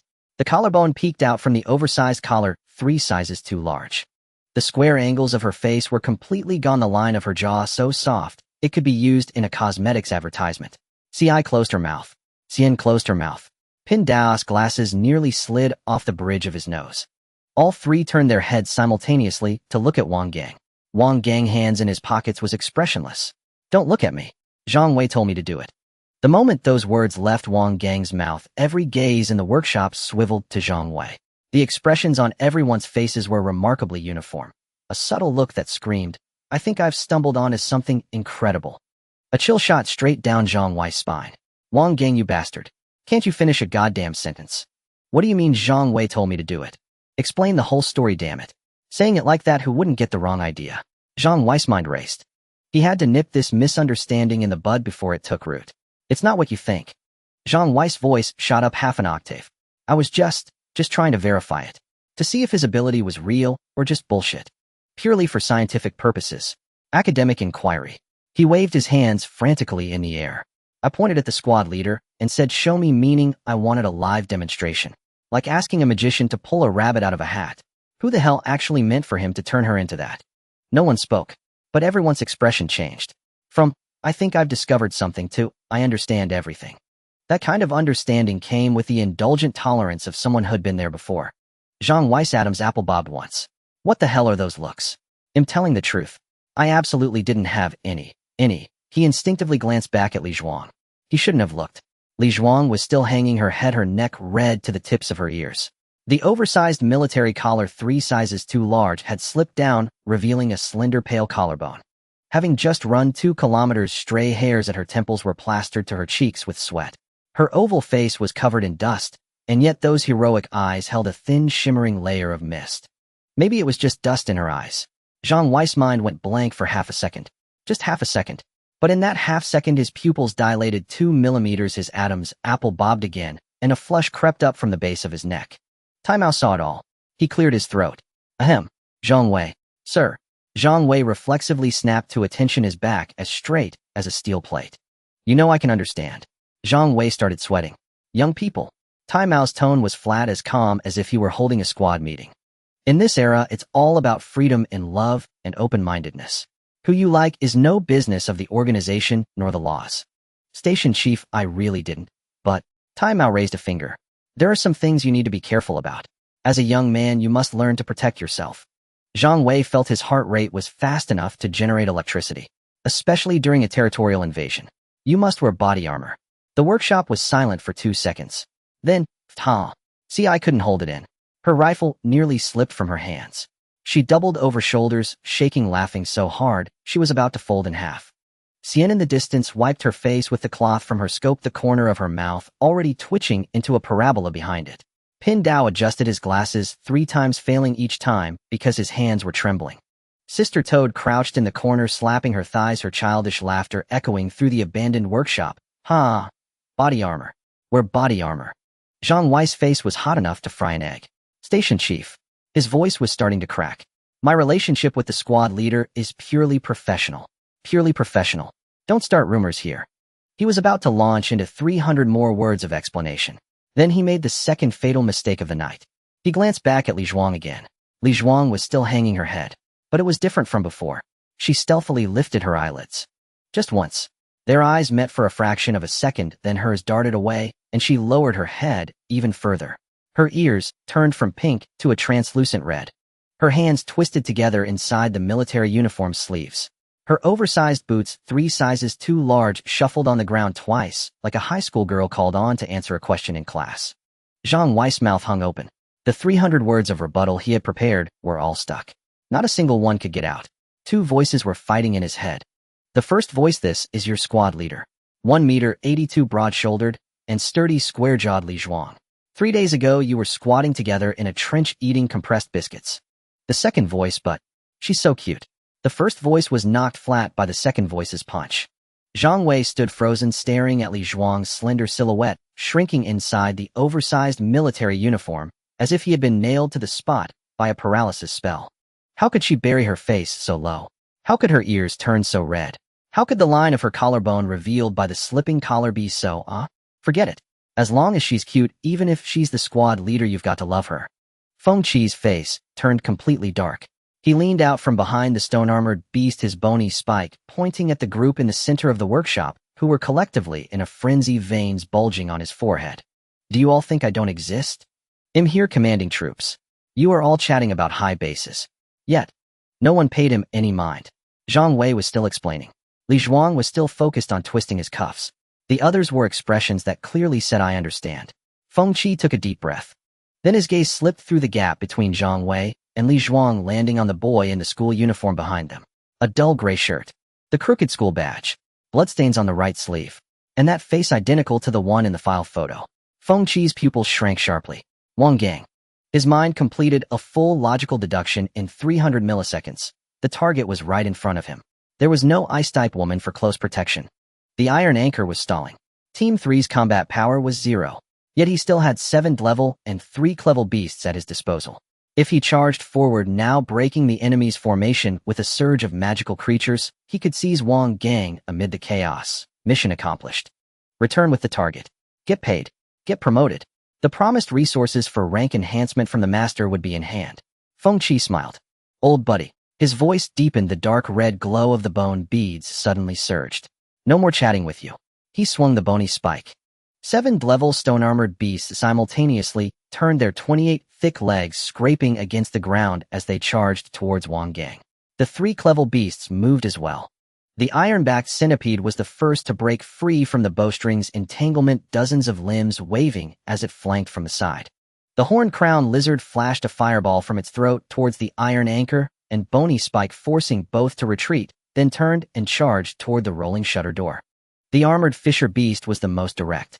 With a push of its forelegs, its entire body shot forward, barreling straight toward Wang Gang. Su Wangking's ice wall couldn't keep up with its speed, merely leaving a thin layer of ice on its hind legs that shattered without a sound. Protect Wang Gang. The iron anchor sprinted after. There was no time.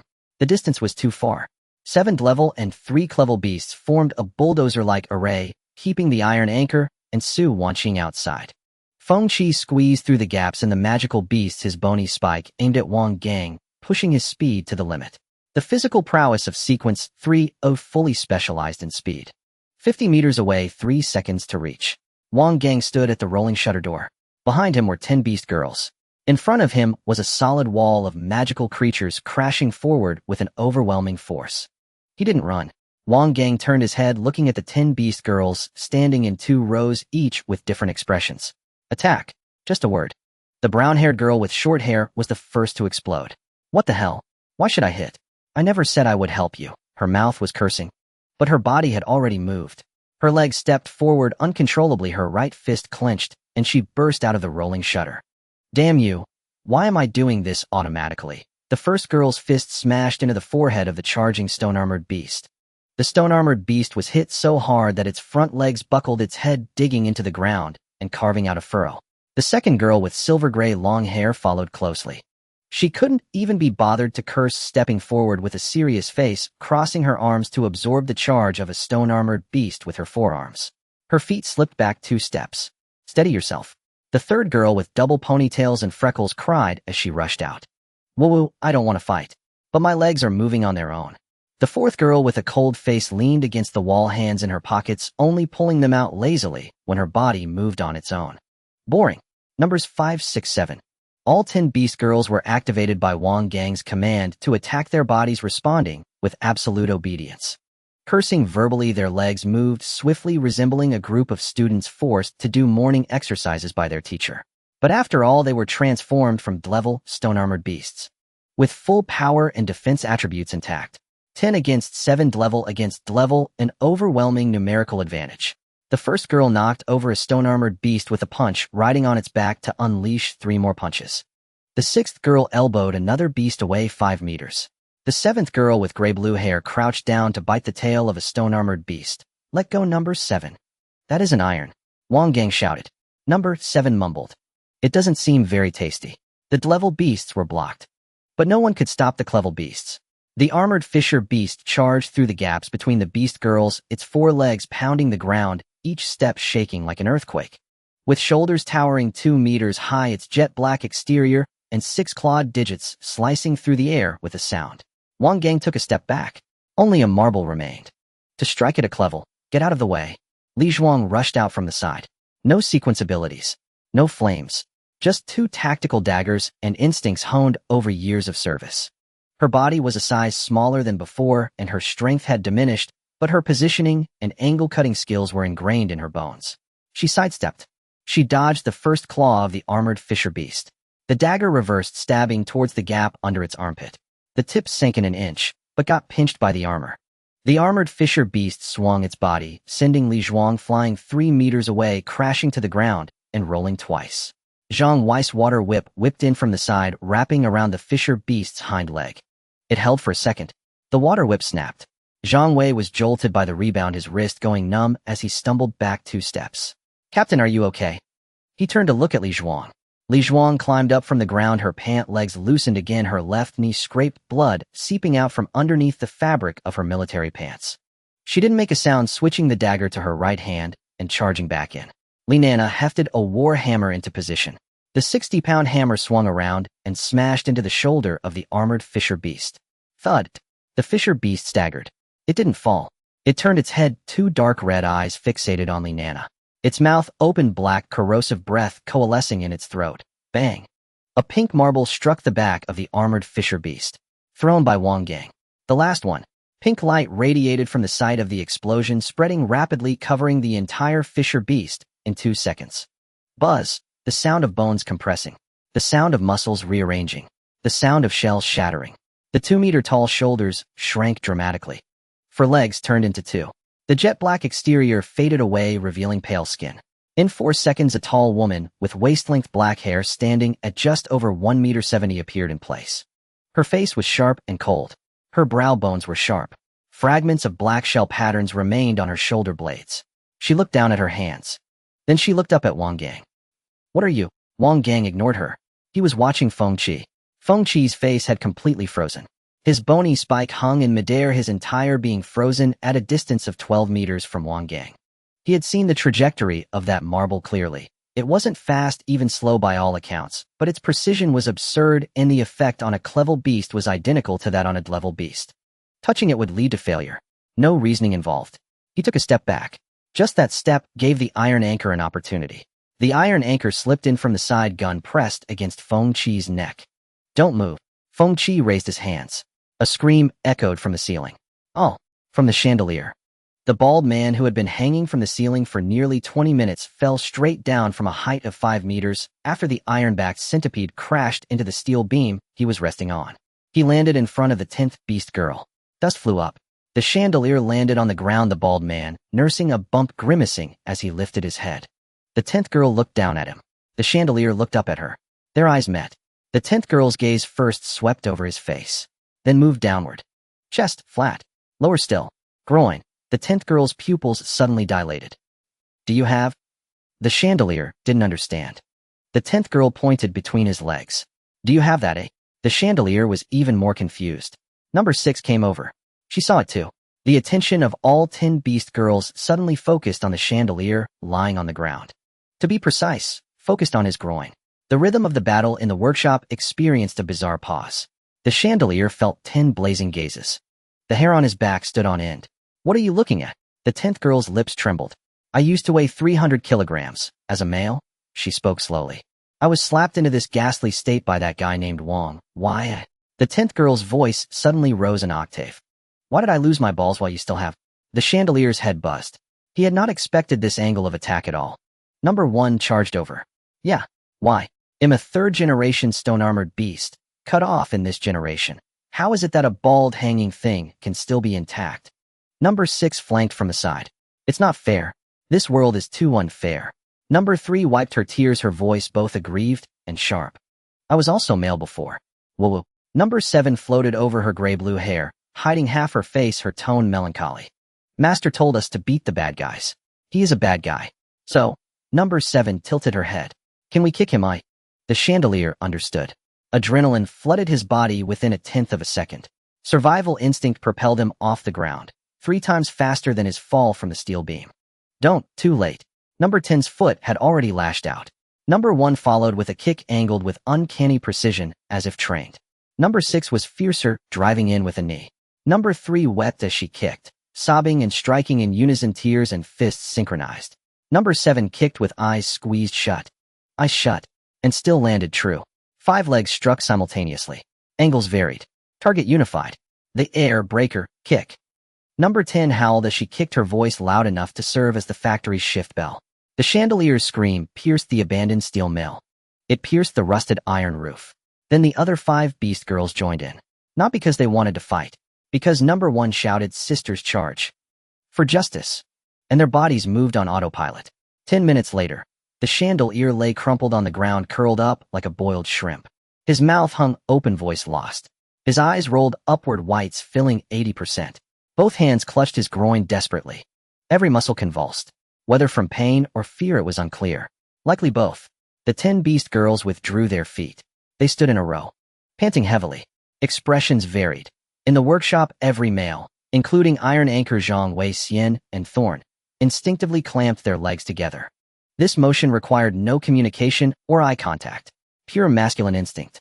It transcended rank, age, and unit affiliation. Xian set his sniper rifle on the abandoned table, leaned against the wall, and crossed his legs tightly. He didn't want to move. He dared not move, fearing that a single step would mark him as a new target with eggs. Zhang Wei stood frozen. The lingering blush from watching Li Zhuang earlier had completely faded, gone without a trace, replaced by a soul-deep dread that surpassed battlefield fear. He glanced at Li Zhuang, then at the 10 beast girls, then down at himself. Silently, he clasped his hands behind his back, took a step back, moved away from Wang Gang. As far as possible. Iron Anchor took a deep breath, walked over, and crouched to check the chandelier's condition. He lifted his eyelids, felt his carotid artery. Not dead, just unconscious. He stood up, his gaze involuntarily sweeping over the chandelier's groin. The fabric there was trampled beyond recognition. Iron Anchor averted his eyes. He had no desire to look further. No need either. Some things glimpsed once already scar the soul. Where's Feng Qi? Thorn extended a hand from behind the cover, pointing a direction. Feng Qi knelt on the ground, both hands raised above his head. His bone spikes lay 3 meters away. He knelt with perfect form, knees together, back straight, arms held rigidly aloft. So perfect it seemed rehearsed. Iron Anchor walked over. Old Tai, I surrender. What are you surrendering for? Truly surrendering. Feng Qi gestured with his chin toward the gruesome scene behind him. Look at the chandelier. His voice was earnest. I don't want to end up like that. A pause. And I definitely don't want to end up like Toad. Another pause. I choose to live. With my balls intact. The sincerity in that statement was probably the most genuine human words Feng Qi had ever spoken since joining Twilight Genesis. Toad's sister stood up from the corner, dusting off her skirt. Who are you talking about? Her voice was a babyish lilt, soft nasally, the kind that could crumple even a steel-hearted man's resolve. Feng Qi's face twitched. He didn't dare reply. He didn't even dare look back. Now seeing Toad's sister was like staring into a mirror reflecting his own possible future. A future he didn't want. Thank you very much. Iron Anchor raised a hand, signaling Thorn to take control. Thorn pulled out suppression cuffs, circled behind Feng Qi, and locked his hands together. The cuffs clicked twice, securing tight. Feng Qi glanced back at the dimensional anchor in the center of the abandoned workshop. The light from its 3 crystal pillars was fading slowly. Without operators, the device had entered standby. The anchor is yours. Feng Qi's voice was flat, like handing over a work assignment. Dismantle it. The core data inside will keep you analyzing for 3 months. Iron Anchor didn't respond. He turned and walked toward Wang Gang. I know. Wang Gang shoved his hands back into his pockets. I need to write a self-criticism, right? Iron Anchor closed his mouth. That wasn't what he wanted to say. What he wanted to say was, you single-handedly led 10 Drank Beast girls across 2 kilometers of combat zone, penetrated the rift core swarming with crank monsters, and used your last marble to one-shot an iron-armored rift beast that took 2 military sequence 4 operatives to suppress. Are you out of your damn mind? But he didn't say it. Because Wang Gang had gotten the job done. A madman with results is called a genius. A genius without results is called a madman. For now, Wang Gang belonged to the former. Temporary command post. 3rd floor. When Wang Gang entered, Qin Beishan stood by the window reviewing the battle report outside. The rift's expansion had halted. After the device was shut down, the monster tide density was dropping rapidly. Sit. Qin Beishan didn't turn around. Wang Gang glanced around, found a tin chair, and sat down. The 10 beast girls were arranged in the waiting area on the 1st floor. Before leaving, number 1 had thrown out a warning. If anyone dares touch a hair on my head, I'll tear this building down. No one responded. Mainly because given her vigor in kicking the chandelier, that threat didn't sound like a bluff. Qin Beishan turned around. His gaze swept over Wang Gang's face, paused for a second, and landed on the half-dried bloodstain on his right sleeve. Treated the wound. Su Wanqing froze it for me. Qin Beishan nodded. Then he opened the tablet on the table and pulled up a file. A red, top-secret stamp covered half the screen, glaringly conspicuous. Regarding your performance today, I've already had a preliminary discussion with headquarters. Wang Gang remained silent. Qin Beishan continued. Your marbles are effective against crank monsters. You should understand the value of this intelligence. I do. So headquarters' intention is. Before he could finish, the door was pushed open. Not knocked. Pushed directly. With considerable force, the doorknob hit the wall and bounced twice. The entrant wore a crisp dark blue uniform, 3 stars on his shoulder, a crew cut, high cheekbones, and thin lips. He was 7 or 8 years younger than Qin Beishan, but carried twice the aura. 3 adjutants followed behind him, lined up in step, as if copy-pasted. Qin Beishan frowned. Deputy Commander Zhao. The officer surnamed Zhao swept his gaze across the room. He saw Wang Gang. Then the file with the red stamp on the table. Old Qin, I just returned from the front lines and heard you captured people from Twilight Genesis. Yes. 2. And 1, special case. What special case? Gender reassignment. Deputy Commander Zhao's steps paused for half a second. Then he decisively skipped that topic.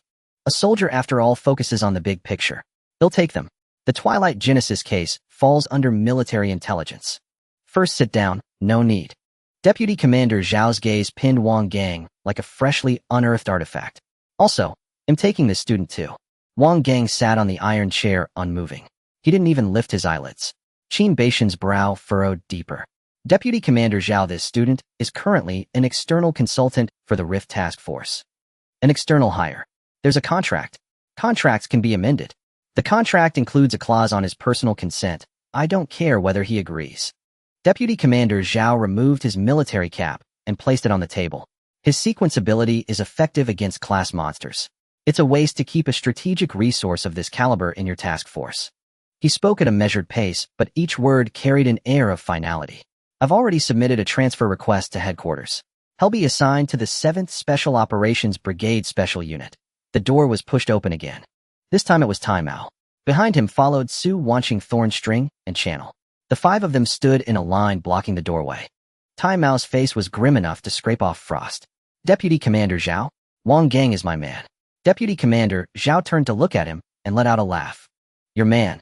An external consultant is your man. He clasped his hands behind his back, lifting his chin slightly. Station Master Tai, what does a local station like yours have to compete with Headquarters Special Operations Brigade for personnel? I have my life. Tai Mao spoke without any trace of emotion. Today my squad was the first to enter the core zone of this rift.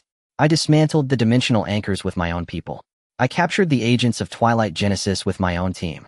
He locked eyes with Deputy Commander Zhao. And Wang Gang. He was brought in by my people. Are you done? Not yet. Tai Mao pulled a crumpled piece of paper from his pocket. A contract. On it was Wang Gang's crooked signature beside a fingerprint pressed in red ink. The fingerprint was lopsided, clearly made without much care. But the contract was genuine. Black words on white paper, the print vivid red. Clause 7 of the contract. Party A shall not transfer Party B to any non-original unit without Party B's consent. Tai Mao flipped the paper to the back. Penalty for breach, 3 million. Deputy Commander Zhao's expression finally shifted. You put a 3 million penalty in an external contract. Too expensive. Tai Mao folded the contract neatly and tucked it back into his pocket with deliberate calm. Deputy Commander Zhao, have you ever seen a sequence 2 who can kill a class monster in one hit? He patted his pocket. 3 million, a bargain. Deputy Commander Zhao's gaze shifted from Tai Mao's face to the 4 people behind him. Su Wanqing stood at the far right, her right hand hanging by her side, a wisp of white frost curling from her fingertips. She said nothing, but that wisp of frost spoke volumes. Thorn rested his hand on the hilt of his blade. String leaned against the doorframe, arms crossed. Channel adjusted his glasses. The 4 of them plus Tai Mao blocked the door completely. Deputy Commander Zhao stared at the formation for 3 seconds, then laughed. Tai Mao, are you setting up a formation against me? I wouldn't dare. Tai Mao's tone was as flat as plain water. I just worried you might be too impatient, Deputy Commander, and carry him off directly. A little preemptive guard duty, that's all. Qin Beishan sat back behind the desk, snapped his tablet shut, and tapped his fingers twice on the surface. All right, everyone calm down. He looked at Wang Gang. Kid, you decide. Where do you want to go? Everyone in the room turned to look at the iron chair. Wang Gang sat there, his left hand propping up his chin, and hadn't stood up once. A Sequence 2 high school student being fought over by a deputy commander and a station master. Wouldn't most people feel flattered? Not Wang Gang. He looked at Deputy Commander Zhao, then at Tai Mao. Then he spoke. Station Master Tai, what's the monthly Beast Corps quota on my consultant contract? Tai Mao said, worth 300,000. Wang Gang turned to Deputy Commander Zhao. And what about your side? Deputy Commander Zhao smirked. The 7th Special Operations Brigade's Special Talent Subsidy starts at a monthly Beast Corps quota worth 500,000. Wang Gang nodded. Tai Mao's face darkened. Wang Gang asked again, and the living conditions? Deputy Commander Zhao, single officer quarters, private bathroom. Tai Mao gritted his teeth. A basement behind an adult store. 6-person bunk room. Wang Gang turned to face Tai Mao. That look needed no translation. Still want to compare? 5 words written all over his face. Tai Mao clenched his jaw. I'll apply for improvements. No need. Wang Gang stood up. Deputy Commander Zhao's lips curled upward. It was settled. Wang Gang took 2 steps. He passed in front of Deputy Commander Zhao. He didn't stop. He kept walking. He stopped in front of Tai Mao. Station Master Tai. Raise it to 450,000 a month, and I'll stay. Tai Mao's brows twitched. 400,000. 430. 410, not a cent more. Deal. Wang Gang extended his hand. Tai Mao took it. Firmly. Very firmly. Their hands clasped together, as if sealing a pact more binding than the crumpled contract on the table. Deputy Commander Zhao stood nearby. His cap still lay on the table. The smile on his face froze there, solid as poured concrete. Deputy Commander Zhao picked up his cap, put it on, and adjusted the brim. A fluid motion. Old Qin remember this day. He shot a glance at Wang Gang. This student will be in the Special Operations Brigade sooner or later. With that he turned and left, followed by his 3 adjutants. The sound of their boots on the stairs faded from near to far, each step carrying a hint of pique. Tai Mao released his grip and looked at Wang Gang. 410,000. You're quite the bargainer. Wang Gang shoved his hands back into his pockets. About that basement bunk room. Can you add an extra pillow tonight? Tai Mao didn't answer. He turned and walked away. Su Wanqing followed, pausing briefly as she passed Wang Gang. Get your wound redressed when you get back. Her tone was flat. Then she left too. Wang Gang stood by the 3rd-floor window, watching the sky outside darken. The red glow at the rift's mouth had mostly faded. In the distance came the roar of military trucks starting up, mingling with the commands of soldiers withdrawing their lines layer upon layer. His phone buzzed. A message from Zhao Taizhu. Wang Gang, where are you? The school is surrounded by monsters. The principal used your marbles. They used them all. Get back here now. Another message followed. Also, that lizard girl of yours tore down the detention room wall. Wang Gang returned to Xingqing Sequence Academy past 10 o'clock at night, followed by 11 figures. More precisely, 11 beast maidens, 10 transformed from Drankstonehide beasts, plus one tall black-haired woman who had once been an ironclad rift beast. From afar, they resembled a women's militia unit conducting a nocturnal field exercise. Up close. No. One walked while cursing, her voice so thunderous it could double as a public address system for the neighboring residential complex. No. 3 sniffled with every step, her eyes red-rimmed, as though she'd just binged 3 episodes of a tear-jerking melodrama. No. 7 had somehow scavenged a rusted bicycle chain, which she crunched between her teeth, with rhythmic crunch-crunch sounds, nodding after each bite, wearing an expression that said, this'll do. No. 10 was the most extraordinary of all. She used ma as a grammatical comma, launching a blistering multi-generational salutation directed at Wang Gang's entire family, packing no fewer than 8 mas into a single sentence, its syntax breathtaking in its audacity. A Chinese literature professor would have rewritten the textbook overnight. The black-haired, ironclad rift beast maiden brought up the rear, expressionless, stride steady. Except for one detail, every third step, she glanced down at her own hands. Then she lifted her gaze to Wang Gang's nape. Her look conveyed a single unambiguous message: the day this control breaks, I'll rip your head off and kick it like a football. Wang Gang acted as if he hadn't noticed. He was used to it. Iron railings. A guardhouse. A security officer. 3 iron bars at the school gate had been bent inward, forming the initial stroke of the character May. No. One entire pane of glass in the guardhouse lay shattered, its fragments swept into a pile against the wall. Old Zhang, the gatekeeper, sat on the steps smoking. He wore a faded olive-green military coat, snatched from the security booth, with its collar stiffly upright, his neck drawn deep inside. Ash accumulated along his pant leg, unbrushed. His gaze remained fixed on the cracked concrete path leading into campus, the very road trampled by monsters earlier that night. His mental state hovered somewhere between resignation and monastic retreat. What had unfolded tonight had utterly exceeded the coping capacity of his 47 years of life experience. First, over 20 drank monsters surged in from the east. Then several faculty members rushed out, hurling pink glass beads at them. The monsters transformed into young women. They lined up on the sports field, some shouting obscenities, others weeping still, others crouched low, gnawing on the horizontal bar. Old Zhang extinguished his cigarette, not from shock, but because his hands trembled too violently to hold it steady. Then he heard footsteps. A group of them. He looked up. Wang Gang entered through the school gate, flanked by 2 orderly rows of young women, 11 in total. Old Zhang lowered his gaze. He swallowed hard. W. Wang. Wang student. His voice emerged as though plucked from his throat with tweezers. Are these also your roommates? Wang Gang paused to consider. Last time he'd brought in a lizard maiden, he'd called her a roommate, and it had worked perfectly. Why change a winning formula? Yes. Roommates. Old Zhang's mouth twitched twice. How many roommates do you actually have? Wang Gang did not answer. He strode forward into campus, raising a hand to signal the beast maidens to follow. As no one passed old Zhang, she tilted her head down and gave him a long, appraising stare. What are you staring at? Never seen a beauty before. Old Zhang shrank deeper into his coat collar, silent, speechless. As no 3 shuffled past, she sniffled softly and whispered, Uncle, when does the school cafeteria open? Do you serve ribs? Old Zhang replied mechanically, 6:30. Ribs are only served on Wednesdays. Oh no. 3 murmured, crestfallen, and moved on. When no 7 passed, still crunching her bicycle chain, she paused, stared at the remaining intact pane of glass in the guardhouse for 2 full seconds. Old Zhang's pupils contracted sharply. Instinctively, he stepped in front of the glass, arms spread wide, a protective hen shielding her chicks. You can't eat that. No. 7 cocked her head, pondered for a second, then said simply, oh, and drifted past. Old Zhang's knees buckled slightly. He leaned heavily against the guardhouse wall, gasping for breath. No. 10 was the last to pass. She halted briefly before old Zhang, and her torrent of curses ceased mid-sentence. She scanned him up and down for 2 silent, unnerving seconds. Old Zhang felt his skin crawl. She opened her mouth. He held his breath. Do you have testicles? Old Zhang's mind froze, completely blank, for 3 full seconds. Then he made an impeccably sound tactical decision. He clamped his legs tightly together. No. 10 scoffed TCH and strode away. The procession receded into the distance. Curses, sobs, earnest inquiries about whether a certain steel pipe was edible, and no. Tin's uniquely punctuated maternal salutations rose and fell across the night, air lingering like resonant echoes. Old Zhang sat alone on the steps. Silence settled around him. A breeze stirred, sending a tiny shard from the pile of broken glass spinning lazily in place.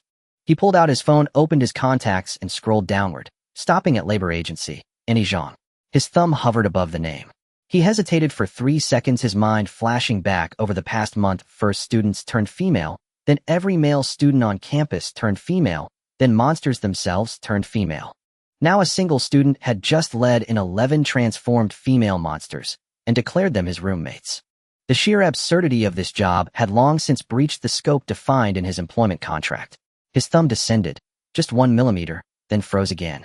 He sighed inwardly. Fine. There's still 1,200 yuan in full attendance bonus waiting at month's end. I'll see it through. Wang Gang hadn't even reached the sports field when he heard the voices. More than one overlapping, at least 7 or 8 distinct vocal cords blending together, spanning from contralto to soprano, covering nearly the entire human vocal range. Their content was predominantly profane, grammatically chaotic, stylistically brutal, but undeniably powerful in delivery. He quickened his pace.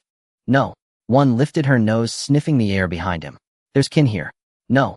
10 stopped cursing and raised her own snout. Not just one, dozens. They had arrived at the sports field.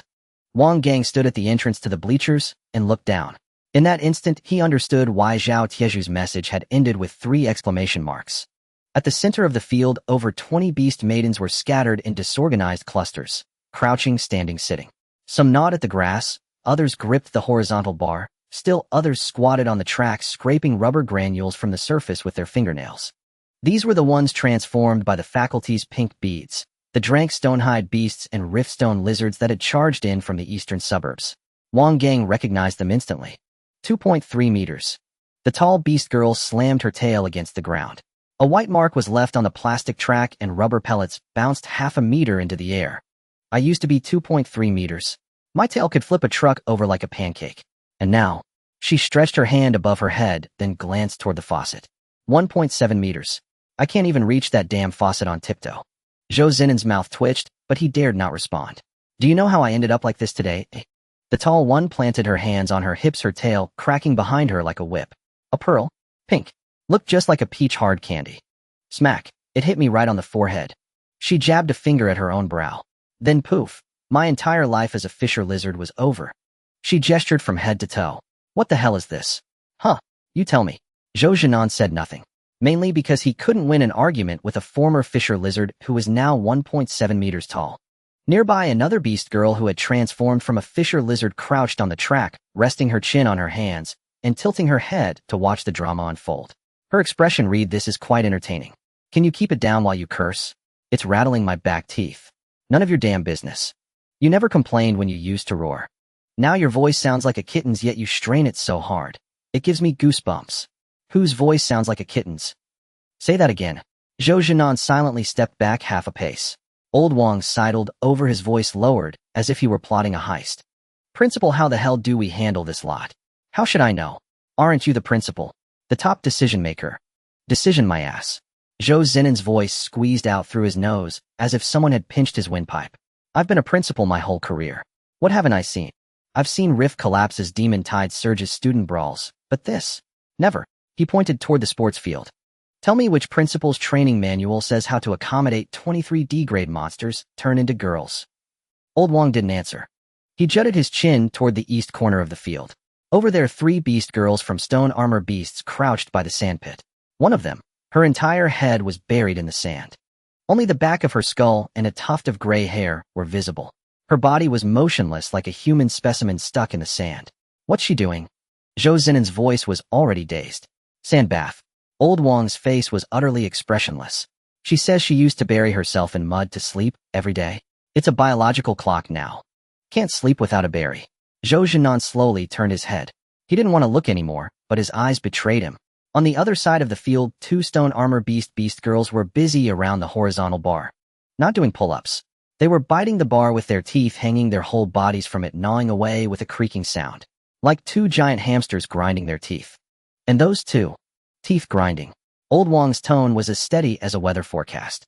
They say this iron pipe tastes better than the last one. The last one was too thick, hard to bite. This one's just right with a bit of rust flavor, chewy with layers. Zhou Jinan closed his eyes. Not because he was tired. Because if he kept watching, he feared he'd be overcome by a strong urge to toss his principal's certificate into a shredder and go raise sheep in the mountains. Before him stood 23 beast girls.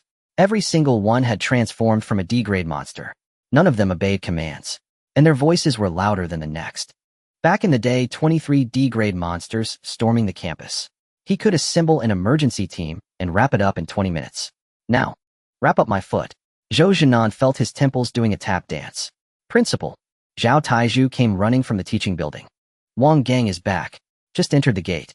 Followed by a bunch of people. No, a bunch of girls. No. Zhou Zinan's right eyelid twitched 3 times in a row. Good news, Wang Gang was back. Bad news, head brought another bunch. 30 seconds later, Wang Gang appeared at the field entrance. Behind him, 2 rows of beast girls filed in with chaotic steps. Number 1 led the way, grumbling. Number 10 brought up the rear, also grumbling. The black-haired, iron-armored fisher beast girl hung at the very end, silent. But that expressionless, cold face was more unnerving than any curse. Wang Gang stood on the steps of the bleachers. First, he swept his gaze across the field. 23. Some crouched, some lay flat, some buried in sand, some gnawing on iron. Well, even a zoo wasn't this lively. Then he looked at Zhou Jinan. Zhou Jinan was looking back at him. They locked eyes. Zhou Jinan opened his mouth and blurted out 2 words. Grandson, grandpa. Wang Gang replied faster than a bullet. His expression was terrifyingly sincere. The rest of Zhou Zinan's sentence got stuck in his throat, nearly choking him. What he had meant to say was, grandson, you're finally back. Those 4 words taken separately were fine. But with Wang Gang cutting him off, one calling grandson, the other answering grandpa. This wasn't a principal's reprimand. It was a live recording of a spring festival gala sketch about a loving grandpa and grandson. Zhao Taizhu's expression shifted. His mouth formed an O, his eyes filled with shock. At when did you 2 get so close? Shut up. Zhou Jinan stepped down from the bleachers, pointing at the chaotic, colorful mess in the middle of the field. What have you brought back this time? He glanced behind Wang Gang. Number 1 stood with hands on hips, voice at full volume. What is this? What kind of attitude is that? I'm a D-grade stone arm. Shut up. Wang Gang didn't even turn his head. Number 1's mouth closed. Not voluntarily. Her body obeyed before her brain. Lips sealed back, straight, feet together. A perfect standing at attention. Like someone had pressed the mute button. Zhou Zinan's eyelids twitched violently. The same beast girls. The same D-grade. His 23 on the field yelled at him, cursed worse than fishwives, and he didn't dare breathe too loud. But Wang Gang's 11. They cursed a blue streak, yet their bodies were as obedient, as if wound up. 1 word, and the whole place fell silent. That was the difference. Zhou Zinan's heart was a mix of emotions. A retired S-grade used as a punching bag by 23 D-grade beast girls on campus. A sequence 2 high schoolers silencing 11 with a single word. Where was the justice in this world? Wang Gang took 2 steps into the field, scanning the beast girls everywhere. All of these need housing. What do you think? Zhou Zinan's voice ground out from between his molars. Fine. Wang Gang nodded.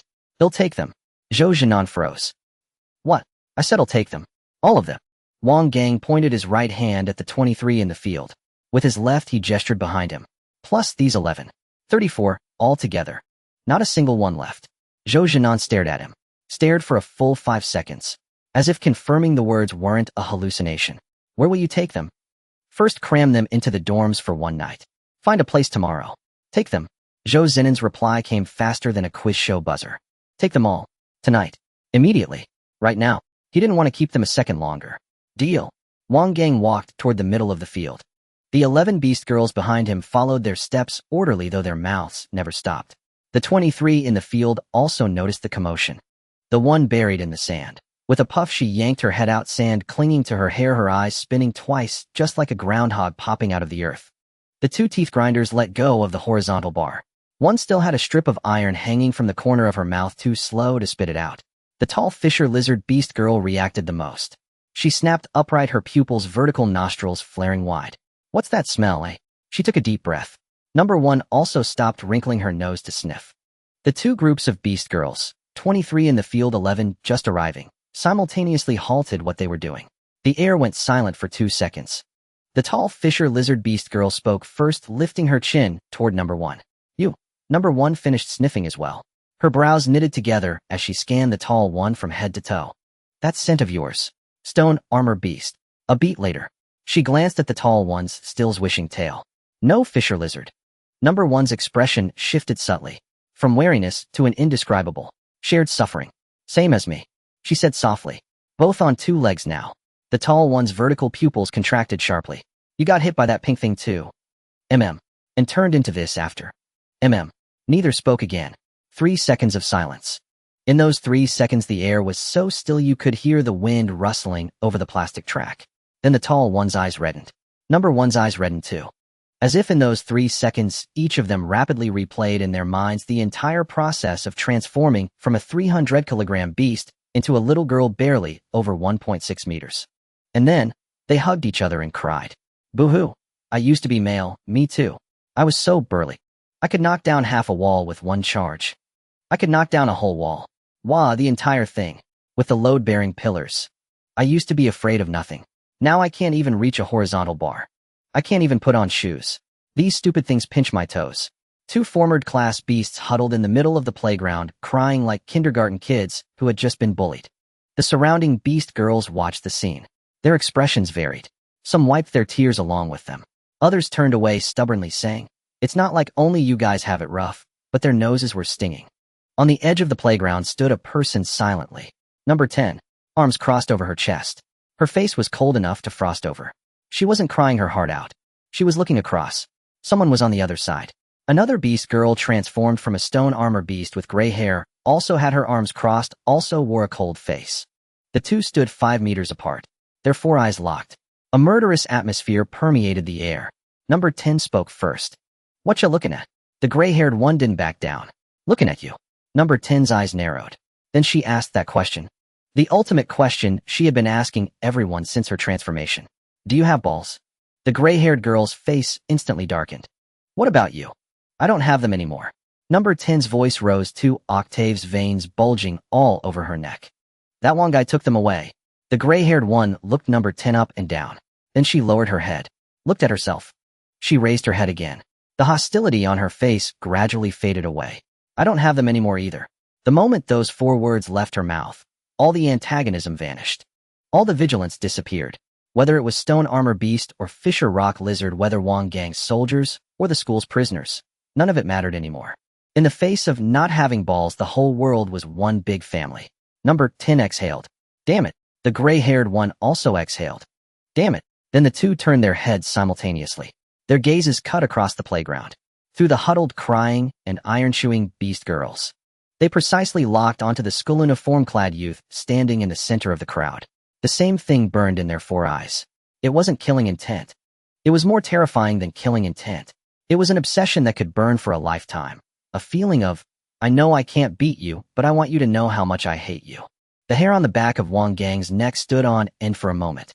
He didn't turn around, but his body made the judgment before his mind. Danger. Very dangerous. 10:27 p.m.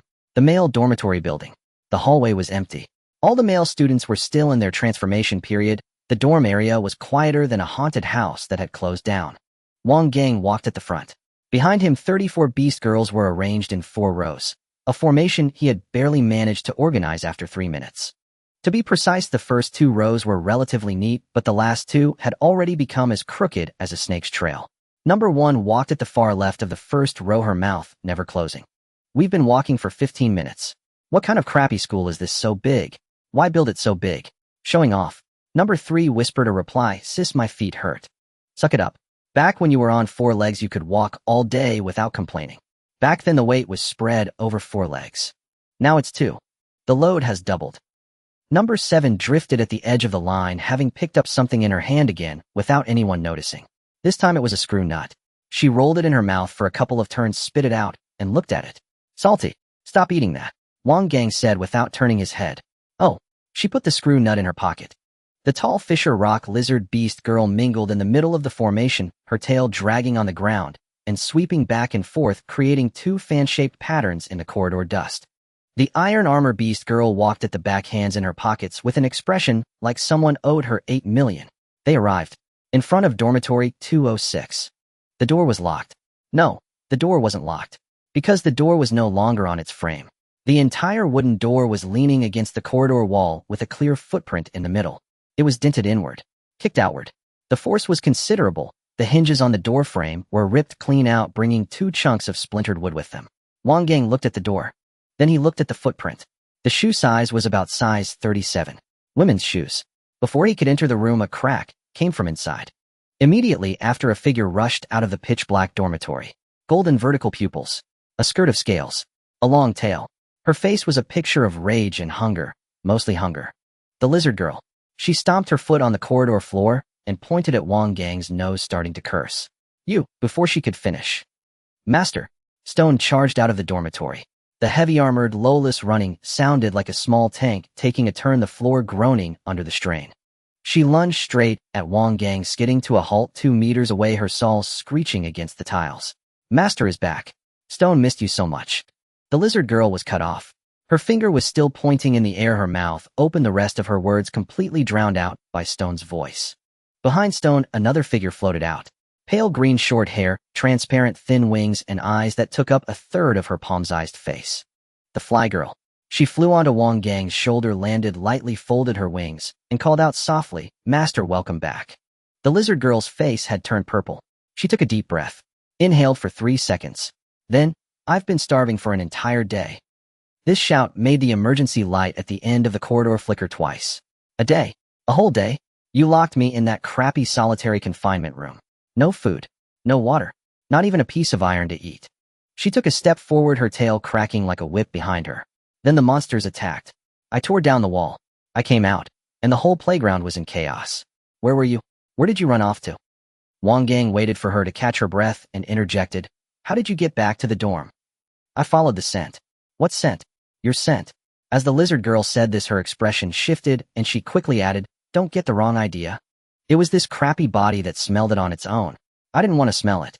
It's a physiological reaction from the sequence mark." Wang Gang didn't take the bait. He turned his head to look at the 34 beast girls behind him. Then he looked at the lizard girl. Then at Stone and the fly girl. 37 of them. A 6-person dormitory room. "Let's eat," Wang Gang said. The lizard girl was stunned. "What did you say?" "Cafeteria? Food. Let's go." The lizard girl's expression underwent a fierce internal struggle for 3 seconds. The inertia of cursing urged her to keep going, while the empty feeling in her stomach urged her to shut up and follow. In the end, her stomach won. "Humph." She turned her head away, her tail retracting. Her footsteps followed. Her mouth was still tough. "Don't think buying me a meal is the end of it." At the Star City Sequence Academy cafeteria, at 1040 p.m., the iron gate was pulled down. The lights were off. Aunt Zhang, the cafeteria lady, was cleaning the counter in the back kitchen, playing a song called Dusk on her phone. Bang, bang, bang. Someone was knocking on the rolling shutter door. Aunt Zhang tossed the rag over her shoulder, walked over, lifted the door a crack, and stuck her head out. A boy stood at the very front. Behind him was a dark, dense crowd. All girls. 1 row. 2 rows. 3 rows. 4 rows. Aunt Zhang stopped counting at 20. "Student, the cafeteria is closed." "Aunt Zhang, it's me, Wang Gang." Of course, Aunt Zhang knew who Wang Gang was. The one who turned everyone in the school into women. "I know you're Wang Gang. The cafeteria closes at 10. It's 10:40 now. Come back at 6:30 tomorrow morning." 37 people. "What? 37 people need to eat. None of them had dinner." Aunt Zhang stuck her head out a bit further to count the dark mass of heads behind him. "Where did you get so many people?" "Long story short, they're not human." Aunt Zhang pulled her head back in. The rolling shutter door slammed shut all the way down with a clatter. Wang Gang. The rolling shutter door slammed shut all the way down with a clatter. Wang Gang. He knocked on the door again. "Aunt Zhang, I mean, they're transformed from demons, not ghosts." Aunt Zhang's voice came through the crack in the door. Even more reason not to open. The lizard girl squeezed up from behind and slapped both hands on the rolling shutter door. 2 palm-sized dents were punched into the iron sheet. "Open up." "I've been starving all day." There was a 2-second silence inside. The rolling shutter door slid open a crack again. Aunt Zhang's face peeked out, glancing at the lizard girl. Her eyes moved downward. She saw the scales. Further down, she saw the tail. Aunt Zhang narrowed the gap to just a finger's width. "You have a tail?" The lizard girl's face twitched. "Yeah. So what? Got a problem?" 3 seconds of silence from the crack. Wang Gang seized the chance to interject. "Aunt Zhang, open up, or we're really here to eat and well pay." "How much?" "For 37 people." "Can you afford it?" "Yes." Wang Gang pulled out his phone and flashed his balance. Aunt Zhang squinted, leaned in to see the number. 210,000. The rolling shutter door clattered all the way up. The lights came on. So did the smile. Aunt Zhang stood at the counter, adjusted her apron, and clanged the big iron ladle against the pot twice, looking as if she were preparing for a 30th wedding banquet. 37 beast girls surged into the cafeteria. Later, Zhao Taizhu watched this footage in the surveillance room 7 times, finding new amusement each time. On the 4th watch, he sprayed instant noodles onto the monitor. By the 7th, he had slid off his chair, laughing uncontrollably. Number 1 led the charge. She kicked 4 stools aside with one sweep of her leg. Not one by one, but a single strike that sent all 4 flying into the wall, leaving 4 dents in the plaster. She sat down at the long table, slapping the stainless steel surface until it hummed. Ribs? Braised ones. 10 plates. Aunt Zhang paused at the window. No ribs. Ribs come on Wednesdays. Number 1's expression froze. What? Number 3 also squeezed up to the window, her voice tinged with tears. Really, no ribs? No. Number 3's tears fell instantly. Aunt Zhang panicked. Don't cry, don't cry. There's fried rice. Egg fried rice, okay. Number 3 wiped her tears. Any meat? There are ham sausage bits. Number 3 thought it over. She thought again. Her nose sniffled. I guess that'll do. The beast girls behind began crowding the window. Voices overlapped, making the window sound like a morning market. Got any iron? No. Rusty will do. Really, no. Got any sand? Are you here to eat or renovate? Can you stir-fry glass? Get lost. In her 30-year cafeteria career, Aunt Zhang had never seen anyone order like they were reading the periodic table. Number 10 stood at the edge of the crowd, arms crossed, staring at the ceiling with a look cold enough to freeze the pipes. Despite the chaos around her, she didn't utter a word. Aunt Zhang leaned out to look at her. Miss, what would you like? Number 10 turned her head. After 2 seconds of silence. Got any eggs? Aunt Zhang nodded. Yes, chicken eggs. Fried or scrambled? Number 10 fell silent again. This time the silence stretched longer. Fried. 2. She found a table in the farthest corner and sat down facing the wall, avoiding everyone's gaze.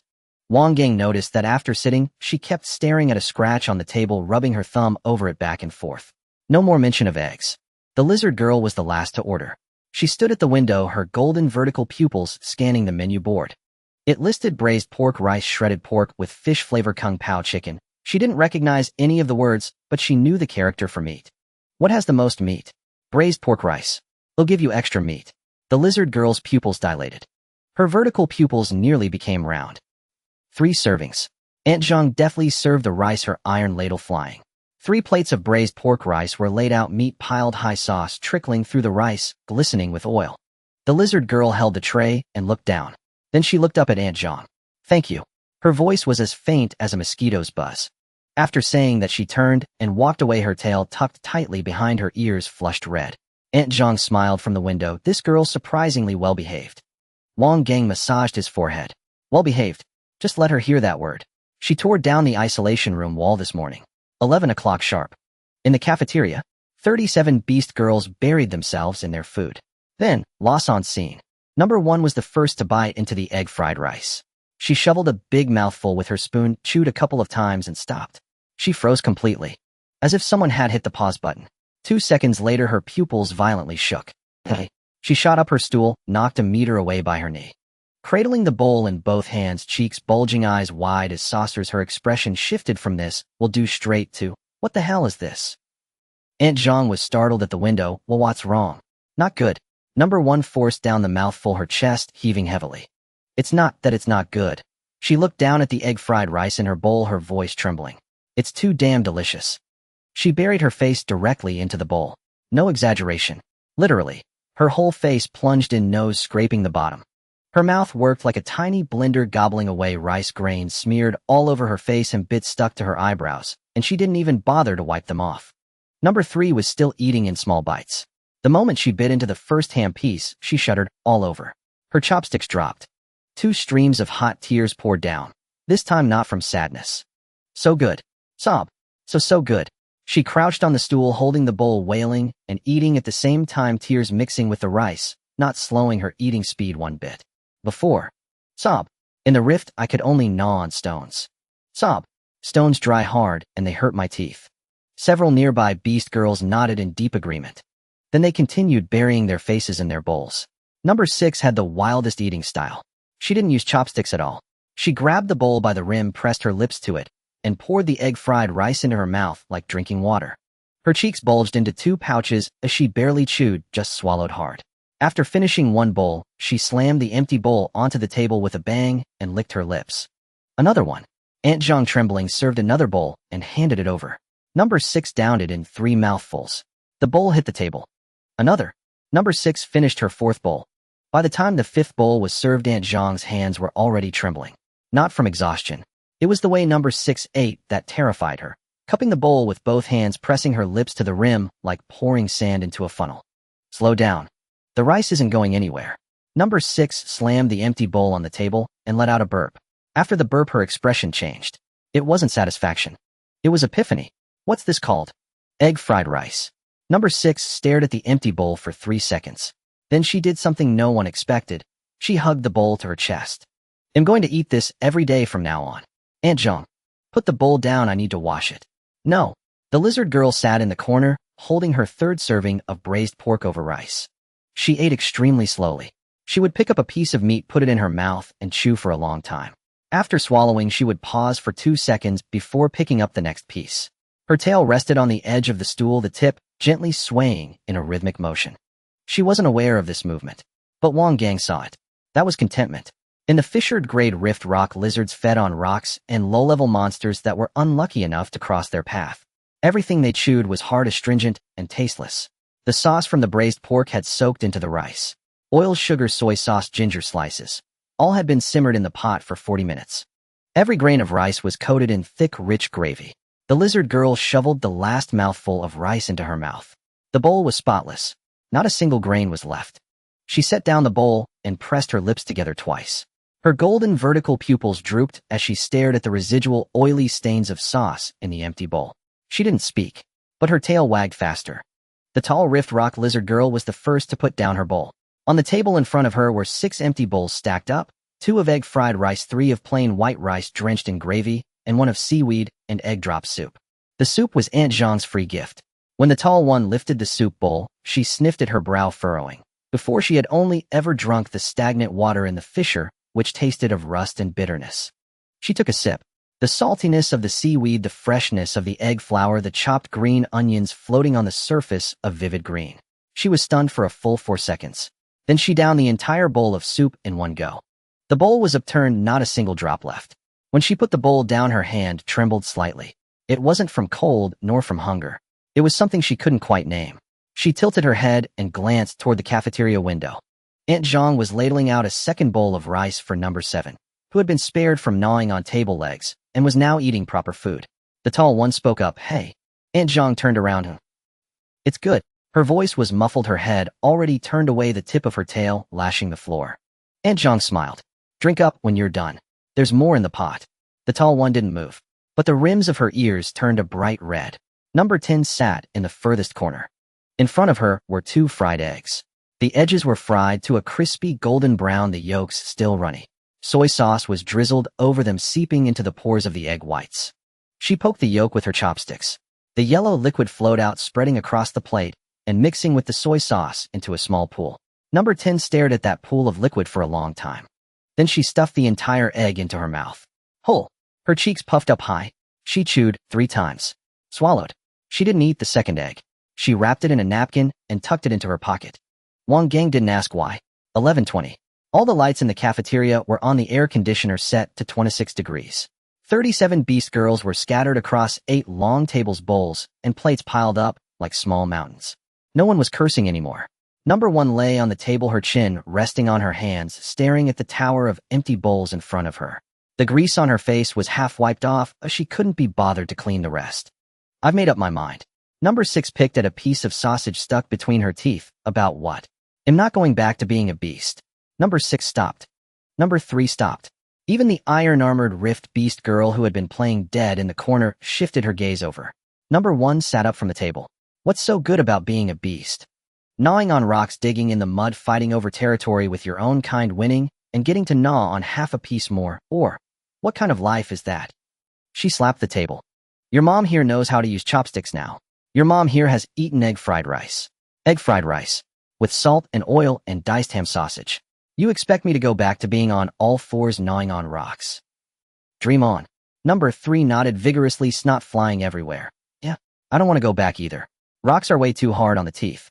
Number 7 pulled the chopsticks out of her mouth. At some point she had started chewing on them, and chimed in, chopsticks taste better than iron.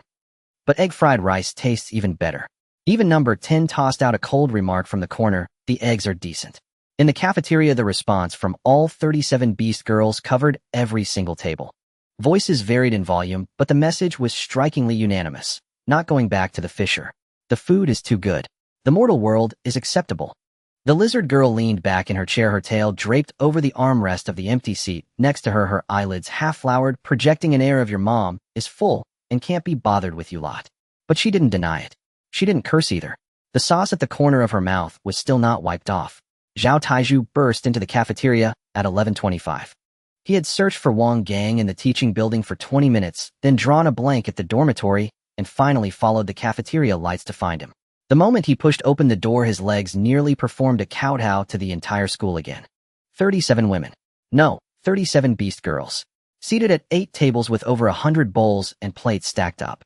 Some were lying on the tables, burping, some had their legs crossed, picking their teeth, and some were clutching bowls to their chests, refusing to let go. The air was thick with the mingled scents of egg fried rice, braised pork, and soy sauce mixed with an indescribable faint mineral odor characteristic of degraded monsters' body surfaces. Zhao Taiju stood at the door, his mouth opening and closing and opening, like a perch starved of oxygen. Wang Gang. Wang Gang sat at the table nearest the window, one hand propping up his chin. Yeah. What's going on here? Eating. I can see that.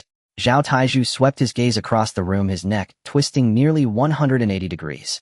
What I'm asking is, 37 of them, what do we do now? His voice was a bit shaky. 37 people. No 37. No 37 Beast girls, where are they going to stay? What will they eat? Who's in charge? The dorms only have 6 beds per room. Are you going to stuff 37 of them in there? Forget about whether they can sleep. The decibel level of their snoring alone could trigger an earthquake warning. Wang Gang lifted his chin from his palm. I already talked to Tai Mao. They'll be sent to the Special Operations Unit tomorrow, organized into a special squad and trained as female soldiers. They'll live in the underground base, eat military rations, and their training will be their responsibility. Zhao Taiju blinked twice. Tai Mao agreed. He has no choice but to agree. 34th grade plus 1 grade free combat power given to him on a silver platter. Is he going to turn that away? Zhao Taiju glanced again at the Beast girls in the cafeteria. Number 1 was scraping the last grains of rice from the bottom of her bowl with her finger and popping them into her mouth. Number 7 had swapped her chopsticks for a straw and was chewing on it. Number 10 was leaning against the wall, eyes closed, clutching the napkin-wrapped egg. Are you sure they can be trained? That's Tai Mao's problem, not mine. Zhao Taiju swallowed hard. I'll offer a 3-second moment of silence for him. Just then the phone in Wang Gang's pocket vibrated. Not just once. It was a string of them. Ding, ding, ding, ding, ding, ding. It chimed 7 or 8 times in a row. He pulled it out and looked. It was the Star City Sequence Academy interschool group chat. A group of over 1,000 people. Usually it was only for announcements, as quiet as a WeChat group for a funeral parlor. Tonight it exploded. The top message: Zhou Jinan Principal, attention all staff and students. Zhou Jinan Principal. Attention all faculty and students, announced Principal Zhou Jinan. Following an emergency meeting, the academy has decided to inform you of the following. First, a fissure erupted at the eastern outskirts today, causing a massive influx of dank monsters onto campus. Faculty and staff have successfully repelled them, and the threat is now neutralized. The group chat fell silent for 3 seconds. Then messages began to scroll upward. Principal, what were those pink lights? Asked Lu Chong from Class A. We saw the whole playground bathed in pink light from the classroom windows. Don't ask, just call it a nuclear-level operation, replied Zhao Taiju from Class A. Second, Principal Zhou continued. Given the wide range of this monster surge, and since most male students are currently under a sequence ability seal with significantly reduced physical functions and combat capabilities, going outside poses an extremely high safety risk. After a joint assessment by the Academic Affairs, Security, and Logistics departments, the academy will be on holiday for 7 days starting today. All students must leave campus tomorrow, return home, and await further notice. Normal classes will resume in 7 days. The chat fell silent for 2 seconds. Those 2 seconds were the time it took for over 1,800 people to process the information collectively. Then, a holiday? Asked Zhang Wei from Class B. What? Holy crap, a 7-day holiday. Awesome. I can finally go home. This school. First we get turned into girls, then we get chased by monsters, and now we can finally catch a breath, said Chen Dazhuang from Class A. About 20 messages of pure joy and celebration scrolled by. Someone sent memes. Someone else sent 10 firework emojis in a row. An ID called Basketball Prince even sent a voice message. When opened, it was a sickly sweet female voice shouting, "Holiday time," with 3 or 4 equally sweet voices cheering in the background. Everyone paused for a moment. That was the foreman dorm room, 214. The 4 starting players of the school basketball team. Last week, they were burly men averaging 185 meters in height. Now, well, let's not go there. The cheers lasted about 3 minutes. Then the tone shifted. Wait, said Sun Hao from Class D. Principal, I have a question. Speak, Principal, Zhou replied. Principal, please don't let us go on holiday, Sun Hao begged. Why? I think home is 10,000 times more dangerous than school. The chat fell silent again. This time it wasn't to process information. It was collective confusion. Student Sun Hao, the school was just attacked by drank monsters, Principal Zhou said. You live in a residential area protected by city defense barriers. How could it be more dangerous than school? Principal, you don't understand, Sun Hao insisted. I'm not afraid of monsters. I'm afraid of people. Why? I went home tonight to grab a change of clothes and casually told my mom about the transformation. Her expression was complicated. She said if I'd known I might as well have given birth to a daughter. I let that slide. Then she started rummaging through her closet and pulled out a dress from her youth, asking me to try it on. I let that slide too. But here's the kicker. When I walked out of the neighborhood entrance, the message paused for a few seconds. Over 1,000 people stared at their screens waiting for the rest. That punk with the bleached hair next door saw me. The one I'm always fighting with, who threw my backpack into the gutter last month. He stopped me. I thought, great, he's going to beat me up. With this frail body, one punch, and I'd fall apart. But he didn't hit me. He smiled. A really bright smile. Then he asked, Xiao Hao, you look great today. Is your hair new? What? Zhao Taizhu from Class A exclaimed. I felt a chill run down my spine right there. Last time he saw me, he said, Sun Hao, you little bastard, try touching me again and see what happens. Just think about that contrast. The message scrolling in the chat suddenly slowed down. It wasn't that no one was reading. It was that too many people were waiting for Sun Hao to continue. It's not over yet. I got home and my older brother was playing games in the living room. I told Mom about the transformation, so he heard too. He turned his head from the couch and stared at me for a long time. How do I describe that look? It was the same look the neighbor's grandpa had when he eyed my golden retriever I'd raised for 8 years. Come on, that's your own brother. Chen Dazhuang from Class A said. He's my real brother. Anyway, after staring at me for 5 seconds, he said, Xiao Hao, your room's air conditioner is broken. Come sleep in my room tonight. My air conditioner is perfectly fine. I had it on for 2 hours this afternoon. Principal, can I stay at school? I'd rather be stabbed by a monster outside than be stabbed by my own brother. That's not a figure of speech or a metaphor. I mean it literally. The chat exploded. But this time fewer people were laughing, because everyone was starting to put themselves in his shoes. Over 1,800 boys in the school, all now in girls' bodies. 7 days at home. At home, there were brothers, neighbors, cousins, childhood friends, ex-classmates, and the son of old Wang next door. Damn, now you mention it, I'm freaking out too, said Basketball Prince from Class B. Principal, I want to apply to stay at school too. Same here. The bald guy who runs the supermarket downstairs always gives me looks. I didn't care before, but if I go home looking like this, he might. My roommate helped me carry my luggage all afternoon. I always thought he was a good buddy until he just now offered to blow dry my hair. He's bald. Principal, I'm not going home. I'll sleep on the playground, I don't care. I just walked out of the school gate and all the mechanics at the repair shop were smiling at me. One of them offered to carry my backpack. His hand landed in the wrong place. The messages scrolled faster and faster, growing more absurd and chilling with each passing second. Wang Gang sat on a cafeteria chair reading the group chat, his lips twitching twice. Zhao Taizhu leaned over from across the table to glance at the screen, his face turning pale. These people. Going home is indeed quite dangerous. His phone continued to vibrate. The tone of the group chat had already shifted from panic into a strange kind of mutual aid. Chen Dazhuang, Class A brothers, calm down. The solution is simple. Lock the door after getting home and don't leave your room at night. Sun Hao, Class D. Dazhuang, can you lock up your brother? Chen Dazhuang, Class A. Chen Dazhuang, Class A, I don't have a brother. I'm an only child. Anonymous student, only children please don't speak. You don't understand the pain of having siblings. Anonymous student, I have 3 older brothers. Anonymous student 3. Zhou Zenon's profile picture lit up. The entire group held its breath. Zhou Zenon, Principal, what are you talking about? Zhou Zenon, Principal, what kind of bucket? Zhou Zenon, Principal, your family members would never do such a thing. Do not spread inappropriate remarks in the group. The group fell silent for 5 seconds. Then, Sun Hao Class D Principal Sun Hao Class D, have you ever been married? Zhou Jinan Principal, yes I have. Sun Hao Class D, then you should know Sun Hao Class D, what men are really like. Zhou Jinan Principal. Zhou Jinan Principal, the holiday notice remains unchanged. Zhou Jinan Principal, however, students with genuine safety concerns may submit a stay-in-campus application to the Academic Affairs Office. The institute will arrange for duty teachers to manage them uniformly. Zhou Jinan Principal application forms will be available at the Academic Affairs Office tomorrow morning at 8. The interface of the Star City Sequence Academy Interschool Group chat froze on Zhou Zinan's line about application forms available at the Academic Affairs Office tomorrow morning at 8. Within moments, Zhou Zinan's profile picture popped up again. Zhou Jinan Principal, third notice.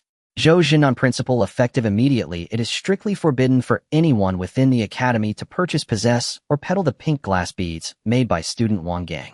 Zhou Jinan Principal, it is also strictly forbidden to use them on fellow students. Anyone caught using such dangerous items for pranks behind others' backs will be immediately expelled, and their case will be handed over to the City Defense Bureau for handling as a public disturbance. After these 3 messages were sent, the group chat took a 180-degree turn. Those who had been wailing and begging to stay on campus to preserve their innocence now unanimously switched sides. Sun Hao Class D, wise decision Principal. Should have banned it long ago. That stuff is toxic. Zhang Wei Class B, support expulsion. Anyone who creates such inhumane items should be sent to prison to work on sewing machines. Chen Dazhuan Class A, you'll report it with my real name. Those beads not only change one's gender, but also come with irreversible mental contamination. There are severe side effects. Everyone latched onto the key phrase. Lu Chang Class A, what side effects? Chen Dazhuan Class A, you'll make it brief.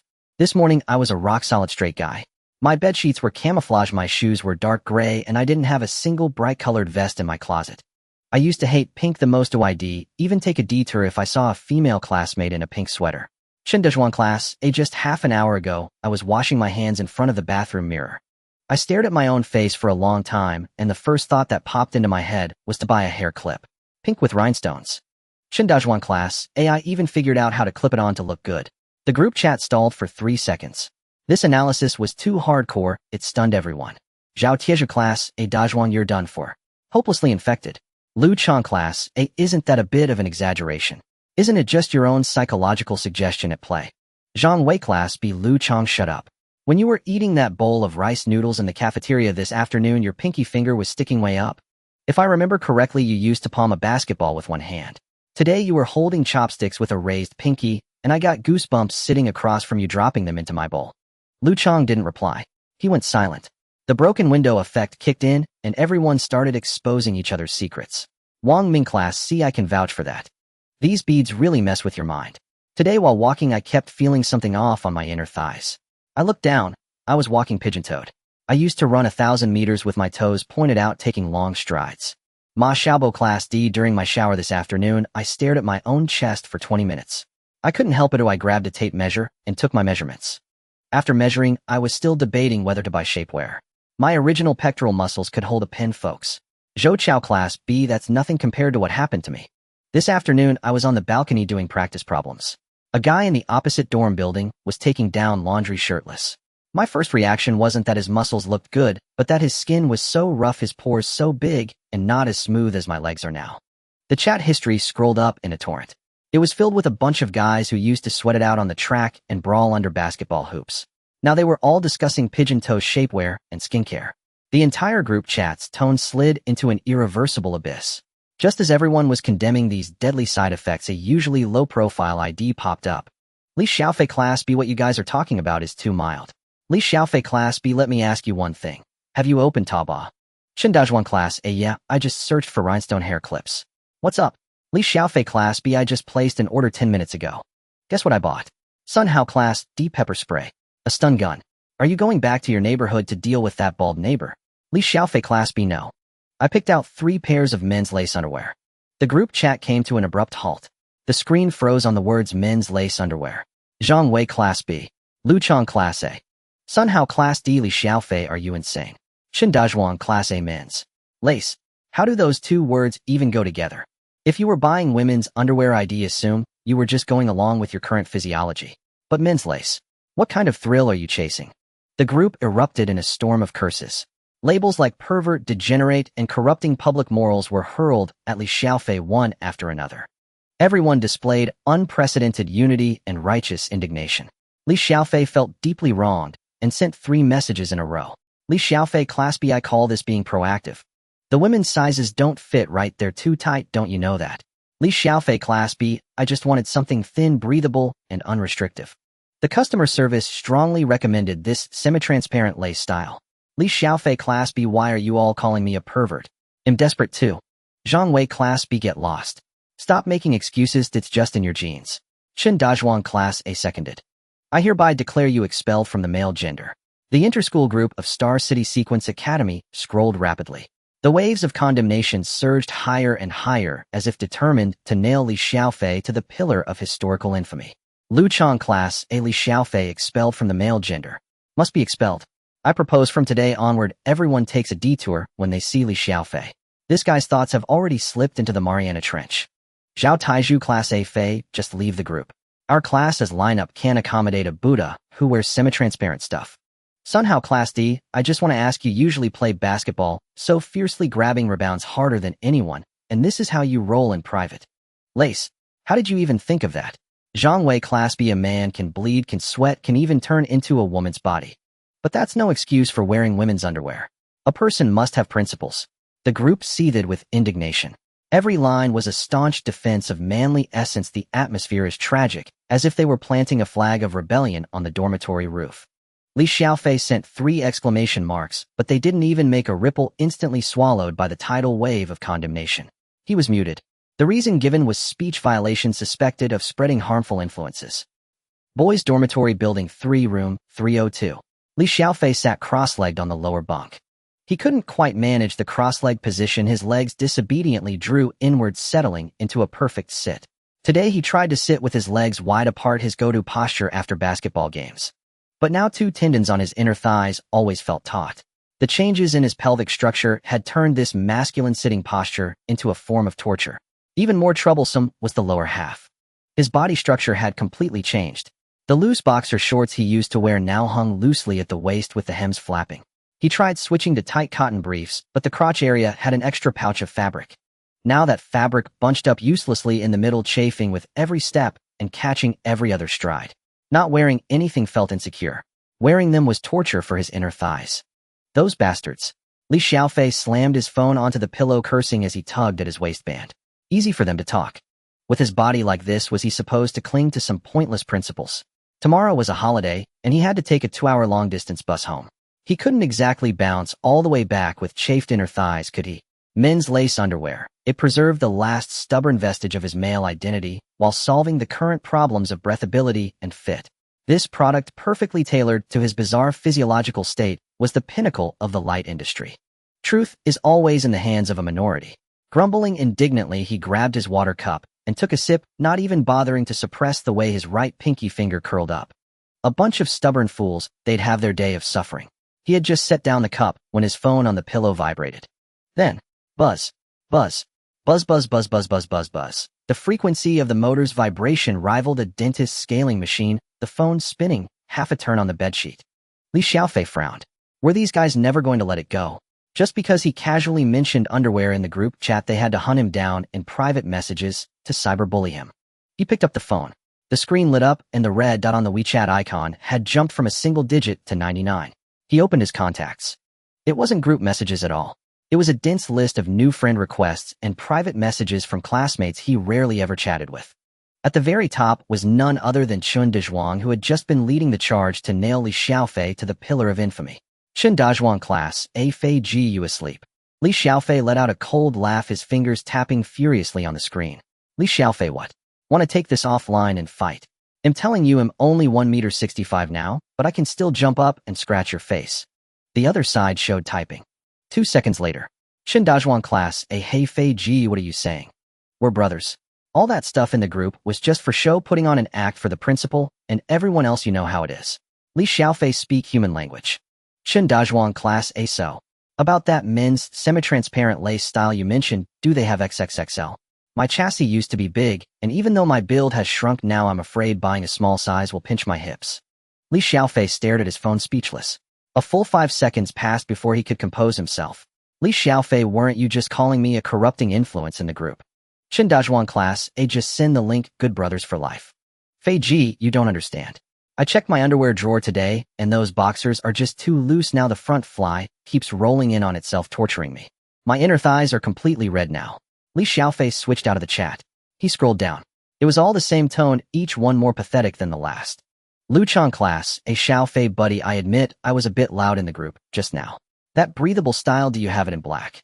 I want to get a low-key one. The cotton ones are just unbearable now. Zhang Wei class B Feifei. Li Xiaofei's stomach churned at the sight of Feifei. Zhang Wei was 1 meter 88, a muscular powerhouse before the transformation, who did 200 pull-ups on the track every day.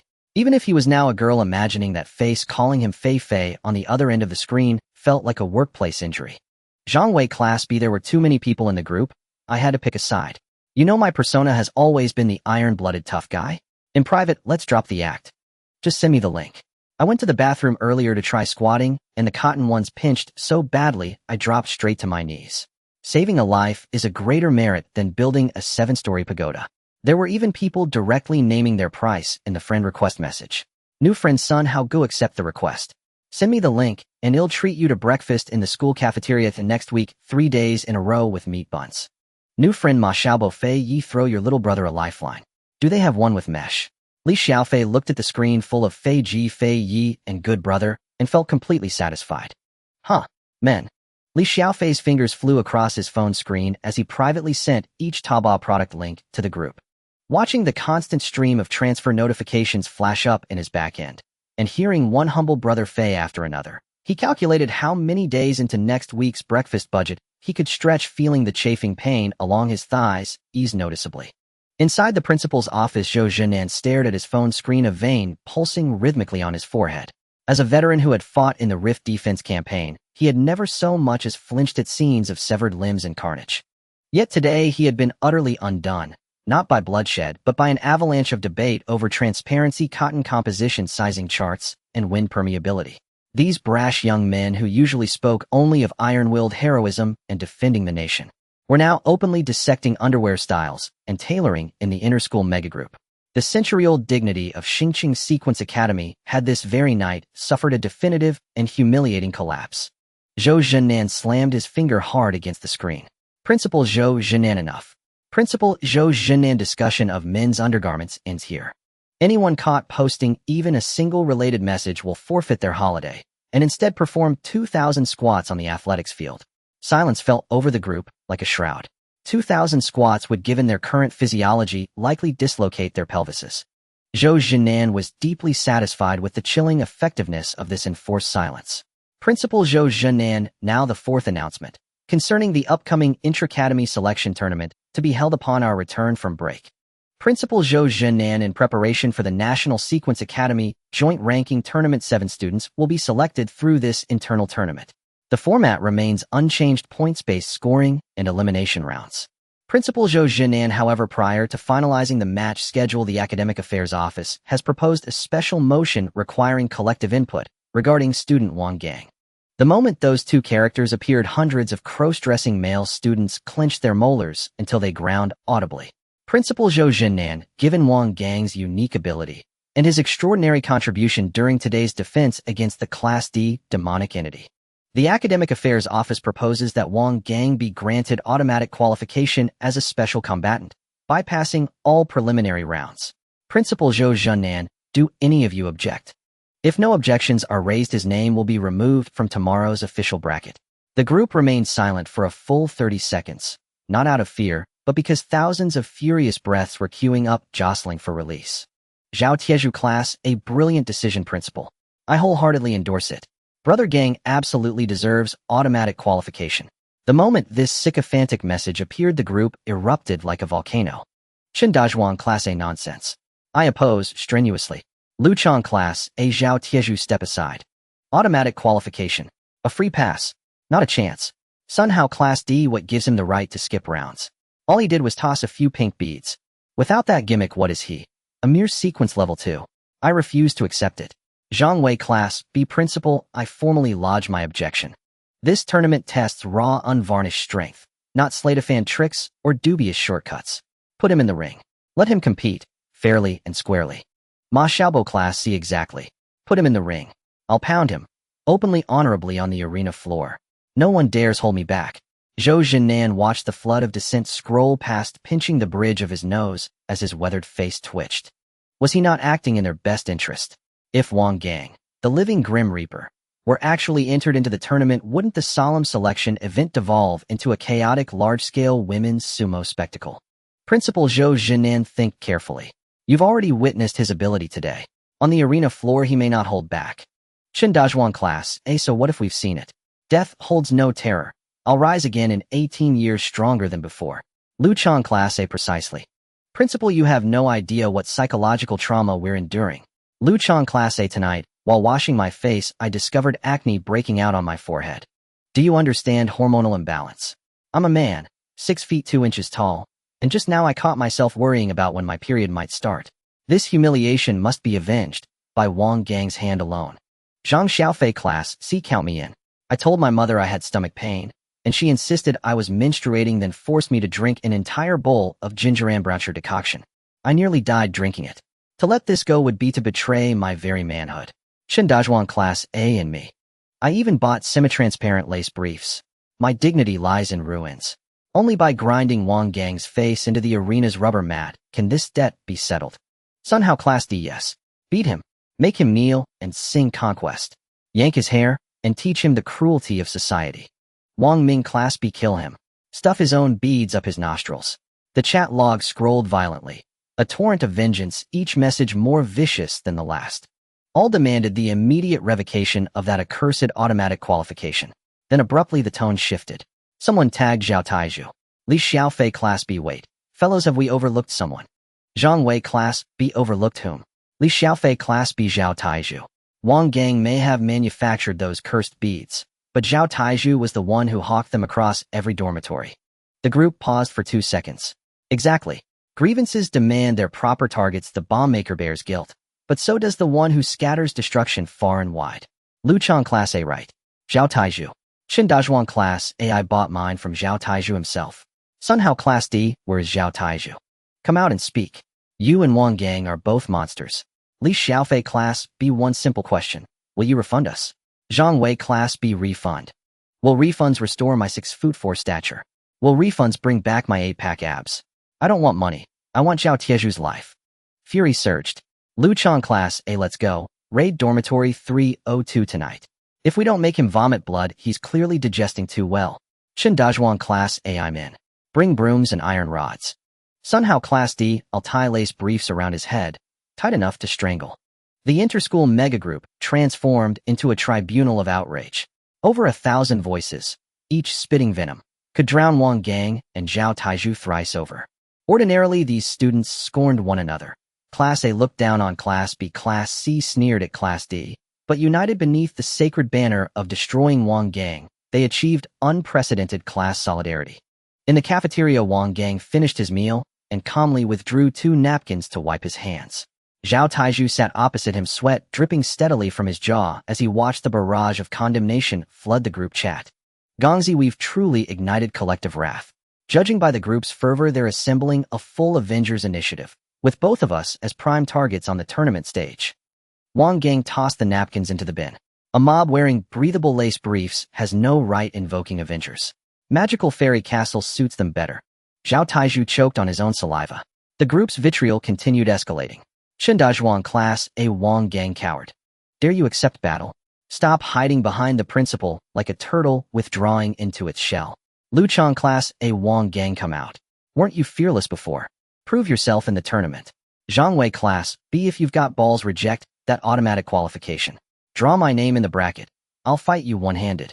Zhao Taizhu stared at the flood of pursuit orders filling his screen. His legs trembled so violently, they left afterimages.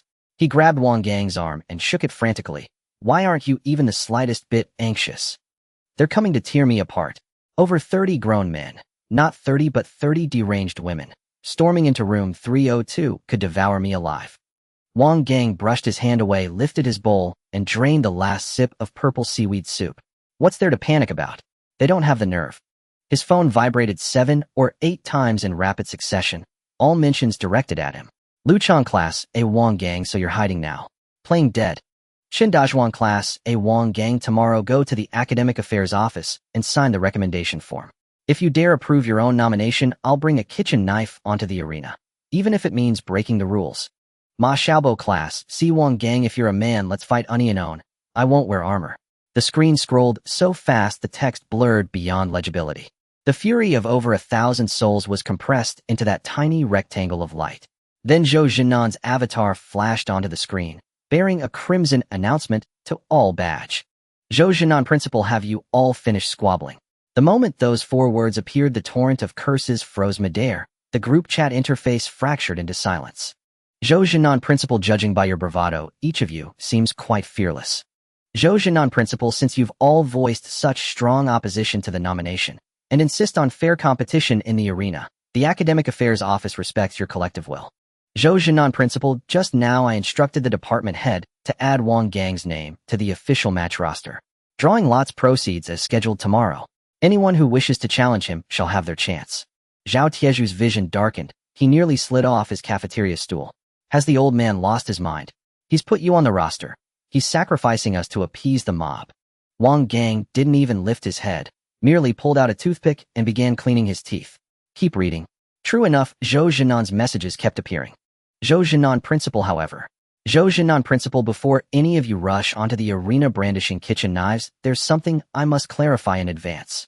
It concerns both the rules and your very survival. Zhou Jinan principal, the sequence grand tournament is fought with real weapons and real stakes. Against Wang Gang, he may falter countless times. Zhou Jinan principal, how many of those pink marbles he carries I cannot say, but rest assured his supply is inexhaustible. And even without them, his hands remain firmly attached to his body. Zhou Jinan principal, if he misses it doesn't matter. If he's forced back it still doesn't matter. But you are permitted only one mistake. Not a single person typed a word in the group. Zhou Jinan principal, do you grasp the full weight of that statement? Zhou Jinan principal, even a glancing scrape from one of those marbles, or a single shard striking your sleeve.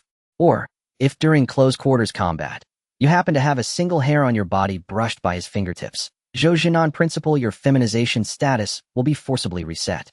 Zhou Jinan principal, meaning the 7-day countdown begins anew. Zhou Jinan principal, if fortune smiles upon you next week, you'll reclaim your boxer shorts. If misfortune strikes, and you face him during the tournament, a single touch renews your term for another 7 days. Zhou Jinan principal, should any among you possess unyielding spines and wish to live as girls for a full fortnight, or even experiment with the experience of menstruation, the Academic Affairs Office welcomes your challenge. No drawing of lots required. Zhou Jinan principal, whoever wishes to fight him now type 1 in this group. I'll personally arrange the bout. Registration begins immediately. Across Xingqing Sequence Academy, whether faculty dormitories or student residences, an absolute 2-minute silence descended. Not a single character appeared on any screen. Not even a punctuation mark. Room 214. Lu Chang leaned against his bedhead, his right thumb hovering half a centimeter above his phone screen. His screen had been filled with a furious line of text. To hell with those marbles. I'll take him on. First match is mine. Yet the moment his eyes landed on the phrases 7 days reset and renewal, his breath seized in his throat, trapped, suffocating. 7 days. Renewed for another 7. He glanced down at his own legs, blindingly pale, utterly hairless, chafing painfully even from the wrong sitting posture. He recalled this evening at the convenience store downstairs, the bald shopkeeper staring at his chest for 10 long seconds. To endure this life for another 7 days. Lu Chang shuddered violently, a cold sweat prickling across his spine. His thumb flew across the screen, frantically deleting every character he'd typed. Room 302. Li Xiaofei sat cross-legged, delicately holding his phone with a perfect orchid finger, studying a customer service chart titled, Women's Underwear, Sizing Reference. He switched to the group chat and skimmed the latest message. Another 7 days. He glanced at the 3 semi-transparent lace men's briefs he'd just ordered. 1 for breathability, 3 for rotation. Just enough to survive the current week. But if extended, he'd not only need to reorder, he'd risk his mother dragging him to get a perm and manicure. This afternoon, she'd even pulled out their household registration book, muttering about visiting the police station to change his gender. Girls get better jobs. Absolutely out of the question. This stage, let whoever dares step up. In the main group, Zhou Jinan waited patiently for 2 full minutes. Zhou Jinan principal, why no ones? Zhou Jinan principal, Qindazhuang. Weren't you going to storm the arena with a cleaver? Zhou Jinan Principal Lu Chang. You sought to reclaim your masculine dignity. Were you claiming the first bout? No reply came. After a pause, Chen Dazhuang Class A. Principal. Chen Dazhuang Class A. I've just lain here conducting profound introspection. Chen Dazhuang Class A. Who is Wang Gang? He's the hero who single-handedly subdued dozens of level D monsters today, without shedding a drop of blood. He's Xingqing Academy's once-in-a-century strategic treasure. Chen Dazhuang Class A. To pit such a hero against ordinary students in an arena match would be nothing short of sacrilege. It would be a profound disrespect to talent. Chen Dazhuang Class A. I fully endorse the Academic Affairs Office's decision. Wang Gang must be nominated. And anyone who opposes it, I'll cut them down first. That declaration instantly offered everyone an elegant exit. As always, those who'd shouted loudest were quickest to pivot. Lu Chang Class A. Chen Dazhuang speaks absolute truth.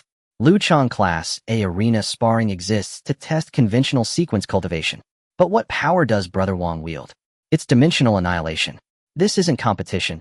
It's like us charging with bayonets while Brother Wang sweeps the battlefield from a bomber. Lu Chang Class A. Such weaponry has no place in civilian contests. The principal's wisdom is unmatched. Granting him a bye is not mere convenience, but the greatest protection. For all of us. No, for Brother Wang himself. Sun Hao Class D, who stirred up dissent in this group earlier, demanding cancellation of the nomination. Step forward. Sun Hao will show no mercy. Brother Wang has sweated for our school and bled defending us from demonic tides.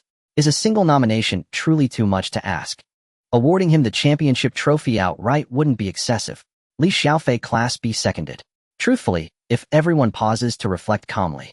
Brother Wang has labored day and night these past few days developing those pink, self-defense devices.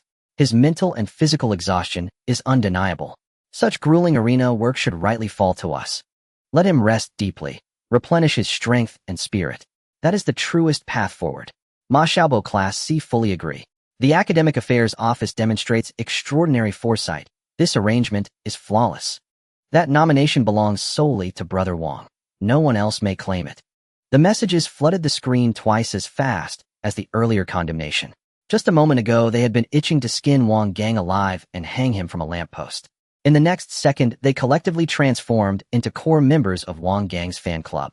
A string of praises followed with idioms as polished as those in a final Chinese exam. Terms like paramount contribution, far-sighted vision, and strategic treasure were all heaped upon Wang Gang. Everyone raced to type, terrified of being singled out by the principal for the competition list. After all, dignity meant nothing.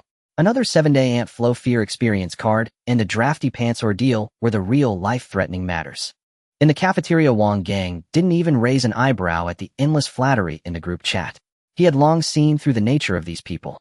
When the knife wasn't at their throats, they all posed as righteous martyrs. But the moment their own interests were at stake, they knelt faster than anyone. Zhao Taiju sat across from him holding his phone. His once pale face gradually regained color. He let out a long sigh of relief and slumped back into his chair. I'm alive. I'm freaking alive again. Watching the screen full of praise for Wang Gang, his restless heart began to stir once more. Since the public fury had turned into collective excitement, and Wang Gang was guaranteed admission, could he, as Wang Gang's top lackey and the exclusive distributor of pink props across the school, ride the wave of benefits? He tapped on his keyboard and sent a message in the group. Zhao Taiju Class A. Well, everyone's words are absolutely spot on. Zhao Taiju Class A. Since Brother Wang is already guaranteed admission as a special strategic talent, I, as his chief assistant logistics transporter for self-defense props and support manager, have contributed, even if not brilliantly. Without merit, there's at least hard work. Zhao Taiju Class A. Everyone, do you think the academic office could throw in my guaranteed admission too? Brother Wang and I are one in heart and soul. It wouldn't be right to separate us, would it? The moment this message was sent, the Star City Sequence Academy group chat, which had been fervently praising Wang Gang, instantly turned its guns around. The speed was comparable to an auto-locking radar. Chen Dazhuang Class A. Bullshit. Lu Chang Class A. Zhao Tieju, where do you get the nerve to say that? Zhang Wei Class B. We can't beat Brother Wang, can't afford to mess with him, so he has to be guaranteed. But who the hell do you think you are? Sun Hao Class D. You're a fake medicine middleman. You want guaranteed admission. Who's one in heart and soul with you? Where was your conscience when you sold those beads into our dorms? Li Xiaofei Class B. Brothers Wang Gang has a bye, so there's no outlet for this anger. But Zhao Taiju has to step into the ring. This guy just admitted he's the agent. Ma Xiaobo Class C. Perfect. We were just worrying about finding a punching bag for the competition. Shindazhuang Class A, if the academic office guarantees this guy too, I'll really take a cleaver to the school gate. Luchang Class A, Zhou Jinan Principal, we accept Wang Gang's guarantee. But if Zhao Taizhu skips even one match, the whole school won't stand for it. Sun Hao Class D, he has to be scheduled. Let him fight each of us in turn. A gauntlet. If I don't beat him until he can't take care of himself, then these 7 days in women's clothes will have been for nothing. The group chat, which had just calmed down, flared up with gunpowder once more. It was even purer and more focused than before. The pent-up anger of every male student in the school finally found a perfect, harmless, and risk-free outlet. Zhao Tieju now without his beads. Someone in the group proposed forming an anti-Zhao alliance, scheduling shifts to specifically target Zhao Taizhu in the ring. Not to knock him out quickly, but to wear him down slowly, venting anger punch by punch. In the cafeteria, Zhao Taizhu stared at the screen, filled with kill orders aimed solely at him. His face turned completely green, even uglier than when it was pale. He looked up at Wang Gang with a pitiful expression. Gongzi, how about lending me 200 beads for the competition? For self-defense. Wang Gang tossed a crumpled paper ball into the empty bowl on the table. None left. How can you have none with so many? Old man Zhou forcibly took 100 this afternoon. That batch of monsters used up another bunch. The last one went into the iron-armored fisher beast. Now I don't have a single bead left. Wang Gang stood up. In life, you have to learn to pay the price for your own business empire. Zhao Taizhu rolled his eyes and slumped onto the table. Pick a nice feng shui spot for my grave, facing the school gate area. Just as the group chat was boiling over, an avatar that had been silent for an entire day suddenly crawled up from the very bottom of the chat list. Shinjigua homeroom teacher, everyone. Just 2 words. But the entire group chat felt like its power had been cut. Everyone turned their screen brightness to maximum. Shinjigua homeroom teacher regarding Wang Gang's guaranteed admission. Shinjigua homeroom teacher, I think it was handled a bit hastily. Zhao Taizhu nearly shoved his phone into his fried rice bowl. What's going on? What is Teacher Chen up to? Wang Gang raised an eyebrow, but said nothing. More words appeared in the group. Shinjigua homeroom teacher, as the homeroom teacher of Class A, I have the duty and responsibility to assess and verify the strength of every contestant before the competition. Shinjigua homeroom teacher, everyone has seen Wang Gang's abilities. But frankly, who were his opponents so far? Shinjigua homeroom teacher and a grade stone armor beast. A grade fisher lizard. And those students in our class who awakened less than a month ago. Shinjigua homeroom teacher, using opponents of this level for testing yields insufficient data. Shinjigua homeroom teacher, I understand that none of you dare to fight him. A 2-second pause. Shinjigua homeroom teacher, after all, you all have to participate in the competition yourselves. If he touches you, it's another 7-day renewal plus possible side effects like endocrine disorders, aesthetic shifts, shopping impulses. Shinjigua homeroom teacher, as someone who's been through it, I know it well. The phrase "been through it" carried immense weight in the group. Shinjigua was the first person in the school to fall victim. The day Wang Gang touched his hand in the dean's office, his miserable state spread across the entire academy. A grade sequence teacher publicly transformed into a sophisticated beauty, his sequence sealed for 3 days, his psychological trauma still unhealed. When such a person spoke, no one dared question his authority. Shinjigua homeroom teacher, so Wang Gang doesn't need to compete with students. Shinjigua homeroom teacher, but he has to have 1 match with me. Shinjigua homeroom teacher, I am grade sequence with combat experience and sequence knowledge far beyond the students. Testing his practical combat ability through me will yield more convincing results. Shinjigua homeroom teacher principal, what do you think? The messages in the group stopped at Shinjigua's words. No one responded. It wasn't that they didn't want to, but they couldn't. Teacher Chen took the initiative to challenge Wang Gang to a match. This news hit harder than the collective discussion among all male students about lace panties. Zhou Jinan the principal, Jigua. Zhou Jinan the principal, are you serious? Shinjigua the homeroom teacher, I am serious. Shinjigua the homeroom teacher, for a level against sequence 2, I'll let him have 3 moves. It's fair and reasonable. The group fell silent again. This time, it was a true silence. Over 1,000 people, including those who were idly scrolling their phones like typical straight men, all fell quiet. Because everyone was thinking the same question. Teacher Chen, you were once touched by Wang Gang and turned into a mature lady, sealed for 3 days. And now you actively approach him. Do you think 7 days is too short and want a yearly subscription? In the principal's office, Zhou Jinan placed his phone on the table, pinching his temples with 2 fingers, applying enough pressure to create creases in his skin. 3 people sat on the opposite sofa. The head of the sports team, Old Wang. Professor of sequence theory, Sun Ping. Head of logistics, Lu Fatty. The 3 were also watching the group. Old Wang spoke first. Principal, what is Teacher Chen doing? He pondered for 2 seconds and chose the gentlest phrasing. Is he high A? Sun Ping adjusted his glasses, his tone flat. No, he is addicted.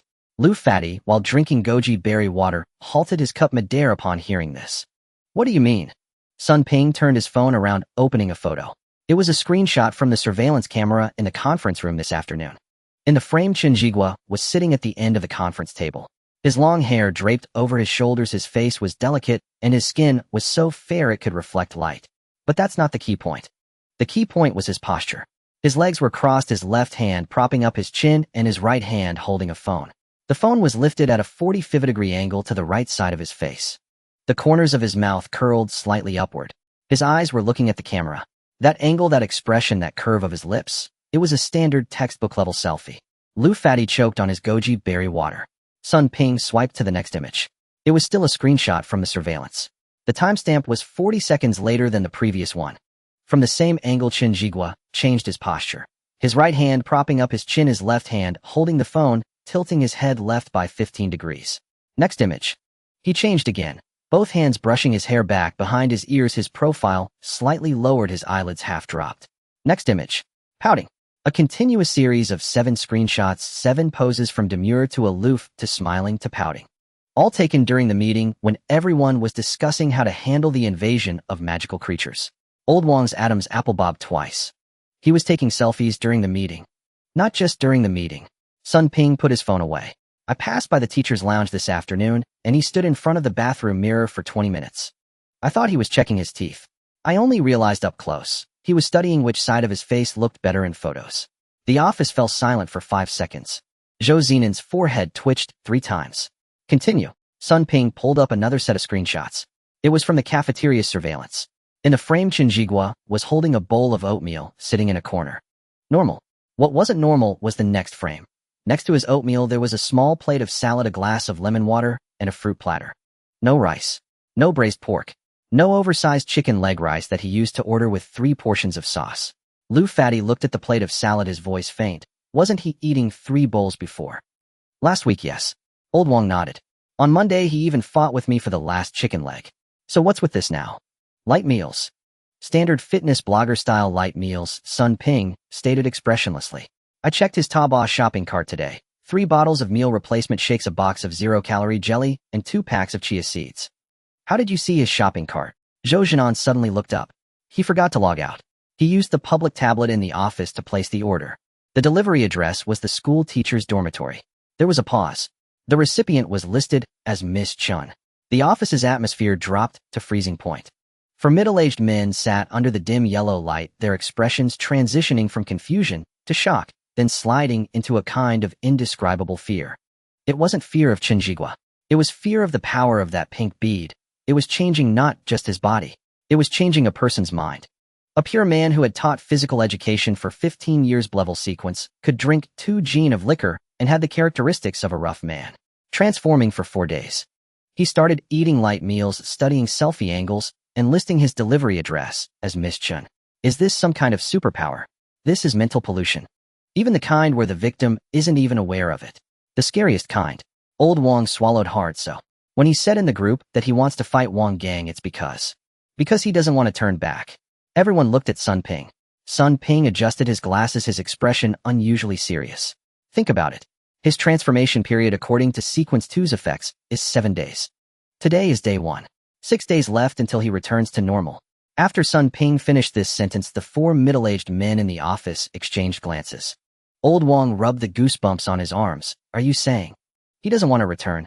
It's not that he doesn't want to. Sun Ping took off his glasses and wiped them. It's that he doesn't even realize he doesn't want to. Do you recall what reason he gave for wanting to fight Wang Gang? To test his combatability. Sounds reasonable, right? Reasonable. Very reasonable. But he is level sequence 3. Wang Gang is sequence 2. What are his chances of winning? Lu Fatty hesitated. 60-40. No, it's 30-70. In 3 seconds, Teacher Chen feminizes 7 times. He knew clearly that he couldn't win, even 1 out of 100 rounds. Wang Gang's ability doesn't require him to win, just touching him will suffice. Chen Ziguo's 15 years of combat experience, he couldn't possibly not understand this. But he still proposed it. The office fell silent again. This time the silence lasted even longer. Zhou Jinan tapped the table twice. All right, let him fight. Old Wang was stunned. Principal. Let him finish the fight, renew the fee, and let it be. It's better than him secretly looking for Wang Gang to touch hands. Lu Fatty choked on his goji berry water again. Zhou Jinan stood up and walked to the window. Chen Jigua has never been married or dated. Last year's physical examination revealed fatty liver and high blood pressure. He drinks goji berries daily and is losing hair. After becoming a woman, his fatty liver is gone, his blood pressure is normal, his hair has grown back, and he has lost 20 pounds. As long as he's happy. Zhou Jinan pulled the curtains closed. Let him have a match before the big competition, just consider it a warm-up round. Zhou Zinan's reply came swiftly. Zhou Jinan principal agreed. Zhou Jinan principal arrange a warm-up match the day before the grand competition. Chen Jigua versus Wang Gang. Zhou Jinan principal use training hall no. 1. The entire school will observe. The moment the message was sent, the group's reaction was 10 times more explosive than the earlier discussion about lace underwear. Lu Chang Class A teacher Chun is incredible. Chen Dazhuan Class A teacher is a real man. No, a real good person. Sun Hao Class D teacher Chun is testing the poison himself. This is the backbone of Star City Academy. I'm crying, brothers. Zhang Wei Class B, the battle we dare not fight, our teacher fights for us. Tonight I'm going home to write a thank you letter to teacher Chen, 800 words long with exclamation marks. Ma Xiaobo Class C, I suggest the school erect a statue for teacher Chen. Right at the main entrance. Prime location. Engrave 4 big characters on the base, the fearless brave. Chen Ziguo's avatar lit up again. Chen Jigua Class teacher, no need for a statue. Chen Jigua Class teacher Wang Gang. The group went silent. As if someone had gripped their throats, over 1,000 people shut up simultaneously. Chen Jigua Class teacher, are you there? In the cafeteria, Wang Gang was scrolling through his phone with a toothpick in his mouth. Zhao Taizhu leaned over from across the table, his neck stretched out like a goose peeking at final exam answers. Has he not given up yet? Wang Gang ignored him. He swiped his thumb and typed a line. Wang Gang Class A, yes. Chen Ziguo's reply was almost instantaneous. Chen Jigua Class teacher, the day before the grand competition, see you at training hall no. 1. Chen Jigua Class teacher, I have only one request. A 2-second pause. For those 2 seconds, over 1,000 people in the school stared at the screen, their breaths seemingly suspended. Chen Jigua Class teacher, don't hold back. Chen Jigua Class teacher, use your strongest move. The group chat completely froze. Don't hold back. Use your strongest move. Teacher Chen, do you know what Wang Gang's strongest move even is? It's that move. A single touch, a flash of pink light, a 7-day minimum, an instant VIP subscription to the female body. No refund channel, no cooling off period, no after-sales customer service.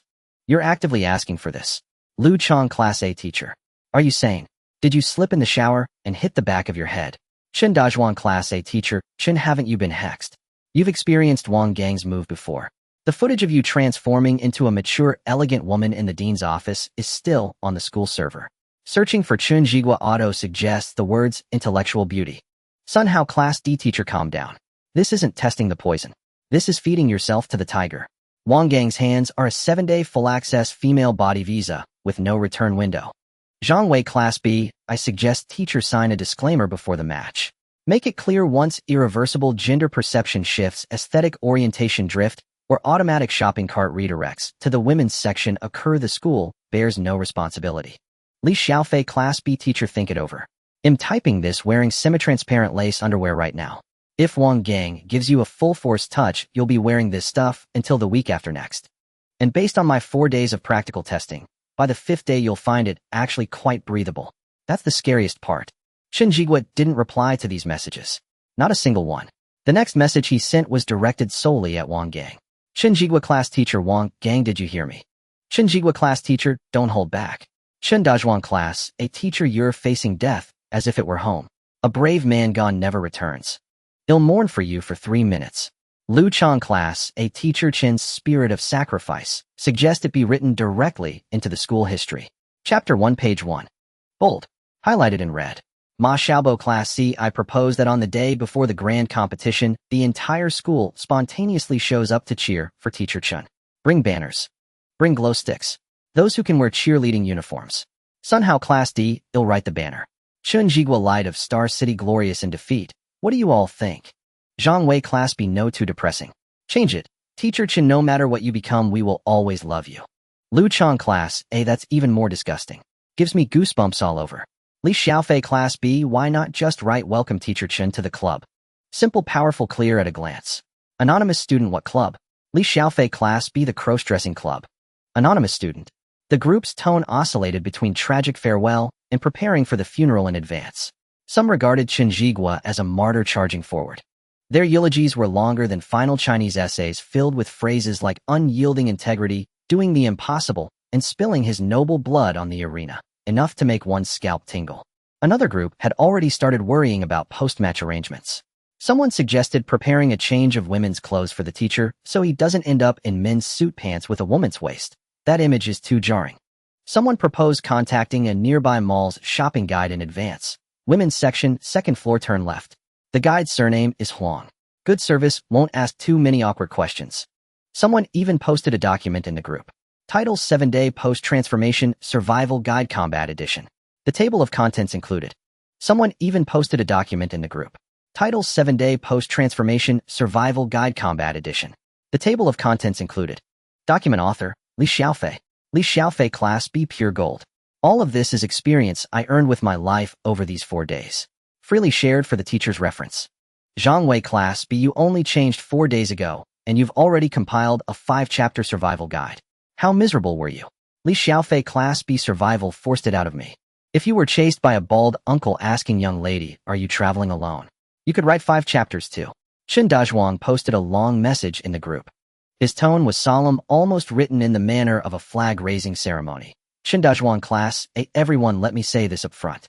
On the day before the big competition, no matter the outcome, we must respect Teacher Chen. He willingly risked the danger of transformation to test Wang Gang's strength. What courage this is. What responsibility.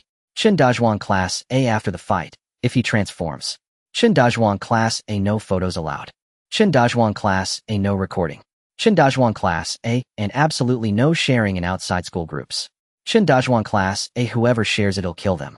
As soon as these words came out, a dozen messages of support agreed protecting Teacher Chen's privacy is everyone's duty flooded up. The scene was solemn and touching. If you ignored that anonymous message scrolling up below, anonymous student, then can I privately buy it from you, Dazhuang? Chen Dazhuang class A, get lost. The group chat stayed lively until 1 in the morning. Arguments aside, the general direction was finally set. Wang Gang gets a bye.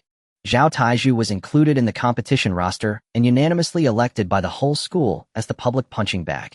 All students drew lots freely for fair competition. And before the official big competition, an additional match. Chen Jigua versus Wang Gang. Level sequence 3 versus sequence 2. The entire school watches. No holding back. The fluorescent lights in the cafeteria hummed as the 37 Beast girls finally finished their meal. To be precise, Aunt Zhang's stock had been completely exhausted. Fried rice with eggs, gone. Braised pork belly, gone. Even the bottle of soy sauce in the seasoning cabinet had been licked clean by number 6. Aunt Zhang collapsed behind the counter, tossing aside her large iron ladle, radiating an aura of utter exhaustion that seemed to declare the end of her 30-year career. Wang Gang glanced at the bill. 13,000.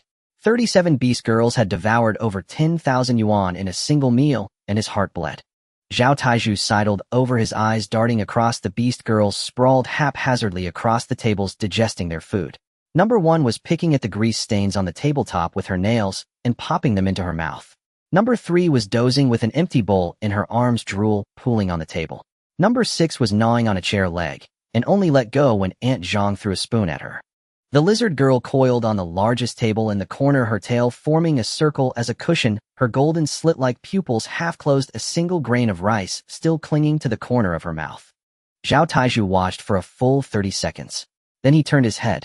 Gang. I've been thinking. Isn't it a bit inappropriate to send all 37 to Iron Anchor? Wang Gang paused his chopsticks. Why inappropriate? Zhao Taizhu pulled up a stool and sat beside him, lowering his voice, his face deadly serious. That expression was even more earnest than when he had awakened his Brank ability. Think about it. These Beast girls only obey your commands. You say attention, they stand at attention. You say count off, they count off. You say don't gnaw on table legs. Well, number 6 is a bit hard to control, but the general direction is correct. And then, and then you stuff them into the military. Can the military command them? Wang Gang thought for a moment. Iron Anchor stood before number 10, bellowing attention. Number 10 lifted her eyelids from the corner to glance at him, then went back to gnawing on an egg. It really wouldn't work well. You're right. Wang Gang nodded. They'll talk to Iron Anchor later and come up with a management plan. No.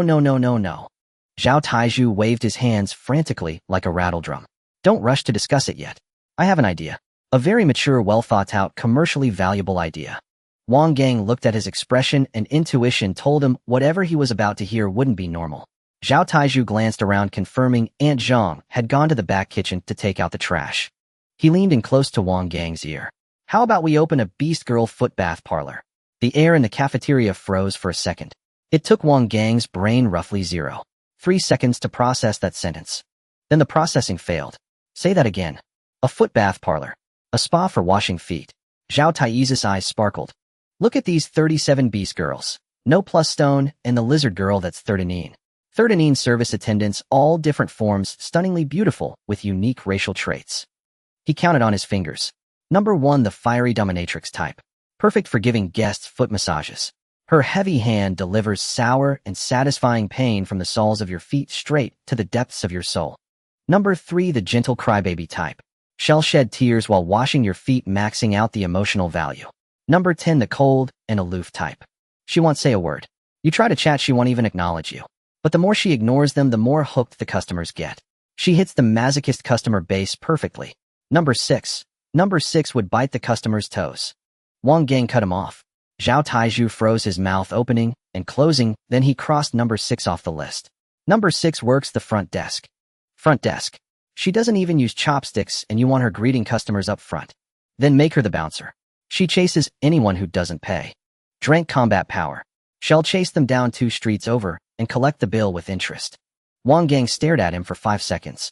Zhao Taizhu, do you even know what you're saying? Of course I do. This is a blue ocean market. Zhao Taizhu slapped his thigh. Go look at the commercial streets in Star City. Those ordinary footbath shops have all male attendants and the environment is just one word. Rough. But us. The stone-armored beast girl has immense strength. For shoulder and neck massages, she could bend steel rebar. What's a little human body ache?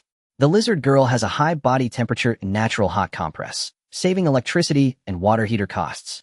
He grew more excited as he spoke, standing up. I've even thought of the name, Beast Girl Imperial Foot Pavilion.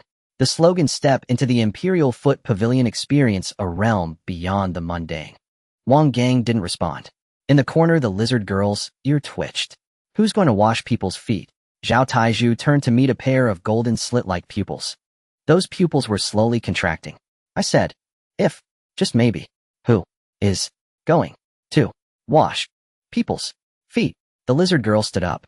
Her tail swept across the chair, sending 3 empty bowls clattering to the floor. I am a dignified, drank cracked rock lizard, undefeated for 5 kilometers in the rift. And you want me to kneel down and scrub dead skin off human feet? Zhao Taizhu took 2 steps back. Number 1 had heard too. She slammed down her bowl. Wash feet. You said wash feet. Number 3's tears started flowing again. Woo, I don't want to wash feet. Number 10 shot Zhao Taizhu a cold glare from the corner. The temperature of that glance wasn't far off from Su Wangqing's absolute 0. 37 beast girls lifted their heads from their respective tables. 37 pairs of eyes, all fixed on Zhao Taizhu alone. His legs began to tremble.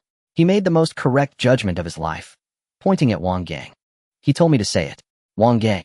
37 pairs of eyes swiveled in unison to Wang Gang. Wang Gang took the toothpick out of his mouth and tossed it into the bowl. Zhao Taizhu, sir, during the competition, I won't give you a single bead.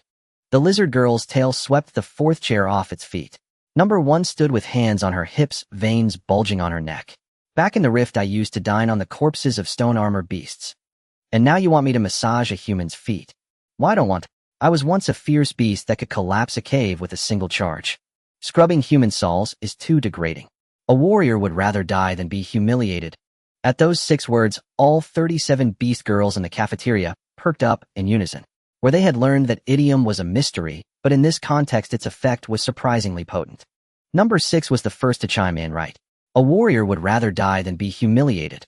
Number 1 slammed the table. Beast girls will never be slaves. Number 3 wiped her nose, sobbing as she echoed, Beast girls will never be slaves. Zhao Taizhu cowered behind Wang Gang, peeking half his head out from beside Wang Gang's shoulder, muttering under his breath, these ancestors. Wang Gang ignored him. He was thinking. Zhao Taizhu's proposal was indeed absurd. But absurd as it was, it held a fundamental truth. The 37 beast girls couldn't just be kept for free forever. Having Iron Anchor take over their training was one path, but military procedures, recruitment approval filing, would take at least half a month. Besides, these girls were indeed unruly. His savings wouldn't last much longer. The name Beast Girl Foot Massage Parlor was ridiculous enough. But from another angle, the Beast Girls' strength, body heat, endurance, and their peculiar racial traits, they possessed a unique scarcity in the service industry. The problem was how to get them to do it. Coercion wouldn't work. It had to be temptation. Wang Gang glanced at the bowl before the lizard girl licked, so clean it could serve as a mirror. Then he looked at the small bowl number 6 clutched, as if her life depended on it. He had an idea. He stood up. The clamor in the cafeteria subsided by a third. Who said anything about you washing people's feet? Wang Gang kicked Zhao Taizhu in the shin. Zhao Taizhu reflexively yelped, ouch, and hopped in place from the pain. He said it, not me. Number 1 squinted, really? Really? I'm not that heartless. The hostility in 37 pairs of eyes dropped by about 40%. The remaining 60% was mere habit. Their animosity toward Wang Gang had become muscle memory, always lingering at the ready. Wang Gang pulled up a chair and sat down, resting his arms on the back. But there's something you need to understand. He raised a finger. That meal just now cost 13,000 yuan. The cafeteria fell silent. Breakfast, lunch, and dinner tomorrow at today's appetite will cost at least 8 to 10,000 yuan per day. Number 6 instinctively hugged her bowl tighter. The place to stay costs money. Clothes cost money. The chair leg you gnawed off, number 6, costs money.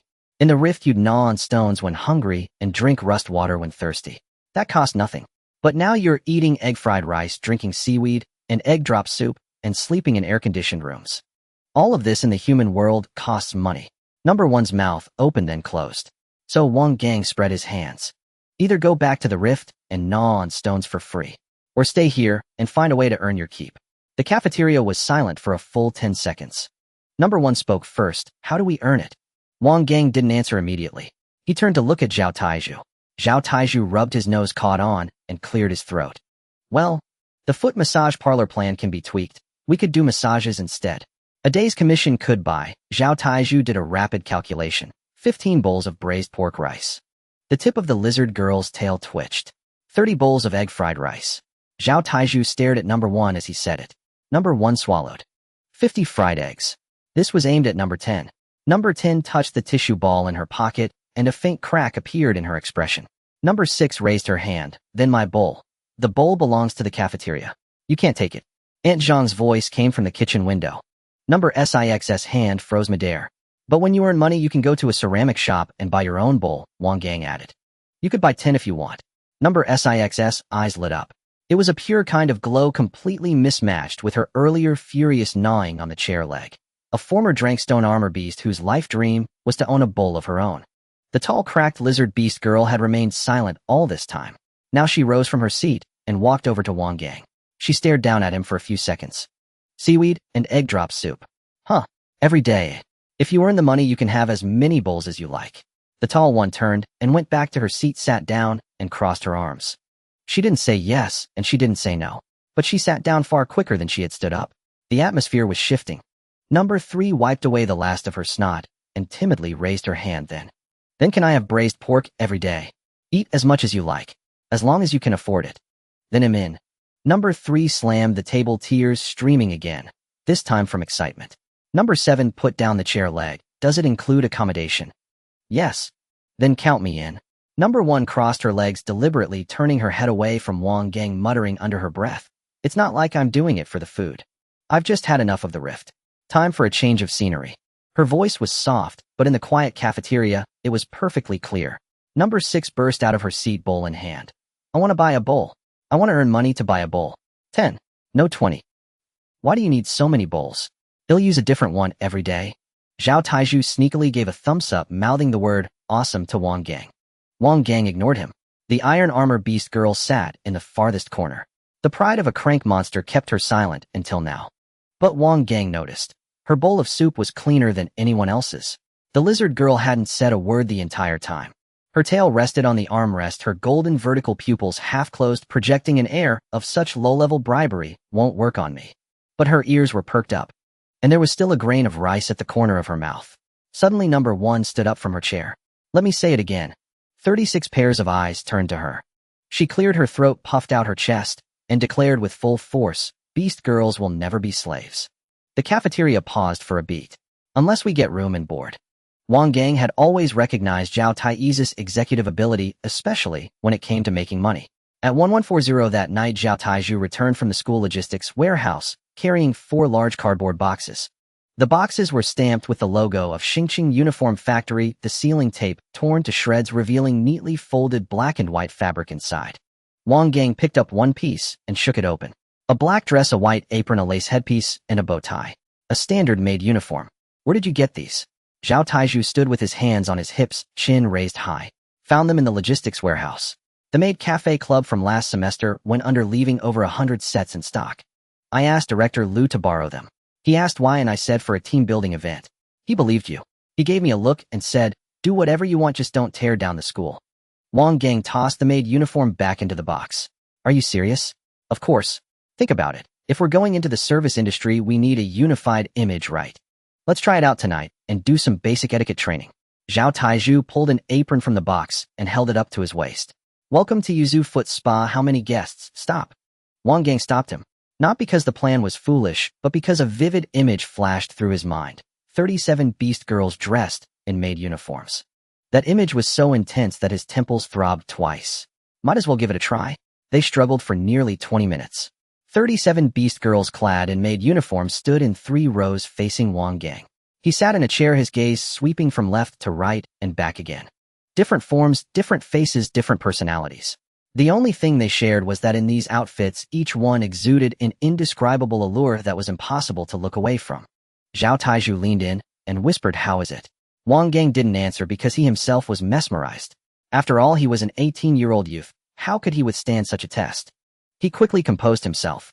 All right, since we're going into the service industry, we need to test your professional skills first. Number 1, what kind of skills? Massage. Start with the basics. Wang Gang patted the back of his neck. I've been fighting in the rift all day, my neck and shoulders are sore. Who's first? Number 10 made the first move. Instead of targeting his shoulders or neck, she slapped him directly in the center of his back. A dull thud echoed. Wang Gang bounced half an inch off his chair, his internal organs quivering. I said massage, not a brick strike. Number 10 withdrew her hand, expressionlessly adjusted her position, and pressed 2 fingers against the outside of Wang Gang's shoulder blade, reducing her force from demolition to micro-demolition. Number 6, not to be outdone, approached from the other side. She placed both hands on Wang Gang's right shoulder and applied pressure with all 10 fingers. A crack sounded. That was the sound of joints being compressed. Wang Gang winced. Number 6, the spot you're pressing is 3 centimeters from my cervical spine. If you push harder, I won't be able to stand up tonight. Number 6 moved her hand up 3 centimeters, keeping the same force. Here. Yes. Lighter. Number 6 increased her pressure by 2 notches. Wang Gang took a deep breath and decided to give up on explaining the concept of lighter to a drank stone armor beast. Stone was the last to come over. She crouched by Wang Gang's feet, carefully cradling his left foot in her hands. Her movements were incredibly gentle, as if holding a freshly unearthed artifact. Master Stone will massage your feet. No, it's Stone's hands are the hardest. It'll make sure Master feels good. She pressed both thumbs into the sole of his foot, rotating downward. Wang Gang said nothing because it truly felt comfortable. Stone's fingers had an extremely thin, mineralized layer, rough but not abrasive, providing just the right friction on his acupoints. Combined with her drank precision strength control, every press hit the perfect balance between pain and pleasure. All right. Wang Gang leaned back in his chair. Stone's handiwork is impressive. Stone's face lit up instantly, her tail sweeping a perfect arc behind her. Number 6 grew indignant. She intensified her efforts, kneading Wang Gang's shoulders as if trying to turn them into dough. His right shoulder emitted sounds that no human joint should make. Number 6. I said light. Number 10 silently added a bit more force from the other side. Just enough to shift Wang Gang's left shoulder half a centimeter toward number 6. Are you two in cahoots? Number 10 didn't answer. Neither did number 6. But both pressed down another notch simultaneously. Number 3 trembled on the sidelines, raising her hand hesitantly. 2 want to try too, but I'm afraid it'll hurt, Master. Not touching me is the greatest kindness you can show. Number 3's tears started flowing again. Wang Gang sighed. Fine, come here. Massage my left arm. Number 3's tears turned to smiles as she scurried over, gripping Wang Gang's forearm with both hands. She massaged while sobbing, tears pattering onto his sleeve. Zhao Taiju crouched 3 meters away, phone in hand, taking photos. Gangzi, I'm telling you, if we put this online, we'd rake in 30,000 in tips a day. Turn it off. Just a couple of shots. Turn it off. Zhao Taizhu put his phone away, but the smirk on his face betrayed his business ambitions. After about 10 minutes of massage, Wang Gang had to admit, despite the life-threatening process, the results were surprisingly good. Stone's foot massage had already relieved 70% of his fatigue from the rift. Number 10's technique, though cold and rigid, was eerily precise. She could tell which tendon was tense or which muscle had bruising with just 2 fingers. Number 6 was the exception. Her value lay in keeping people alert.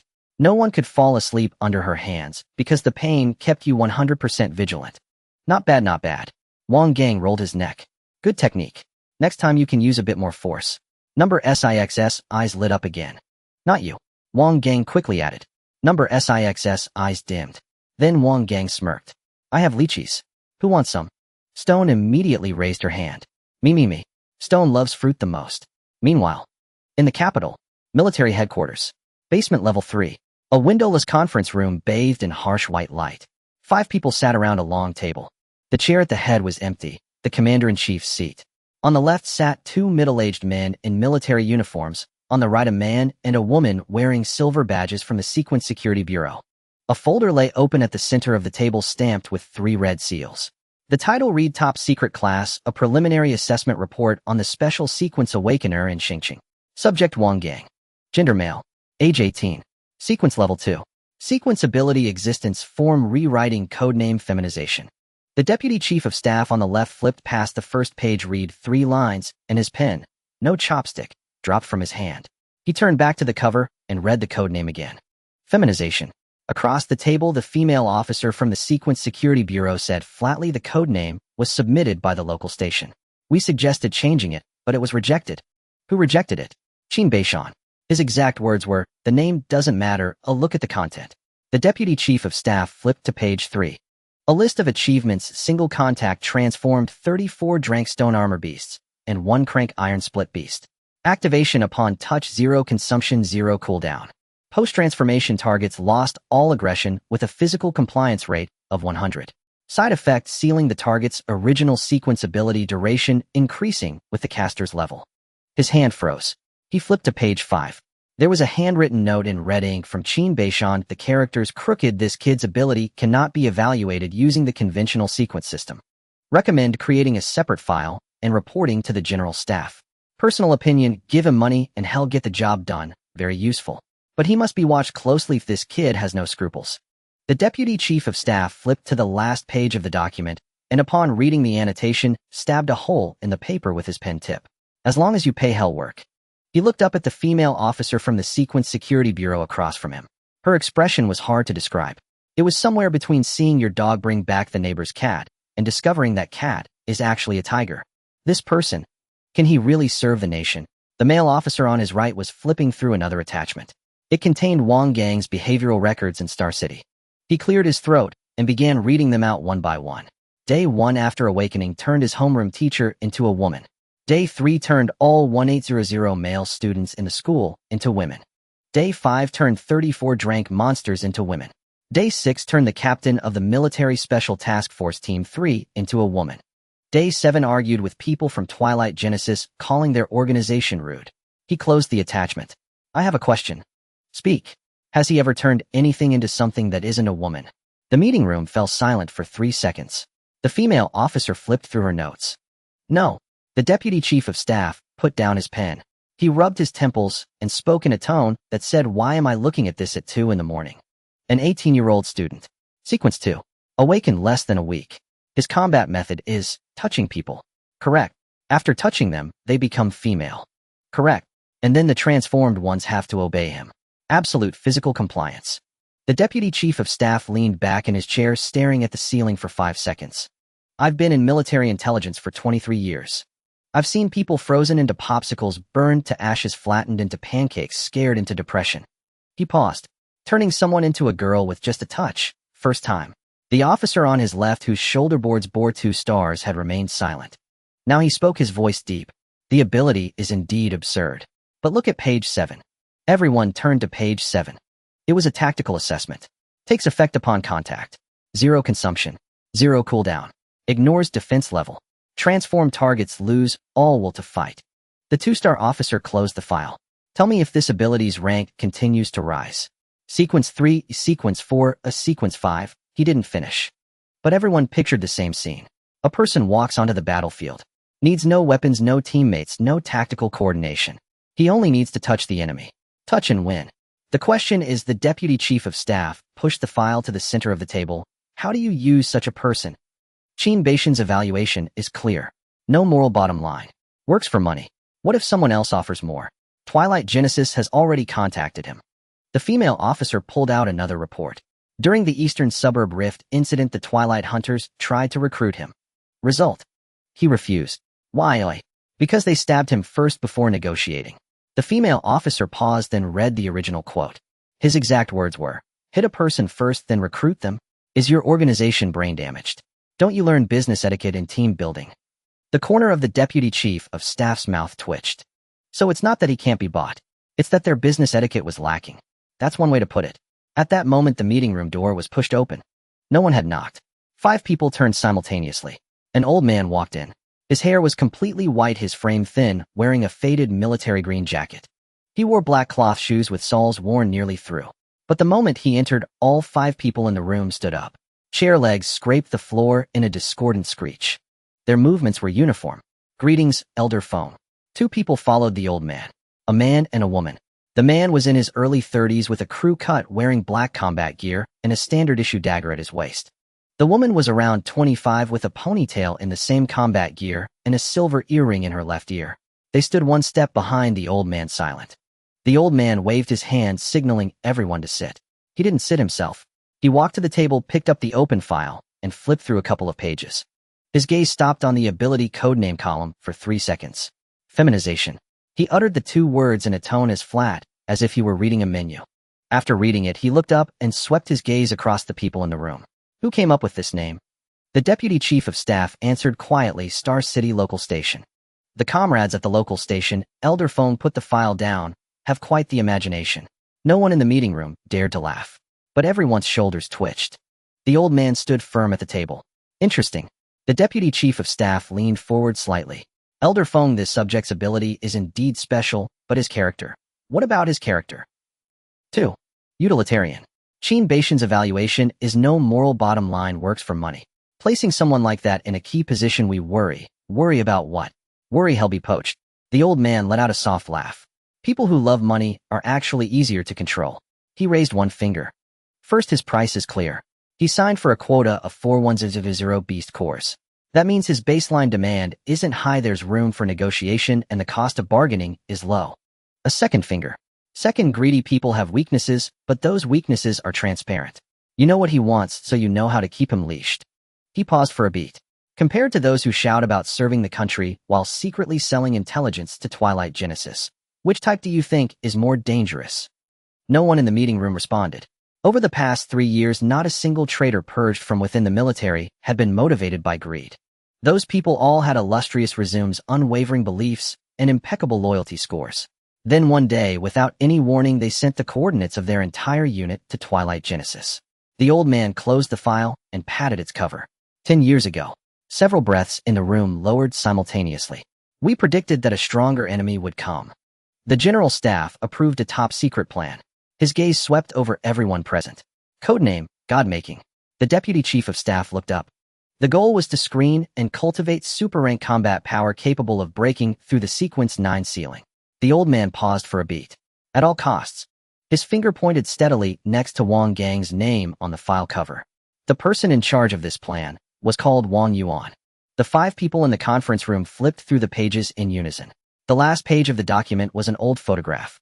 The photo was slightly yellowed, its edges worn. In the picture stood a man in his early 30s, clad in an early military training uniform with a bronze badge pinned to his chest, chief of the Sequence Research Institute. The man had sharp, rugged features, and there was something indescribable in his eyes. The Deputy Chief of Staff stared at the photo for 3 seconds. This. He pried the photo off and laid it on the table next to Wang Gang's enrollment photo from the first page of the document. The 2 faces placed side by side. The breathing of all 5 people in the conference room stopped. It wasn't just a vague resemblance. The curve of the nose, the height of the brow bone, the nearly invisible line at the corner of the mouth. Identical. Wang Yuan's son. Old Feng leaned back in his chair, unmoving. Yes. Does he know himself? No. Old Feng lifted his eyelids slightly. He was 8 years old when his father disappeared. The file says he died in the line of duty, no location, no cause of death. He grew up in an orphanage from age 8, left at 16, and his registered residence was in Star City. The deputy chief rubbed his brow. Old Feng, with all due respect. About that incident 10 years ago, what exactly was the truth behind Wang Yuan's sacrifice? Old Feng tapped his fingers twice on the table. It was a light tap, but the spines of all 5 people in the room stiffened. 10 years ago, the God-making project was in its 3rd phase. Old Feng spoke, his voice level. Wang Yuan led the core research team to a secret base in the northwest for the final experimental data integration. The location, personnel, and operation routes were all top secret, known to fewer than 20 people. He paused. Then that night the base was besieged by enemies. The deputy chief's Adam's apple bobbed. Who attacked the base? Unknown at the time. Later we found out. It was the predecessor of the Twilight Genesis. Back then, that group hadn't taken that name or gained influence, but they came with complete intelligence for that battle. They knew the base's defensive vulnerabilities, the research team's location, even what time Wang Yuan went to the cafeteria every day. A mole, eh? Yes. Found? No. Old Feng picked up the old photo and placed it back into the folder. We've investigated for 10 years and found nothing. That's why I said earlier, greedy people aren't the scary ones. He gave a faint smile. The person who sold that information back then has a cleaner record than anyone at this table. The conference room fell so silent that the hum of the air conditioner vent was audible. The 2-star officer spoke, Old Feng back, then Wang Yuan. Sequence 7, spatial transfer. Old Feng's voice betrayed no emotion. Theoretically, a powerhouse of that level could have had no issue retreating. A spatial rift opens, and you're 3,000 kilometers away. Then why? Because he didn't leave. Old Feng tapped his fingers twice on the table again. The research data hadn't been destroyed in time. All the backups, drafts, and simulation models for the entire base were in that building. If he left, the enemy would have taken the data. If he stayed, he alone held the rear. The data burned, and he was doomed. He chose the latter. It burned for 3 hours.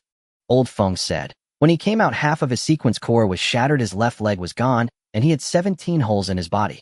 Then he still managed to open one last spatial rift, taking 7 pursuers to the ice fields of Siberia. 6 of the 7 froze to death. The one who escaped reported that Wang Yuan was killed by them. The deputy chief opened his mouth. So Wang Yuan is dead. Old Feng closed the folder. But not killed. He died from blood loss and a shattered sequence core, exhausting himself. No one spoke in the conference room. The old photo seemed to linger on the table through the folder's cover. After a long while, the female officer from the Sequence Security Bureau finally spoke. Her voice was a bit hoarse. Old Feng, I'd like to ask an outsider's question. Go ahead. What were they after when they attacked back then? Old Feng glanced at her. You think it was to steal the God-making project data, wasn't it? Yes and no. Old Feng stood up and walked to the massive electronic screen on the wall of the conference room. The screen was off. He didn't turn it on. Everyone here, what's the highest sequence level? The deputy chief answered honestly, Sequence 5. And from the Sequence Security Bureau? 6. Old Feng nodded. Then you've all heard the saying, Sequence 9 is the limit of humanity. We've heard it. How do you understand it? The deputy chief carefully chose his words. A Sequence 9 powerhouse is a strategic asset on an individual level. Theoretically, one person could destroy a medium-sized city and hold their own against a standing division. Globally, there are currently 4 registered Sequence 9s. Old Feng had his back to them. But have you ever wondered, why 9? The conference room fell silent. Why can't it be 10? The deputy chief was stunned. It's a limitation of the sequence system itself, isn't it? The capacity of the sequence core, energy conversion efficiency, the Bodis endurance limit. Theoretically, Sequence 9 is the ceiling of the physical form. One more step and the body can't withstand it. That's the surface reason. Old Feng turned around. The real reason is, 300 years ago when the dimensional wall first collapsed, we early awakened ones discovered something. When a person's sequence level exceeds 9, reaching what we call 10, in that instant they are no longer human. What do you mean? Literally. Old Feng's gaze swept across every face at the table. The physical body disintegrates, consciousness ascends, and their form of existence changes completely. Ancient texts have an archaic term for such a thing. He paused for a beat. A god. In the conference room, the pen in the deputy chief's hand clattered onto the table. Old Feng, are you saying? Sequence 10 theoretically exists. Old Feng said. But anyone who crosses that threshold will no longer remain in human form. Over 300 years worldwide attempts to break through to sequence 10. On record, total 11. All 11 failed. The methods of failure varied, but the result was the same. The physical body evaporated. Consciousness dissipated. Not even a strand of hair remained. The deputy chief swallowed hard. Then the God-making project. The purpose of the God-making project, Old Feng interrupted, was to find a way for a person to cross sequence 10 without dissipating. Preserve consciousness. Preserve the physical form. Become a god. The air in the conference room seemed to have been sucked out. Feng Lao, the officer with 2 stars, finally spoke. I always thought Project God-making was just a metaphor. A code name for cultivating super-tier combat power. It's not a metaphor. Why must we make a god? Feng Lao looked at him. Because our enemy is not the twilight of creation. The demon tides and creatures that surged in after the dimensional wall collapsed. They didn't appear out of thin air. They were pushed here from this side of the dimension by something. That which pushes them is not in the mortal realm. It is on the other side of the dimensional wall. Think about it. What level of being could drive an entire dimension's demon tide as its foot soldiers? No one in the room responded. A sequence 9 is but an ant to it, Feng Lao said. 4 sequence 9s working together couldn't withstand a single finger of its power. So we must make a god. Only a god can fight a god. The vice chief of staff's chair scraped the floor with a harsh screech. He leaned half his body forward, his lips moving twice, yet failing to form a complete sentence. The 2-star officer was calmer, but only marginally. Pressing his palm on the table, his fingers rubbed the file cover twice before he squeezed out a question. Feng Lao, may I ask a presumptuous question? Ask. What exactly was the project Wang Yuan researched? Feng Lao didn't answer immediately. He pulled the old photograph from the folder and placed it in the center of the table. The man in the photo stood straight, the copper badge on his chest reflecting a glint of light. Before I answer, let me ask you something. What is the essence of sequence abilities? The vice chief of staff reflexively answered, the transformation and release of energy by the sequence core. Textbook answer. Feng Lao waved his hand. That's not what I'm asking. He walked to the electronic screen, still not turning it on. His finger traced a line on the black panel, gathering a layer of dust. Have you ever wondered why different people awaken different abilities? Fire, ice, metal, psychic. Countless categories and varieties. But where do these things come from? No one answered. The sequence core, Feng Lao answered himself. Every awakened has a sequence core within them. It determines whether you wield fire or freeze ice, whether you soar through the sky or burrow underground. Textbooks define it as an energy vessel. But Wang Yuan's research proved it's not a vessel. Feng Lao turned around. It's a piece of code. The vice chief of staff was stunned. Code. For instance, Feng Lao grabbed the pen that had fallen 3 times and drew a circle on the blank space of the folder. Imagine the human body as a machine. Bones are the frame, muscles are the parts, blood is the fuel. The sequence core is the underlying operating system. An ordinary person's OS is factory installed with fixed functions, at most capable of patches and upgrades. But this system has a limit, the 9th version. At the 9th version, the hardware maxes out. If you try to update further, the motherboard burns through. The body vaporizes, consciousness dissipates. That's the reason. The female officer interjected, so what Wang Yuan aimed to do was modify the underlying code. Feng Lao tossed the pen back onto the table. The core product of Project God-making is not a person, not an army, not a cultivation method. It is an artificial sequence core. In the conference room, 5 people simultaneously held their breath. Wang Yuan spent 6 years in that base in the northwest building a new sequence core prototype from scratch. This thing has only one ability: change. Change what? Change everything. Feng Lao's tone was as flat as reciting a menu. Change one's physical structure, change the underlying code of the sequence core, change the operation mode of energy, including altering the process called dissipation. Listen carefully. The design purpose of this artificial core is to kick the door open when the holder reaches the 10th rank. To forcibly rewrite the process that causes the body to vaporize. To allow a human in human form to bear the power of a god. The vice chief of staff's mouth hung open for a long time. He finally understood why the term god-making was not a metaphor. Because it was literal. Create a sequence core that could turn a person into a god. The 2-star officer crossed his arms over his chest, silent for several seconds. Feng Lao. Was this artificial core ever made? It was made. The spines of all 5 stiffened. And yet it wasn't. The 5 nearly threw their backs out. Feng Lao's expression remained flat. The prototype was 73 complete. The final critical data was 1 step away from completion. Then the base was raided. Yes. Wang Yuan burned all the materials. All the drafts, simulation models, experimental records. Not a single page was left. What about the prototype of the artificial core? It was gone too. Feng Lao's voice was very level as he said this. By the time the rescue team arrived, the base had been burning for 3 hours. Half the building had collapsed and the lab temperature was still over 800 degrees. At that temperature, let alone paper, even alloy steel had softened. Our people sifted through the rubble for 3 days. We didn't even find a scrap of experimental cable. Everything, he tapped the table twice, was completely gone. The air conditioner hummed in the conference room, its sound jarringly loud in the oppressive silence. The vice chief of staff's pen had fallen again without him noticing. He didn't pick it up. So what's the point of discussing this now? All that remained was the orphan of a hero. At this, the vice chief of staff's eyes suddenly lit up with a frightening intensity. It wasn't the gleam of discovering a truth, but more like a man who hadn't slept for 3 days suddenly downing 3 doses of emergency medicine. Feng Lao. Moi. You said the core function of Wang Yuan's artificial sequence core was change. Yes. Change physical structure, change underlying code, change energy operation mode. Yes. The vice chief of staff tapped his fingers on the table 3 times. Then Wang Gang's feminization. The other 4 in the room raised their heads simultaneously. Takes effect on contact. Changes the target's physical structure, male to female. Changes the target's sequence foundation, ability seal. Changes the target's form of existence, monster to humanoid. With each word from the vice chief, the air pressure in the room dropped a notch. Feng Lao. Speak. Isn't this rewriting?